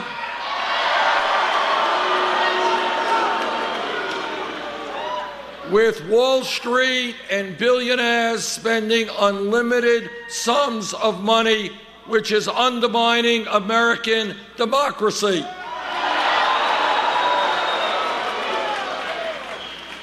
To my mind, democracy is not complicated.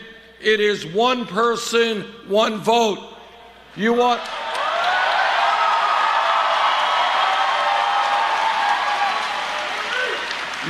to vote for me? Great. You don't? That's okay. But what I do not want to see are billionaires spending unlimited sums of money buying elections and undermining the democracy which has made our country so great.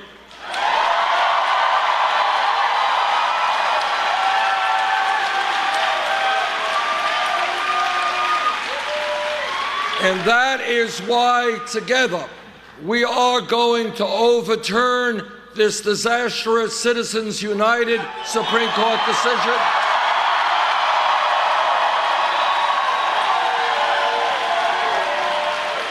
And that is why we are going to move to public funding of elections.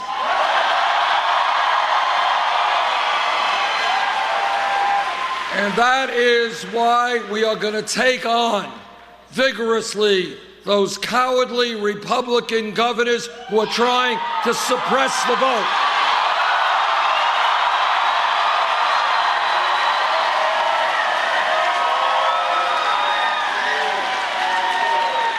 And I say to those cowardly Republican governors, if you are afraid of a free and fair election, get out of politics, get another job.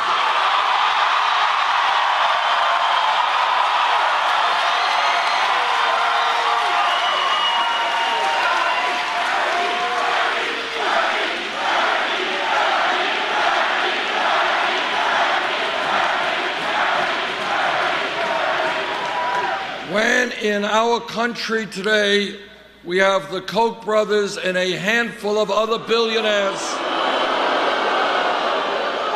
spending hundreds of millions of dollars to elect candidates who represent the wealthy and the powerful, that's not democracy, that is oligarchy.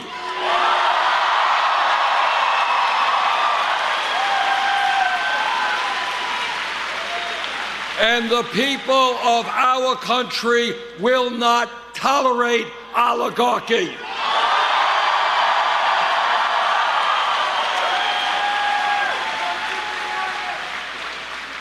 But it is not just a corrupt campaign finance system.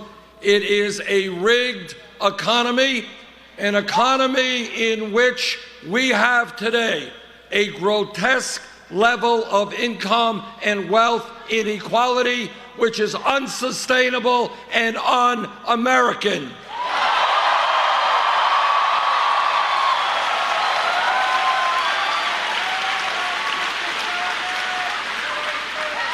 Now, the Congress may not talk about it much, the media may not talk about it much, but it is unacceptable to me and the American people when the top 0.1% now owns almost as much wealth as the bottom 90%.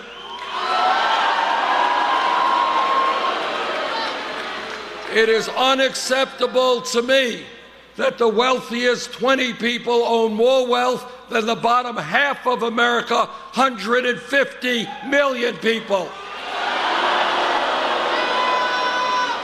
Now, I want to give you one idea, one example of what a rigged economy is about. Turns out that the wealthiest family in this country is the Walton family of Walmart. Turns out that the wealthiest family in America who owns Walmart pay their workers wages that are so low that many of those workers have to go on Medicaid and food stamps in order to survive. And what a rigged economy is about is that the middle class taxpayer pays more in taxes to subsidize the employees of the wealthiest family in America. That's a rigged economy. So I say to the Walton family, the wealthiest family in America, get off of welfare, pay your workers a living wage.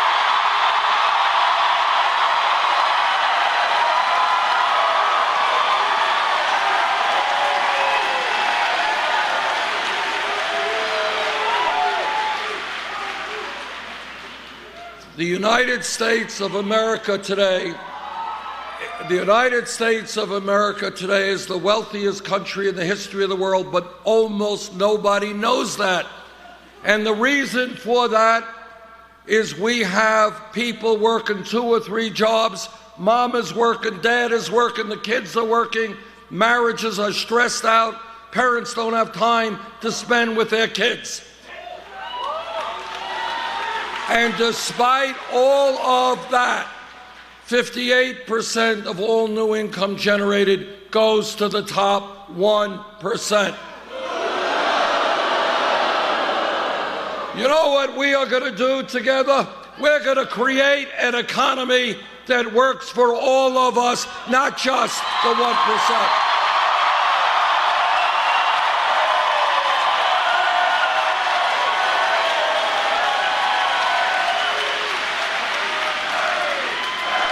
And we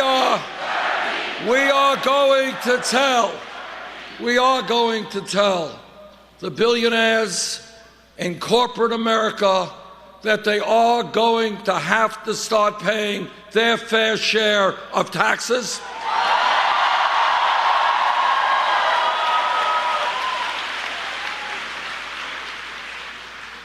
And when we talk about a rigged economy, we are going to end the absurdity of millions of our people working for $8-9 an hour because you can't make it on $8 or $9 an hour.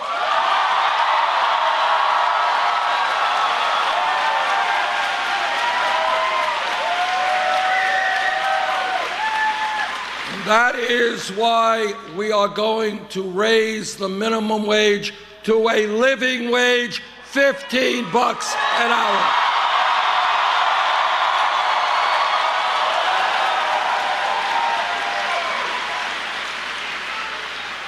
And when we talk about a rigged economy, we're going to end the absurdity of women making 79 cents on the dollar compared to men.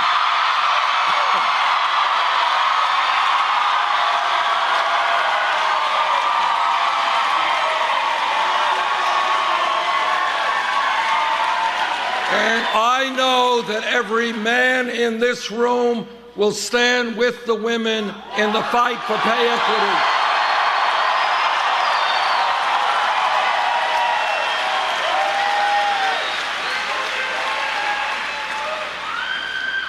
A few weeks ago, I was in Flint, Michigan. And what I observed there and what I heard there was literally beyond my comprehension, and it shook me and upset me enormously. And what I observed there is that children in that city were being poisoned by a water system that had very heavy amounts of lead in it. It is incomprehensible that this is happening in the United States in the year 2016. But it's not just Flint. All across this country, our infrastructure, our water systems, our wastewater plants, our bridges, our roads, our rail system is falling apart. In the United States of America, we should have a first-class infrastructure, and that is what we're going to build.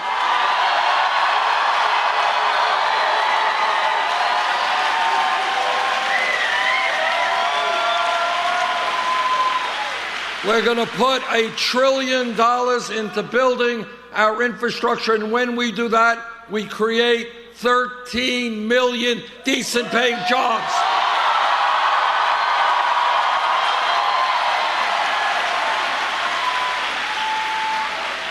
What this campaign is about is asking the American people to think outside of the box, outside of the status quo.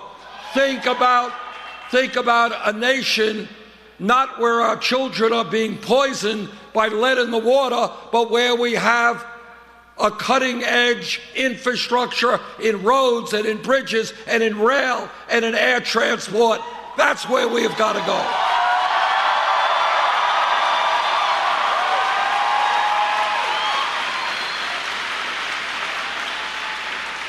And this campaign, in terms of the rigged economy, is telling corporate America that we are going to end these disastrous trade policies which are destroying the middle class of this country.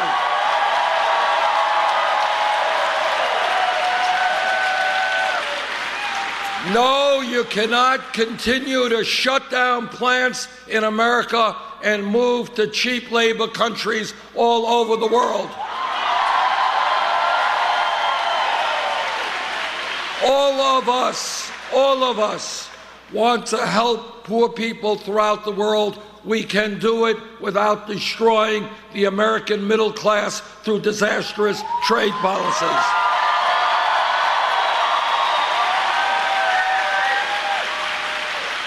So I say to corporate America, you want us to buy your products, start manufacturing those products here in America, not in China.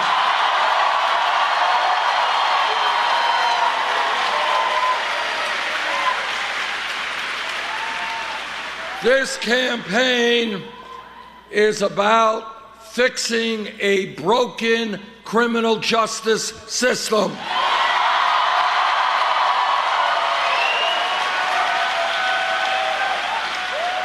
Once again, I ask you, think outside of the box, outside of the status quo. America should not have more people in jail than any other country on earth.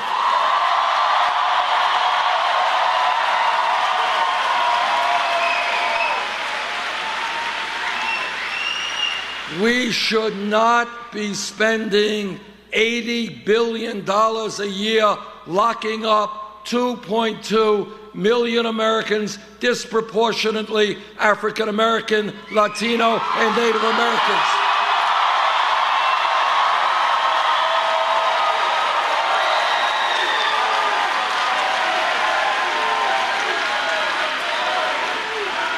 All over this country, we see very high rates of youth unemployment. For white kids, 33%, Latino kids, 36%, African American kids, 51%. What we will do is create jobs and education for those young people.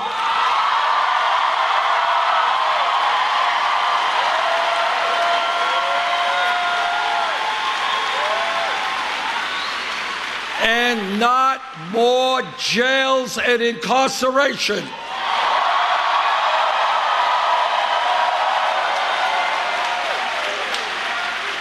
And we are going to create a criminal justice system where unarmed people, often minorities, are not shot by police officers.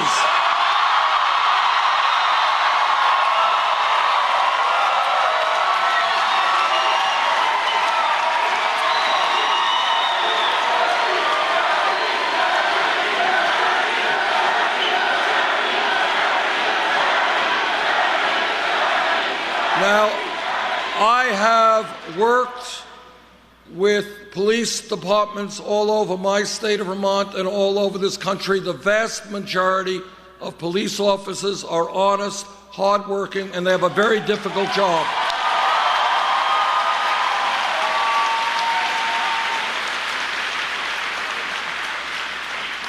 But like any other public official, when a police officer breaks the law, that officer must be held accountable.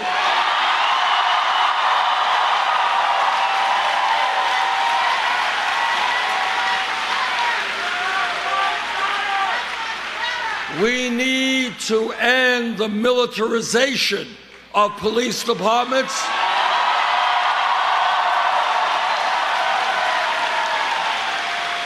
Police departments should not look like occupying armies. They should be part of the communities they serve.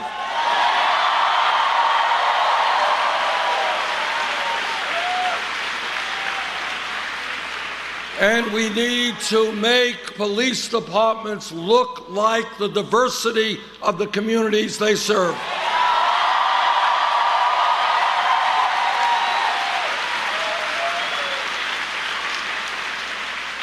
In my state of Vermont, neighboring New Hampshire, and all across this country, we have a major crisis in terms of heroin addiction and drug overdoses. We need to address that issue of substance abuse and addiction as a health issue, not a criminal issue.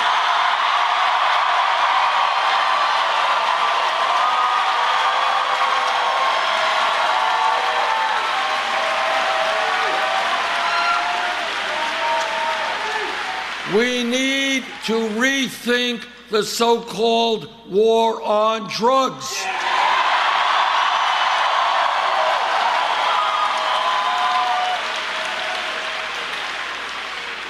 Over the years, too many lives have been negatively impacted through arrests for possession of marijuana.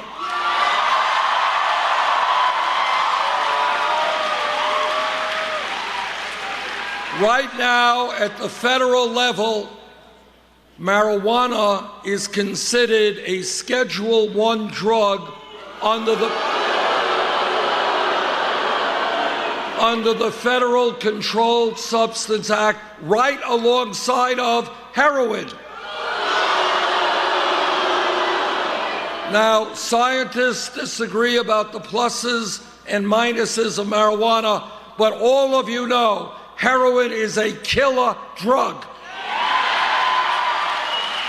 And that is why I have introduced legislation to take marijuana out of the Federal Controlled Substance Act.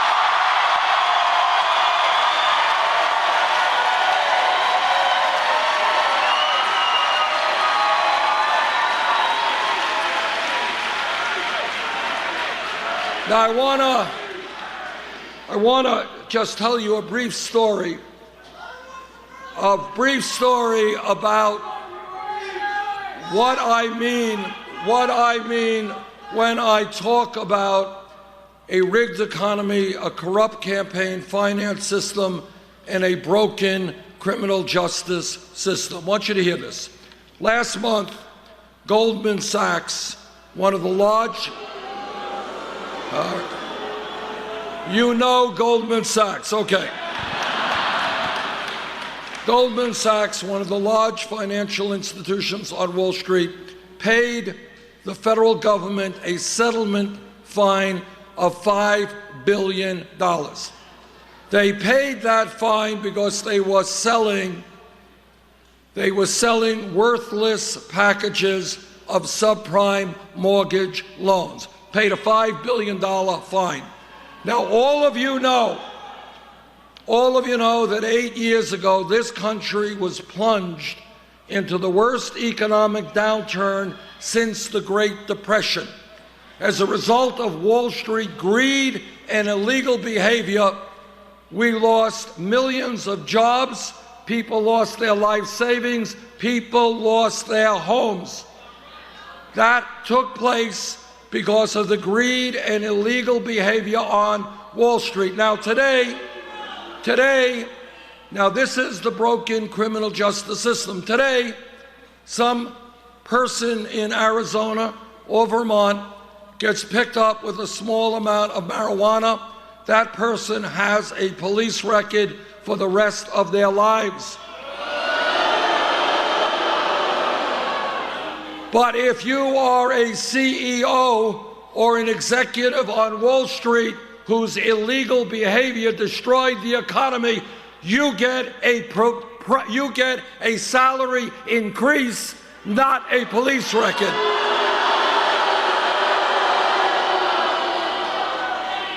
Now, what we have got to do, not going to be easy, but we will do it, is we are going to restore justice to a broken criminal justice system.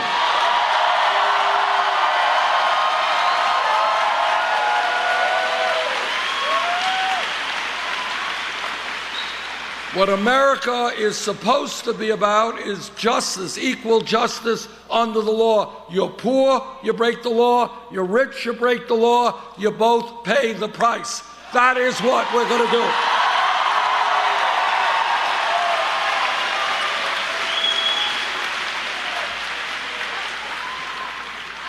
This campaign is doing well because we are listening to the American people and not just wealthy campaign contributors.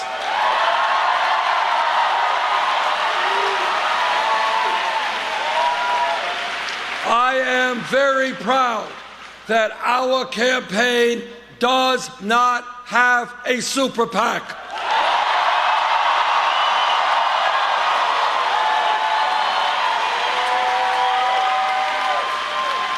We have received over 5 million individual campaign contributions.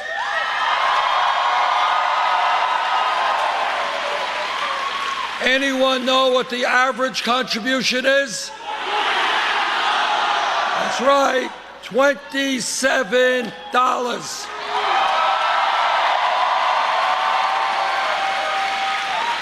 Now, my opponent raises money in a slightly different way. She has a super PAC, which, among other special interests, has received $15 million from Wall Street. She has received money from the drug companies and the fossil fuel industry. She has given speeches on Wall Street for $225,000 a pop. Now, to my mind, if you're going to give a speech for $225,000, it must be a really great speech.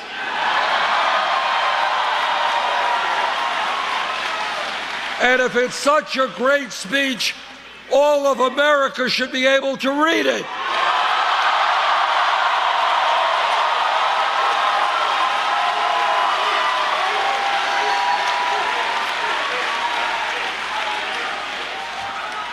Our campaign is listening to senior citizens and disabled veterans.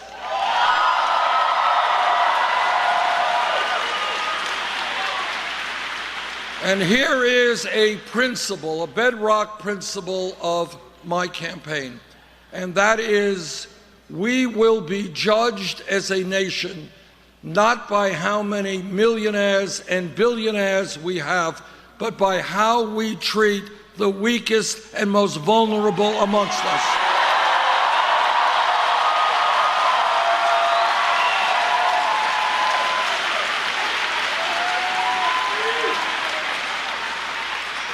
Now, while we have seen in recent years a proliferation of millionaires and billionaires, we have millions of seniors and disabled vets trying to make it on $11,000, $12,000 a year Social Security. And you know what? Nobody can make it on $11,000, $12,000 a year Social Security.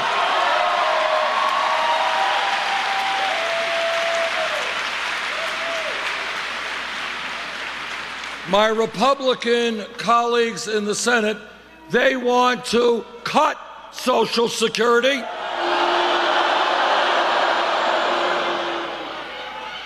And they want to give huge tax breaks to billionaires. Well, I have some bad news for them. No, we are not going to cut Social Security. We're going to increase Social Security.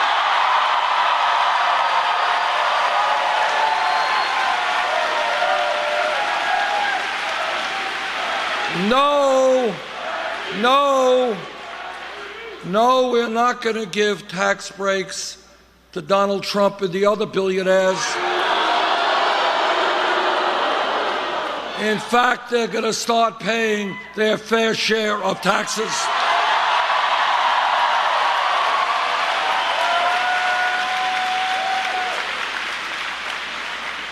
This campaign is listening to the Latino community.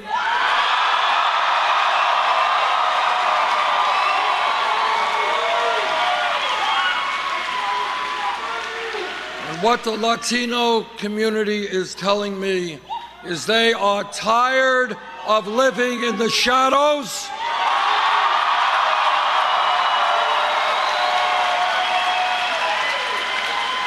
They are tired of living in fear and being exploited.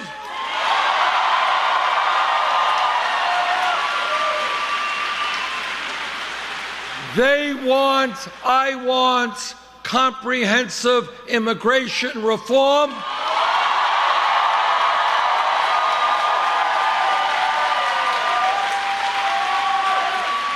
And a path toward citizenship.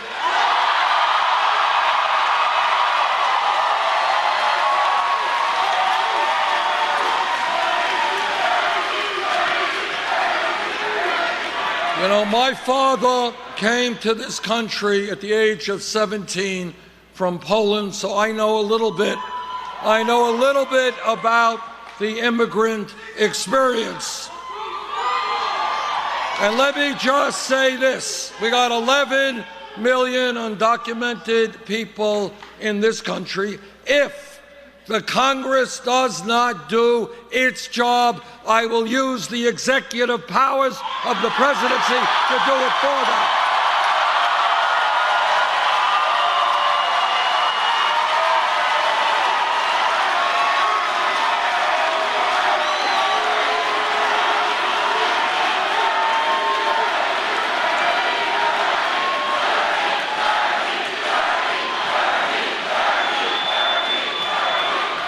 I do not want to see young people like Catherine look at the television and watch their parents arrested. I do not want to see families broken up. The function of immigration reform is to unite families, not divide them.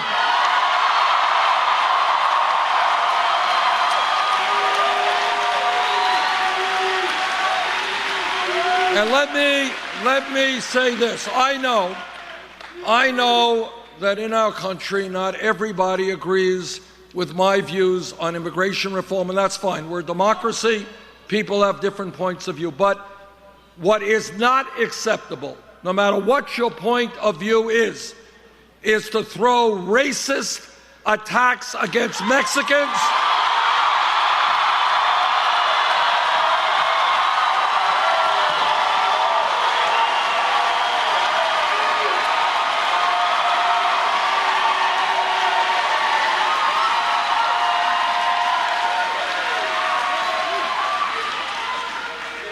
The reason that Donald Trump will never be elected president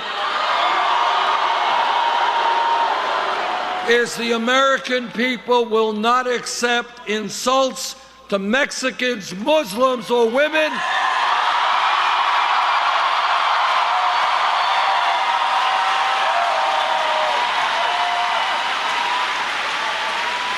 The American people will not accept a president who insults our veterans,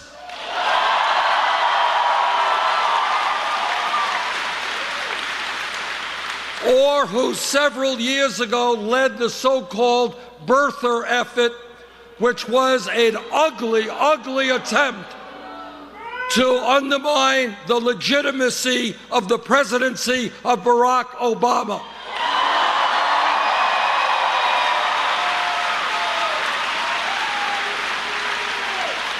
Now, you can agree with the president, you can disagree, that's democracy, but don't tell me he is not the legitimate president of this country.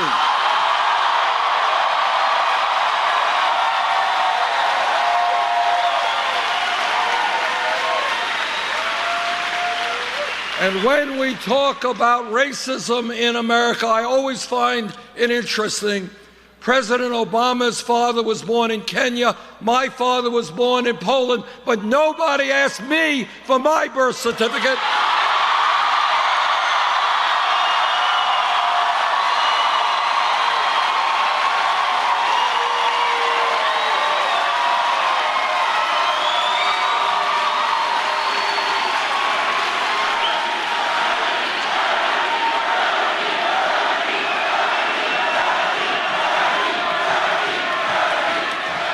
And I kind of think maybe it has something to do with the fact that my skin color is a little bit different than the president's.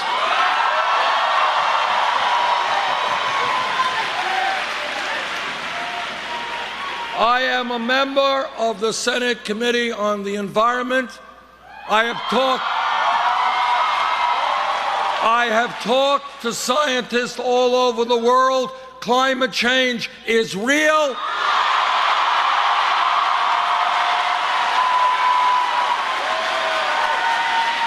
It is caused by human activity. And let me tell you what the scientists are telling us.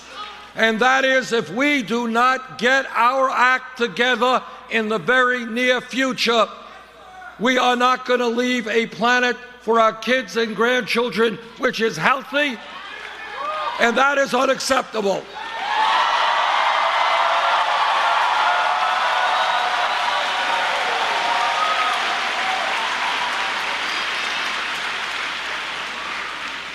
It is literally beyond belief that we have a major political party, the Republican Party, which rejects science, refuses to acknowledge even the reality of climate change.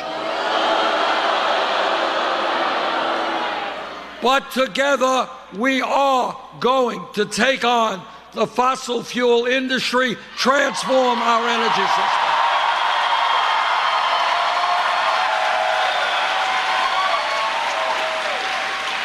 We can create millions of good-paying jobs by moving to energy efficiency and sustainable energy.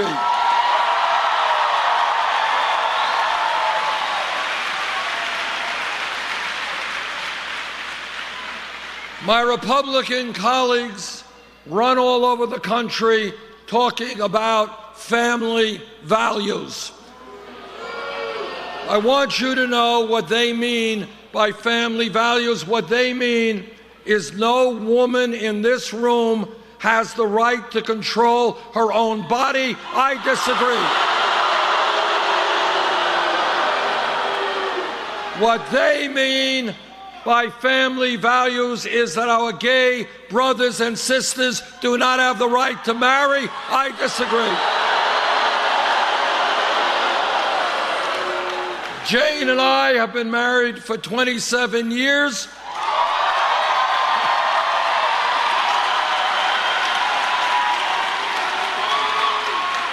And we believe in family. But when we talk about family values, what we mean is ending the embarrassment of the United States being the only major country on earth not to provide paid family and medical leave.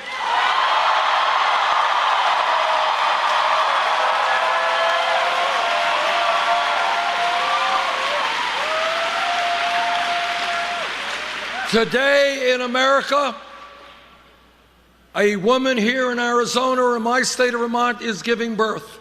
And if that woman is a working class woman, a low income woman, in all likelihood, she will have to go back to work in 1 week or 2 weeks, separating herself from her baby in order to earn income to take care of a family.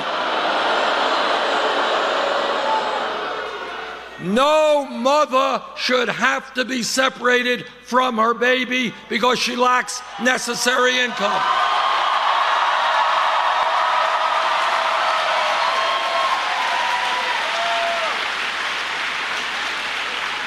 And that is why together we are going to pass 3 months paid family and medical leave.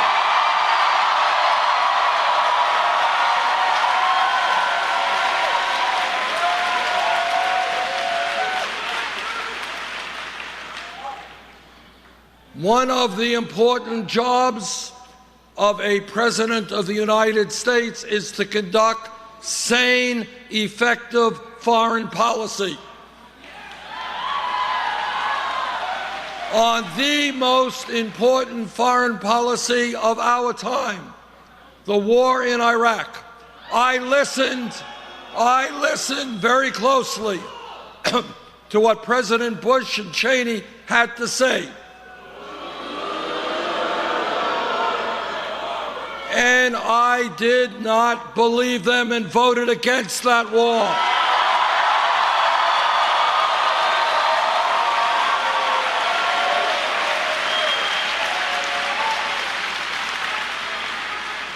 Unfortunately, Secretary Clinton voted for that war when she was in the Senate. And let me make this pledge to you. Yes, we will destroy ISIS, but we will do it in a way that doesn't involve our men and women in the military involved in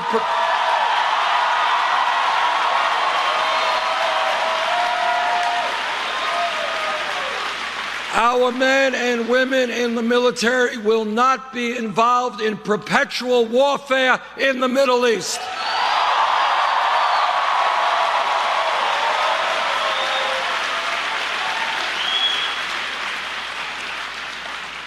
Now, I have been criticized for saying this, so let me say it again.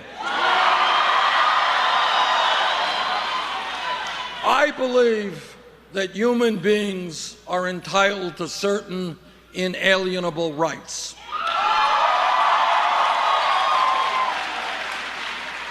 And we have a Constitution that grants us, and it's a great document, a lot of political rights. But I believe we have got to go further than that. And I believe that we have got to guarantee our people economic rights.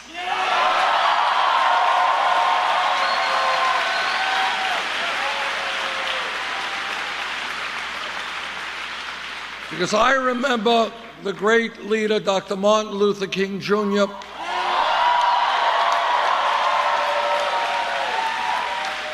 when he led the Great March on Washington in 1963, it was called the March for Jobs and Freedom. Jobs and freedom. And when he died, you all remember when he died, when he was assassinated, it wasn't on a quote-unquote civil rights demonstration. He was standing up with exploited sanitation workers in Memphis, Tennessee.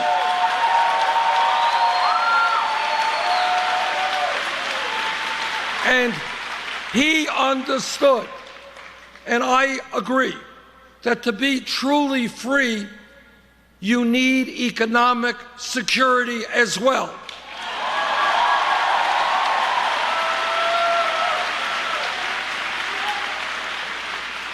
Now, it turns out that every major country on earth, Germany, United Kingdom, France, Holland, Scandinavia, Canada, every major country guarantees health care to all of its people.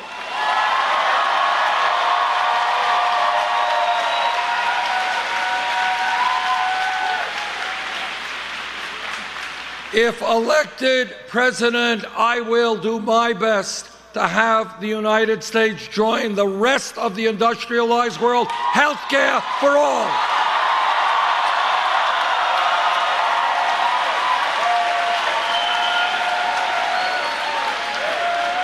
Now, what this campaign is about, again, is thinking outside of the status quo. You do not have to accept the status quo. We can do better.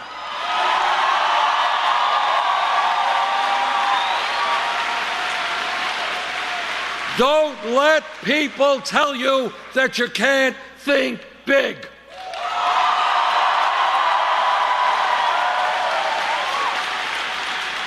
Now,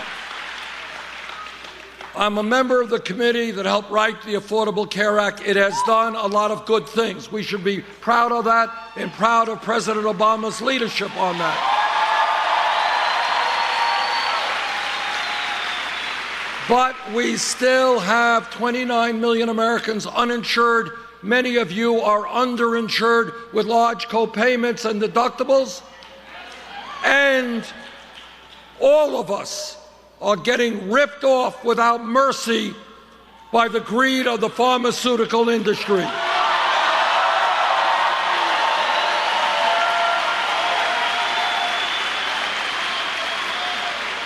They are charging us by far the highest prices in the world for prescription drugs. People are dying. People are dying in this country because they cannot afford the medicine they need. That is unacceptable. And after all of that, we end up spending far, far more per capita on health care than any other people. That is why together, we must fight to make sure that we pass a Medicare for all health care system.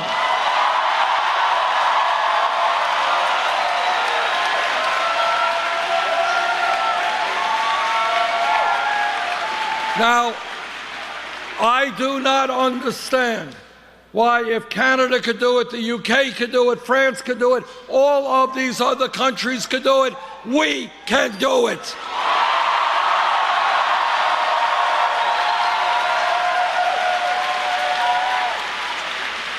And I want to give you another example of where, as a nation, we have got to think outside of the box. For 100+ years, we have had free public education in this country from 1st grade to 12th grade.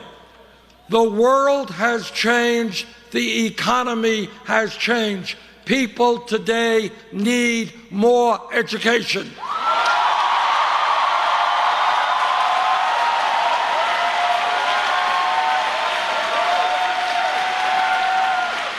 The simple truth is that today, in many respects, A college degree is the equivalent of what a high school degree was 50 years ago.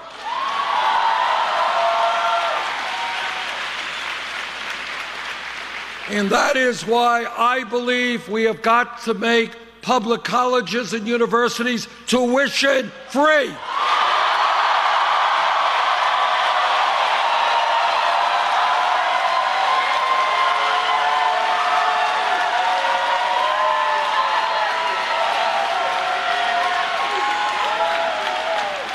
This is not a radical idea. It exists in Germany, Scandinavia, other countries. If they can do it, we can do it.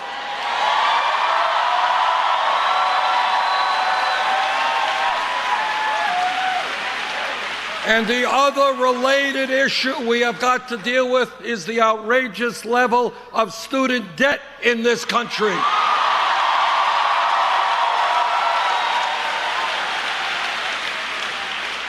When you think about crazy, listen to this. We tell young people, you got to go out and get the best education you can for yourselves, for the country.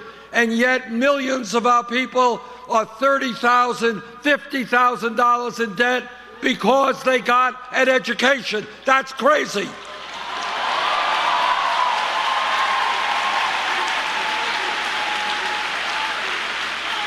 Now, I find it interesting that when Wall Street, with their greed and illegal behavior, crashed, Congress bailed them out. Now, I believe we should impose a tax on Wall Street speculation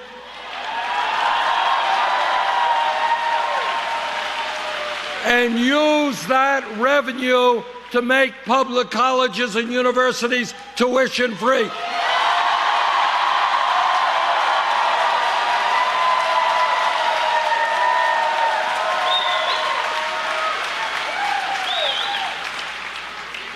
Everybody here understands one important historical fact, and that is change, real change, never takes place from the top on down. It always takes place from the grassroots on up.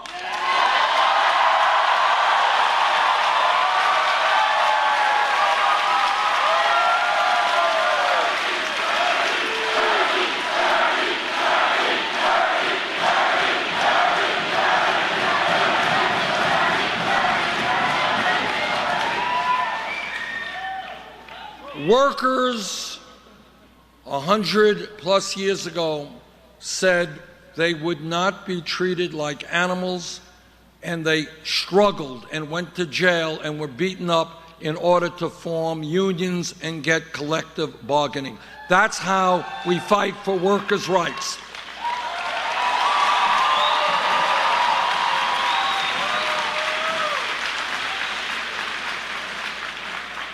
For hundreds of years, African Americans and their white allies struggled together to end racism and bigotry and segregation in America.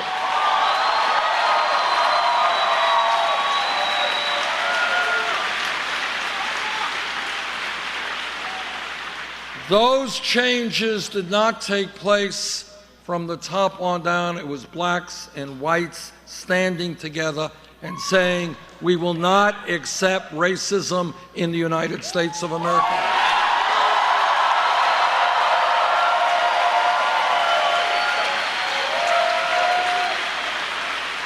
People forget,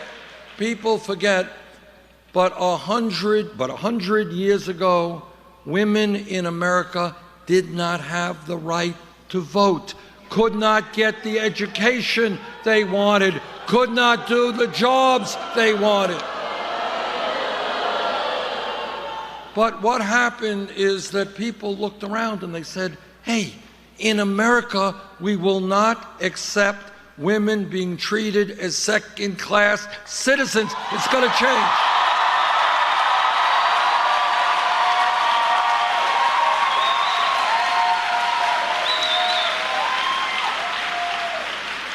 If we were here 7 years ago, 10 years ago, and somebody said, you know what, I think gay marriage will be legal in every state in this country by 2015. Nobody would have believed it, but it happened, and it happened because the gay community and their straight allies said that in America, people have the right to love whoever they want.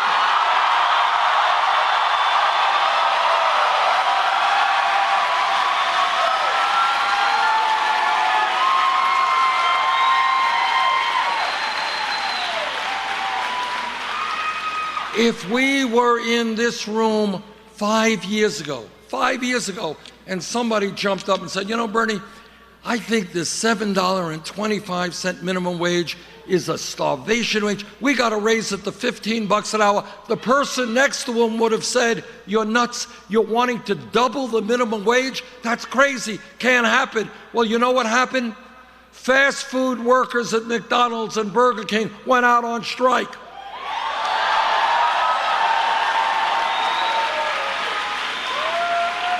They stood up and fought back, and then you know what happened? Seattle, $15 an hour.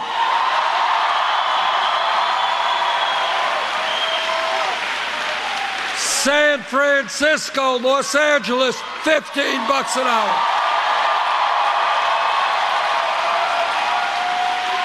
Oregon, $15 an hour.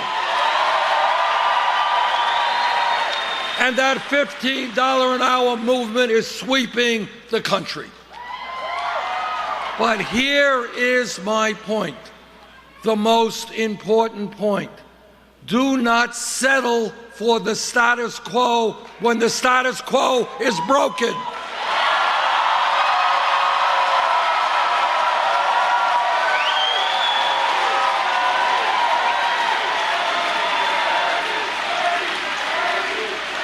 Don't tell me that we cannot have a political system in which we have one of the highest voter turnout rates in the world rather than one of the lowest.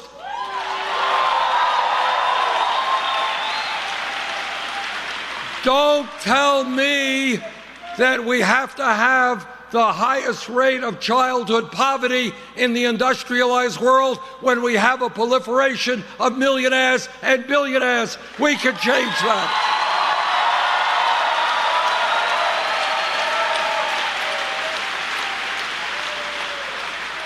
Don't tell me that veterans in this country have to sleep out on the street. We can change that.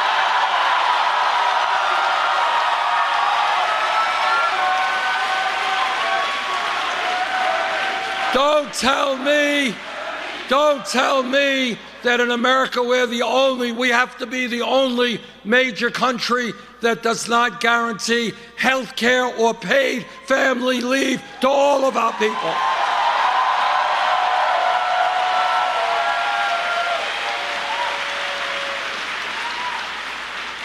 We can make real change. But we don't make change if they divide us up.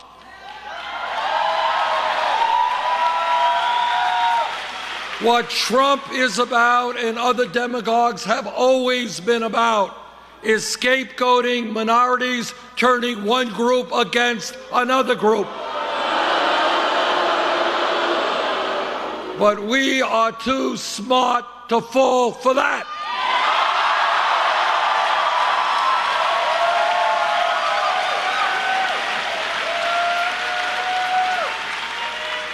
So if we stand together as black and white and Latino and Asian American and Native American, if we stand together as gay and straight men and women,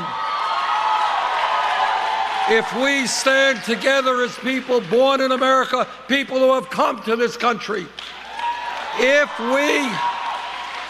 we stand together, There is nothing we cannot accomplish.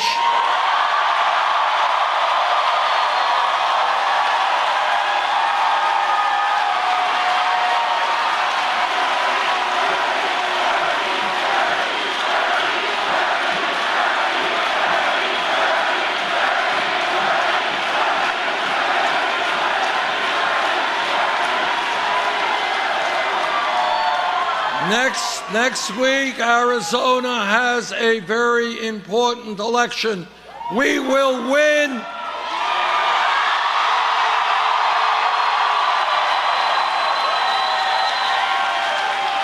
We will win if the voter turnout is high. Let's make it high.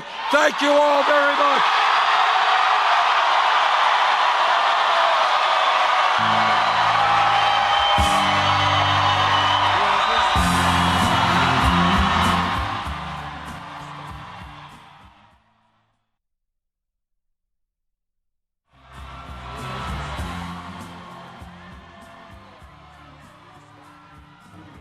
All right, and that's actually out of Phoenix, Arizona, right here. Bernie Sanders exiting the stage right now.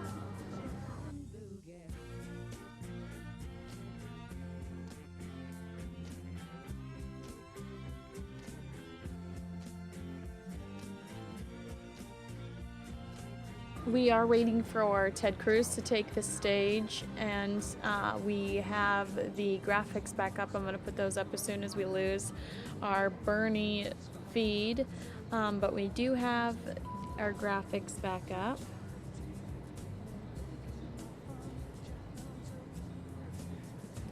Here we go. All right, so as Bernie exits, I am going to take you back to the primary result graphics. And we are waiting for Ted Cruz to take the stage. Additionally, I'm going to play back Donald Trump speaking. Donald Trump was speaking while you were listening to Bernie Sanders. So I will play back Donald Trump eventually this evening. And we're also waiting for Ted Cruz to take the podium. But just to wrap up, that was Bernie Sanders out of Phoenix, Arizona. Had some strong words against Donald Trump. You saw him taking some jabs at Hillary Clinton. There's another view from our national outlet. I'm sure that's one of our photogs as well, though. And he says he's going to win Arizona. So we are going to see pretty soon whether or not that's right. Next week, I believe it is. But now as we lose Bernie here in a few minutes, I am going to transition to our maps. From the maps, we're going to go to Ted Cruz. And then from Ted Cruz, Ted's in Houston, Texas. From Ted Cruz, we are going to head to Donald Trump's reaction to tonight's events. And I will bring that to you again post-Cruz coverage.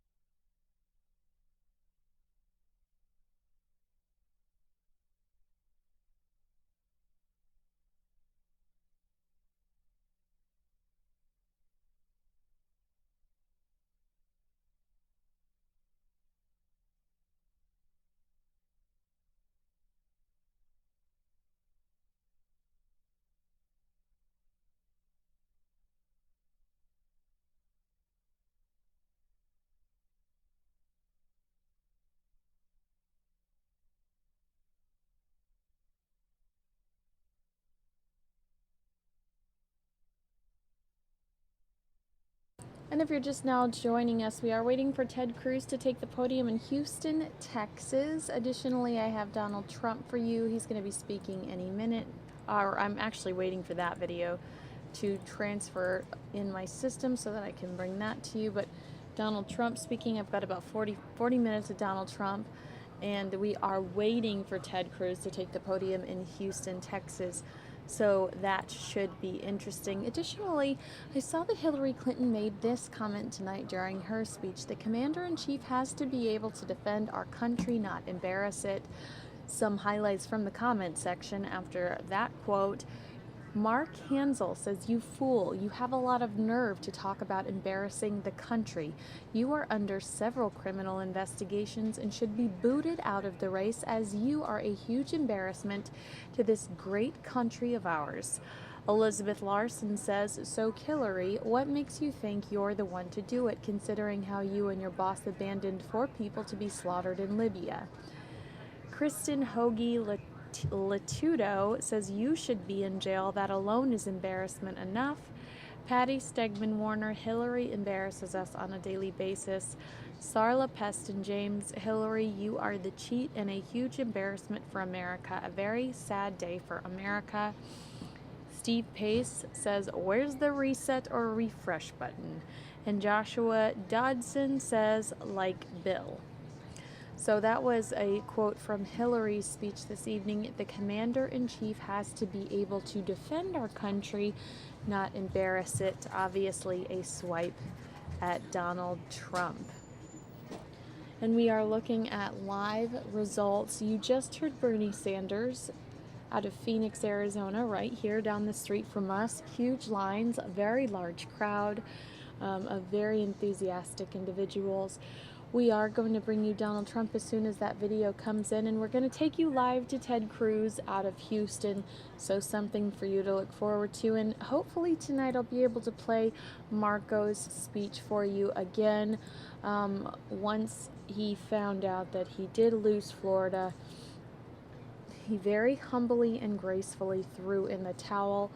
I thought that his speech was very kind, considering some of the mudslinging that we have seen throughout this campaign, specifically at some of those debates. So we are hopefully going to get you that podium back for Ted Cruz in Houston. And I am patiently waiting for my Donald Trump video to come in. I recorded about 40 minutes of him while we were listening to Bernie Sanders talk to the media in regards to a very big night for him.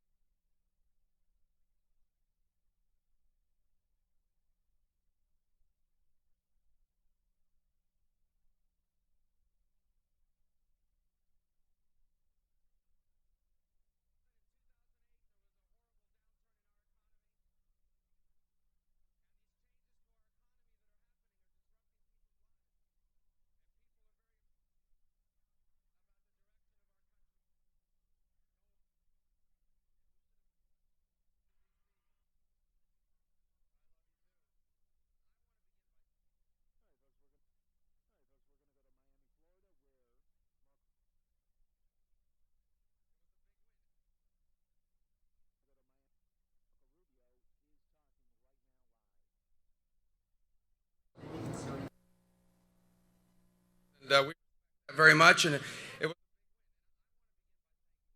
today. And I want you to know I am the beneficiary.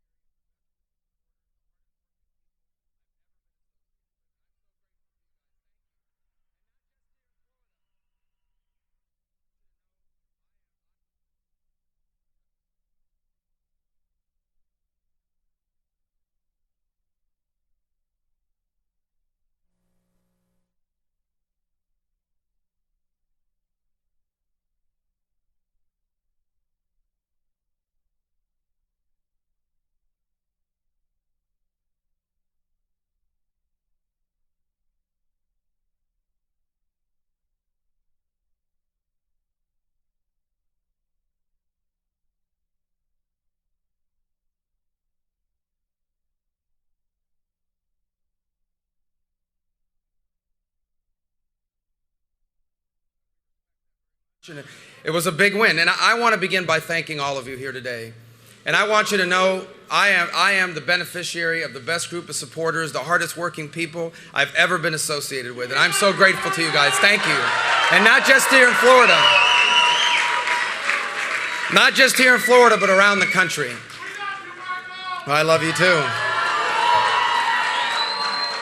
I want you to know that you worked as hard, not just here, but all over the country. I want to talk to people in Iowa and in New Hampshire and in South Carolina and in the great state of Minnesota where I won, and in the territory of Puerto Rico and Washington, D.C. All over. We had a great team. We have a great team, and I'm so grateful for all the help that you guys have given us. I just want you to know there's nothing more you could have done. You worked as hard as anyone worked. I want you to know we worked as hard as we ever could. But, well, America's in the middle of a real political storm, a real tsunami, and we should have seen this coming. Look, people are angry and people are very frustrated. It really began back in 2007, 2008, with this horrifying downturn. Don't worry, you won't get beat up at our event.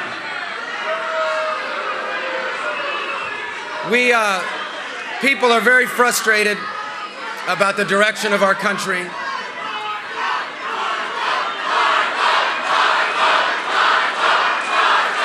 Thank you. Thank you. People are frustrated. In 2007 and 2008, there was a horrible downturn in our economy. And these changes to our economy that are happening are disrupting people's lives. And people are very upset about it. And they're told that, people are angry, they're frustrated, they're being left behind by this economy. And then they're told, look, if you're against illegal immigration, that makes you a bigot. And if you see jobs and businesses leaving to other countries, you have no right to be frustrated. They see America involved in the world and Americans spending money and losing their lives. And they see that there's very little gratitude for all the sacrifice America makes.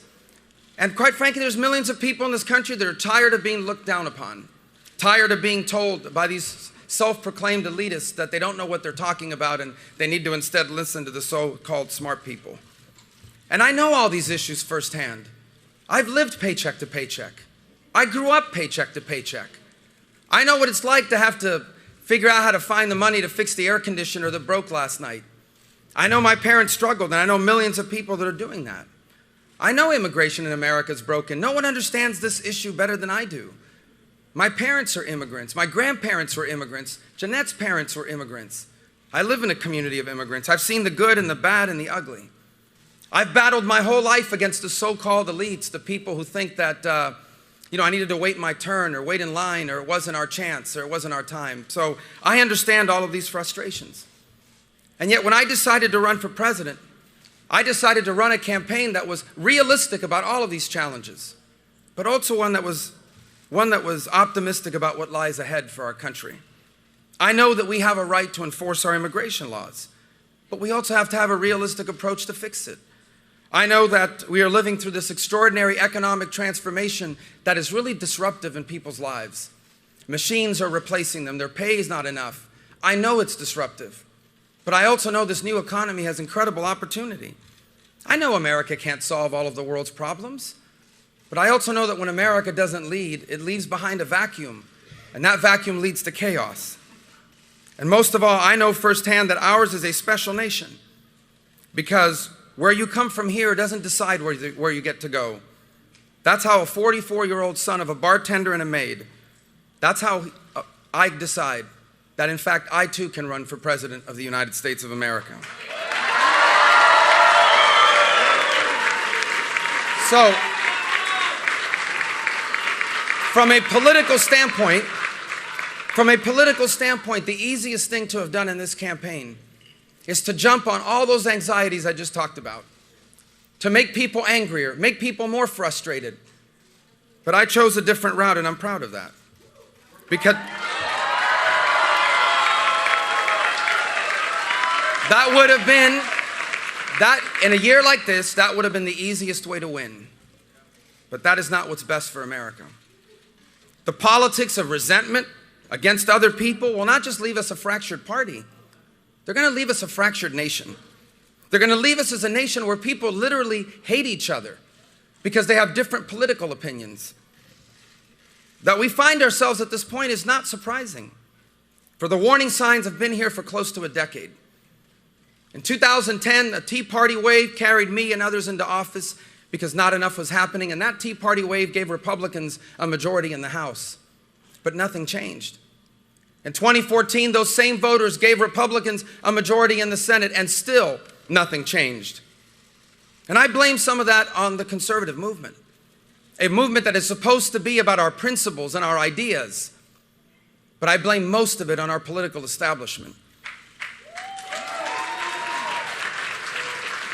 A political establishment that for far too long has looked down at conservatives as simple-minded people, looked down at conservatives as simply bomb throwers. A political establishment that for far too long has taken the votes of conservatives for granted. And a political establishment that has grown to confuse cronyism for capitalism and big business for free enterprise. I endeavored over the last 11 months to bridge this divide within our party and within our country because I know that after 8 years of Barack Obama, this nation needs a vibrant and growing conservative movement, and it needs a strong Republican Party to change the direction now of this country. Or many of the things that are going wrong in America will become permanent, and many of the things that make us a special country will be gone. America needs a vibrant conservative movement, but one that's built on principles and on ideas, not on fear, not on anger, not on preying on people's frustrations. A conservative movement that believes in the principles of our Constitution, that protects our rights and limits the power of government. A conservative movement committed to the cause of free enterprise, the only economic model where everyone can climb without anyone falling. A conservative movement that believes in a strong national defense, and a conservative movement that believes in the strong Judeo-Christian values that are the formation of our nation.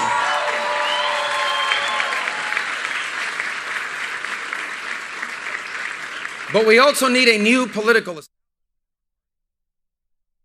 time. Who is going to be our nominee for president? Who is the only authentic conservative for president? It's going to be a great next couple of months for America, and especially for those of us in Texas, because we love. Ladies and gentlemen, give a great welcome to Carly Fiorina. Carly.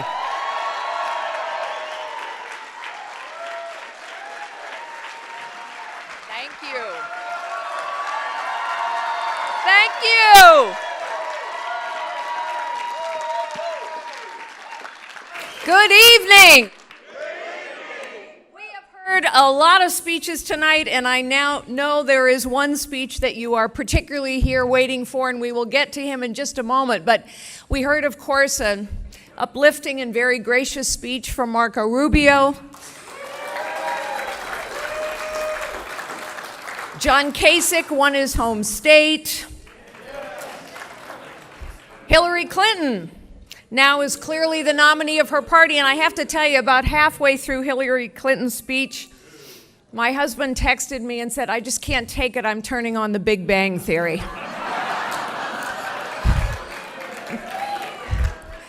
And then, of course, we heard from Donald Trump. Now, I have to say, the pundits have been assuming that Hillary Clinton would be her party's nominee for some time now. And for about the last week or so, every time I've gotten on television or gotten on the radio, someone has asked me this question: well, if Donald Trump is our nominee, are you going to support him? And here's the answer I have been given since the week he got into the race. Donald Trump does not represent me, and he does not represent my party.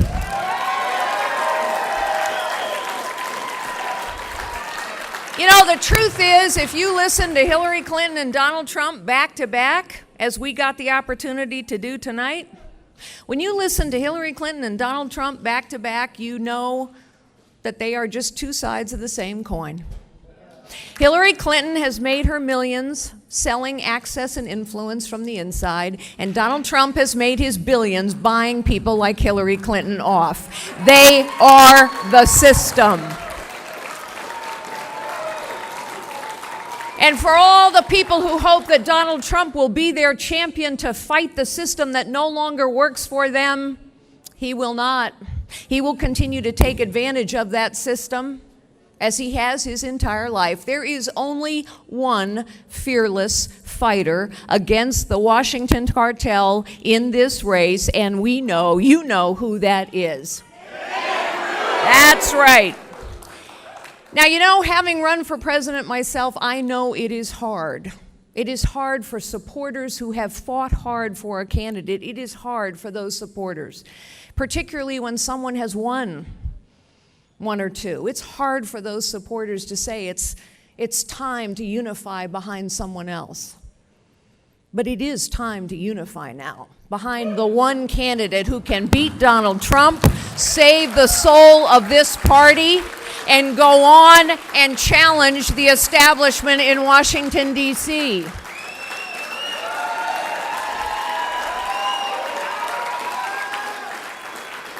You know, people have asked me how I came to endorse Ted Cruz. I have to tell you, before I ever had a conversation with Ted Cruz about endorsing him, I walked into a voting booth in Virginia, in my home state of Virginia. And I looked at that ballot, and I saw all these names. I saw my own name on that ballot. And that was kind of a thrill, I have to tell you. And I thought about all the supporters who had fought hard for me. And then I thought about why I ran for president in the first place. I ran because I know we need a real constitutional conservative in the White House.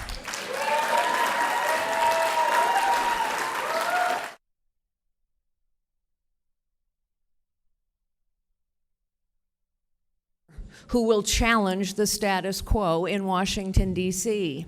I ran because I know we need someone who has the courage of their convictions. And so you know what, folks? It was easy for me to check the box for Ted Cruz.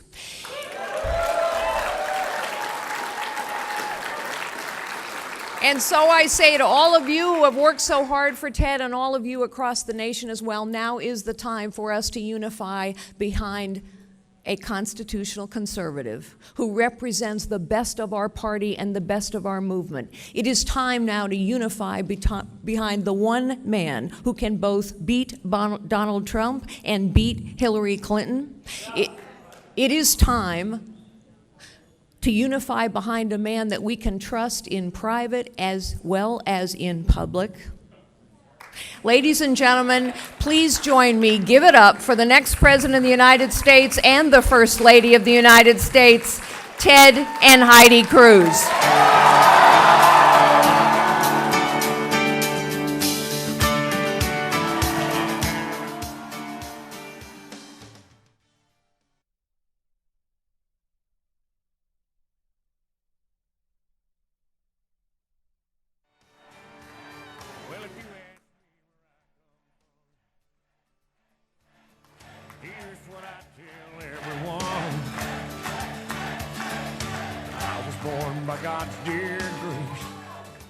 Thank you so very much. God bless each and every one of you.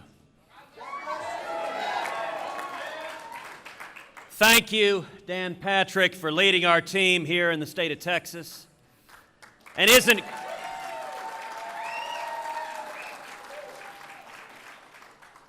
Carly extraordinary?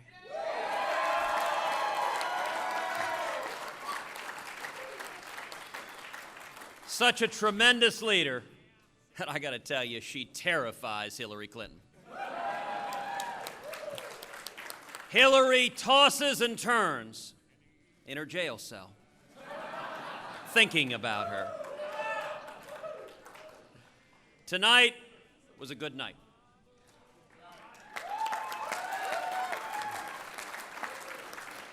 Tonight we continued to gain delegates and continue our march to 1,237.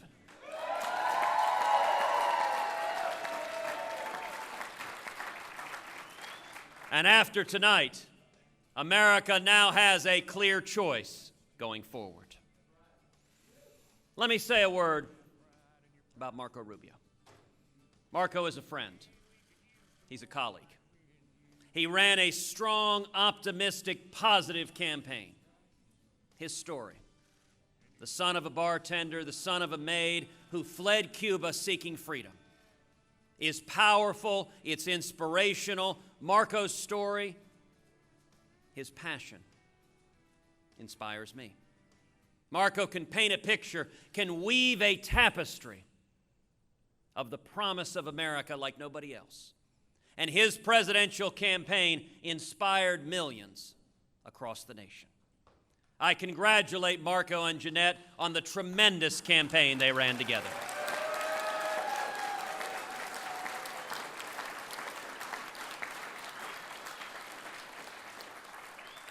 To those who supported Marco, who worked so hard, we welcome you with open arms.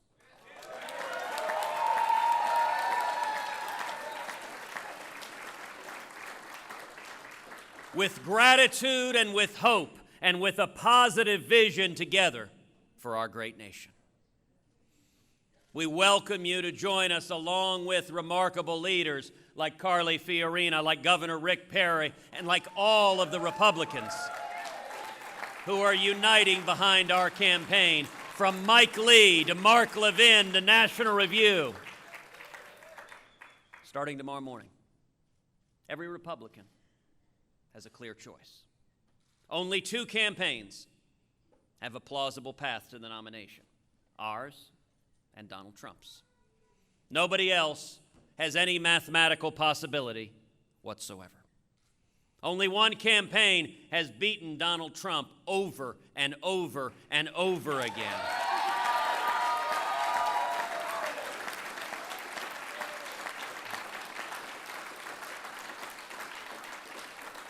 Not once, not twice, not 3 times, but 9 times all across the country, from Alaska to Maine.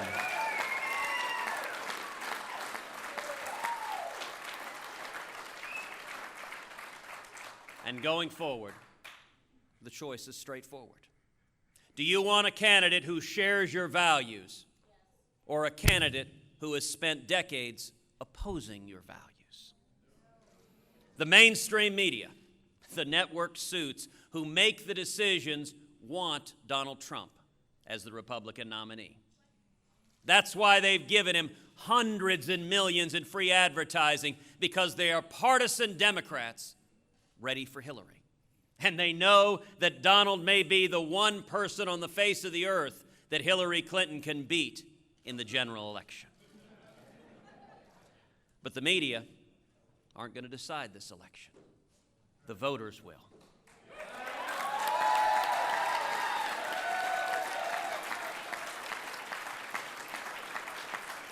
And here's our vision for America. It's an America with a brighter future. It's an America with greater opportunity for our kids and grandkids. It's an America with more liberty and more safety and more security. It is America that is greater tomorrow than it is today and than it was yesterday.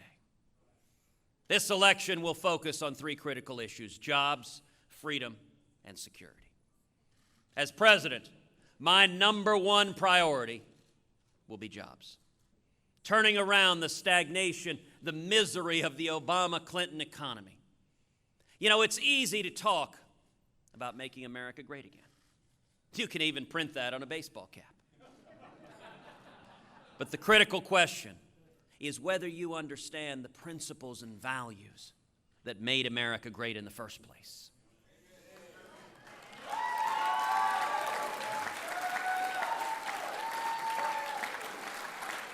The heart of our economy isn't in Washington, D.C. The heart of our economy is small businesses all across the United States of America.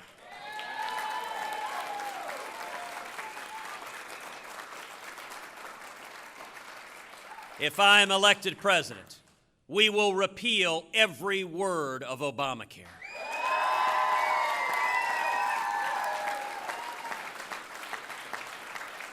We will pass a simple flat tax and abolish the IRS.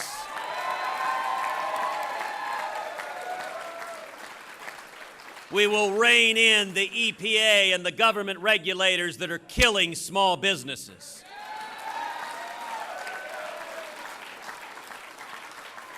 And we'll stop amnesty, secure the borders, end sanctuary cities, and end welfare benefits for those here illegally.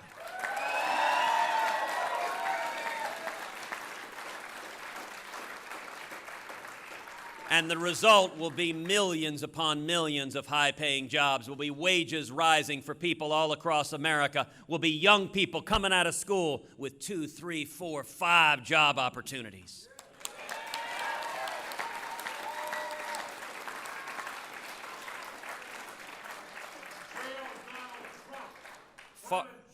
Far too many politicians focus on Washington, D.C. To the lobbyists, to those like Donald Trump who buy influence, and to those like Hillary Clinton who sell influence, Washington is the center of the universe. But we understand that isn't right. Together, we will make Washington less relevant in all of our lives.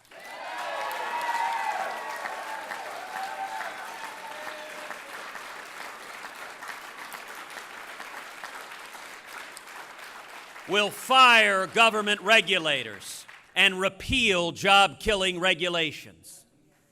And together, we will take the boot of the federal government off the backs of the necks of small businesses all across this country.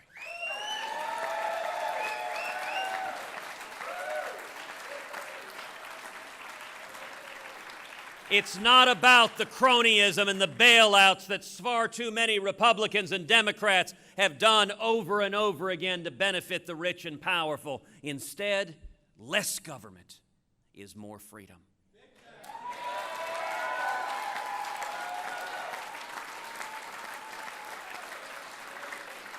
Higher wages and a better standard of life for all of us. The second critical issue in this election is freedom.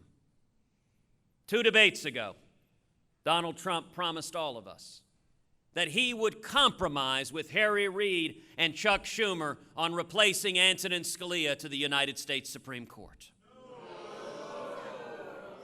Our rights hang in the balance, and let me be very, very clear to the people of America. I will not compromise away your religious liberty.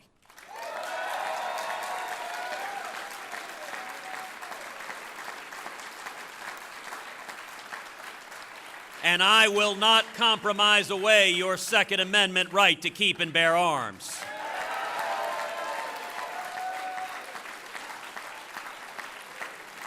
And every justice I appoint to the court will be faithful to the law and will ferociously protect the Bill of Rights for your children and for mine.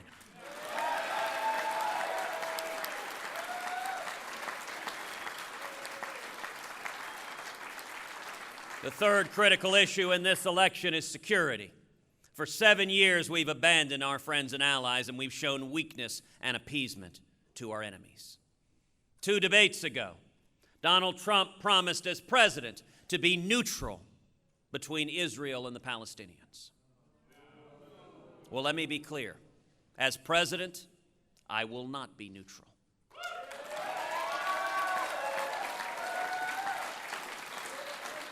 America will stand unapologetically with the nation of Israel.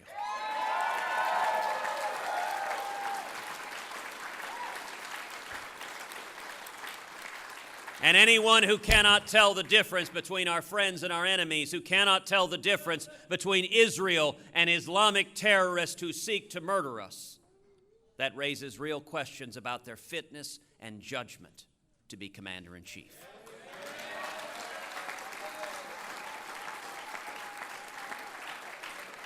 Donald Trump says he will keep in place this Iranian nuclear deal and try to renegotiate it. I will rip to shreds this Iranian nuclear deal on the very first day in office.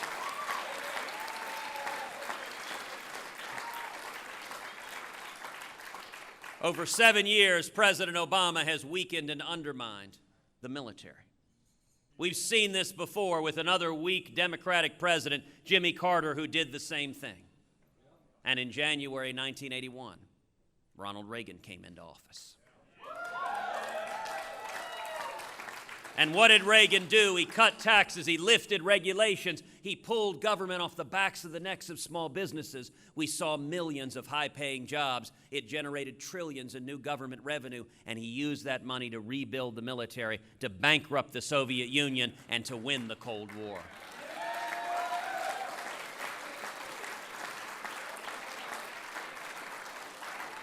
I intend to do the exact same thing with radical Islamic terrorism.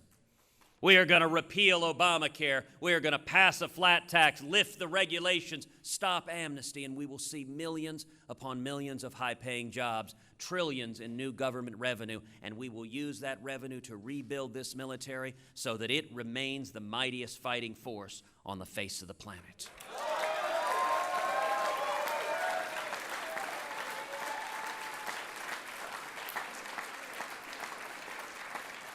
Tomorrow we have a choice, a clear and simple choice. Enough with the Washington corruption.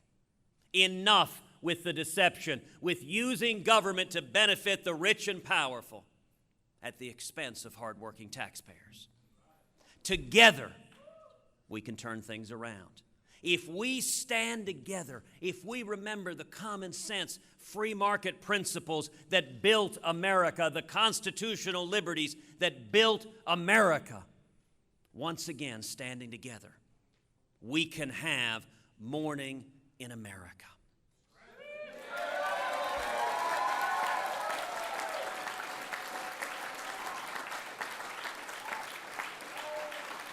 Now is the time for Republicans to unite, for independents to unite, for libertarians to unite, for all of us who want a brighter future for our nation to come together and stand as one. Starting tomorrow morning, there is a clear choice, a clear and direct choice. And for everyone who wants to see a brighter tomorrow, we welcome you to our teams. We welcome you with open and welcoming arms. Thank you, and God bless you.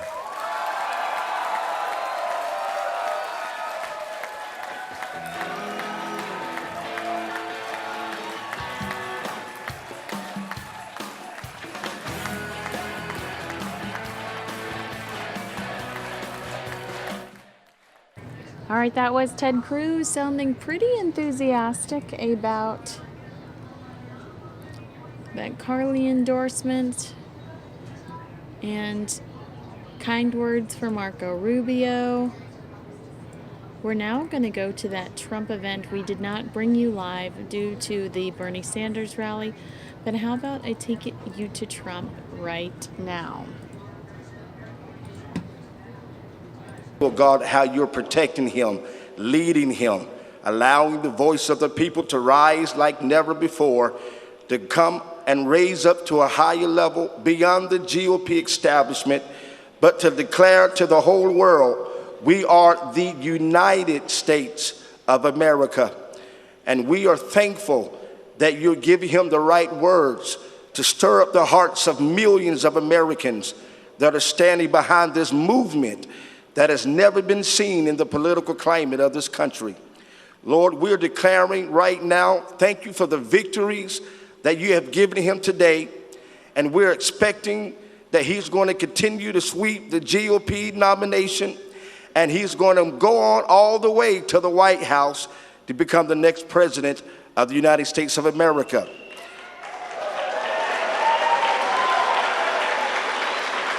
In the name of Jesus Christ, if you love him, say amen. Amen. Listen, I'm Pastor Mark Burns, and I've been so blessed and privy to travel around the country to see how Donald Trump is uniting the people of this country.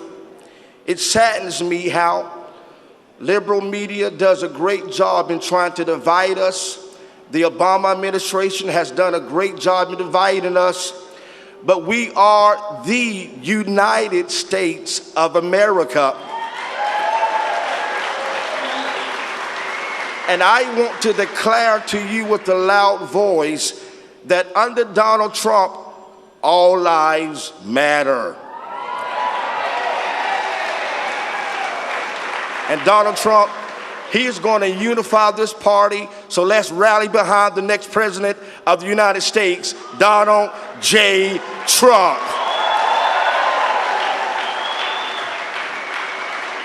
Ladies and gentlemen, please welcome the next president of the United States, Mr. Donald J. Trump.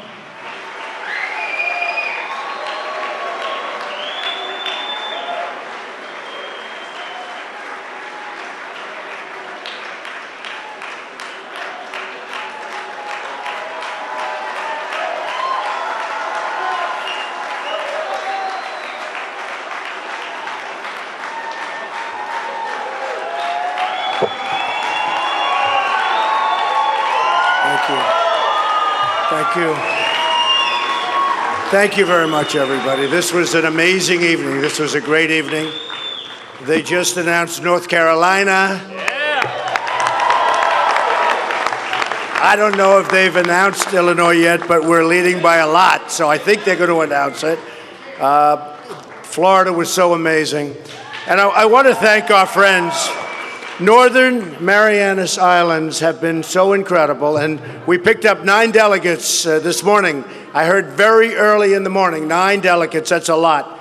And I just wanted to thank the governor, Ralph Torres, great guy, Chairman Ada, who is a fantastic man, and that was a very nice start to the day, that I can tell you. Many things have been happening over the last short period of time. CNN was very nice. They came up with a poll. The poll said 49% to 14 and 15. We just had one from The Economist, just came out, 53%. And it's sort of interesting because I was watching the news a little while ago, and one of the commentators, who I'm not particularly fond of, but these are minor details, said, but Donald Trump doesn't get over 50%. Because I'm at 43, 45, actually now, according to The Economist, I'm at 53. And I have to explain to these people, they don't understand basic physics, basic mathematics, basic whatever you want to call it. When I don't get over 50, we have 4 people, right? We have 4 people. Do you understand that? So when I get 53, and this one, as an example, I had 53, and that's with 4 people. That's an amazing achievement just mathematically when you can get over 50%. So someday they're going to understand. Someday when we take it all, they'll understand, but it is really ridiculous. I want to thank my family, my boy Eric and Don. They've been working so hard. Ivanka and Jared have been amazing. Ivanka's home right now. In about 2 minutes I'll call, and she's about ready to have a baby, so I don't know. We've been thinking about that now for a little while. But Ivanka has been so helpful, and Jared has been amazing, and it's been just great. I want to thank Barron for putting up with the fact that I never see him anymore. And I want to thank Barron. I never see my Barron, and it's his birthday on Sunday, so we're very happy about that. So it's a little tough, you know, we're going away. And he goes, when are you going to come home, Daddy? When are you coming home? I said, well, in about 2.5 weeks. It's pretty tough. You're traveling all over the place. It's really amazing. Yesterday, I went up to Ohio. I went up to Youngstown. We had an incredible crowd and just amazing people in this country. We have so many great people. We will someday in the not too distant future, if I win, otherwise it's not going to happen, I have to be honest with you. But Apple and all of these great companies will be making their product in the United States, not in China, Vietnam, and all of. And we're not going to be losing our companies. You know, our companies are leaving our country rapidly, whether it's Carrier Air Conditioning, whether it's Ford, whether it's Eaton. I was in Cleveland, and Eaton Corp, they're leaving, and so many companies are leaving. And frankly, I'm disgusted with it, and I'm tired of seeing it, and there's no reason for it. It's just gross incompetence at the highest level. We should not allow it to happen. Pfizer, great company, pharmaceutical company, they're going to Ireland, and there's so many more. You have corporate inversions. You have people can't get their money back into the country because the politicians can't get along. They can't make a deal. Everybody agrees, Democrat and Republican. Everybody agrees the money should come back. There's $2.5 trillion outside of this country. Everybody agrees that the money should be here, and the politicians for 3 years haven't been able to make a deal. And we could make a deal. There's an example of something that you could do if I sat down with a few of the senators, a few of the congressmen. You could make a deal on that in 10 minutes if you knew what you're doing, because everybody wants to do it. And companies are actually leaving our country to get their money, not only because our taxes are too high, which we're going to lower, by the way, but companies are leaving our country in order to go and get money that's their money, because there's no way of bringing it in. So we've got a long way to go, but I think at some point it's going to get done. This has been very exciting, this whole process. We started, I was one of 17 people, senators, governors. I've had such great support. Dr. Ben Carson the other day endorsed us, and great guy. Great guy, wonderful man. And Chris Christie endorsed us. That was so incredible. And today, Pam Bondi came up and endorsed us. She was great, and she is a truly wonderful woman, and the job she's done in Florida is incredible. So many. We've had such incredible support. Paul Ryan called me the other day, tremendous call. I spoke with Mitch McConnell today. We had a great conversation. The fact is, we have to bring our party together. We have to bring it together. We have something happening that actually makes the Republican Party probably the biggest political story anywhere in the world. Everybody's writing about it, all over Europe, all over the world they're talking about it. Millions of people are coming in to vote. This was an example of it today. Many, many more people. I'm looking at the polling booths. I'm looking at different polling booths all around the country where it's up. And the lines are 4, 5, 6 blocks long. And one woman was in there for 40 years. She's been working the polls. And she said, we'd have 2 people here. We'd have 3 people. Now look at the line. And the line looked like it was, long. It was really long. 5 deep and long. And it's just a different thing. We have a great opportunity. And the people that are voting are Democrats are coming in, independents are coming in, and very, very importantly, people that never voted before. It's an incredible thing.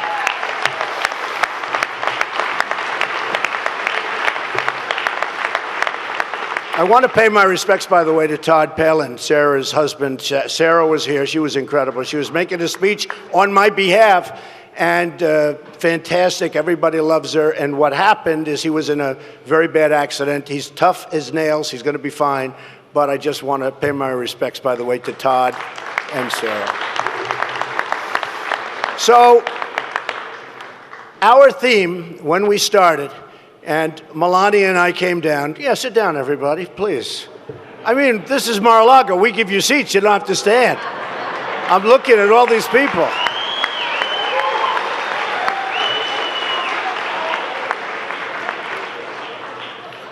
Corey, good job, Corey.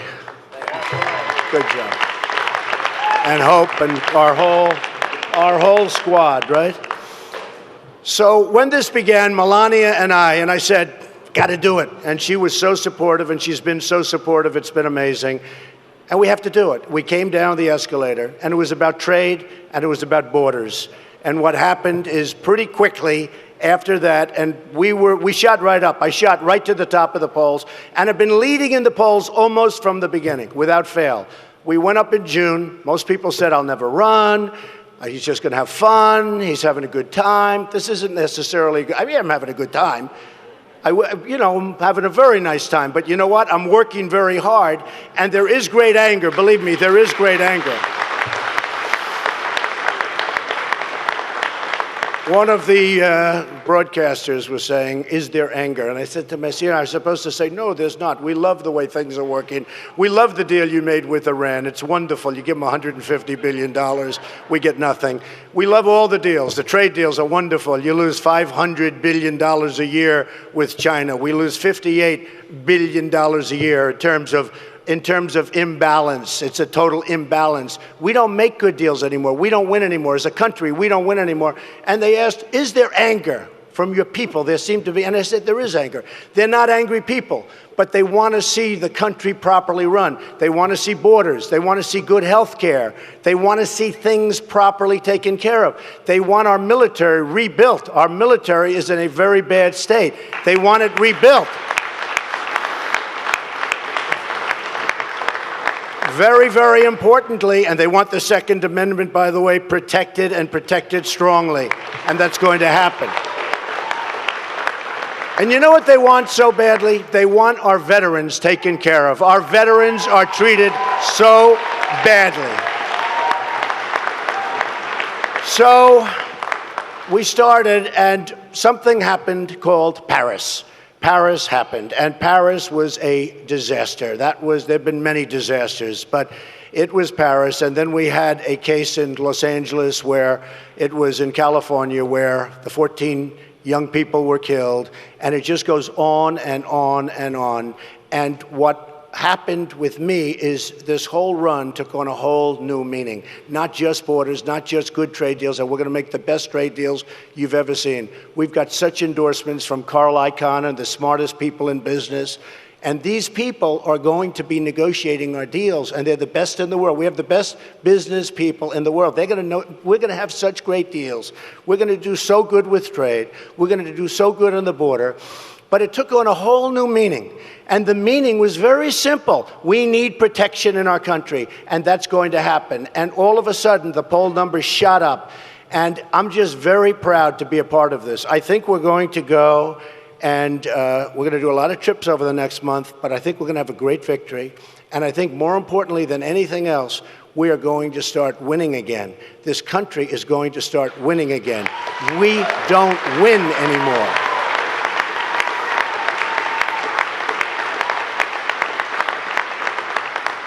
We don't win with our military. We can't beat ISIS. We're going to knock the hell out of them. We don't win. We don't win a trade. China, everybody. Japan, Mexico, Vietnam, India, name the country. Anybody we do business with beats us. We don't win a trade. We're going to win a trade. We're going to make our country rich again. We're going to make our country great again. And we need the rich in order to make the great, I'm sorry to tell you.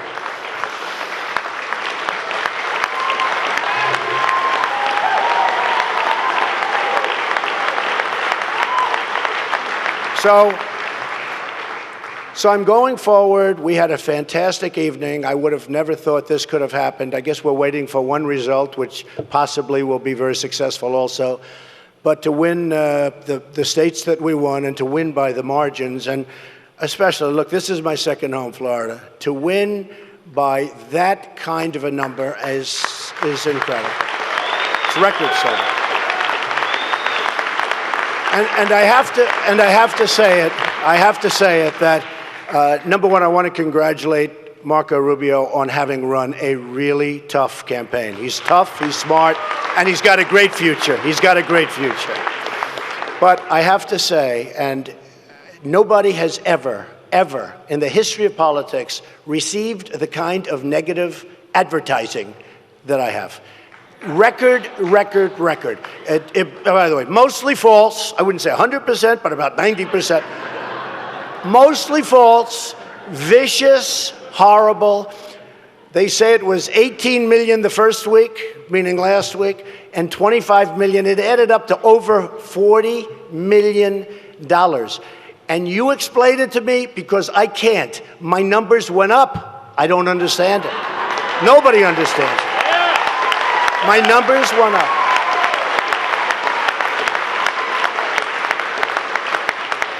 I mean, it's been an interesting experience. Last week, Adam Scott won at Trump National Doral, won the big tournament, the World Championship of Golf. And Adam, who's a great guy, I guess a lot of you folks saw that, but I'm watching, and we have television screens all over, and we're down at this gorgeous green at Doral, and everything's working beautifully, and then a commercial comes on, the worst commercial, and I'm with these wonderful people from Cadillac and all these top executives, and I'm saying, look over there, look, don't watch it, you don't want to watch it. I'm saying, isn't the grass beautiful? Look, don't watch. And they came in waves, one after another, And it was brutal. And then Adam comes and is this handsome kid from Australia, one of the greatest golfers in the world, made an unbelievable shot on the 18th hole to win the tournament. He's a great champion. And we're giving him the award. And just before we break for a commercial, we'll be right back with our great champion from Australia, Adam Scott. And here's the commercial. And I said, no. And it was two of them. Oh, what a day that was. What a disaster. What a disaster.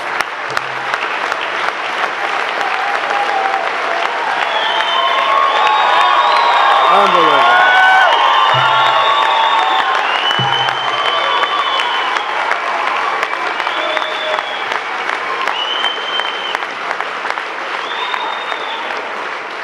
So again, I just want to congratulate everybody. This is a really interesting process. It's an amazing process. It's very tough, but it is by the end, if you get to the end, you can handle a lot of things, including pressure. That I can tell you, because there's nothing like it. Lies, deceit, viciousness, disgusting reporters, horrible people. Sure. Some are nice. Some are nice. Some really disgusting people back there, though, I have to tell you. And I just want to say we're going to go forward and we're going to win, but more importantly, we're going to win for the country. We're going to win, and we're not stopping. We're going to have great victories for our country. Thank you very much, everybody. Thank you. Thank you.